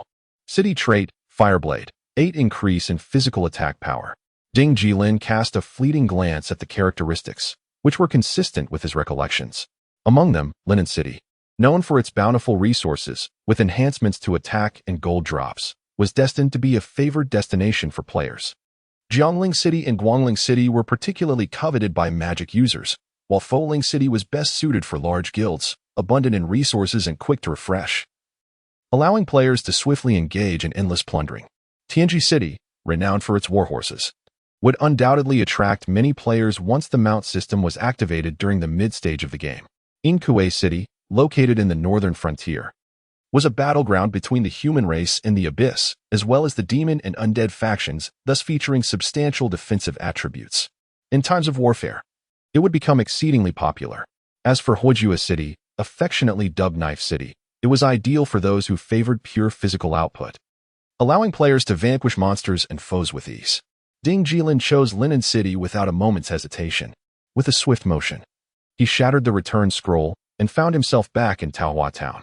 He sprinted towards the elder of the town, halting abruptly before him, and with a flourish performed a standard military salute, solemnly declaring, "Esteemed mayor, whether I return in glory or wrapped in a shroud, we shall not meet again." The old mayor, shedding tears, replied, "Go forth, my child. The world outside is fraught with danger. Do not perish too swiftly." Without delay, Ding Jilin dashed into the freshly activated teleportation array, selected Linen City, and confirmed his passage at the cost of 1G. A radiant flash illuminated the surroundings, and he found himself within the city of Linen. Gazing around, he felt an overwhelming sense of familiarity. The ancient structures adorned with white walls and black tiles stretched endlessly, while the city walls shimmered with a faint silvery glow. Despite having endured little in the way of warfare, Linen's defenses were unrivaled among the 7 secondary main cities. The presence of players continuously materialized around him, each surpassing level 30, having teleported from various Tier 3 cities. It would not be long before this place became overcrowded, prompting Ding Jilin to swiftly turn and head towards the guards at the city gate. "Young traveler, what brings you here?" The guard inquired politely, exuding an air of education. "I wish to bind to this city," Ding Jilin replied. "Very well." With a mere gesture, the guard altered Ding Jilin's binding location to Linen, ensuring that upon using his return scroll, he would arrive in Linen rather than Taohua Town. At that moment, a rumble emanated from his stomach, signaling hunger. Yet Ding Jilin paid it no heed. Having just settled in Linen, a plethora of resources awaited his acquisition. He had no time to indulge in meals. He dashed forth, exiting through the northern gate of Linen and heading directly towards the Whispering Forest. The Whispering Forest enveloped the entirety of Linen, with over 30% of the spirit vessel's territory shrouded beneath its canopy. Guided by memory, Ding Jilin raced towards a particular corner of the forest. Suddenly, he skidded to a halt, his battle boots gliding nearly 5 meters across the grass. A buzzing sound reached his ears, revealing a hornet the size of a grinding disc soaring through the woods. Its dark abdomen and menacing stinger glinted ominously, signaling its venomous nature. Venomous Hornet King, level 45. Golden Boss. To Ding Jilin, whose current prowess was formidable, this level 45 Golden Boss posed no challenge. In his past life, he recalled that the first swordman in the national server had acquired the level 40 skill book Heaven and Earth Toss from this very Hornet King. Regrettably, it had been claimed by a member of the Four Seas United, leaving Ding Jilin to merely salivate in envy. He eventually obtained the skill about a week later. Those days had been agonizing. Charge. He lunged forward, delivering a powerful blow that stunned the venomous Hornet King. With swift precision, he unleashed 3 consecutive critical attacks, leaping into the air to execute a descending shoulder strike, while activating his sword aura protection skill, relentlessly assaulting the Golden Boss with rapid strikes. His efficiency was so remarkable that the Hornet's health bar was nearly depleted before other players even arrived in the vicinity. Buzzing furiously, the venomous Hornet King prepared for another toxic attack, yet Ding Jilin's shoulder strike evaded the onslaught, and his jade sword descended from above, dealing a massive critical hit. 4,828. It was a decisive blow. With a resounding crash, the venomous Hornet King plummeted to the ground, leaving a bounty of items and gold scattered about. Ding Jilin hastily gathered numerous items, though his equipment was rather modest, merely a silver bracer befitting a mage and a few bronze artifacts.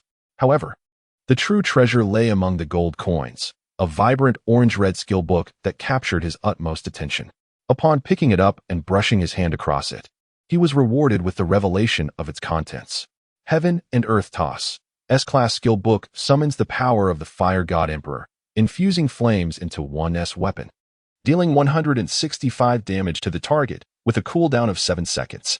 In an instant, he learned the skill, and a fiery red icon materialized in his skill bar. Heaven and Earth Toss, a fire-based technique, was a legendary sword crafted by the Fire God Emperor, widely disseminated among sword cultivators in the Yunza continent. It was precisely due to the existence of Heaven and Earth Toss that Ding Jilin could implement his strategy of freezing flows. However, he felt no urgency. The conditions were not yet ripe. With both Heaven and Earth Toss and Whirlwind Slash acquired, he still lacked the Icebound Slash. Suddenly, a commotion erupted in the distance as a group of players rushed towards him from the direction of Linen City. Upon spotting the fallen boss at Ding Jilin's feet, one player gasped in astonishment. "There's a boss here, already defeated. Who could be so formidable?" While the onlookers stared in disbelief, Ding Jilin had already shattered his return scroll, transforming into a beam of white light that whisked him back to Linen City within 3 seconds. As the brilliance dissipated, he reappeared in the city, swiftly maneuvering through the crowd and heading straight to the vocational training center nearby. Inside the training center, a group of formidable vocational instructors stood, some seated, while others manipulated spells that floated in the air. Among them, the swordsman instructor, A striking middle-aged man enveloped in a whirlwind of sword energy raised his brows and remarked with a smile, "Ah, the very first traveler to arrive here indeed belongs to our lineage of sword cultivators." The other instructors rolled their eyes in unison. Ding Jilin approached with urgency, respectfully clasping his fists and stating, "Instructor, I wish to formalize my vocation." "Quite commendable." The instructor replied with a discerning gaze, nodding in approval. To attain such mastery in the sword path so soon after entering the Yunzi continent is indeed a testament to your remarkable talent, young man. Ding Jilin felt a surge of anxiety. If someone else seized the opportunity, he would lose the first formalization achievement reward. He clasped his fists again, his tone earnest. "Please, instructor, spare us the pleasantries and issue the task promptly." With a graceful flick of his sleeve, the instructor replied solemnly, "Very well, complete this task, and you shall earn your formalization qualification." Ding. System notification. You have accepted the task, Flower of Life, Vocational Advancement Task.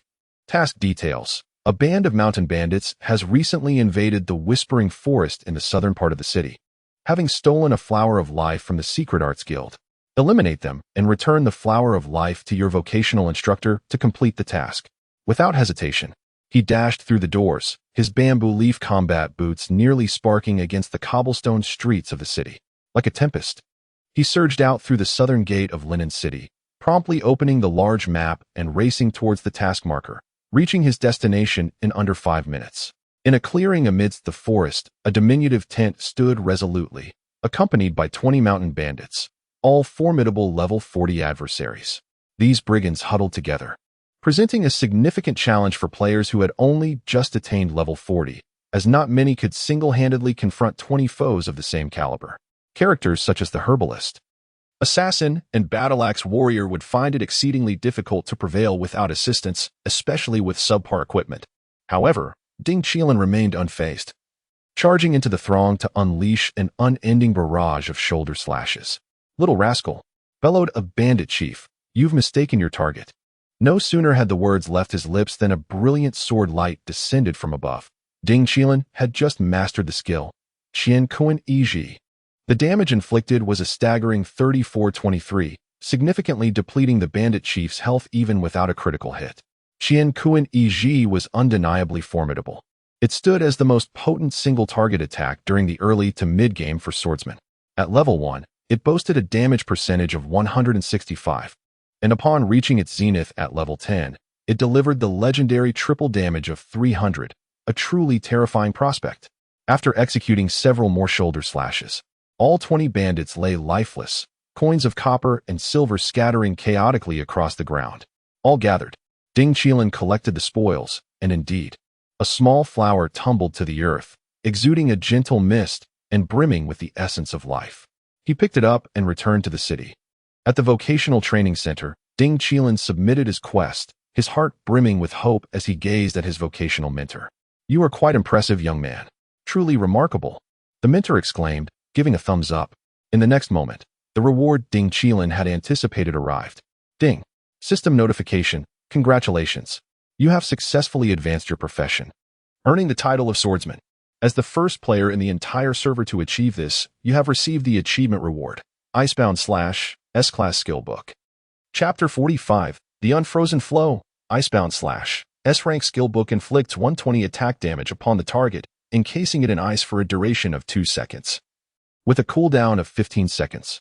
Aside from the universal skill charge, Icebound / stands as the first control skill for the swordsman profession and serves as the cornerstone of the Unfrozen Flow tactical system. Undoubtedly, this skill is nothing short of extraordinary. In player versus player combat, its ability to immobilize opponents and control the battlefield is of the highest caliber. With a swift motion, a flicker of white light dispersed, and the skill book vanished from his grasp, transforming into an icon that now adorned Ding Jilin's skill list. A sense of relief washed over him. After a whirlwind of activity, a smile finally graced his face. He had officially transitioned into his profession, successfully acquiring Icebound / Level 40 marks a pivotal milestone for all major professions, as 2 immensely significant skills become accessible, among which are the illustrious Qiankuan Toss and Icebound /, both celebrated techniques of the swordsman. In his previous life, Ding Jilin had only managed to acquire these two skills by level 48, a daunting feat indeed. Now, however, he had attained them within less than half an hour of arriving in Linen City. Yet, he could not afford to become complacent.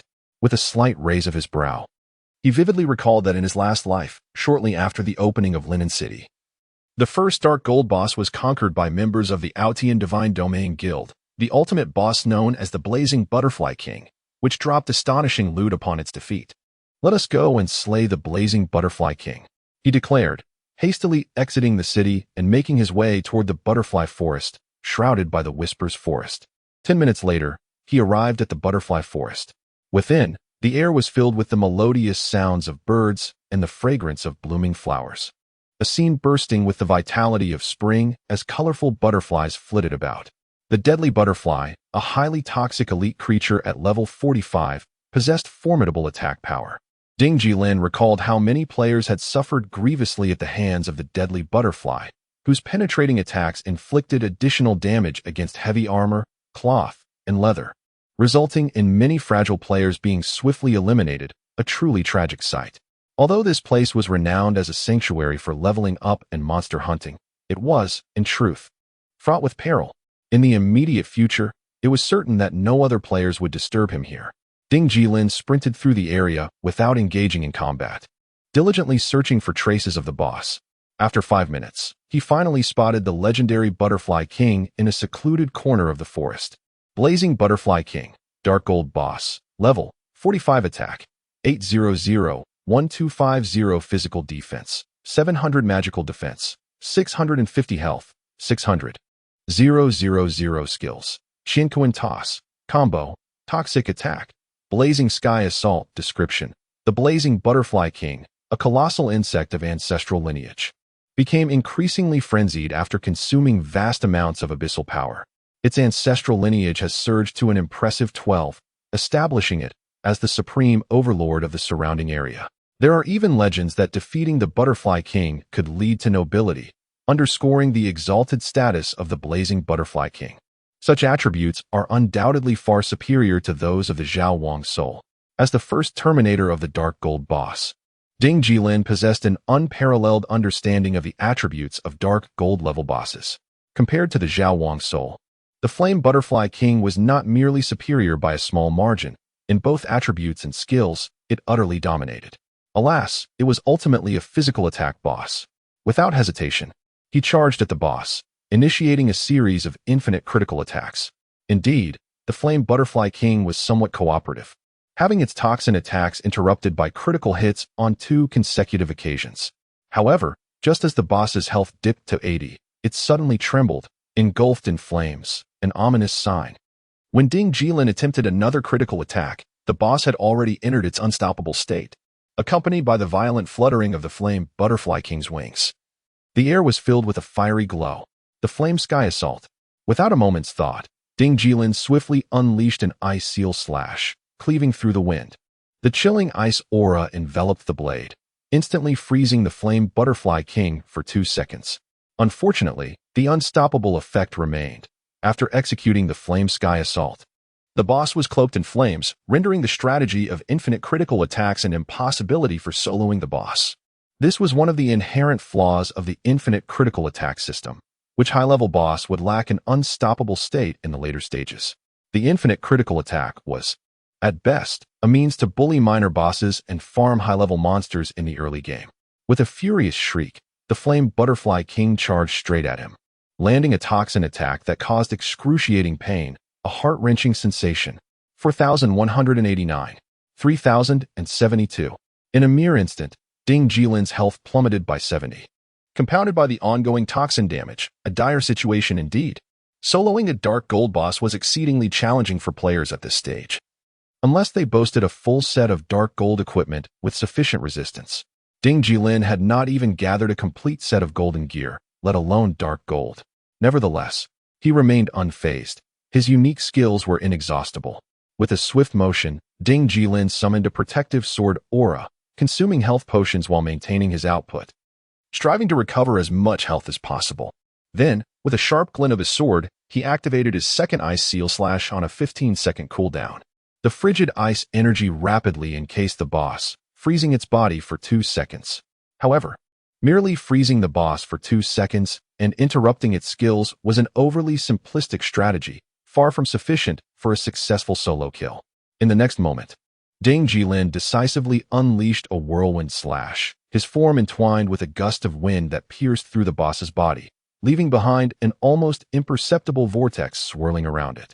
In an instant, Ding Jilin consumed a blood vial, a maneuver that effectively canceled the lingering cooldown of his whirlwind slash, allowing his subsequent strike to be unleashed with remarkable swiftness.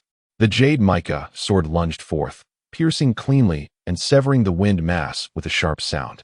Instantly, the wind elements that scattered from the dissipating mass coalesced around Ding Jilin, who, without hesitation, unleashed his Qian toss upon the boss. With a whoosh, blazing flames enveloped the blade, rapidly amplified by the wind elements. In the very next moment, as the Qian toss descended, the previously frozen flame butterfly king experienced a thawing effect, its icy exterior melting away. Yet, at that precise moment, the once cooling icebound/skill icon suddenly illuminated. The skill cooldown had reset. Just as in his previous life, the interplay of the 3 elemental laws, frost, wind, and fire, culminated in a reset that enhanced the icebound/effect. In the next heartbeat, the second icebound/ struck down with fervor. 4,488. The second icebound/ dealt double damage, bolstered by both the wind and fire elements. And once again, the flame butterfly king was encased in ice, this time for a prolonged duration of 5 seconds. The thawing flow remained as formidable as ever. Ding Jilin inhaled deeply, simultaneously recovering health and launching a fierce assault, preparing for the next wave of the thawing flow to commence just 10 seconds after the boss regained its strength. The so-called thawing flow is merely a mechanism of elemental laws within the realm of Tianxia. It necessitates the freezing mechanism of the icebound slash, the integration of both wind and fire elements, and the destruction of the wind mass within a mere 0.5 seconds, requirements that are exceedingly stringent. Yet Ding Jilin executed them with unwavering precision. The title of the king of tactical systems in the national server is not unwarranted. As for the intricate operations of the thawing flow, they are far more complex than the shoulder slash. The sequence involves the icebound slash, whirlwind slash, consuming a blood vial to cancel the skill's cooldown within 0.5 seconds, breaking the wind mass, executing Qian toss to achieve thawing within another 0.5 seconds, and refreezing with icebound slash, all of which, though seemingly straightforward in description, demand an intricate timing to be completed within 2 seconds. Few can accomplish such a sophisticated series of actions within the national server. Consequently, even when Ding Jilin publicly shared the tutorial for the thawing flow in his previous life, the number of swordsman players capable of executing it smoothly in the national server could be counted on one hand.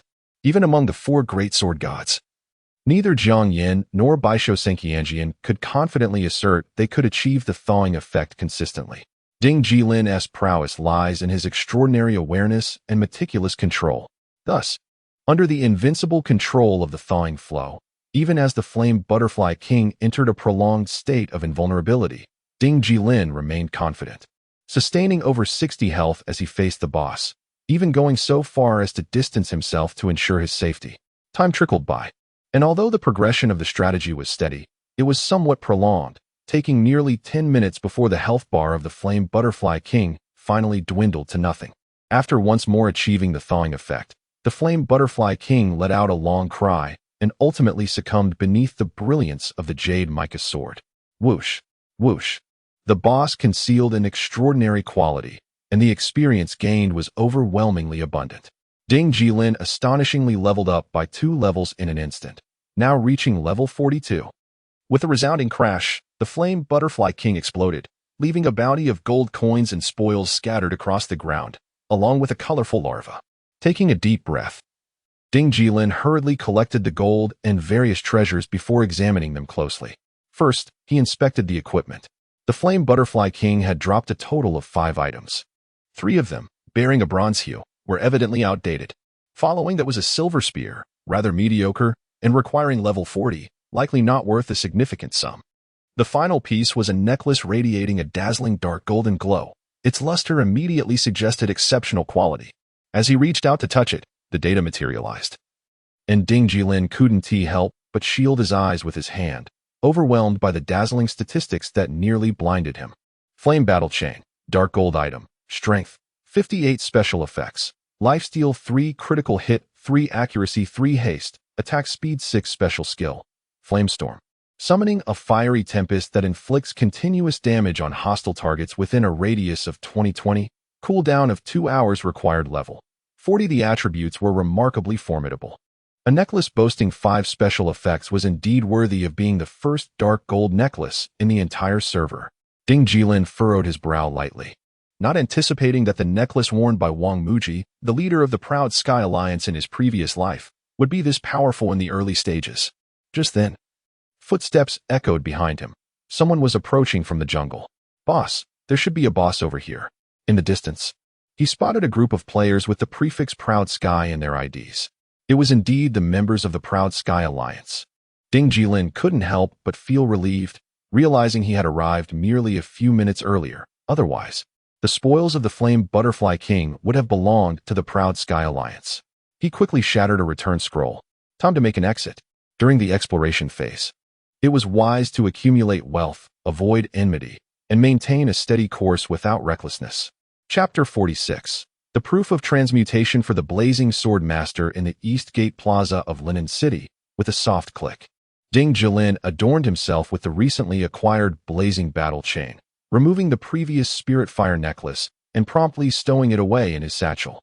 The golden necklace remains a coveted item, fetching a handsome price at the auction house. As he updated his equipment, his personal attributes underwent yet another transformation. Wei Wu's Legacy, Swordsman, Level 42 Attack, 684,958 Physical Defense, 641 Magical Defense, 611 Health, 10400 Critical Hit, 5 Lifesteal, 8 Damage Reduction, 3 Reflect Damage, 3 Luck, 7 Reputation, 14450 Combat Power, 2340. The critical hit rate has risen to 5. A rather impressive probability indeed. With time, he would surely experience a day when every strike would be a critical one. Furthermore, the lifesteal attribute has reached 8, a significant enhancement brought forth by the Blazing Battle Chain. With this 8 lifesteal, Ding Jilin's efficiency in farming monsters and battling bosses would be greatly amplified, particularly during his leveling practice through the shoulder slash technique, potentially eliminating the need to purchase potions altogether. Taking a deep breath, he opened his satchel and glanced at another treasure dropped by the Blazing Butterfly King, the vibrant rainbow egg, rare item. This egg, infused with rich spiritual energy, could be repurchased at any trade-related NPC within the city for a price of 5,000 gold. Given that the current gold exchange rate in Linen City stands at 180, the true value of this egg should exceed 40,000 RMB. However, Ding Jilin had never contemplated selling this egg, for it held far greater worth. In his previous life, the rainbow egg dropped by the Blazing Butterfly King was repurchased by individuals from the Aotian Divine Realm, who later discovered its additional utility upon completing a simple quest. One could obtain a proof of transmutation for a hidden class. The value of a hidden class is immeasurable, far surpassing a mere 40,000 RMB. Ding Jilin aspired to achieve great things. The guild he and Lin Cixi would establish in the future was destined to crush Wei Xingyang's arrogant ambitions. Without formidable allies, how could they succeed? The likes of Xie would indeed make an excellent choice. He turned and made his way towards the City Lord's mansion at the heart of Linen City. The City Lord's mansion, with its artificial hills and exquisite gardens, resonated with the sounds of chirping birds and fragrant blossoms. Upon arriving at the entrance of the mansion, a group of high-level NPC guards, whose levels were indiscernible, blocked his path. One of the Centurion guards brandished a steel spear and intoned solemnly, "Young traveler, please halt. This is a crucial area of Linen City.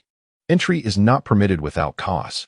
"I am aware," Ding Jilin replied evenly. "I have heard that Princess Yu Yun, the daughter of Lord Chu Hang, the esteemed Yu Hung Marquis, is gravely ill.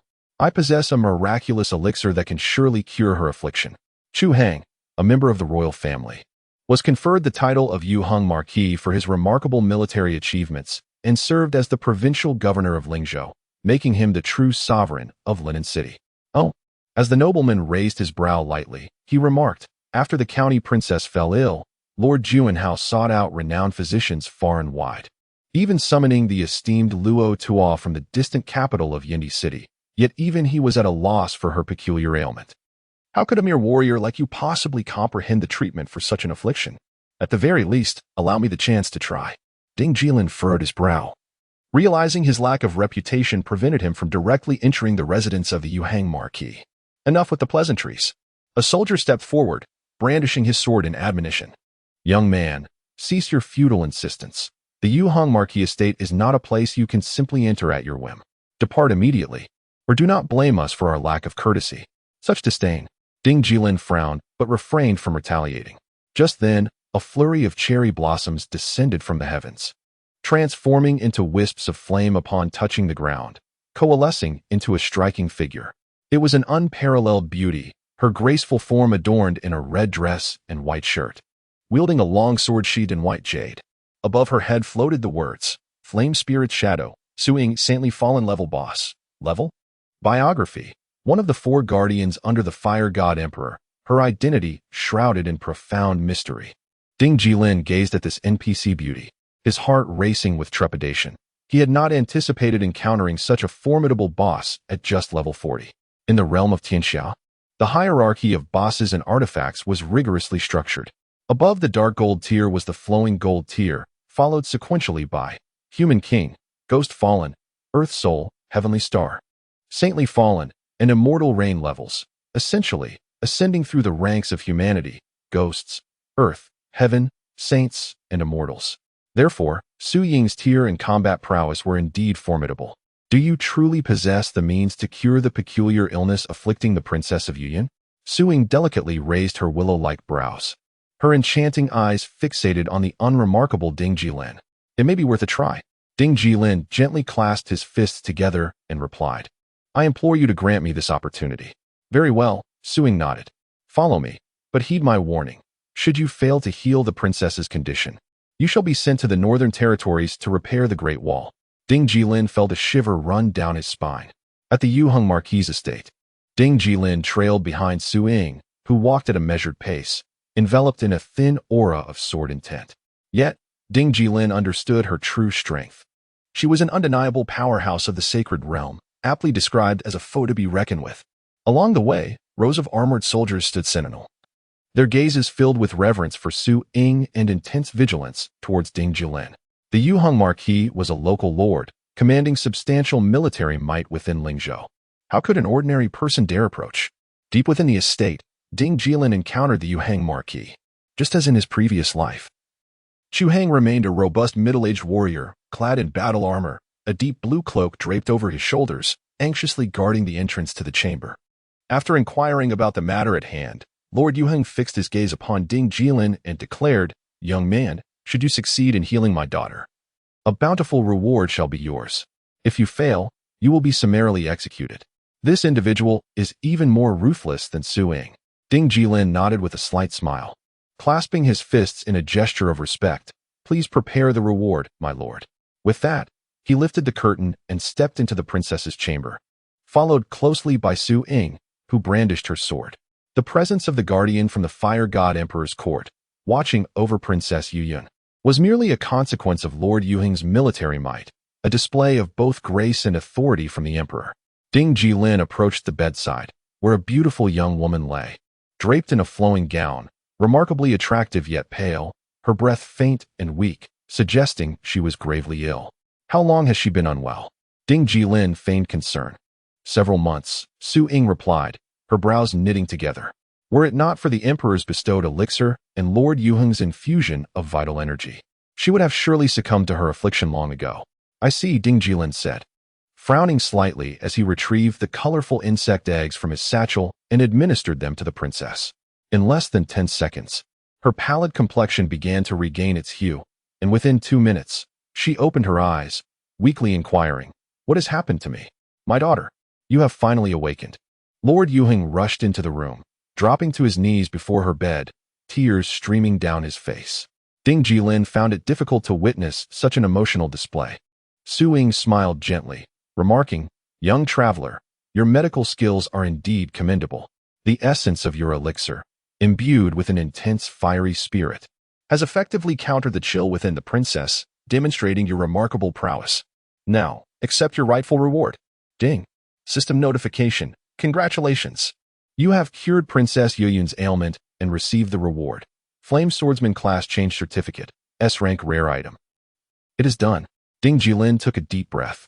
Rising to bow respectfully to Su Ying before shattering the return scroll to reappear in the Eastgate Square, he settled himself on the steps before the Grand Sanctum. Resting the Jade Spirit Sword across his legs, and opened WeChat to initiate a voice call to Lin Cece. 2 seconds later, Lin Cece answered, "What up? Cece?" Ding Jilin's address had subtly shifted. He could not continue to call her senior, as he intended to take her home as his wife. "Yes, I'm here," Lin Cece responded, a hint of joy in her tone upon hearing him address her so intimately. "What is it? Speak freely." Ding Jilin nodded. "I have a young brother here whose strength is absolutely commendable, starting at S-rank combat capability. I plan to have him assist you, particularly in forming a team for leveling up and tackling the alliance building order. Otherwise, with your and Bing Yue's strength, I must be frank, it may be a bit challenging."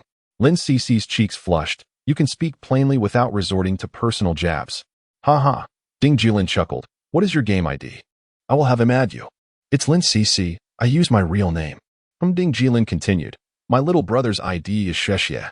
Don't add him. I will have him reach out to you. As a guild leader, you must exude the aura of authority. Additionally, I have obtained a certification for the Flame Swordsman class transition. You all should discuss it, and when the time is right, go ahead and assist Shexie with his transition. The sooner he succeeds, the stronger our guild's core power will be." "A hidden class?" Lin Cece exclaimed joyfully. "Is that true? Why would I deceive you? Enough talk. I will find Shexie now." "All right."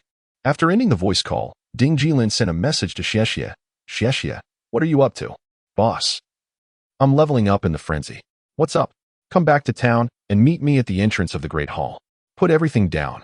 Nothing is more important than what I need to tell you." "On my way." Moments later, a flash of white light swept across the square as Shexie returned to town. He was adorned with an impressive array of top-tier gear. His sword, armor, bracers, and boots were all golden quality, truly embodying the presence of an S-class expert capable of self-sufficiency. "Boss." Shexie dashed towards Ding Jilin, abruptly halting before him with a serious expression. He clasped his fists and spoke solemnly. "I, Shexie, am at your service. What wisdom do you impart?" All right. Ding Jilin laughed heartily. "Turn around and sit over there, pretending you don't know me." "Got it." Shexie promptly sat down several paces away. At that moment, Ding Jilin opened the trading panel and placed the certification for the Flame Swordsman transition on display. Instantly, Shexie was struck as if by lightning. He stared, dumbfounded, at the S-Class Flame Swordsman transition certification, rendered speechless. Chapter 47. The Ice Magic Sword Stop Daydreaming. Ding Jilin chuckled. "Confirm the transaction. This opportunity to become a Flame Swordsman is yours." Shexie furrowed his brow, hesitating to finalize the transaction, for the value of this class change certificate was immensely significant. Hidden professions in the game The World are exceedingly rare, with reports suggesting that the total number of hidden professions accounts for a mere 0.00002 of the entire player base. This implies that if the total registered players in the national server surpass 100 million, there would be only around 2,000 players with hidden professions. They are more precious than lice on a bald head. Moreover, the national server is located in the Clouds continent, ruled by the enigmatic fire god emperor, making the Flame Swordsman class an indelible mark of the national server. Its value is certainly not low. "Boss, are you truly giving this to me?" Shexie asked, his brow still knitted in concern. "I have no merits to my name, only the shame of bowing low." Ding Jilin could not contain himself and kicked him lightly. "Get lost. Hurry and accept it. I have other matters to discuss." "All right." Shexie grinned broadly, confirming the transaction and gratefully accepting the Flame Swordsman class change certificate. "Please speak." "Boss, I shall follow your commands without hesitation, ready to face fire and water alike." "Enough," Ding Jilin replied with a faint smile. "The time has come. Add our guild leader as a friend. Her name is Lin Cece. Take the class change certificate to her and ensure she prepares thoroughly. Once everything is ready, proceed with the class change quest and avoid any disruptions." "Understood." Shexie nodded. "But boss, aren't you the guild leader?" "Not quite," Ding Jilin clarified. "Lin Cece is my senior, There is a 99 chance she will be your sister-in-law in the future. What? Only 99? 99? Does that mean she might run off with someone else? This is unacceptable. Ding Jilin restrained his urge to scold him, saying, also, when you arrive, do not mention me. Do not let them know that Wei Wu Yifeng is Ding Jilin. What? Xie exclaimed in shock. Boss, you are Ding Jilin? The legendary mid-laner of ECG? Yes, Ding Jilin admitted without reservation. Before I return to Lin Cc, please keep this a secret for me. Understood.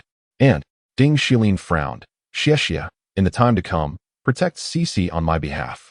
Understood, Xie replied solemnly. As I said, I will face fire and water without reservation. Go now. Xie turned and departed. Ding Jilin felt a sense of loss as he sent Xie to Lin Cc, realizing he was once again left alone. No one enjoys solitude, yet Ding Jilin, reborn and unaccompanied until he spreads his wings, could only endure the loneliness, dancing alone on the edge of a blade. Later that night, around 9 o'clock, Ding Jilin suddenly rose to his feet. It was time to resume his endeavors. The resources of Linen City were far beyond what he had previously discovered, and numerous known treasures awaited his acquisition. He brandished his sword and hastened through the northern gate, heading straight towards a snowy forest to the east of Butterfly Grove. Soon, the crunch of boots echoed in the snow, and flurries of snowflakes began to dance in the air. This weather was decidedly peculiar, after all. The whispering forest was typically alive with the sounds of birds and the fragrance of flowers, embodying the vibrancy of spring, while here, it was a stark winter landscape. As his gaze fixed ahead, he spotted several snow monsters, level 45 elite creatures skilled in hurling frost javelins, their attacks exceedingly sharp. A careless player could easily end up as a pincushion. Navigating around the snow monsters, Ding Jilin ventured deeper into the frigid expanse. The temperature plummeted, and he wrapped his hands within his sleeves, nearly unable to open his eyes against the biting cold. The icy wind swirled with snowflakes, encasing his eyebrows, chin, and armor in frost. In the depths of the forest, peculiar cries echoed, and the map ahead turned blood red. Ding Jilin's spirits lifted. He had finally found it. He brushed off the frost clinging to him and drew the jade sword from his back, which instantly radiated a brilliant glow in the wind. Taking a few more steps forward, he beheld a colossal tree capable of movement upon the icy ground, the Ice Demon Tree, a level 45 dark gold boss. This was among the more formidable bosses within Linen City. His memories of the Ice Demon Tree were somewhat hazy, though he vaguely recalled that its initial defeat yielded impressive rewards, claimed by a group from the Xian Iron Camp. In this life, Ding Jilin intended to claim it all. A smile broke across his face as he approached the Ice Demon Tree. With a shrill cry, the Ice Demon Tree detected its foe, its frosty branches unfurling ominously. Without hesitation, Ding Jilin closed the distance and unleashed a flurry of strikes, exhausting his skills such as continuous strike and half-moon slash before resorting to the strategy of infinite CA. To his satisfaction, infinite CA was proving effective. Although the Ice Demon Tree was a magical entity, the stun effect of infinite CA remained, albeit with a reduced interruption chance, forcing Ding Jilin to endure the tree's magical assaults. Before long, his health plummeted to below 30 due to a barrage of ice spikes and explosions. With infinite CA reaching its limits, he swiftly shifted to a thawing strategy. In a flash, a beam of icy energy descended, enhancing the Ice Demon Tree's frost. In the next instant, through a display of deft maneuvers, Ding Jilin executed a skill imbued with fiery power, which rapidly spread through the wind elements. Flames engulfed the Ice Demon Tree's massive form, inflicting devastating thaw damage. Following this, he unleashed an ice sealing slash, immobilizing the Ice Demon Tree for a significant 5 seconds. The radiant sword light surged forth as Ding Jilin diligently engaged in solo combat, inflicting damage while simultaneously witnessing healing effects manifest above his head, an 8 lifesteal effect, a testament to the changes that had taken place.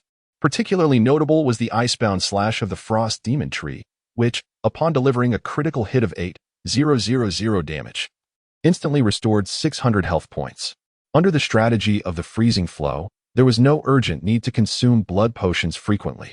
After nearly 12 minutes, Ding Jilin gradually whittled down the Frost Demon Tree's health to a mere 1. At this moment, he surveyed his surroundings like a novice driver, wary of any potential interruptions. Fortunately, the world is not filled with coincidental occurrences. following 2 consecutive critical hits from the Jade Miasma sword. The Frost Demon Tree let out a piercing scream, its massive form collapsing with a thunderous crash, akin to a collapsing structure. Coins and various equipment scattered across the ground. Ding Jilin swiftly gathered them all, ensuring that no one else could reap the rewards. Taking a deep breath, he began to inspect his spoils before returning to town. The spoils from the Frost Demon Tree were scarce. Only 3 items had dropped: a pair of dull gray cloth boots, a pair of gleaming golden gauntlets, and a long sword aglow with a faint purple hue. First, he examined the boots, brushing his hand across them, revealing their humble attributes. Wildwood boots, bronze, type, cloth armor. Stamina, 9, required level, 40. It was somewhat disrespectful for a level 45 dark gold boss to yield such equipment. Ding Jilin promptly discarded them into his bag. Next, his gaze fell upon the golden gauntlets, which piqued his interest. Frost Demon Gauntlets, gold, type, armor, physical defense, 128, magic defense, 122, strength, 42, special effect, toughness, increasing the user's health cap by 800 points, required level, 40. While not extraordinary, it was certainly superior to his current silver tier item, the Spirit Fox Grip. He equipped them immediately. Finally, the last treasure was a long sword of a delicate purple hue. Ding Jilin's heart brimmed with anticipation. The purple gleam was characteristic of dark gold equipment, often regarded as legendary. Raising the sword blade to his chest, he brushed his hand across it, revealing its attributes: Frost Demon Sword, dark gold, attack, 220 to 285, strength, 58, special effect, 3 accuracy, special effect, gale, increasing attack speed by 6, special effect, armor break, ignoring 12 of the target's defense, special effect, dealing 25 splash damage to targets within 4 yards of the primary target. Lore: a longsword condensed from the dense malevolence of the Frost Demon Tree, possessing formidable icy energy, required level, 40. It could be considered a well-rounded level 40 dark gold weapon, with enhancements to accuracy, attack speed, armor penetration, and splash damage. In the early stages of exploration, such equipment would be exceptional. However, as one progressed, it might fall short due to the lack of lifesteal, a notable flaw. Yet, Ding Jilin harbored no such concerns, for he possessed the power of supreme fusion. Let the adventure continue. With a grand gesture, he summoned the Ice Demon Sword and the Jade Sword, 2 exceptional blades, which spiraled elegantly in the air before landing within the Super Fusion panel. He opted for the Jade Sword as the primary choice, for it possessed a more melodious name, whereas the Ice Demon Sword exuded an ominous aura. After all, I, Ding Jilin, am a scholar. In the next moment, the 2 swords collided with great velocity, merging into a new Jade Sword, its attributes surging dramatically. Jade Sword, dark gold equipment, attack, 320.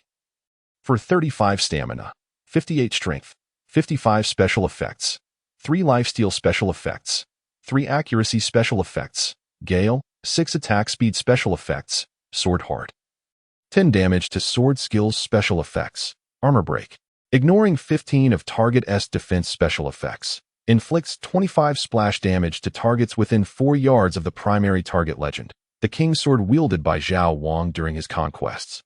The Jade Sword embodies potent spirituality. Once swung, it radiates an intense murderous intent.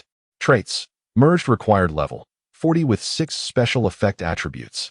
A dual increase in strength and stamina. The attack limit soared to a terrifying 435 points. If this isn't a divine weapon, then what is?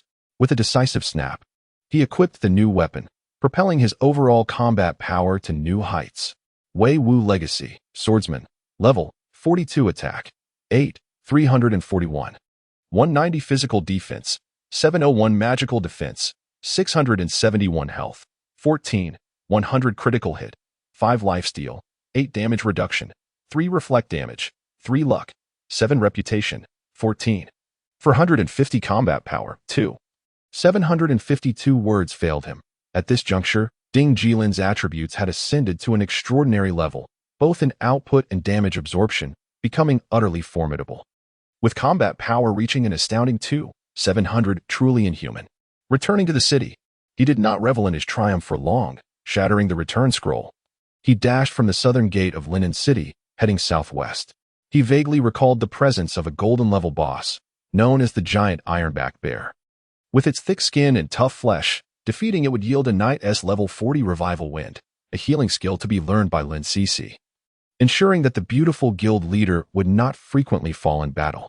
He was acutely aware of Lin Cece's prowess, a C-level player in the national server, and thus, he remained vigilant.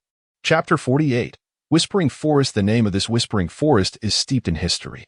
Lingzhou, the most affluent of the 7 states of the Yunzi continent, is a true land of fish and rice, yet it is also surrounded by formidable foes, watched closely by various powers. Thus, the ruler of Lingzhou cannot afford a moment's complacency. 50 years ago, the new lord of Lingzhou was a fallen royal, a member of the Chu clan, yet unrecognized by the imperial family in the capital. During his misfortunes, he encountered a songstress, and within a dilapidated cow shed, she gave birth to a son. This cow shed was located in a place called Hung Town, hence the boy was named Chu Hong. On the day of Chu Heng's birth, his father held him high in his hands and proclaimed to the heavens and the earth, "My son, from the moment of your birth, the forests of Lingzhou have whispered your name." Thus, the forests that sprawl across Lingzhou were named the Whispering Forest, and Chu Hong ultimately grew to become a legendary general, known as the Marquis of Yuheng. Deep within the southeastern reaches of the Whispering Forest, the sound of rustling leaves echoed as Ding Jilin, wielding the merged Yusue sword, stepped deeper into the woodland. After approximately half an hour of searching, he was finally greeted by the furious roar of a wild bear. He had found it. He dashed forward, bursting through a thicket to discover a colossal creature in a clearing. The giant ironback bear towered at a staggering 5 meters, and should he succeed in slaying it, its flesh could sustain him for months. Unfortunately, the game did not yet permit players to cook their own meals, rendering the prospect moot. Despite its size, the ironback bear was merely a golden boss. Ding Jilin had no desire to engage in discourse with a creature of this caliber. He charged forward, unleashing a torrent of attacks. The massive beast roared in fury, its claws swinging wildly, yet failing to strike the diminutive figure of Ding Jilin. With ferocity akin to a tiger, Ding Jilin's onslaught caused the bear's health to plummet. He felt little trepidation, for after all, it was just a golden boss. Surely, no one would dare to confront him over this creature. Yet, it is precisely in moments of overconfidence that calamity strikes. Just as the ironback bear's health dwindled to 12, a cacophony of footsteps reverberated through the forest. Several heavily armored players crashed through the dense foliage, locking their sights on Ding Jilin as their target. Moreover, each of them bore the prefix of Outyin above their heads. Once again, it was members of the Outyin divine domain. Ding Jilin inwardly cursed his oversight. Surely, there must have been Outyin-esque stealthy assassins lurking nearby, for their assault was far too decisive. Eliminate him.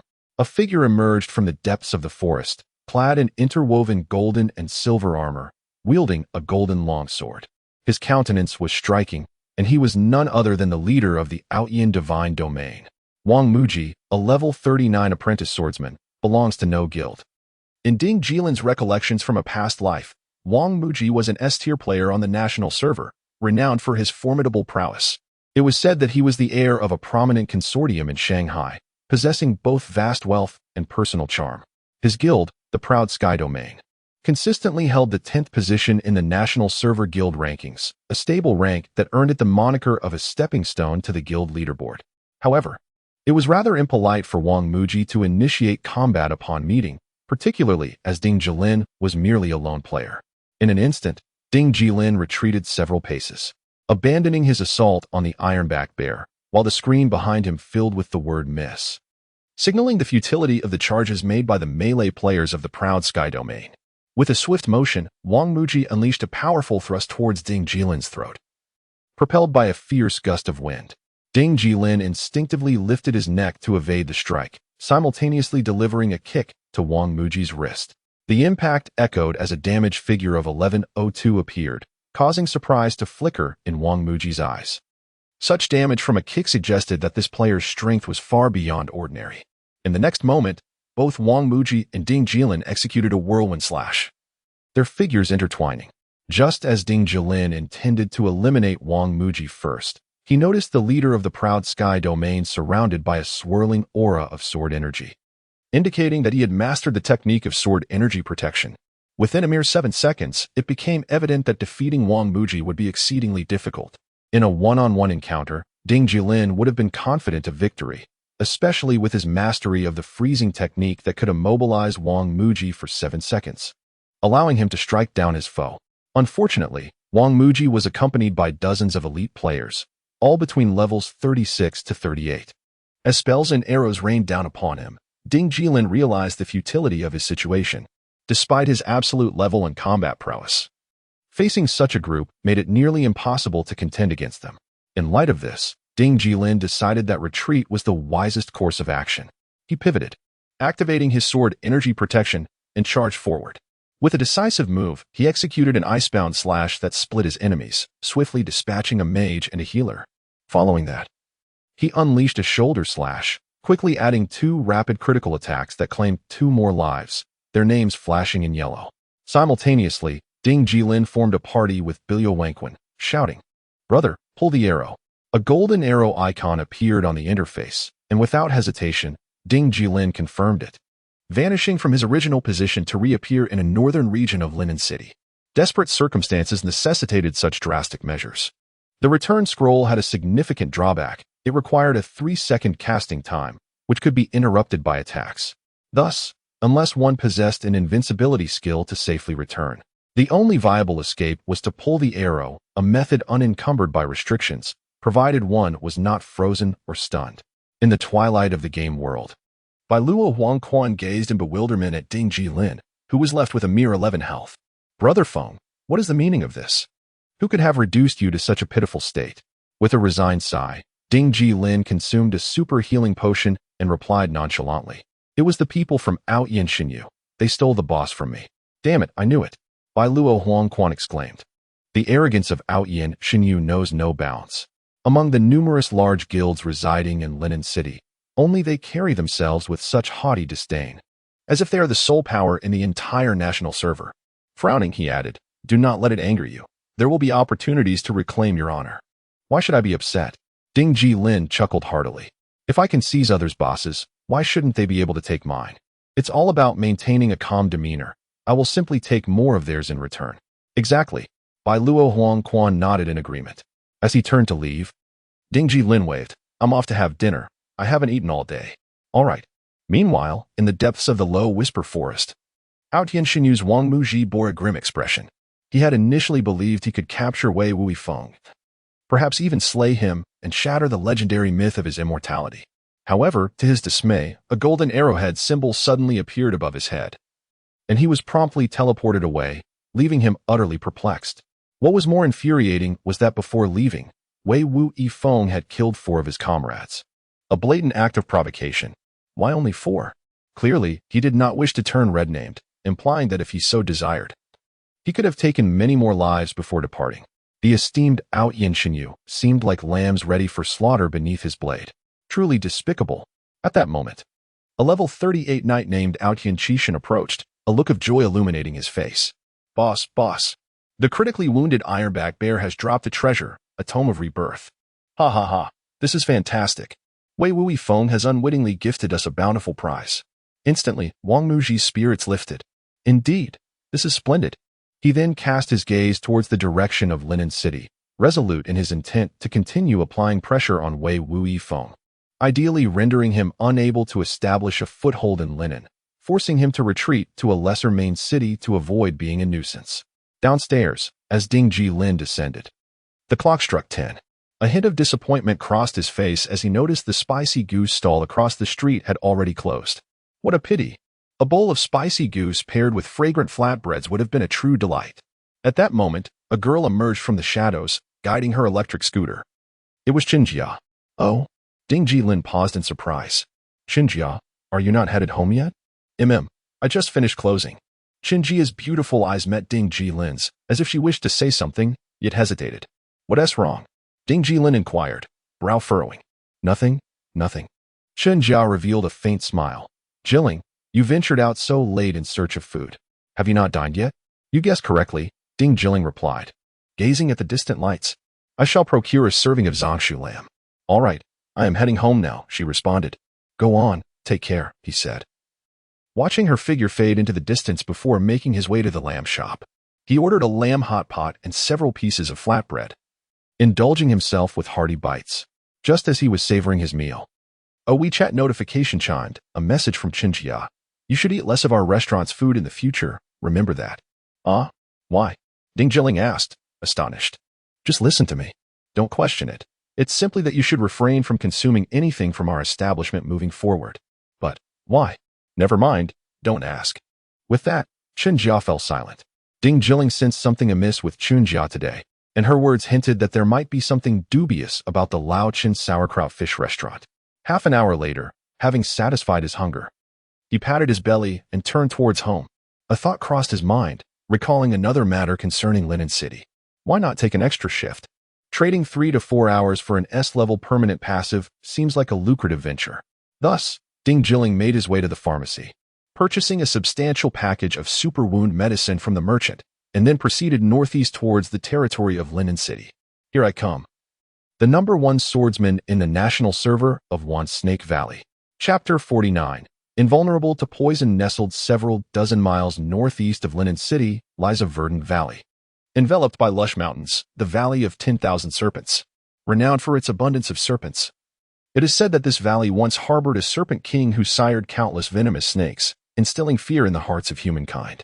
The venomous creatures of the Valley of 10,000 Serpents are so lethal that even Linen City refrains from dispatching snake catchers to its depths. Ding Jilin, working late into the night, ventured to the Valley of 10,000 Serpents with a purpose. Hidden within this treacherous domain is an achievement. Players who step into the valley and lose a total of 10 million health points to its poisonous serpents will earn the title of invulnerable to poison.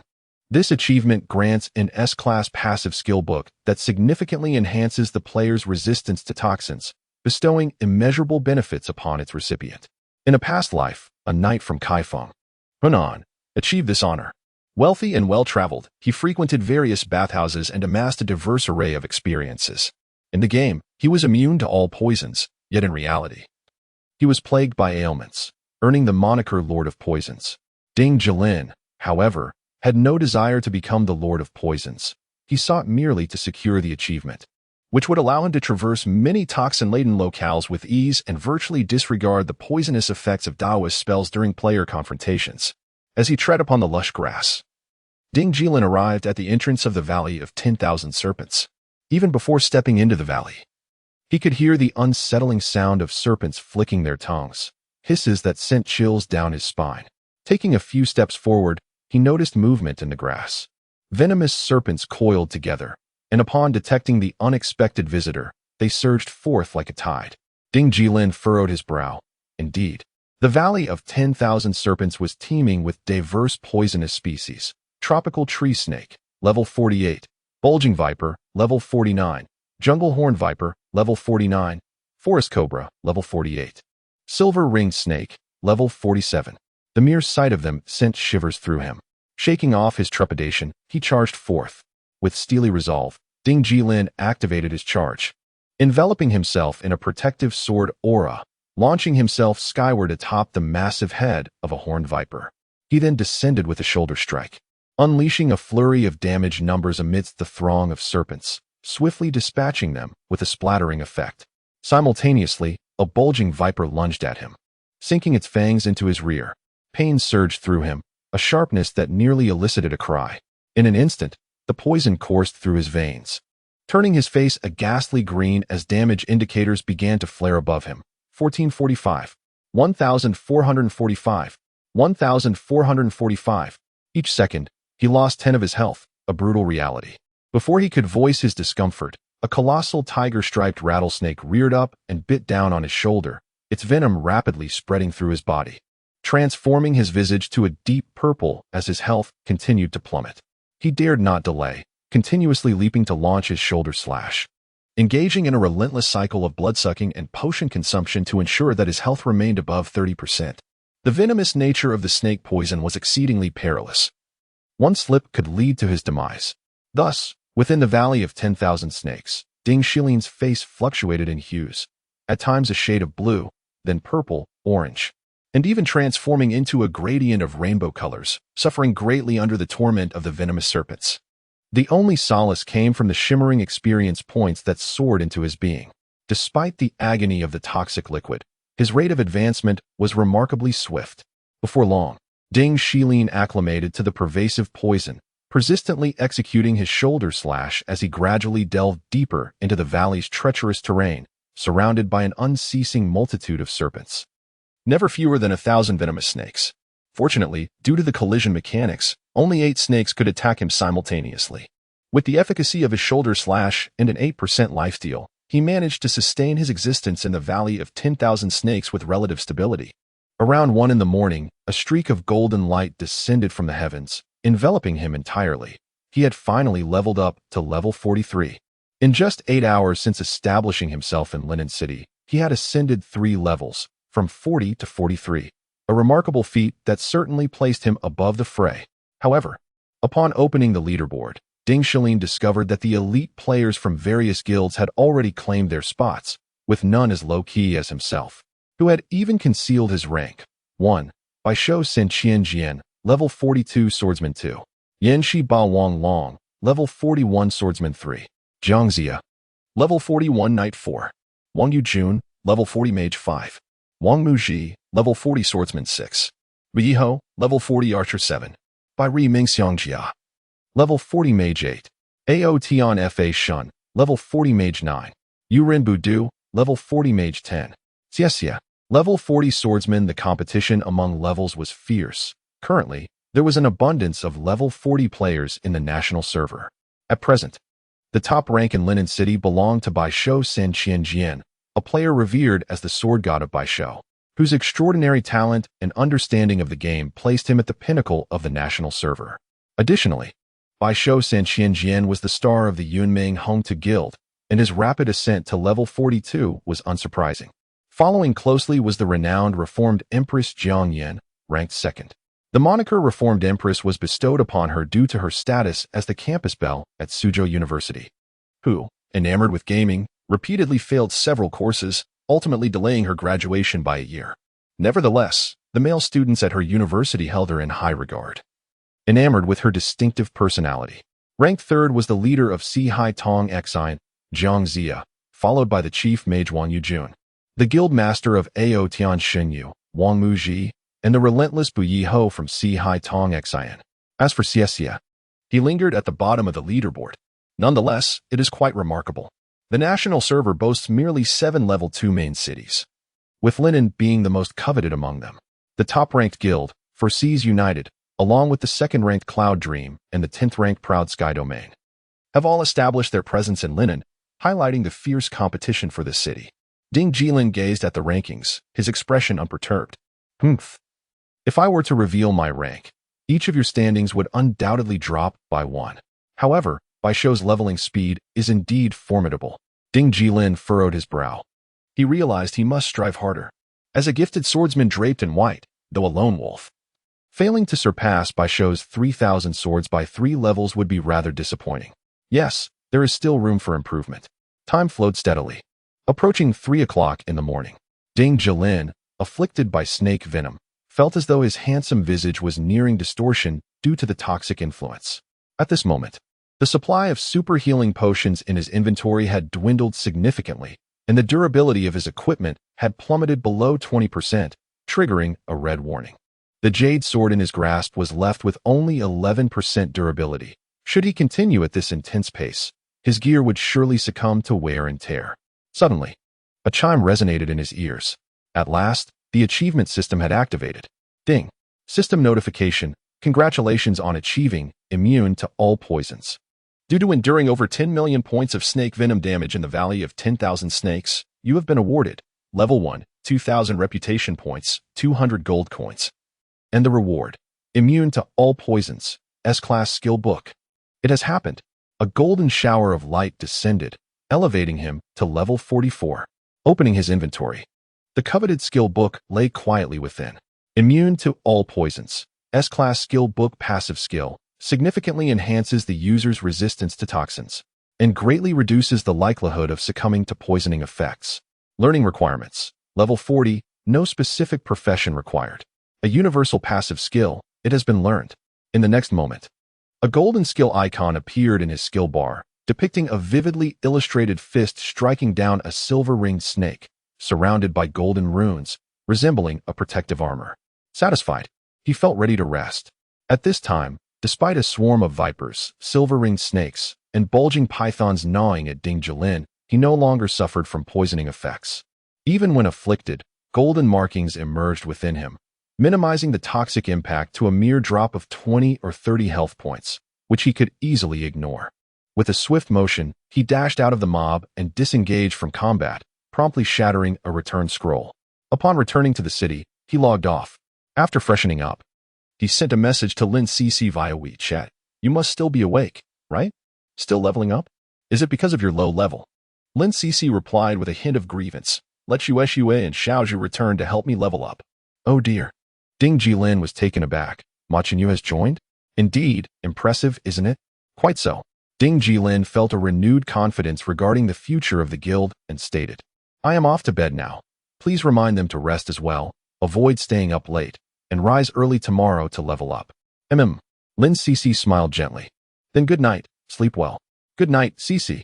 With that, Ding Jilin logged off, while Lin CC continued to practice for a while, determined to finish off the current batch of monsters. In Suzhou, by the banks of Jingji Lake, the ECG building stood tall. In the late hours of the night, a beautiful maid clad in a short skirt was grilling, while a few individuals dressed in ECG jerseys lounged nearby, exuding an air of languor after being online all day, finally able to indulge in a brief respite. Among them, Wei Xingyang held a Corona beer, his brow furrowed as he remarked. The group from Luoxinfu is leveling up at an astonishing pace. Their commitment is formidable. We must intensify our efforts tomorrow. Our Guanghan Palace must secure over 30% of the top 100 ranks. Indeed. Captain Li Zhuoma of ECG raised his head to gaze at the starry sky and said, though it may be challenging, it is not beyond our reach. If Luoxinfu and Qiuyue Hans Wang could engage in a conflict, we would truly have a chance to claim our share of the world. What is the situation in Linen City? Wei Xingyang inquired, glancing toward Wu Jun. How's the ranking? Wu Jun checked his phone and replied. It seems to be a contest between Si Hai Tongxin and Yun Dream Hongtu for dominance, while Ao Tianxinyu and Jiu Xiaoyunyu are relegated to a supporting role. What about Cici and the others? Ma Qinyu has left with Lin, and they currently only have a handful of members. They haven't expanded their ranks yet, likely due to financial constraints. Wei Zhengyang said nonchalantly, once she has endured enough hardships outside, she will return to my side. His gaze turned icy as he asked, what about Ding Jilin? Have there been any updates on him? No, Li Zhuoma shook his head, sneering, our former captain, with a disabled right hand, seems to have vanished without a trace, with no signs of him entering Tianxia. A rat in the mud must be thoroughly crushed. Wei Xingyang remarked with a cold smile. Continue to gather intelligence. As soon as Ding Jilin's whereabouts are discovered, we shall find a way to discreetly send someone to eliminate him. Understood. Li Zhuoma lazily squinted, contemplating his own ambitions. He too desired to ensure that Ding Jilin remained firmly ensnared in the mire, for as long as he did not. His position as captain of ECG would remain under constant scrutiny. Chapter 50 The Great Battle Against Wang Muji. It was 10:30 in the morning. Ding Jilin had finally indulged in a full 7 hours of sleep, awakening feeling remarkably refreshed. As the alarm clock chimed, he sprang out of bed, striking a pose reminiscent of a snow-sledding sword master, exuding an irresistible charm. He swiftly descended from his bed, attended to his morning ablutions, and hurried downstairs. Though it was still before lunchtime, the hour approached swiftly. Ding Jilin roamed the ground floor like a ravenous ghost. Ah, Ding Jilin. Not far off, Old Chen, disembarking from a dilapidated bread van, raised his hand with a smile. You're up early. I was just about to head into the kitchen. You've arrived just in time. Ding Jilin paused momentarily. Chen Jia was also present, laboriously unloading fresh black fish from the vehicle, supreme ingredients for the signature sour fish dish. Upon catching sight of Ding Jilin, Chen Jia pursed her lips, yet remained silent. Understanding her unspoken message, Ding Jilin shook his head and chuckled, Old Chen, I've been experiencing a touch of stomach trouble these past few days. I'm not in the mood for sour fish today. I think I'll venture across the street for some Hunan braised noodles instead, nutritious and wholesome. Ha. Old Chen waved his hand dismissively. Go on. Come back for sour fish when you're craving it. All right. With that, Ding Jilin darted out of the shop, making his way to the Hunan braised noodle vendor across the street. Before long, a bowl the size of a footbath was placed before him, brimming with the fragrant Hunan noodles. He had visited Zhengzhou for a competition once, and since then, he had developed an ardent affection for these noodles. Their flavor was simply exquisite. As he began to slurp the noodles with delight, Old Chin's sour fish restaurant remained eerily quiet. It was past 11, and not a single customer had entered. Old Chin stood beside the counter, spoon in hand, his gaze fixed on the door, filled with anticipation. Chinjia, too anxious to indulge in her phone, lingered nearby. Damn it! Old Chun glowered at the entrance. We're about to pay the rent again, and this month. It seems we won't even make enough to cover it. They talk about a golden decade of economic recovery. What a load of nonsense. He glanced at Chinjia, his disdain unmistakable. Didn't you have quite a few classmates visit before? And that boy with dyed blonde hair, wasn't he pursuing you? Can't you at least engage them in conversation to bring them in for a meal? A little initiative wouldn't hurt. Chinjia gritted her teeth. Uncle, that guy is part of the underworld. He is always so rough around the edges. I don't want anything to do with him. Oh really? Old Chin sneered. I'm out here, bowing and scraping every day just to attract some business, and you're acting all high and mighty? Do you really think you're above it all? I know all about your little romantic escapades in school. Don't pretend to be pure in front of me. I haven't tea. Chinjia's eyes brimmed with tears. Uncle, don't listen to their wild tales.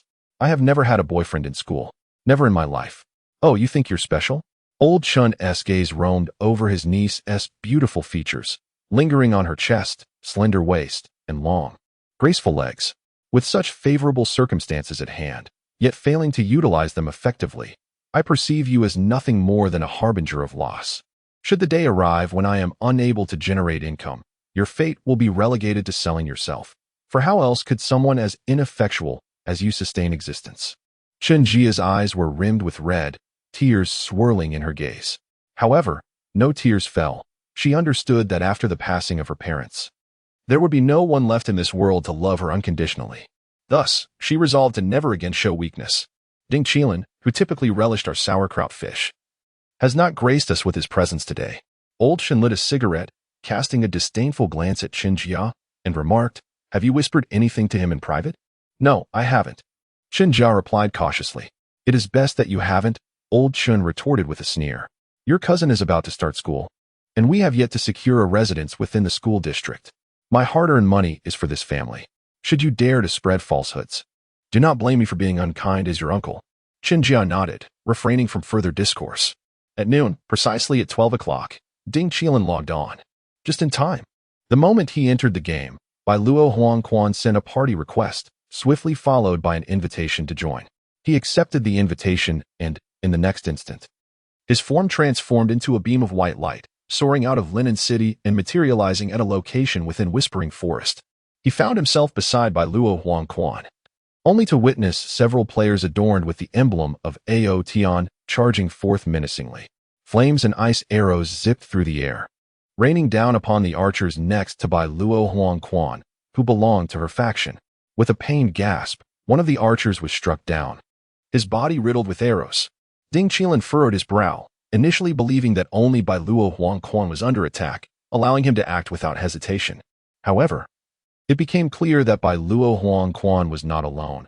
A group was being besieged by another faction. This changed the significance of his intervention, as he would be aiding the banner of Bai Luo Huangquan against the forces of the formidable Ao Tian. What was the meaning of this? Ding Jilin surged forward, striking a gray-named knight of Ao Tian to the ground with the hilt of his sword. He frowned as he looked back, only to find that Bai Luo Huangquan stood alone, her companions fallen. Meanwhile, Ao Tian boasted a contingent of over 10 players. With a sneer, Wang Muji, the leader of Ao Tian, withdrew his long sword from the chest of a fallen warrior from the banner, casting a cold gaze at Ding Jilin. Do you dare to respond to Bai Luo Huangquan's invitation? It seems you have never faced death. As he spoke, Wang Muji raised his hand, activating a protective sword aura, and charged towards Ding Jilin, intent on joining forces with his comrades to eliminate the top hidden master of Linen City. In response, Ding Jilin also enveloped himself in a protective aura, swiftly advancing, his jade-like sword swirling with icy energy as he aimed to strike at Wang Muji's shoulder. He initiated with an icebound slash. A sudden jolt coursed through Wang Muji's heart as he confidently assessed his total health of 11,000 points. Fortified by the protective aura of his sword Qi, he believed he could withstand Ding Jilin's ferocious assault, thus choosing not to evade, but to exchange injuries.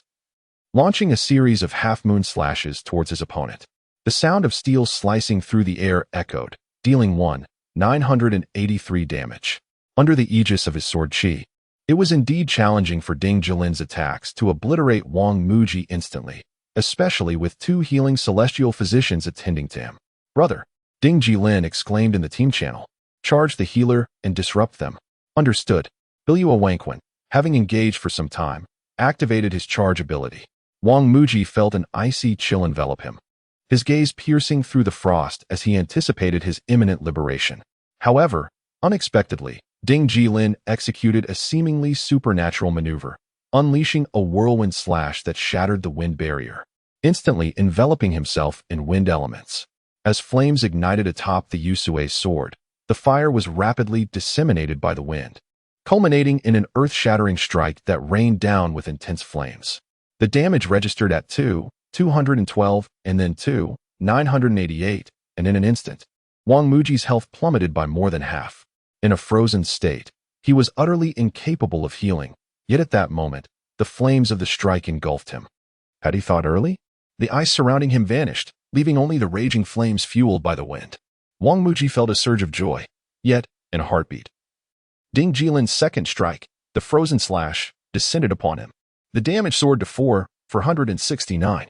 The impact of the thawing strike was overwhelmingly severe. Wang Muji could hardly believe that his health would evaporate in an instant. The next moment, Ding Jilin's basic attack swiftly obliterated the proud leader of the Aotian divine domain. In disbelief, Wang Muji's eyes widened, his expression one of shock as he realized he had been eliminated without a chance to retaliate. How had that young man managed to execute two frozen slashes in mere seconds? In the next instant, Wang Muji's form dissipated into a scattering of white light as he returned to the city, officially defeated, and in a single kill. Hold on. Ding Jilin picked up the breastplate that Wang Muji had dropped, targeting Billua Wangquan as he unleashed his special skill, the Flame Storm. Instantly, a maelstrom of fire and wind erupted around Billua Wangquan, wreaking havoc within a 20-yard radius, causing the health bars of numerous Aotian divine domain players to plummet. The damage of the special skill correlated with the user's attack power, making Ding Jilin's special skill exceptionally formidable. Two fragile celestial physicians fell first, followed closely by three unshielded mages. After dispatching Wang Muji, Ding Jilin charged forward, and upon contact with a knight at half health, he leaped into the air, delivering a shoulder slam that claimed several weakened players. Billua Wangquan, now low on health yet brimming with determination, wielded his level 30 golden spear with fervor, joining Ding Jilin to eliminate the remaining 7 injured players. At this moment, Billua Wangquan bore a white name, while Ding Jilin's name turned yellow. Observing the scattered corpses, Ding Jilin furrowed his brow and remarked, "Today, we have truly offended the Aotian divine realm. Brother Huangquan, you should not have involved me in the conflict between your battle banner and the Aotian divine realm. I find myself reluctantly entangled in this matter." "I understand, and I sincerely apologize," Huangquan replied, his face filled with regret. "I did not wish for this to happen, but I could not swallow my pride. There will not be another occasion." "Very well, I shall return to the city," Ding Jilin said as he crushed the teleportation scroll, making his way back to Linen City. "Ding." A message appeared from Jiang Yin. "I have finally seen you online. I have a lucrative business proposition. Would you consider collaborating for mutual benefit?" "Oh, pray, tell me more about this venture," Ding Jilin replied with a smile. "Come to the Great Sanctuary. We shall discuss it in person." "Agreed." Ding Jilin turned and stepped into the Great Sanctuary. Not far away, under the wisteria tree, sat a few individuals: Jiang Yin, Qin Ming, the cloaked traveler, and a girl named Yin Qingqing, a level 39 healer of considerable prowess. "Please, have a seat," Jiang Yin greeted with a smile. Ding Jilin sat across from Jiang Yin, his leg nearly brushing against her delicate knee, causing him to feel a mix of anxiety and shyness. Though he perceived no difference in her demeanor, she was, after all, a legendary figure known for slaying gods, the reincarnated empress. With a swift motion, Jiang Yin revealed a golden scroll that slowly materialized in her palm. "This morning, I acquired a treasure, an S-rank map that can unlock a hidden S-rank area known as the place where winds rise, and simultaneously activate an S-rank quest, allowing up to 5 individuals to enter the map. As she spoke, her enchanting gaze softened as she looked at Ding Jilin. The difficulty of a Team S-rank quest is evident, and to ensure success, I would like to invite you to join our team to complete this task together. That is acceptable, but I have one condition. Speak, Jiang Yin replied, her lips curling into a smile. I shall agree to any condition that is not unreasonable. Ding Jilin straightened his posture and declared, I have no issue assisting you with the map, but I demand the greatest share of the rewards. Yin Qingqing's face was filled with shock, her frustration bubbling to the surface as she wished to admonish him.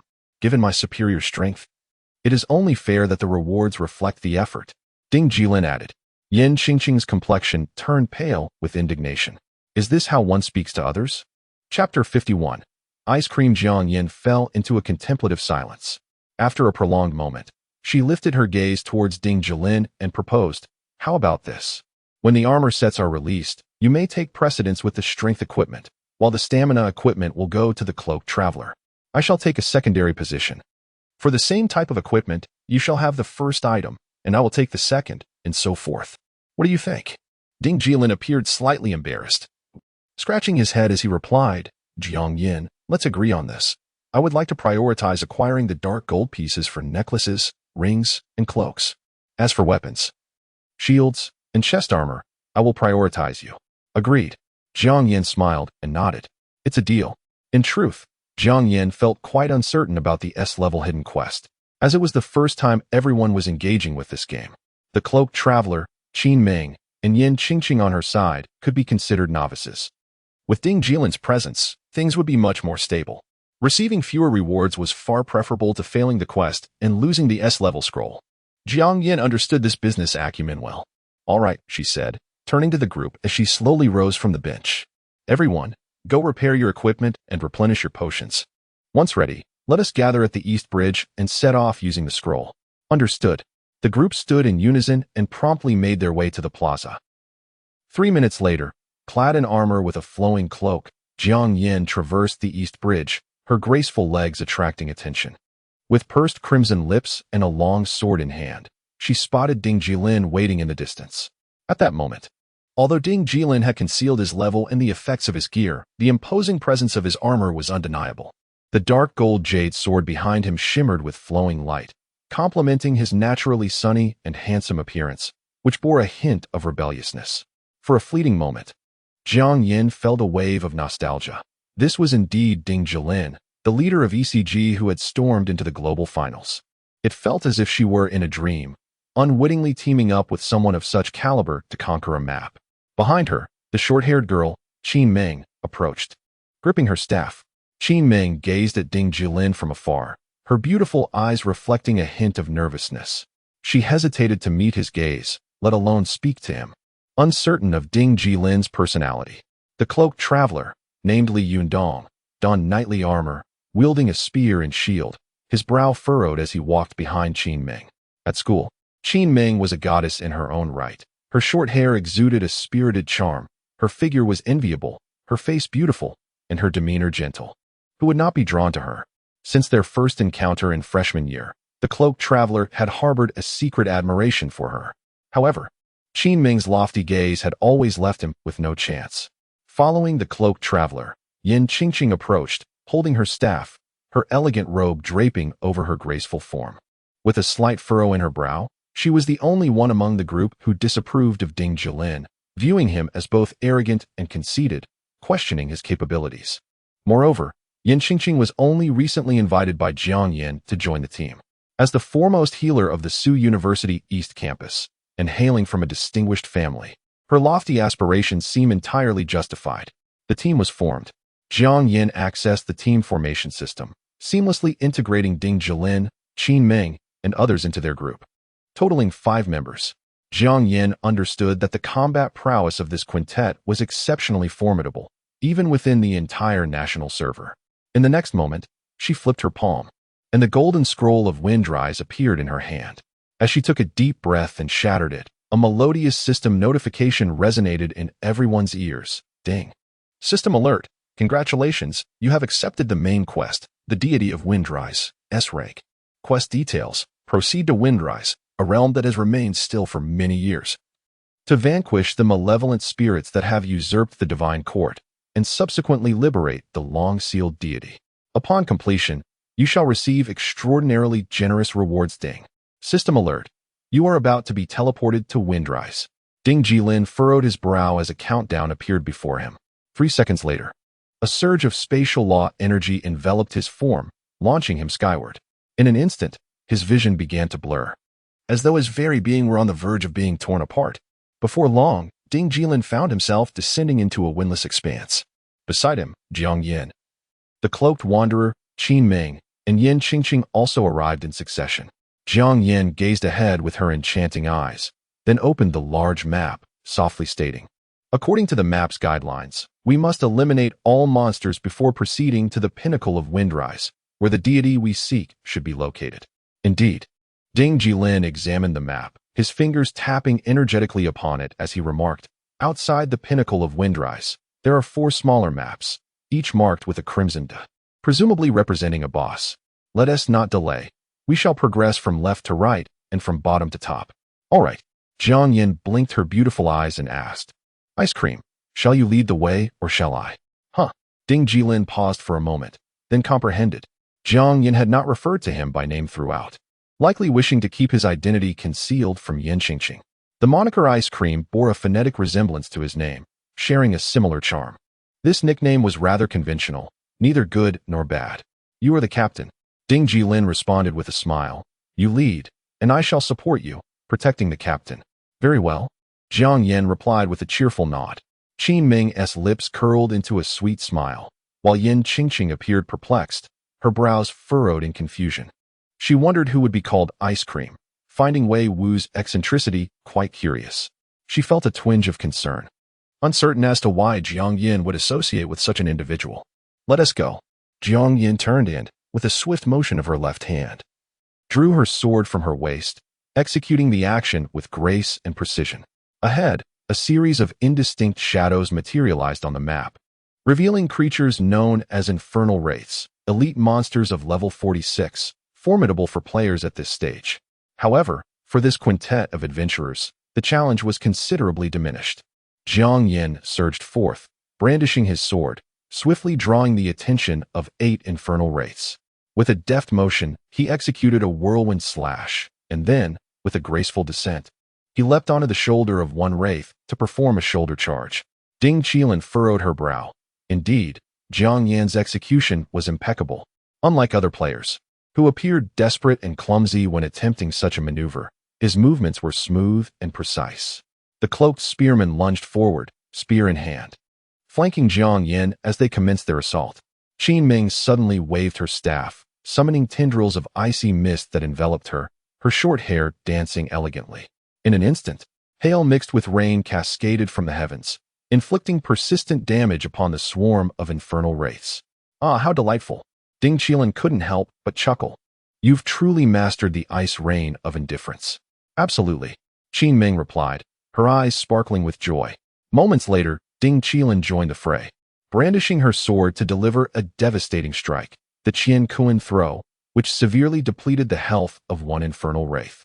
With a swift leap onto the creature's shoulder, she unleashed a ground slash, crashing down amidst the throng of monsters. Her shoulder charge was executed with such fluidity that it appeared as though she was gliding through the air.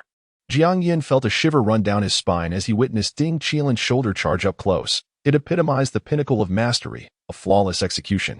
While his own shoulder charge was effective, it lacked the effortless finesse that she displayed. There remained a gap in his skill. As he landed, Ding Jilin executed a whirlwind slash, penetrating the bodies of 3 infernal wraiths. Her blade danced amidst the icy mist, and with a swift motion, she ensnared a wraith attempting to assault Qin Ming with an icebound slash. Yuan Qingqing, diligently raising her staff to heal, began to grasp the true strength of Wei Wuifeng. His individual prowess and team awareness were undeniably exceptional. As she contemplated this, she couldn't help but steal a glance at Ding Jilin. Her strength was remarkable, her movements captivating, and her beauty striking. Yet, her choice of name, Wei Wuifeng, hinted at an unorthodox personality. The group progressed with remarkable speed, clearing the first small map of monsters in under 20 minutes. Ahead lay an unassuming altar, upon which stood a skeletal necromancer, clutching a staff wreathed in flames. Squinting at the adventurers, he sneered, "The filth of humanity has finally arrived, but alas, it is too late. Your deities have long returned to dust." He raised his staff high, a blood-red hexagram slowly materializing beneath him as he intoned, "From the depths of the inferno, spirits arise. Come forth and bestow upon this land the gift of death." Amidst a cacophony of thunderous roars, a colossal silhouette emerged within the hexagram, a gigantic skeletal figure towering several dozen meters high. As it descended, it crushed the necromancer beneath its foot, reducing him to a mere pile of shattered bones. It then unleashed a furious roar directed at Ding Jilin, Jiang Yan, and their companions. The Bone General, a level 46 Golden Tier boss, was merely a minor adversary. Jiang Yan raised her elegantly arched eyebrows and smiled. "Shall we attempt a coordinated attack?" A whimsical notion indeed. Ding Jilin chuckled heartily. With so many approaching the boss, it will immediately enter its berserk state. A coordinated assault would surely be futile. Then we shall unleash a flurry of chaotic strikes upon the master. Jiang Yan and Ding Jilin divided their forces, launching a simultaneous assault on the boss. Initially, Jiang Yan endeavored to execute an infinite attack strategy. However, as Ding Jilin had predicted, the number of attackers triggered the boss's berserk mode on the first strike, rendering it immune to staggering, a visual spectacle of defiance. This, too, was likely a self-defense mechanism inherent to the game. If a multitude could continuously surround the boss and strike, then the bosses of the world would be utterly invincible. Thus, they shifted to a conventional strategy. Ding Jilin and Jiang Yan utilized their high damage output to distract the boss, while Qin Ming provided ranged support. Yan Qingqing administered healing, and the water-drifting scholar maintained a steady presence. Everything unfolded with a sense of rationality. In a mere 32 seconds, the Bone General let out a mournful wail before its form collapsed, succumbing to its fate with astonishing swiftness. Chapter 52. The Power Rankings, Who Claims the Top Spot? As the captain, Jiang Yan naturally bore the responsibility of collecting equipment. The Bone General yielded a total of 3 items: a bronze spear, a commonplace piece, a silver gauntlet that enhanced healing by 8, which she bestowed upon Yan Qingqing, and the finest of the trio, a golden chest piece known as the Soul Armor. Class: Armor Physical Defense, 135 Magical Defense, 130 Strength, 42 Special Effect, Damage Reduction 3 Special Effect, Tenacity, increasing the user's health cap by 1200 Special Effect, Enhanced Defense, granting a 10 chance to have damage taken when attacked required level, 42. Impressive indeed. Jiang Yan cradled the chest piece, her expression radiating delight. "Ice cream. Do you desire this armor?" "No, thank you," Ding Jilin replied, shaking his head. "I have something better."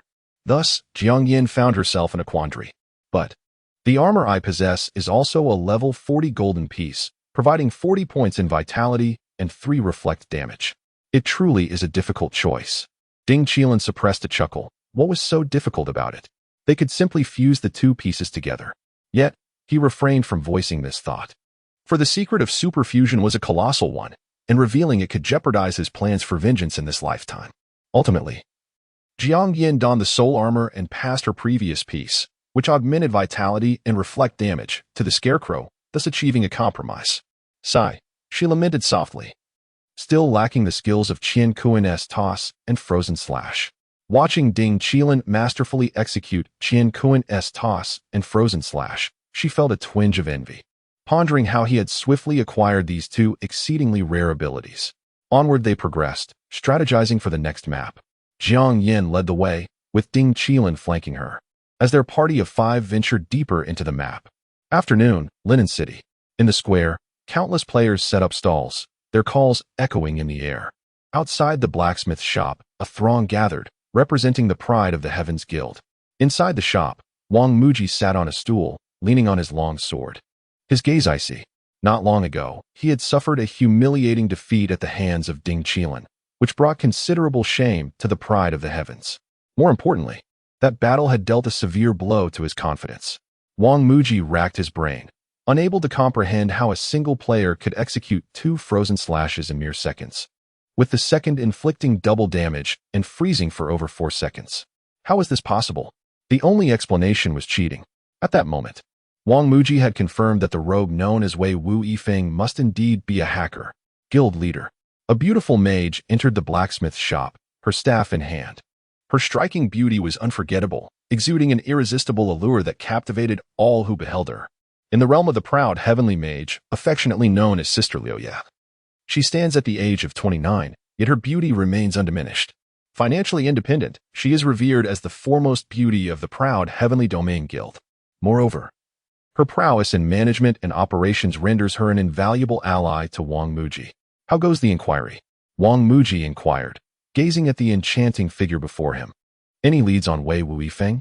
Not at the moment, the proud heavenly mage replied, shaking her head, concern evident in her eyes. To speak candidly, what is the fuss? He is merely a solitary player. Do we really need to mobilize our vast numbers just to accompany him in his endeavors? I understand the rationale. Yet my pride cannot bear this affront. Wang Muji frowned. What troubles me most is, I know, the proud heavenly mage interjected softly. You fear he will post the video of his PK against you online, tarnishing the reputation of our proud heavenly domain, correct? Precisely, Wang Muji nodded. My personal embarrassment is trivial, but if our entire guild suffers disgrace, the repercussions would be substantial. We are still in the initial phase, and it is crucial for us to secure a position within the top 5 in the national server. We cannot afford any missteps. Understood, she replied calmly. I have already disseminated the information. The members will remain vigilant. The moment we ascertain Wei Wu Yifeng's coordinates, we will initiate a large-scale ambush. Indeed, Wang Muji acknowledged, leaning back against the wall with satisfaction. When Wei Wu Yifeng next appears, I intend to lead thousands against him. He must understand that even a hawk must exert itself to catch a hare, and we, too, shall not underestimate Wei Wu Yifeng. The proud heavenly mage smiled in agreement, recognizing the leader's commendable qualities, albeit noting his occasional immaturity. In the land of rising winds, the second map had reached its conclusion, and the boss appeared, a golden-tier goblin chieftain wielding a massive axe, exuding an air of invincibility. Ding Jilin stepped forward, crushing the boss's head beneath his foot, while Jiang Yin followed suit with a flurry of punches and kicks, creating a scene of brutal ferocity. Their team was indeed overqualified for dispatching a golden-tier boss. Yet another golden-tier boss, Jiang Yin expressed his slight disappointment. There are only 5 bosses in the Rising Winds territory, and we've already encountered 2 golden-tier ones. The rewards seem rather meager, leaving me with little to anticipate. Ding Jilin chuckled. It's merely an S-tier hidden map scroll. Besides, they've provided an S-tier quest as well. Don't dwell on it too much. I suspect that only the final boss will be dark gold tier, while the rest will remain golden. It does seem that way, Jiang Yin mused, slashing at the goblin while glancing at Ding Jilin. I heard from those in the group in Linen City that the proud heavenly domain has issued a bounty, seeking to purchase your real-time coordinates online, aiming to ensure that Wei Wu Yifeng finds no refuge in Linen City. What is the matter? As Qin Ming cast her spell, her delicate brows furrowed. Have you offended someone from the Outyin divine domain? More or less, Ding Jilin replied with a smile. To be precise, it was the Outyin divine domain that first wronged me. When Linen City had just opened, I was engaged in battle with a golden boss in the Whispering Forest when they happened to cross my path and sent me flying. He continued, somewhat disgruntled. However, earlier today at noon, I accepted a quest from Biluo Huangquan and did indeed eliminate Wang Muji once. Oh, Jiang Yin responded, relieved. That makes sense. Someone like Wang Muji.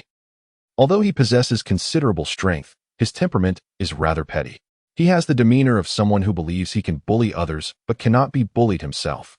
If a solo player like you crosses him, what good can come of it?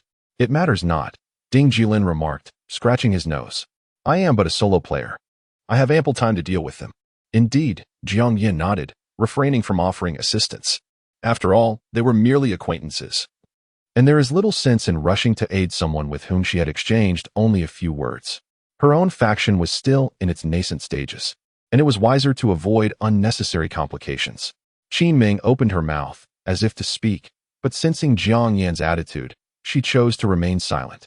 The opposing faction belonged to the Outyin divine domain, and during this early stage of exploration, anyone wishing to assist Ding Jilin would first need to weigh their own capabilities. Once entangled with the Outyin divine domain in the initial phase, it could lead to considerable trouble, halting everyone's progress and leaving them to endure severe beatings from other factions later on. At that moment, the boss let out a pained groan and fell. This time, they received only a few worthless items, the best being mere silver gear, which was hardly worth their attention. Let us proceed. Jiang Yin guided the group towards the third map. Along the way, they encountered a throng of demonic spirits clad in red, capable of casting magical attacks. Fortunately, both Ding Jilin and Jiang Yin were equipped with top-tier gear, boasting high magical resistance, thus minimizing the damage taken from the elite monster spells. After nearly 20 minutes, they arrived deep within a dense forest, where a red-robed mage emerged. Level 48, a golden-tier boss, a mage from the abyss, showcasing the diverse array of monsters present. Attack! Jiang Yin and Ding Jilin instinctively split into two teams. After unleashing a flurry of attack skills, they began executing shoulder strikes in unison. Qin Ming stood back, delivering her ranged attacks without concern for aggro, as the two formidable tanks in the front absorbed all the damage. Thus, she began to tally the success rate of Ding Jilin and Jiang Yin as shoulder strikes. Before the red-robed mage collapsed, Jiang Yin attempted the shoulder strike 21 times, succeeding 17 times, while Ding Jilin made 25 attempts without a single failure. Woohoo! Qin Ming's beautiful eyes sparkled with admiration. Impressive. Truly remarkable, my Ding team. Meanwhile, the Scarecrow Knight diligently absorbed damage and controlled the battlefield, yet his presence felt negligible, akin to merely treading water. He cast glances towards the girl he cherished, only to discover that the enchanting girl with short hair had been fixated on Ding Jilin all along. In an instant, the cloaked one was engulfed by sorrow. Could it be that the legends were indeed true? The lingering spirit of Wei Wu and the ambitions of Mengda. Was this individual truly here to usurp what others cherished? Were it not for the certainty of defeat, the cloaked one would have undoubtedly engaged in a direct duel. You, Ding Jilin, if you lose, depart. If you win, take Qin Ming away. Suddenly, the abyssal mage erupted in brilliance.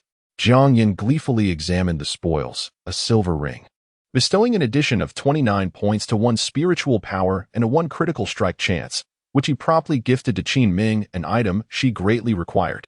Next, he revealed a scarlet cloak, shaking it gently in his hands, the attributes materializing before them, instantly captivating Ding Jilin's attention. Abyssal Knight's Cloak, Golden Artifact, Physical Defense, 115 Magical Defense, 110 Strength, 40 Special Effect, Accuracy 15 Special Effect, Physical Evasion 4 Required Level. 44 Ahem. Ding Jilin cleared his throat softly. My cloak is merely a silver artifact. Understood. Jiang Yin immediately handed the cloak over to him.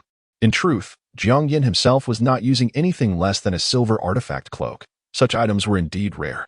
With a subtle gesture, Ding Jilin summoned the menacing Abyssal Knight's cloak, which appeared behind him, slightly tattered, with tendrils of abyssal energy swirling around it.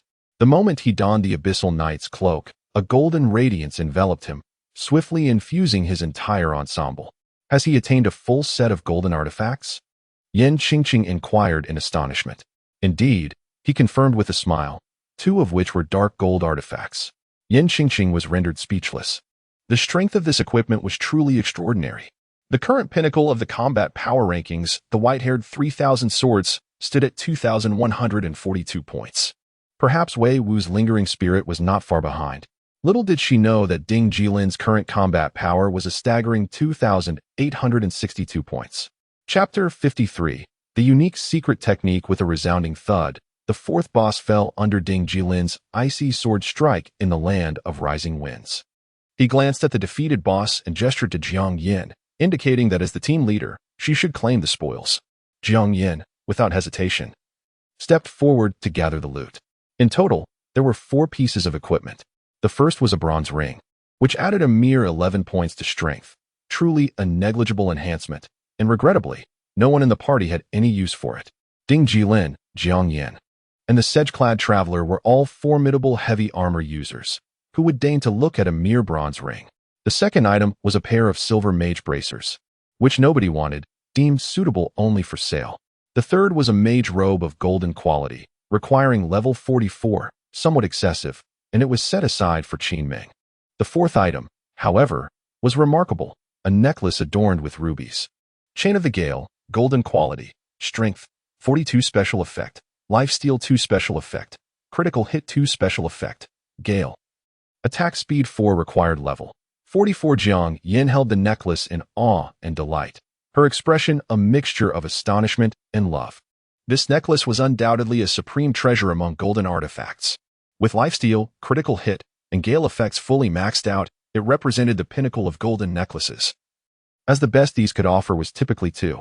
Oh my, she exclaimed, clutching the necklace to her chest, nearly overwhelmed by joy. Ding Jilin cast a fleeting glance at her and smirked. Such a well-nourished girl. Not only is she beautiful, but her figure is also quite ample. The ruby rests perfectly between her peaks without slipping. I want ice cream. Jiang Yin turned to Ding Jilin, her pretty face brimming with a pleading expression, as if to say, please give me the necklace, or I shall weep. Look at your pitiful behavior. Ding Jilin scoffed, as peak players. Are we so easily swayed by a mere golden artifact? Here, take it. To be honest, mine is even better. Ha ha ha. Jiang Yin nodded repeatedly, laughing awkwardly, completely ignoring Ding Jilin's mockery. After all, she was still wearing a silver necklace that only provided a meager 1 lifesteal, utterly inadequate. Once she donned the Gale chain, it would signify a revolutionary leap akin to the Industrial Revolution. Alas, she still needed a bit more experience to reach the required level. Let us move, Ding Jilin said, gazing into the distance. We've lingered in the land of rising winds for a couple of hours. Let us confront the boss and then return to the city for some rest. I must admit, I'm feeling a bit fatigued. Jiang Yin replied, leading the way toward the final map, the pinnacle of rising winds. The pinnacle of rising winds, perched at the highest point on the map, required nearly 10 minutes of arduous trekking. At last, the group reached the summit, and in the distance, they beheld a sea of flames. Just as Ding Jilin and Jiang Yin stepped onto the mountaintop side by side, a woman's voice echoed in their ears. Ah, at last, you have all arrived. In the sky, a fireball coalesced, which subsequently transformed into countless sparks cascading down upon the peak of the rising winds. Before the boss could even lay eyes upon it, an AoE attack arrived unexpectedly. Be cautious, Jiang Yin shouted urgently. Li Yundong, protect. Qin Ming, raise your shield. Yin Qingqing, heal yourself and consume a health potion, quickly. In the next moment, Jiang Yin and Ding Jilin simultaneously unleashed their sword qi to form a protective barrier. The cloaked one, wielding a shield, retreated abruptly and activated his level 20 shield wall skill, erecting an imposing barrier nearly 3 meters high before Qin Ming and Yin Qingqing, shielding the 2 fragile characters from harm. After the wave of damage, both Yin Qingqing and Qin Ming were left with scant health, while the cloaked one, Jiang Yin, and Ding Jilin found themselves at half health. A truly ferocious encounter. Ahead, flames continued to coalesce, taking the form of a woman. She was strikingly beautiful, adorned in a cream-hued gown with rust gold accents, her body encircled by flames.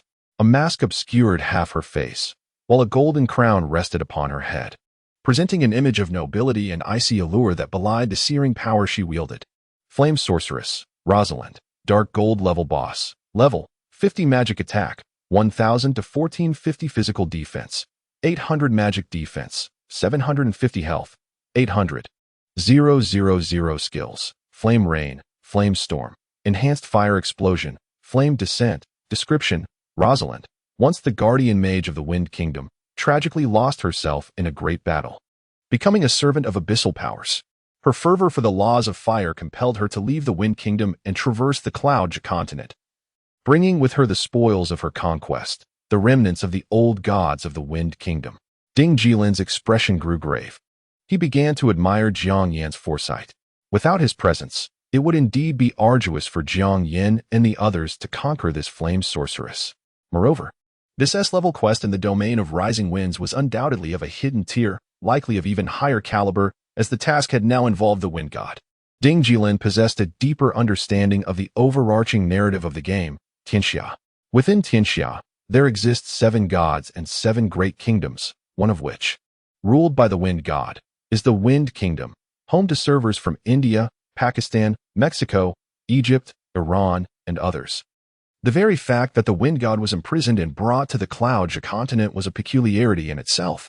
Are you prepared to embrace death? Rosalind revealed a sinister grin as flames surged around her. In the domain of the Fire Sovereign, my power will only grow stronger. Come, feel the tempest of death." As she spoke, her gaze shifted behind her. There, enveloped in flames, was a dark green crystal, within which slumbered a beautiful maiden. The wind goddess, Shavana? Ding Jilin was astounded. Could such a thing truly exist? In a previous life, Ding Jilin led the national army into the realm of winds for the first time. When he encountered Shavana, she was a true deity-level boss, capable of inflicting losses of hundreds of thousands of players with a single forbidden spell. How could she now be confined by others? Such an embarrassment. Ready to engage, Ding Jilin suddenly lowered his stance. "Everyone, be cautious and avoid falling. Pay attention to interrupting skills." Jiang Yin charged forth, flanking Ding Jilin as they attacked the flame sorceress. The Cloaked One had never witnessed such a formidable boss before, leaving him momentarily stunned. Burn everything in this world. The flame sorceress summoned a rain of fire and a tempest of flames, instantly scorching Ding Jilin and Jiang Yin, who had no choice but to activate their sword barrier for protection. Yin Qingqing continuously raised her staff, casting healing spells upon the two heavily armored warriors.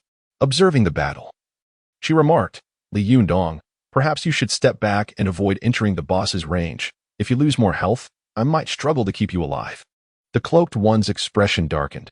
After all, he was the chief knight of Su University. Yet here he was, becoming a burden to the team?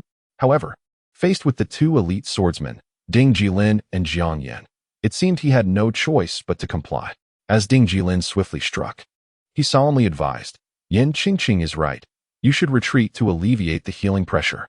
When Jiang Yin and I can no longer hold our ground, you can charge into support." "Very well." The Cloaked One reluctantly withdrew. A level 50 Dark Gold boss was indeed quite challenging.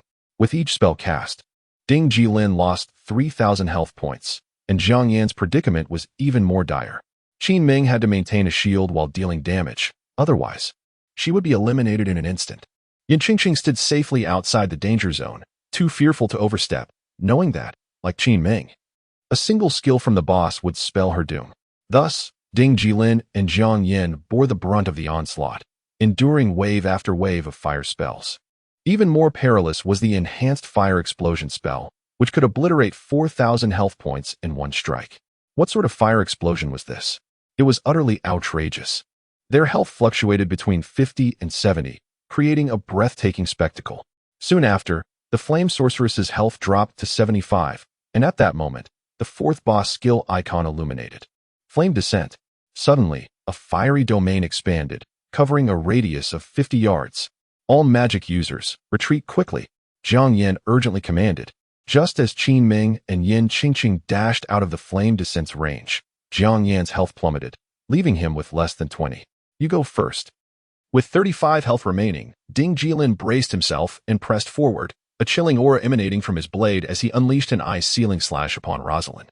Hiss, hiss, hiss. The icy air surged, and the once fiery enchantress was instantly transformed into an ice sculpture, yet the fiery energy on her surface continued to seethe, indicating that the ice would soon melt away.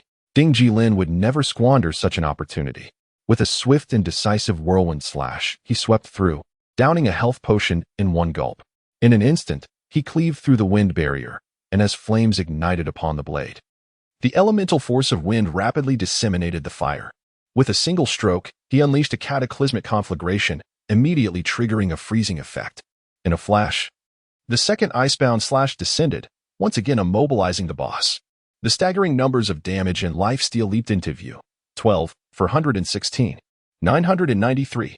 Jiang Yin could scarcely believe her eyes. A single icebound slash dealt 12,000 damage. Although it was a critical hit, it seemed utterly preposterous. Could it be quadruple damage? She was resolute. It had to be fourfold. Ding Jilin hastily unleashed another barrage of attacks, and just as the boss was about to break free from its icy prison, he swiftly turned to retreat, creating distance with a charge while shouting, "Kite her, give her 8 seconds." Jiang Yin wielded her sword gracefully in the vicinity, while Qin Ming employed her fire explosion technique to restrain the foe. Yin Qingqing continuously healed both Jiang Yin and Ding Jilin. The sedge-clad guest, brandishing a spear, appeared utterly bewildered, unsure of his role. Should he charge headlong into battle against the boss? That was out of the question. The flame sorceress, imbued with the power of blazing infernos, could annihilate everything in her path. As the 8 seconds elapsed, Ding Jilin turned back, and Jiang Yin followed suit. With a swish, the jade-hued sword shimmered with icy vapor. As Ding Jilin repeated his previous tactic, Jiang Yin raised her longsword, poised to unleash a whirlwind slash. Wait, Ding Jilin urgently shook his head. Just use your basic attack. Huh? Jiang Yin exclaimed in surprise, promptly canceling her whirlwind slash. The next moment, Ding Jilin's freezing technique was unleashed once more, encasing the flame sorceress in ice for a full 7 seconds, during which he, Jiang Yin, and Qin Ming unleashed a relentless barrage of attacks for an exhilarating 57 seconds. As they distanced themselves once again, Jiang Yin's beautiful eyes were filled with questions directed at Ding Jilin. He sent her a private message. Don't ask. It's a unique secret technique. I'll teach you later. But not now. Jiang Yin felt a sense of relief. This fellow truly possessed an arsenal of remarkable skills, leaving one utterly dazzled. Chapter 54. Afraid to return to the city, lacking courage? Before long, the 5 individuals grew increasingly in sync. Jiang Yin, Qin Ming, and others acknowledged Ding Jilin's tactical leadership, with the primary offensive strategy relying on Ding Jilin's freezing flow.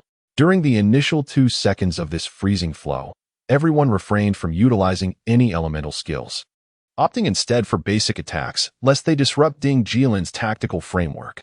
The cloaked stranger also discovered a sense of self-worth, charging at the boss post-freezing flow to grant Ding Jilin a moment to kite, while Yin Qingqing remained devoted to healing, indifferent to the surrounding events. Thus, through their collective effort, the health bar of the flame sorceress rapidly diminished, and within approximately 12 minutes, this level 50 dark gold boss was nearly vanquished. A band of despicable individuals. At the instant the health bar vanished, the flame sorceress did not perish.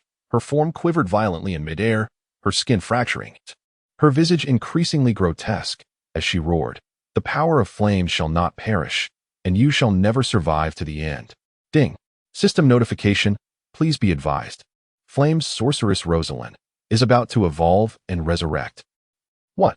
Jiang Yin, sword in hand, wore a look of astonishment. Ding Jilin furrowed his brow, suddenly lifting his gaze to see wisps of azure energy flowing from the encased wind god, Shivana's crystal. Immediately, a chime echoed in his ears. Ding. Battle alert. Immediately unseal the wind god Shivana. She will assist you in defeating the formidable foe. Understood. A smile crept across Ding Jilin's face as he dashed towards the colossal crystal, sword poised. With a flourish, a gust of wind elements swirled around him, and utilizing the whirlwind slash skill, he struck the unyielding crystal with fervor, yet it remained impervious, showing no signs of yielding. Thud. Ding Jilin tilted his head back to consume a health potion, the skill's cooldown vanishing in an instant, and swiftly executed a basic attack to shatter the wind barrier. In that moment, torrents of wind element infused his being, and the next second, searing flames erupted from the sword, rapidly expanding under the influence of the wind element. With a decisive swing, Ding Jilin's strike resembled a blazing onslaught. The sword light descended from the heavens, and countless flames rained down upon the crystal, causing the once impervious surface to begin dissolving, effectively achieving the thawing effect. Inside the crystal, the frozen maiden lay suspended, her delicate face flawless, long lashes fluttering as her hands gently unfurled, golden wind elements swirling around her. The wind god Shivana, though not at her peak, had partially awakened her divine power. Oh. Slowly, she opened her eyes, revealing stunning azure irises. Upon seeing Ding Jilin, a look of gratitude crossed her features as she spoke softly. Travelers, I thank you for granting me freedom from the traitor. In the midst of the wind, the fiery sorceress Rosalind, on the verge of evolution and rebirth, roared with a fierce countenance. How dare you? The immortal lord of the bone forest will not spare you. The abyssal emperor shall not let you go either. Enough. The wind goddess Shivana slowly rose, hovering in the air, her brow furrowed. Although the nation of wind has indeed wronged you, your collusion with the abyss is utterly intolerable. Thus, today, you must perish. By what right? Rosalind shrieked in rage. Shivana, you are merely a vessel for divine essence. You understand nothing. You are nothing but an arrogant and hypocritical deity. Vanish. With a gentle wave of her hand, Shivana summoned a gust of wind. In an instant, the wrathful screams of the fiery sorceress Rosalind echoed through the air, yet her form was swiftly obliterated by the razor-sharp blades of wind, disappearing without a trace. All that remained was a shower of gold coins and various treasures cascading from the sky. The wind goddess Shyvana gazed silently in the direction where Rosalind had vanished, a flicker of pain crossing her features. She spoke softly, "The citizens of the Wind Kingdom should not meet such a fate." Ding Jilin, clutching his jade sword, observed the wind goddess from a distance, choosing not to speak. Their unfamiliarity rendered casual conversation awkward. "Thank you, travelers," Shyvana addressed the crowd. "You have granted me my freedom. May the winds of liberty always accompany you. Come. This is your reward. Please do not disdain it." Ding. System notification. Congratulations on completing the main quest, the Divine of the Rising Winds. S rank. Rewards. Experience points 1, 800.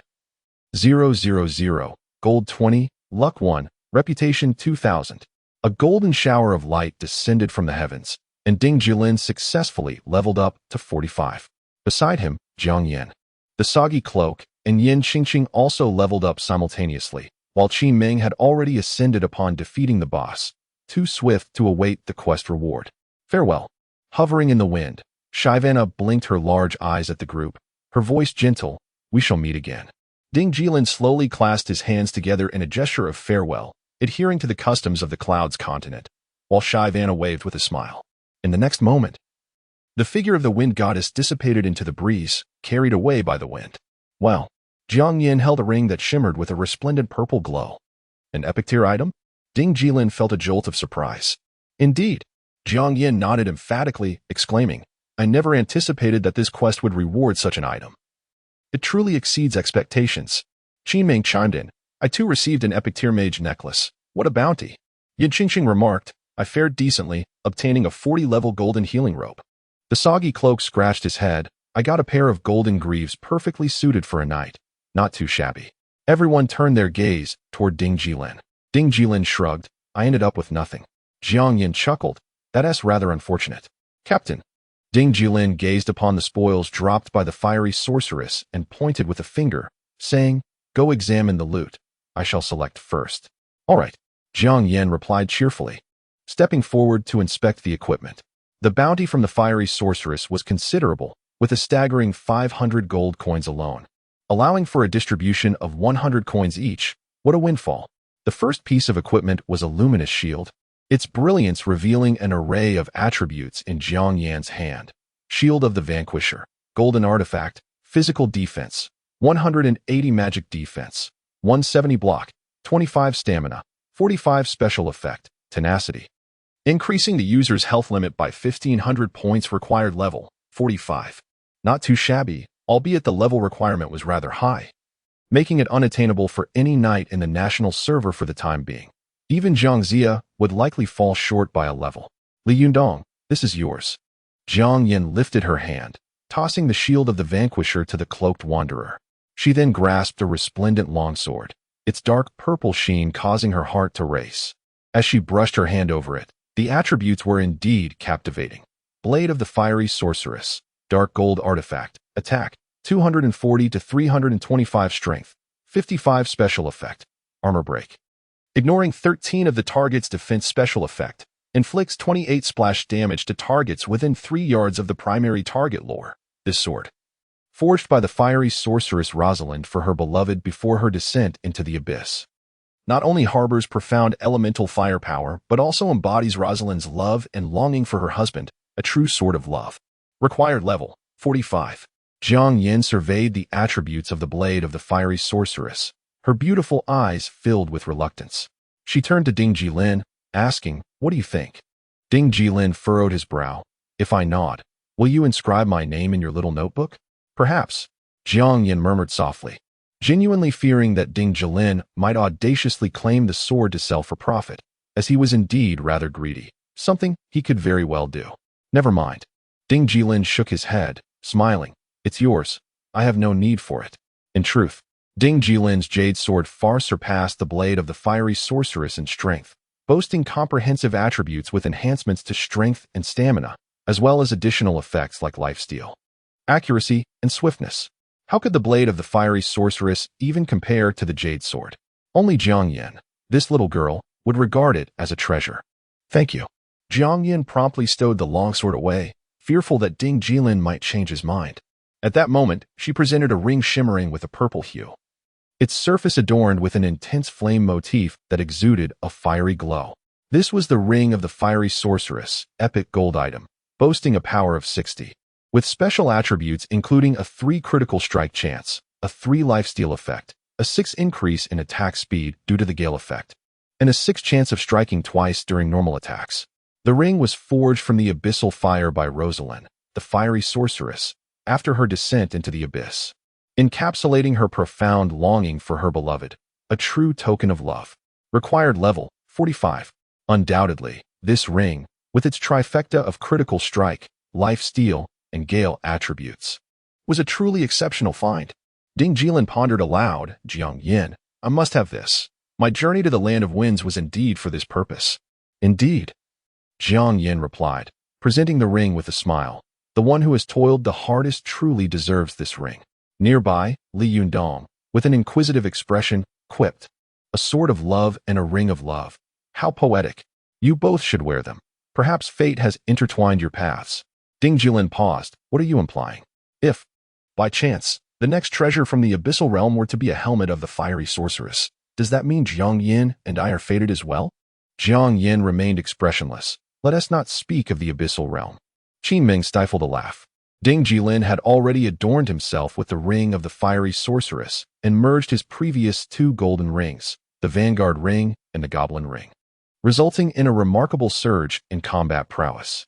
Legacy of Wei Wu, swordsman, level, 45 attack, 896, 1288 physical defense, 773 magical defense, 733 health, 13400 critical strike, 8 lifesteal, 11 damage reduction, 3 reflected damage, 3 luck, 8 reputation, 18450 combat power, 3055 is attack power limit, surge to 1288.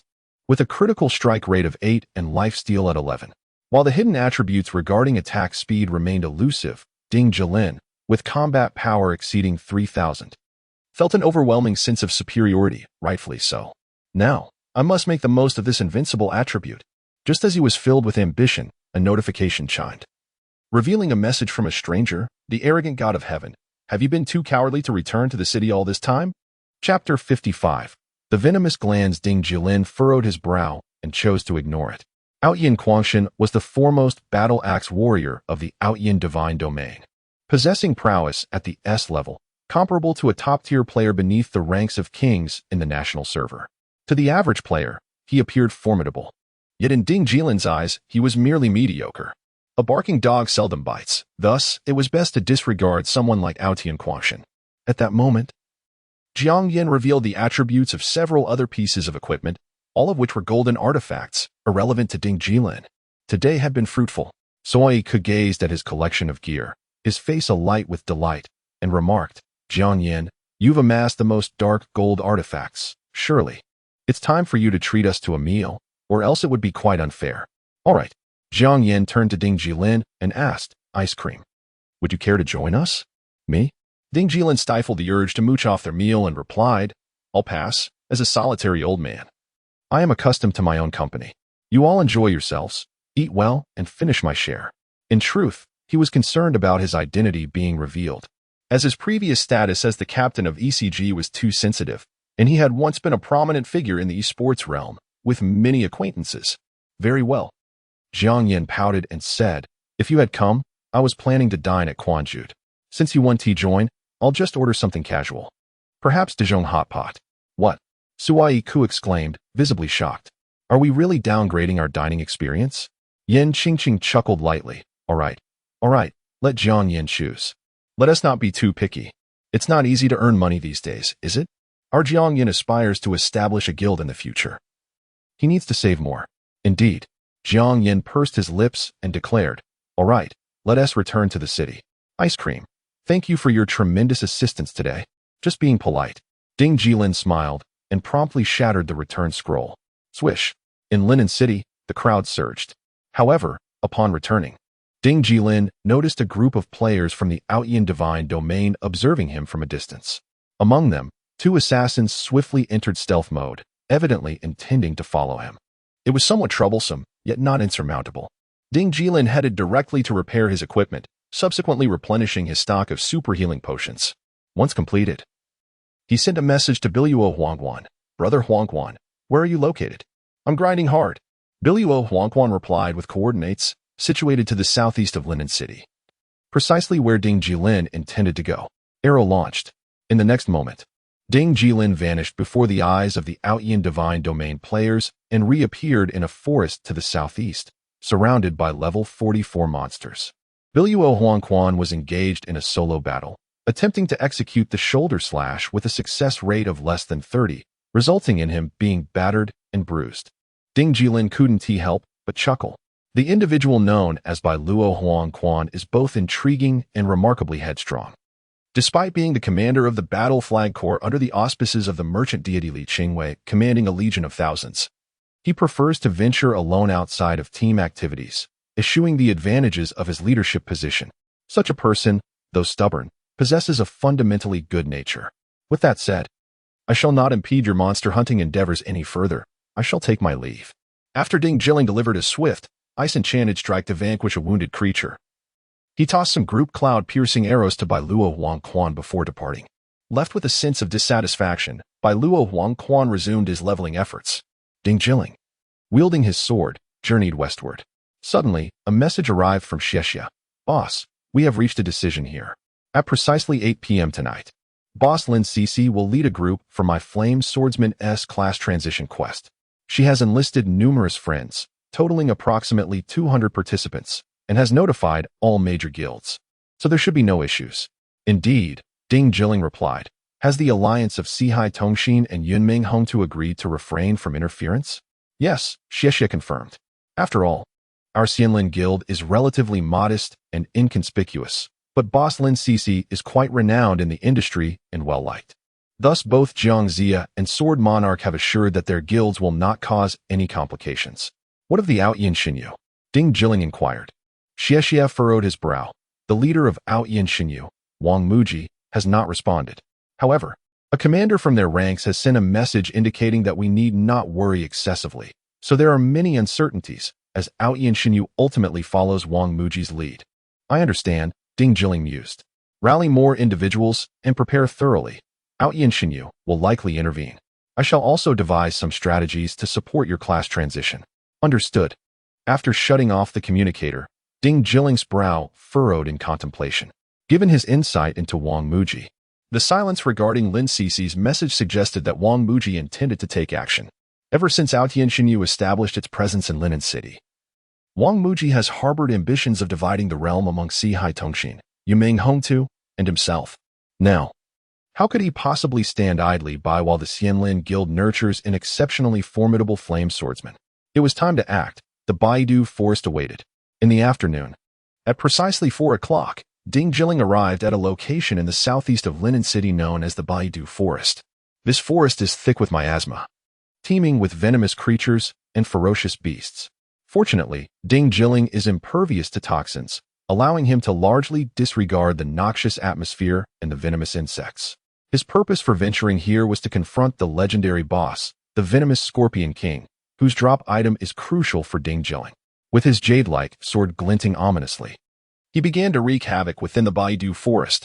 His current attributes are undeniably formidable. A single strike deals a minimum of 2,500 damage, with an attack power of 1288, inflicting severe anguish upon creatures possessing only 300 to 400 in physical defense. Before long, a multitude of venomous serpents, scorpions, and ferocious tigers lay vanquished behind him. Undeterred, he pressed onward in search of the legendary boss. As the clock struck 6 in the evening, a brilliant crimson glow appeared on his minimap, signaling the presence of the boss, now tantalizingly close. Finally, he had found it. Ding Jilin raised his hand to part the dense foliage ahead, revealing a massive silhouette on the damp ground, the dreaded Poison Scorpion King. Precisely the target of his quest. The creature, sensing the intruder's approach, turned alertly to face Ding Jilin, and in that instant, its attributes were fully discerned by him. Poison Scorpion King, Dark Gold Tier Boss, Level 50 Attack, 1050 to 1480 Physical Defense, 700 Magical Defense, 650 Health, 800. 000 Skills, Claw Strike, Brutal Charge, Toxic Spikes, Field of Venom. Description: The poison scorpion king reigned supreme in the forest of toxins. Once a mere underground scorpion, it was captured by a sorcerer obsessed with venomous research and subjected to over 10,000 experiments. It ultimately transcended its lineage, becoming a scorpion king. After consuming the sorcerer, it returned to the forest of toxins, claiming dominion over the region. The poison scorpion king's blood-red eyes glinted as it unleashed a brutal charge without hesitation. Observing this, Ding Jilin swiftly sidestepped, narrowly evading the scorpion's onslaught. He pivoted and plunged his sword fiercely into the creature's abdomen, triggering the immobilization effect of his basic attack. Could it be?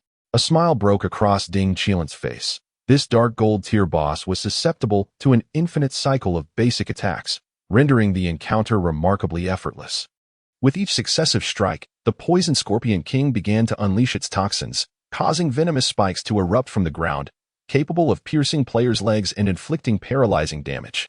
Presently, players in the domestic server were unable to contend with the poison scorpion king.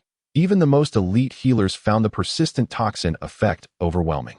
Yet, Ding Jilin possessed an S-tier passive ability that rendered him immune to toxins, making the poison scorpion king's venomous assault trivial in its impact. With a wicked grin, Ding Jilin continued his relentless assault. Damage numbers ascended above the boss's head, simultaneously replenishing the slight health he had lost to the poison. 2,246, 247, 2,314, 255, 4,450, 490. It must be noted that the 11 lifesteal efficiency proved to be invaluable. Thanks to this lifesteal, Ding Jilin could effortlessly dispatch the poison scorpion king without the need for health potions, maintaining his vitality throughout the encounter. Shortly thereafter, the health bar of the venomous scorpion king dwindled to 40. At that moment, it unleashed a formidable skill, summoning a poisonous swamp beneath its feet, an expansive area spanning a radius of 100 yards. Were this a team strategy, it would undoubtedly result in disaster. However, Ding Jilin was enveloped in a soft golden glow, with ethereal ancient runes swirling around him, mitigating the effects of the toxic field to a minimum, causing merely a loss of 300 health points per second. With the assistance of life-stealing abilities and potent healing potions, he could endure. Thus, it was as if some celestial force had tilted the balance in his favor. Before Ding Jilin, the venomous scorpion king exhibited no advantage, resembling a lamb awaiting slaughter. Approximately 15 minutes later, as the Jade Mirth sword erupted with sudden brilliance, a single critical strike finally depleted the Scorpion King's health bar. With a mournful wail, it collapsed, dropping an abundance of equipment and a significant amount of gold. Ding Jilin cast a swift glance, promptly gathering the spoils.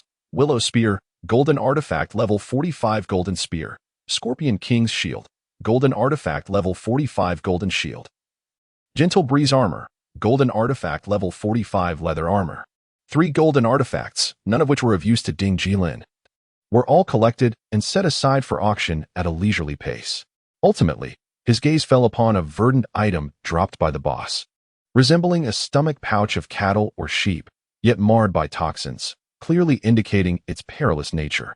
He reached out to cradle it in his hands, and its attributes materialized. Venom Gland, S-class item, the venom sac of the Scorpion King. Once utilized, it generates a potent toxin that inflicts continuous damage to players and NPCs. With the ability to spread, and the intense venom is highly flammable. Handle with caution. This was it. Ding Jilin furrowed his brow, recalling some long-buried memories from his past life. Chapter 56. The Burning of Four Corners Valley. Once upon a time, a player ventured into the 100 Poisons forest and vanquished the toxic Scorpion King, acquiring the venomous gland as a trophy. However, in a moment of folly, he failed to utilize this potent item to cleanse the densely populated monster-laden maps. Instead, he brought the venomous gland back to Linen City. That fateful night unfolded like a nightmare. Players throughout Linen City were tormented by the toxic substance, with over 80 succumbing to its lethal effects. Even more alarming was the rapid transmission of the potent toxin among NPCs, resulting in the death of 200,000 city guards overnight. The plight within the city was even more dire. From the formidable Yu Hong Ho Chu Hang to the most ordinary of NPCs, none escaped unscathed. Stronger figures like Yu Hong Ho could rely on their cultivation to endure, but the common folk were not so fortunate. That night marked a day of calamity for Linen City, with a staggering 1,000,000 corpses littering the streets. The chaos within the game was so overwhelming that the officials hastily initiated emergency protocols, shutting down the servers under the cover of night and rectifying the bug that allowed the toxin to spread infinitely, thereby suppressing the disaster. Thus, Ding Jilin held vivid memories of the toxic Scorpion King and the venomous gland, as he too had been a victim, succumbing to the poison once and subsequently refraining from logging in again. As the bug associated with the venomous gland remained unfixed, there were still opportunities to exploit it. Crushing a return scroll, he repaired his equipment in the city before logging off to grab a bite to eat.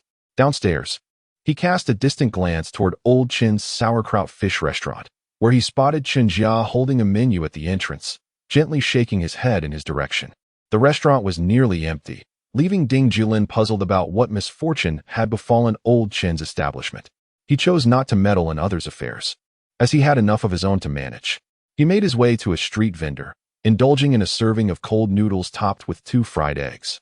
The dish was reasonably delightful, though it paled in comparison to Old Chin's specialty. For some inexplicable reason, he found that Old Chin's sauerkraut fish possessed a unique allure that set it apart from all others, perhaps due to its distinct Nanjing flavor. Having studied in Nanjing for 4 years, the taste of Nanjing-style sauerkraut fish was indelibly etched in his palate. After finishing his meal, he returned home to log back into the game and continue his endeavors. Checking the time, he noted it was 7:20 p.m., with just 40 minutes remaining until Xiexia's class changed to Flame Swordsman. As Ding Jilin roamed the city, he caught the attention of several players from the prideful Heaven Domain, yet he remained unperturbed, leisurely exploring until he found himself in a secluded corner by the city gate, where an NPC warrior stood, marked by a golden exclamation point above his head. This indicated an important quest, one that others could not perceive, but Ding Jilin could, owing to his exceptionally high reputation, qualifying him for numerous exclusive tasks. "Greetings, my lord." Ding Jilin approached respectfully, clasping his fists. "How may I assist you?" The young swordsman, the Thousand Riders commander, raised an eyebrow slightly, responding, "Indeed, I have a rather troublesome matter at hand. If you have the time, your assistance would be greatly appreciated." "Please." "My lord, do tell."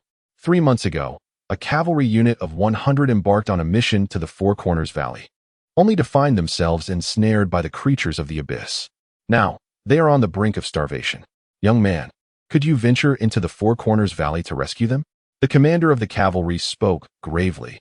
"Bring me the head of the abyssal chief, and you shall be generously rewarded." "Indeed." In the next moment, the task was accepted. Ding. The system prompted, "You have accepted the main quest, rescue mission for the Four Corners Valley, S rank. Quest details. Proceed to the Four Corners Valley, locate the besieged human army, slay over 50,000 abyssal units, and bring me the head of the abyssal knight commanding the forces. A substantial reward awaits you." Done. Ding Jilin took a deep breath and set forth towards the Four Corners Valley. Behind him, footsteps rustled quietly, though no figures were visible in the fields. The trampled grass indicated the presence of lurking assassins. Ding Jilin smiled faintly, undeterred, and pressed onward with his sword towards the valley. Ding.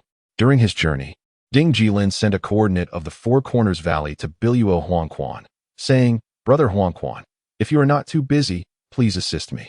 Head to this coordinate and engage in monster hunting, but do not descend into the valley. When the moment is right, you can strike." "Understood." Biluo Huangquan replied readily. "There are monsters to level up, right? Rest assured, there will be plenty." "Okay."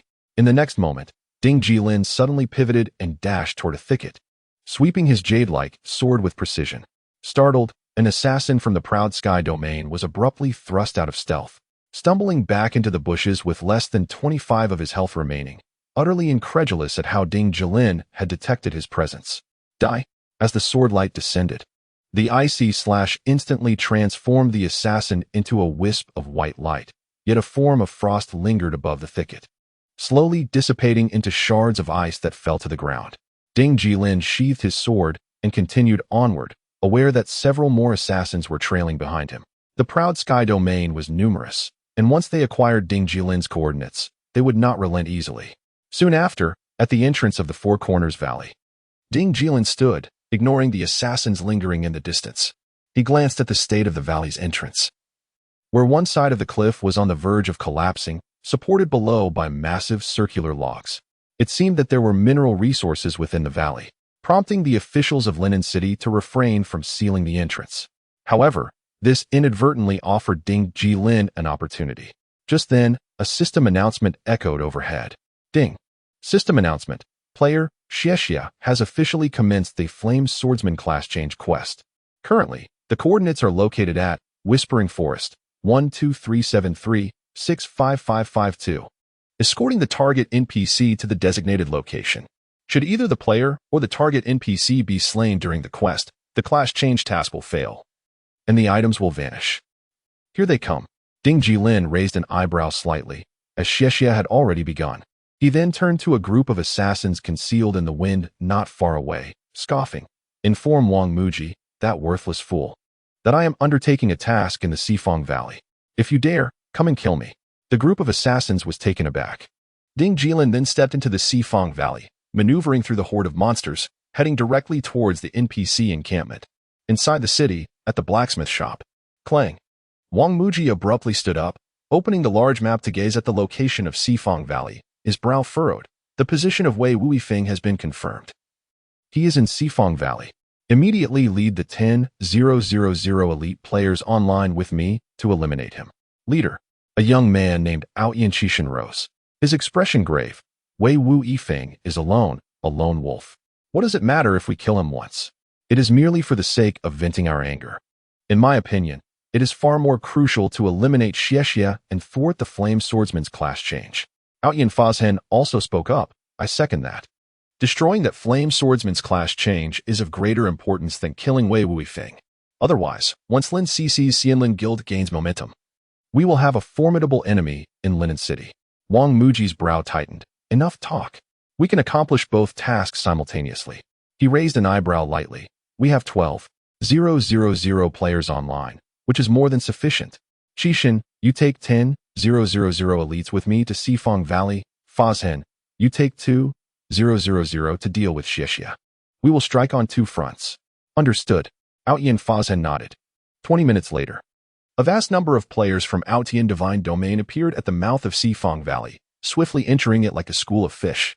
Among them, Wang Muji, adorned in exceptional gear, led the charge forward. In the distance, an NPC encampment loomed within the valley. Ding Jilin's figure stood resolutely before the camp, wielding his sword to assist the human NPCs in combating the abyssal army. Wei Wuifeng was right there.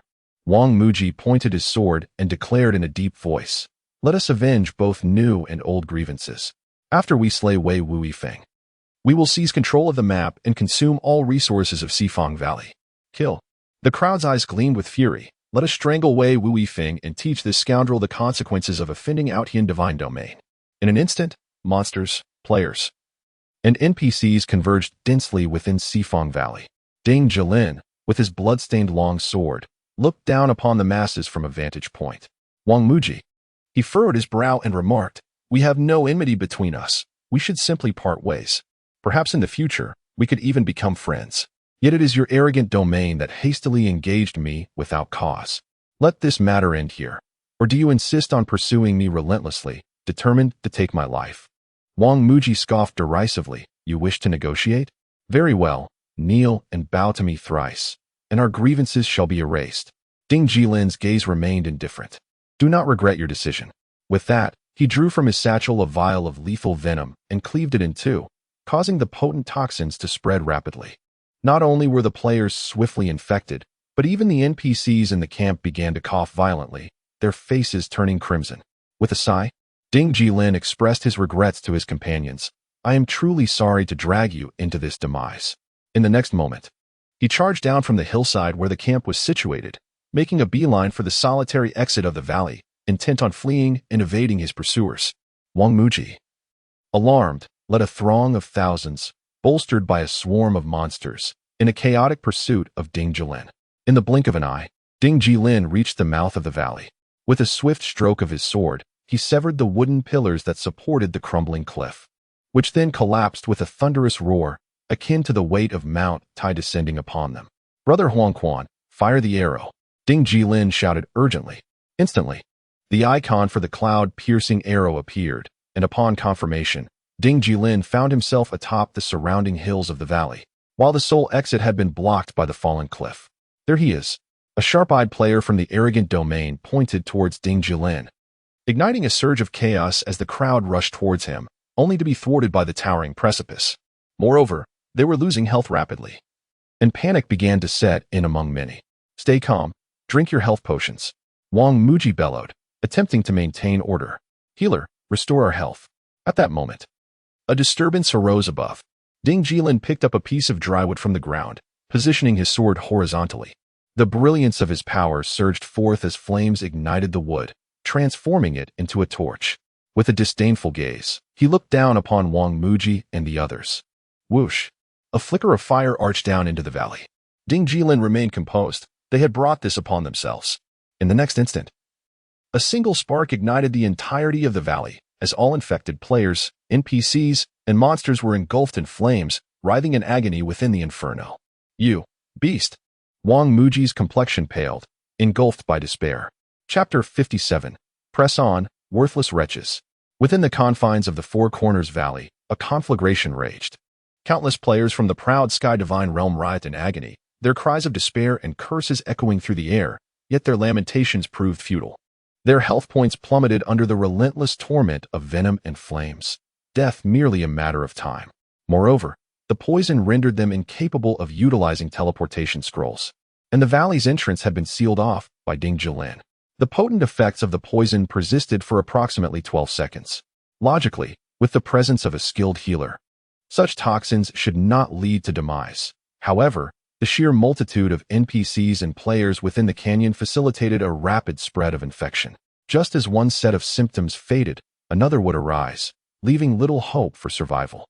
Wei Wuyi Feng, a level 40 knight, raised his spear, directing it defiantly at the hilltop, his eyes ablaze with resentment and fury. This grievance, we of the proud Sky Divine realm shall remember for eternity. Just wait and see. Before his words could fully escape his lips, a flash of sword light swept through the air, and in an instant, the knight's head fell, his form dissolving into a cascade of white light. Behind him rode an abyssal knight, clad in heavy armor and wielding a long sword, astride a steed of the abyss.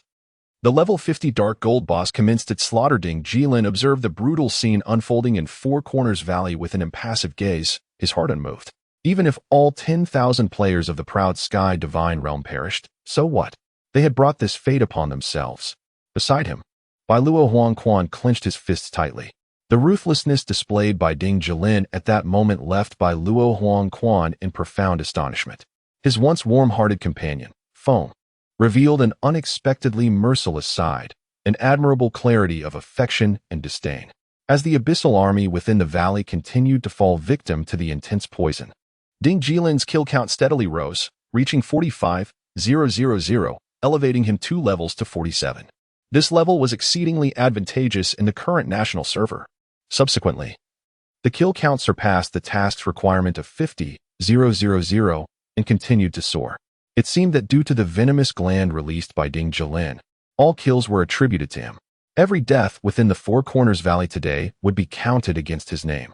Fortunately, the demise of the proud Sky Divine realm players did not contribute to this tally. Otherwise, Ding Jilin might have earned a notorious red name, having slain over 10,000 players, an achievement that would take a week of monster hunting to rectify. 5 minutes later, not a single player remained alive in Four Corners Valley. All 10,000 members of the proud Sky Divine realm, including their leader Wang Muji, perished beneath the ferocious poison, with no survivors. Additionally, a multitude of monsters and NPCs succumbed amid the poison and flames, even the level 50 Abyssal Knight boss kneeling in defeat, bestowing Ding Jilin with a significant amount of experience. In the human camp, only charred corpses remained, all lifeless. Ding Jilin furrowed his brow. Silence now enveloped the Four Corners Valley. He took a deep breath, unsheathing his jade sword from behind, and said, "Brother Huangquan, there lies a bounty below. Gather as much as you can, and your fortune is yours to claim." With that, Ding Jilin leaped forward, soaring through the air, and executed a ground-splitting strike as he descended into the Valley of Four Directions. He hastened towards the lair of the Abyss Knight boss, collecting a plethora of gold coins and spoils, then swiftly severed the boss's head, tossing it into his satchel, before commencing the arduous task of clearing the chaotic battlefield. With all 10,000 players of the proud Heaven Divine Realm fallen, even if the drop rate upon player demise was merely 10, that would still amount to a staggering 1,000 pieces of equipment, not to mention the considerable yield from high-level players and immeasurable wealth indeed. The entire cycle of loot, from drop to respawn, spanned a mere 15 minutes, leaving Ding Jilin and Biluo Huangquan only a scant 10 minutes to scour the battlefield. Boom! Biluo Huangquan descended from the heavens, brandishing a long spear, and laughed heartily. Is this a reward for being a mere tool? Indeed. Ding Jilin roared with laughter. Let us split up and gather quickly. We have but 10 minutes before it all refreshes. Understood. Biluo Huangquan veered left, while Ding Jilin went right, both sweeping through the battlefield like a tempest. They disregarded the scattered red and blue potions, deeming them too cumbersome for their bags, even discarding their own potions. For a set of potions held little value compared to the silver and gold artifacts littered across the ground. This was a calculation they could easily make. At this stage, each player's inventory was limited to 100 slots. Thus, Ding Jilin collected equipment while discarding potions, even tossing aside bundles of healing salves. As for the loot, silver artifacts were the baseline, gold artifacts preferable, while dark gold artifacts, despite the vast wealth of the proud Heaven Divine Realm, paled in comparison to what Ding Jilin possessed. There was little consideration for them. After a fervent sweep, Ding Jilin's inventory burgeoned with a total of 94 pieces of equipment, reaching capacity. Among them, 76 were silver artifacts and 18 were gold, a rather impressive haul. Let us return to town, Ding Jilin declared, shattering a town return scroll. Biluo Huangquan, equally unready, did the same. Yet, a deep-seated worry gnawed at Ding Jilin. He pondered the state of Lin Sisi and Xiexia's advancement in their class transitions. In the whispering forest, amidst the cacophony of hurried footsteps, Lin Sisi held a golden shield in her left hand and a long sword in her right, activating the shield wall effect, positioned at the forefront, shielding her comrades as they pressed forward to eliminate their foes. Crackling sounds echoed as countless fireballs and ice storms rained upon Lin Sisi's shield, causing her health to dwindle sharply, especially under the excruciating assault of the proud Heaven Sorcerer. Sisi, be cautious. From behind, Shun Bingyue raced forward, her staff in hand, casting healing spells that cascaded onto Lin Sisi's head. Advance. As Lin Sisi advanced, she spoke in a low voice. Do not remain in place. And do not concern yourselves with teammates who are left behind. Once we breach this barrier, we will reach the NPC to turn in our quest. At that moment, a figure darted past. It was the ace fighter of the Xianlin Guild, Little Pig Can't Come Back. Although he was a knight, his offensive capabilities were impressive. As he surpassed Lin Sisi, he aimed his spear directly at a swordsman from the Outyin Divine Domain and leaped into the air, unleashing a devastating shoulder slam amidst the crowd. Boom. As everyone focused their fire on him, the shield wall skill had already been activated, and his entire series of actions to draw aggro was executed flawlessly. Follow me forward. The golden treasure chest icon above his head gleamed vividly as he charged ahead, swiftly cleaving a half-health archer to the ground with a single strike, then surged forth, his shoulder slam wreaking havoc among the masses.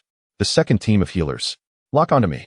Although Xiexia was ostensibly a protected target, he fought fiercely, even extending his sword toward the opposing vice leader, the Outyin Mage. What? The Outyin Mage, well aware of the might of Xiexia's shoulder slam, dared not withstand it and hurriedly retreated. As a result, the defensive line was punctured by Xiexia alone with his sword. Who would have anticipated that Xiexia, who should have been a primary target for protection, had instead become the vanguard of the team's offensive? What an opportunity! Lin Sisi urged. Everyone, charge forward together. We're almost there. In an instant, around 50 players followed Lin Sisi, Xiexia, and Little Pig Can't Come Back, the three main forces, as they surged forward with formidable penetration power. Out of 200 players, only 50 remained, and they had all given their utmost effort. After all, they were facing the 2,000 elite forces of the Outyin Divine Domain, and surviving with so many was already quite an accomplishment. In Linen City, Ding Jilin began sorting through the spoils of war, placing all the golden and silver items up for auction, bidding for 12 hours. Perfectly timed to collect his earnings the following morning. He glanced from afar at the commander issuing the S-rank quests, feeling a bit hesitant. Lin Sisi and Xiexia still had no results. Could something have gone awry? Just then, a bell rang out across the skies of Linen City. Ding. System notification. Congratulations to the player, Xie, for successfully changing class to Flame Swordsman. Rewards, Level 1, Luck 3, Reputation 5,000. And an additional reward, Blade of the Azure Jug, Dark Gold Equipment. He did it. Ding Jilin couldn't help but break into a broad smile. Xie's successful class change to Flame Swordsman meant that Lin Cici now had an additional guardian, and with Little Pig can't come back, the Xianlin Guild had gained a certain level of strength. All right, it was time to turn in the quest. Russell. Ding Jilin stepped onto the ground strewn with fallen leaves, feeling apprehensive as he approached the commander.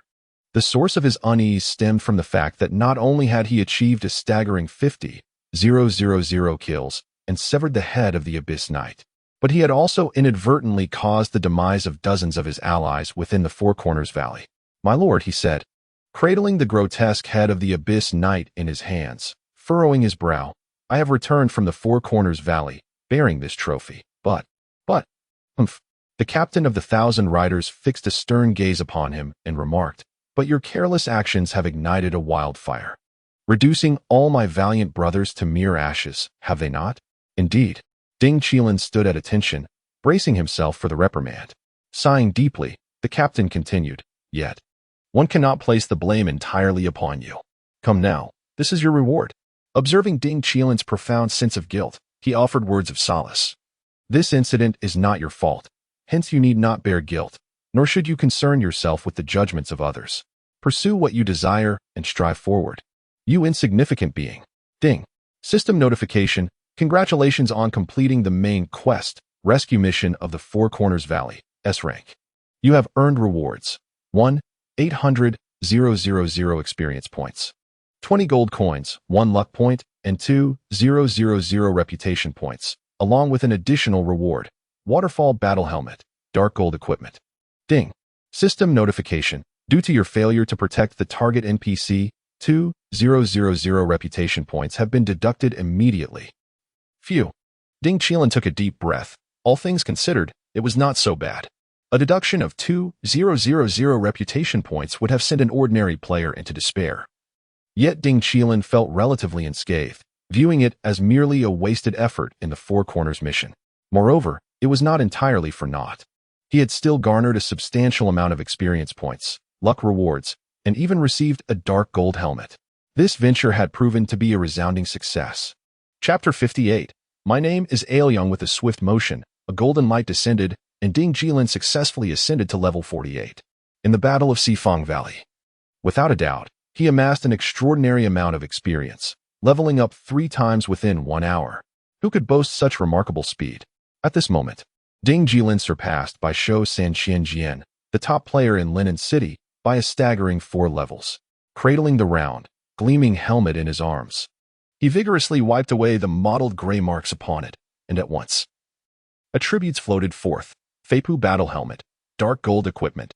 Type, Armor Physical Defense, 220 Magical Defense, 205 Strength, 60 Special Effect. Hit Rate 30 Special Effect. Damage Reduction -3 Special Effect. Tenacity. Increases the user's health cap by 1,800 points. Special Effect. Clarity. Reduces the duration of negative buffs by 10. Required level 48 with a resounding snap. He donned the helmet, feeling a warm sensation descend from the crown of his head, enveloping his entire being, while his mind grew slightly clearer. One should not underestimate this 10 reduction in debuff duration. A 3-second stun reduced to 2.7 seconds could indeed be a matter of life and death, especially since such special attributes could stack. Upon reviewing his attributes, he found that with the addition of the Feipu Battle Helmet, they had reached a new pinnacle.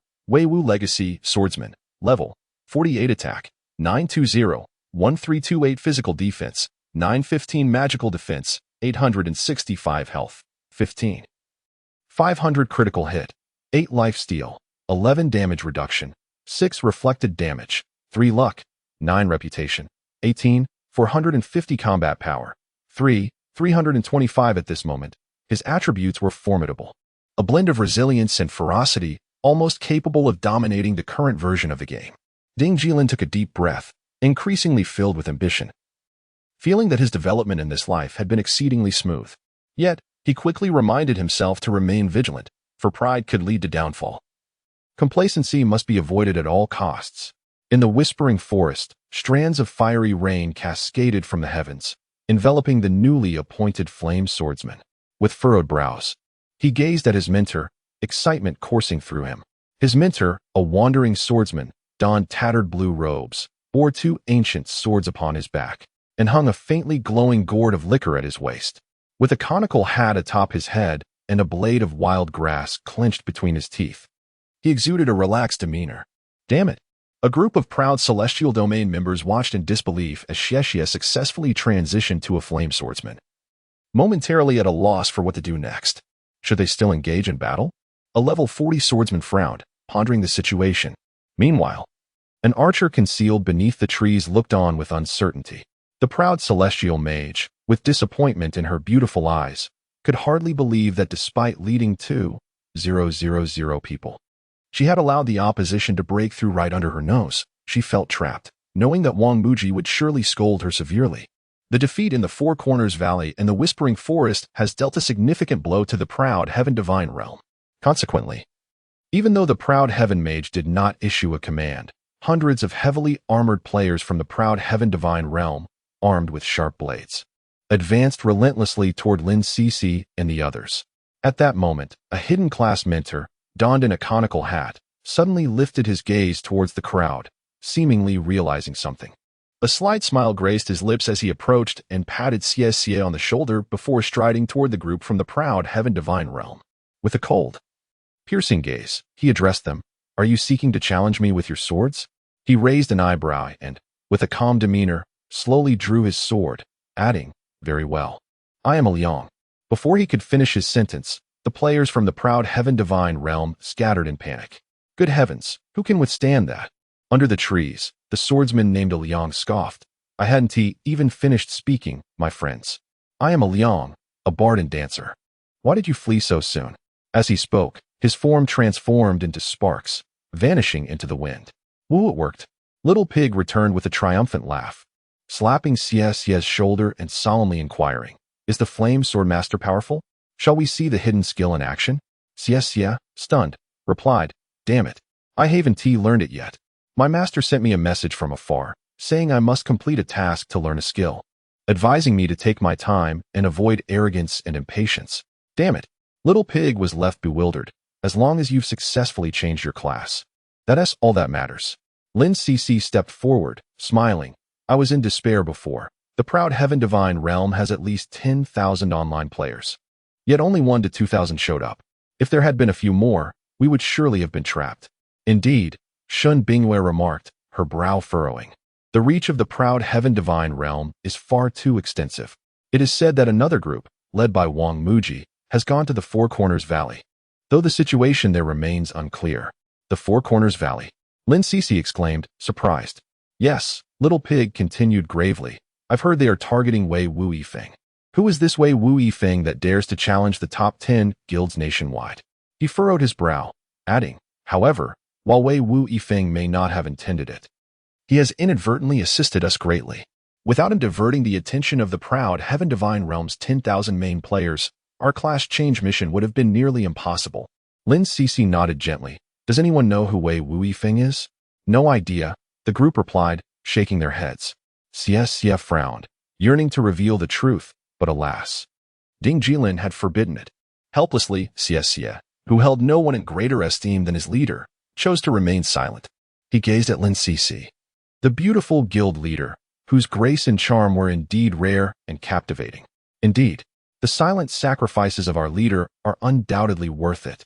In the city of Linen, within a blacksmith's workshop, several muscular blacksmiths were fervently hammering away, their sweat glistening as they worked. Their faces were filled with dreams of a brighter future. Once they completed this batch of horseshoes and sold them in Yunzhu, the earnings would be sufficient to secure a bride, allowing them the warmth of a woman by their side during the cold nights to come. Meanwhile, seated nearby was Wang Muji, clad in armor and bearing a stern countenance. Exuding an aura of authority akin to that of the blacksmith's master, his gaze icy and penetrating.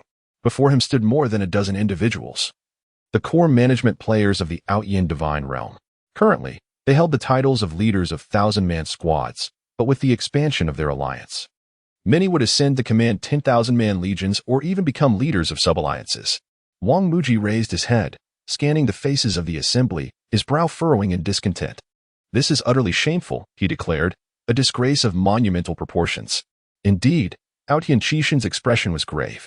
"It's incredibly humiliating. 1,000 men couldn't defeat a mere 200. And we were wiped out. I've never experienced such disgrace in my 14 years of gaming since I started at the arcade at 14. At this, Outyan Laishan kicked Outyan Qixin, admonishing him, "Don't stoke the flames. If the leader becomes enraged, it could be as disastrous as Zhuge Liang's 3 provocations of Zhou Yu. Are you prepared to take responsibility?"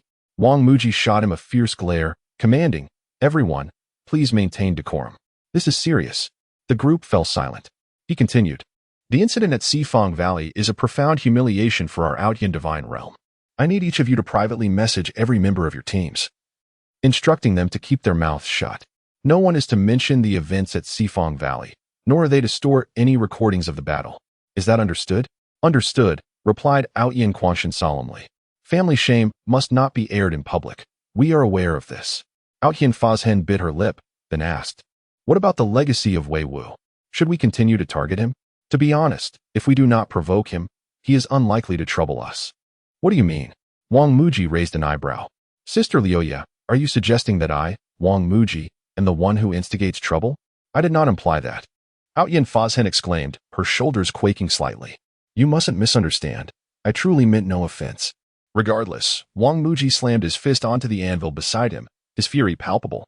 "How do you intend to explain to me that 2,000 men could not defeat a paltry 200? What is your justification for this failure?" His outburst sent shivers down the spines of the nearby blacksmiths. Outyan Fashion's eyes glistened with unshed tears. "I did my utmost, but as for why we couldn't eliminate them, I am at a loss. Those individuals, along with that little pig, were as potent as if they were on steroids, no matter how we focused our attacks. We couldn't bring them down, and their damage output was terrifying. What could I do? Enough, enough." As the tears of the proud celestial law god began to well, Wang Muji waved his hand, declaring, "Let this matter rest. We were indeed careless, allowing Wei Wui to exploit the flaw in the toxins. It matters not. He shall not enjoy such fortune again." With a raised brow towards the assembly, he continued, "If we undertake another A-level task, I shall be able to craft the cloud-piercing arrows. At that time, each of us will wield one, and whoever spots Wei Wui shall launch an arrow at him. We must eliminate him from Linen City at minimal cost." Indeed, the leader is wise.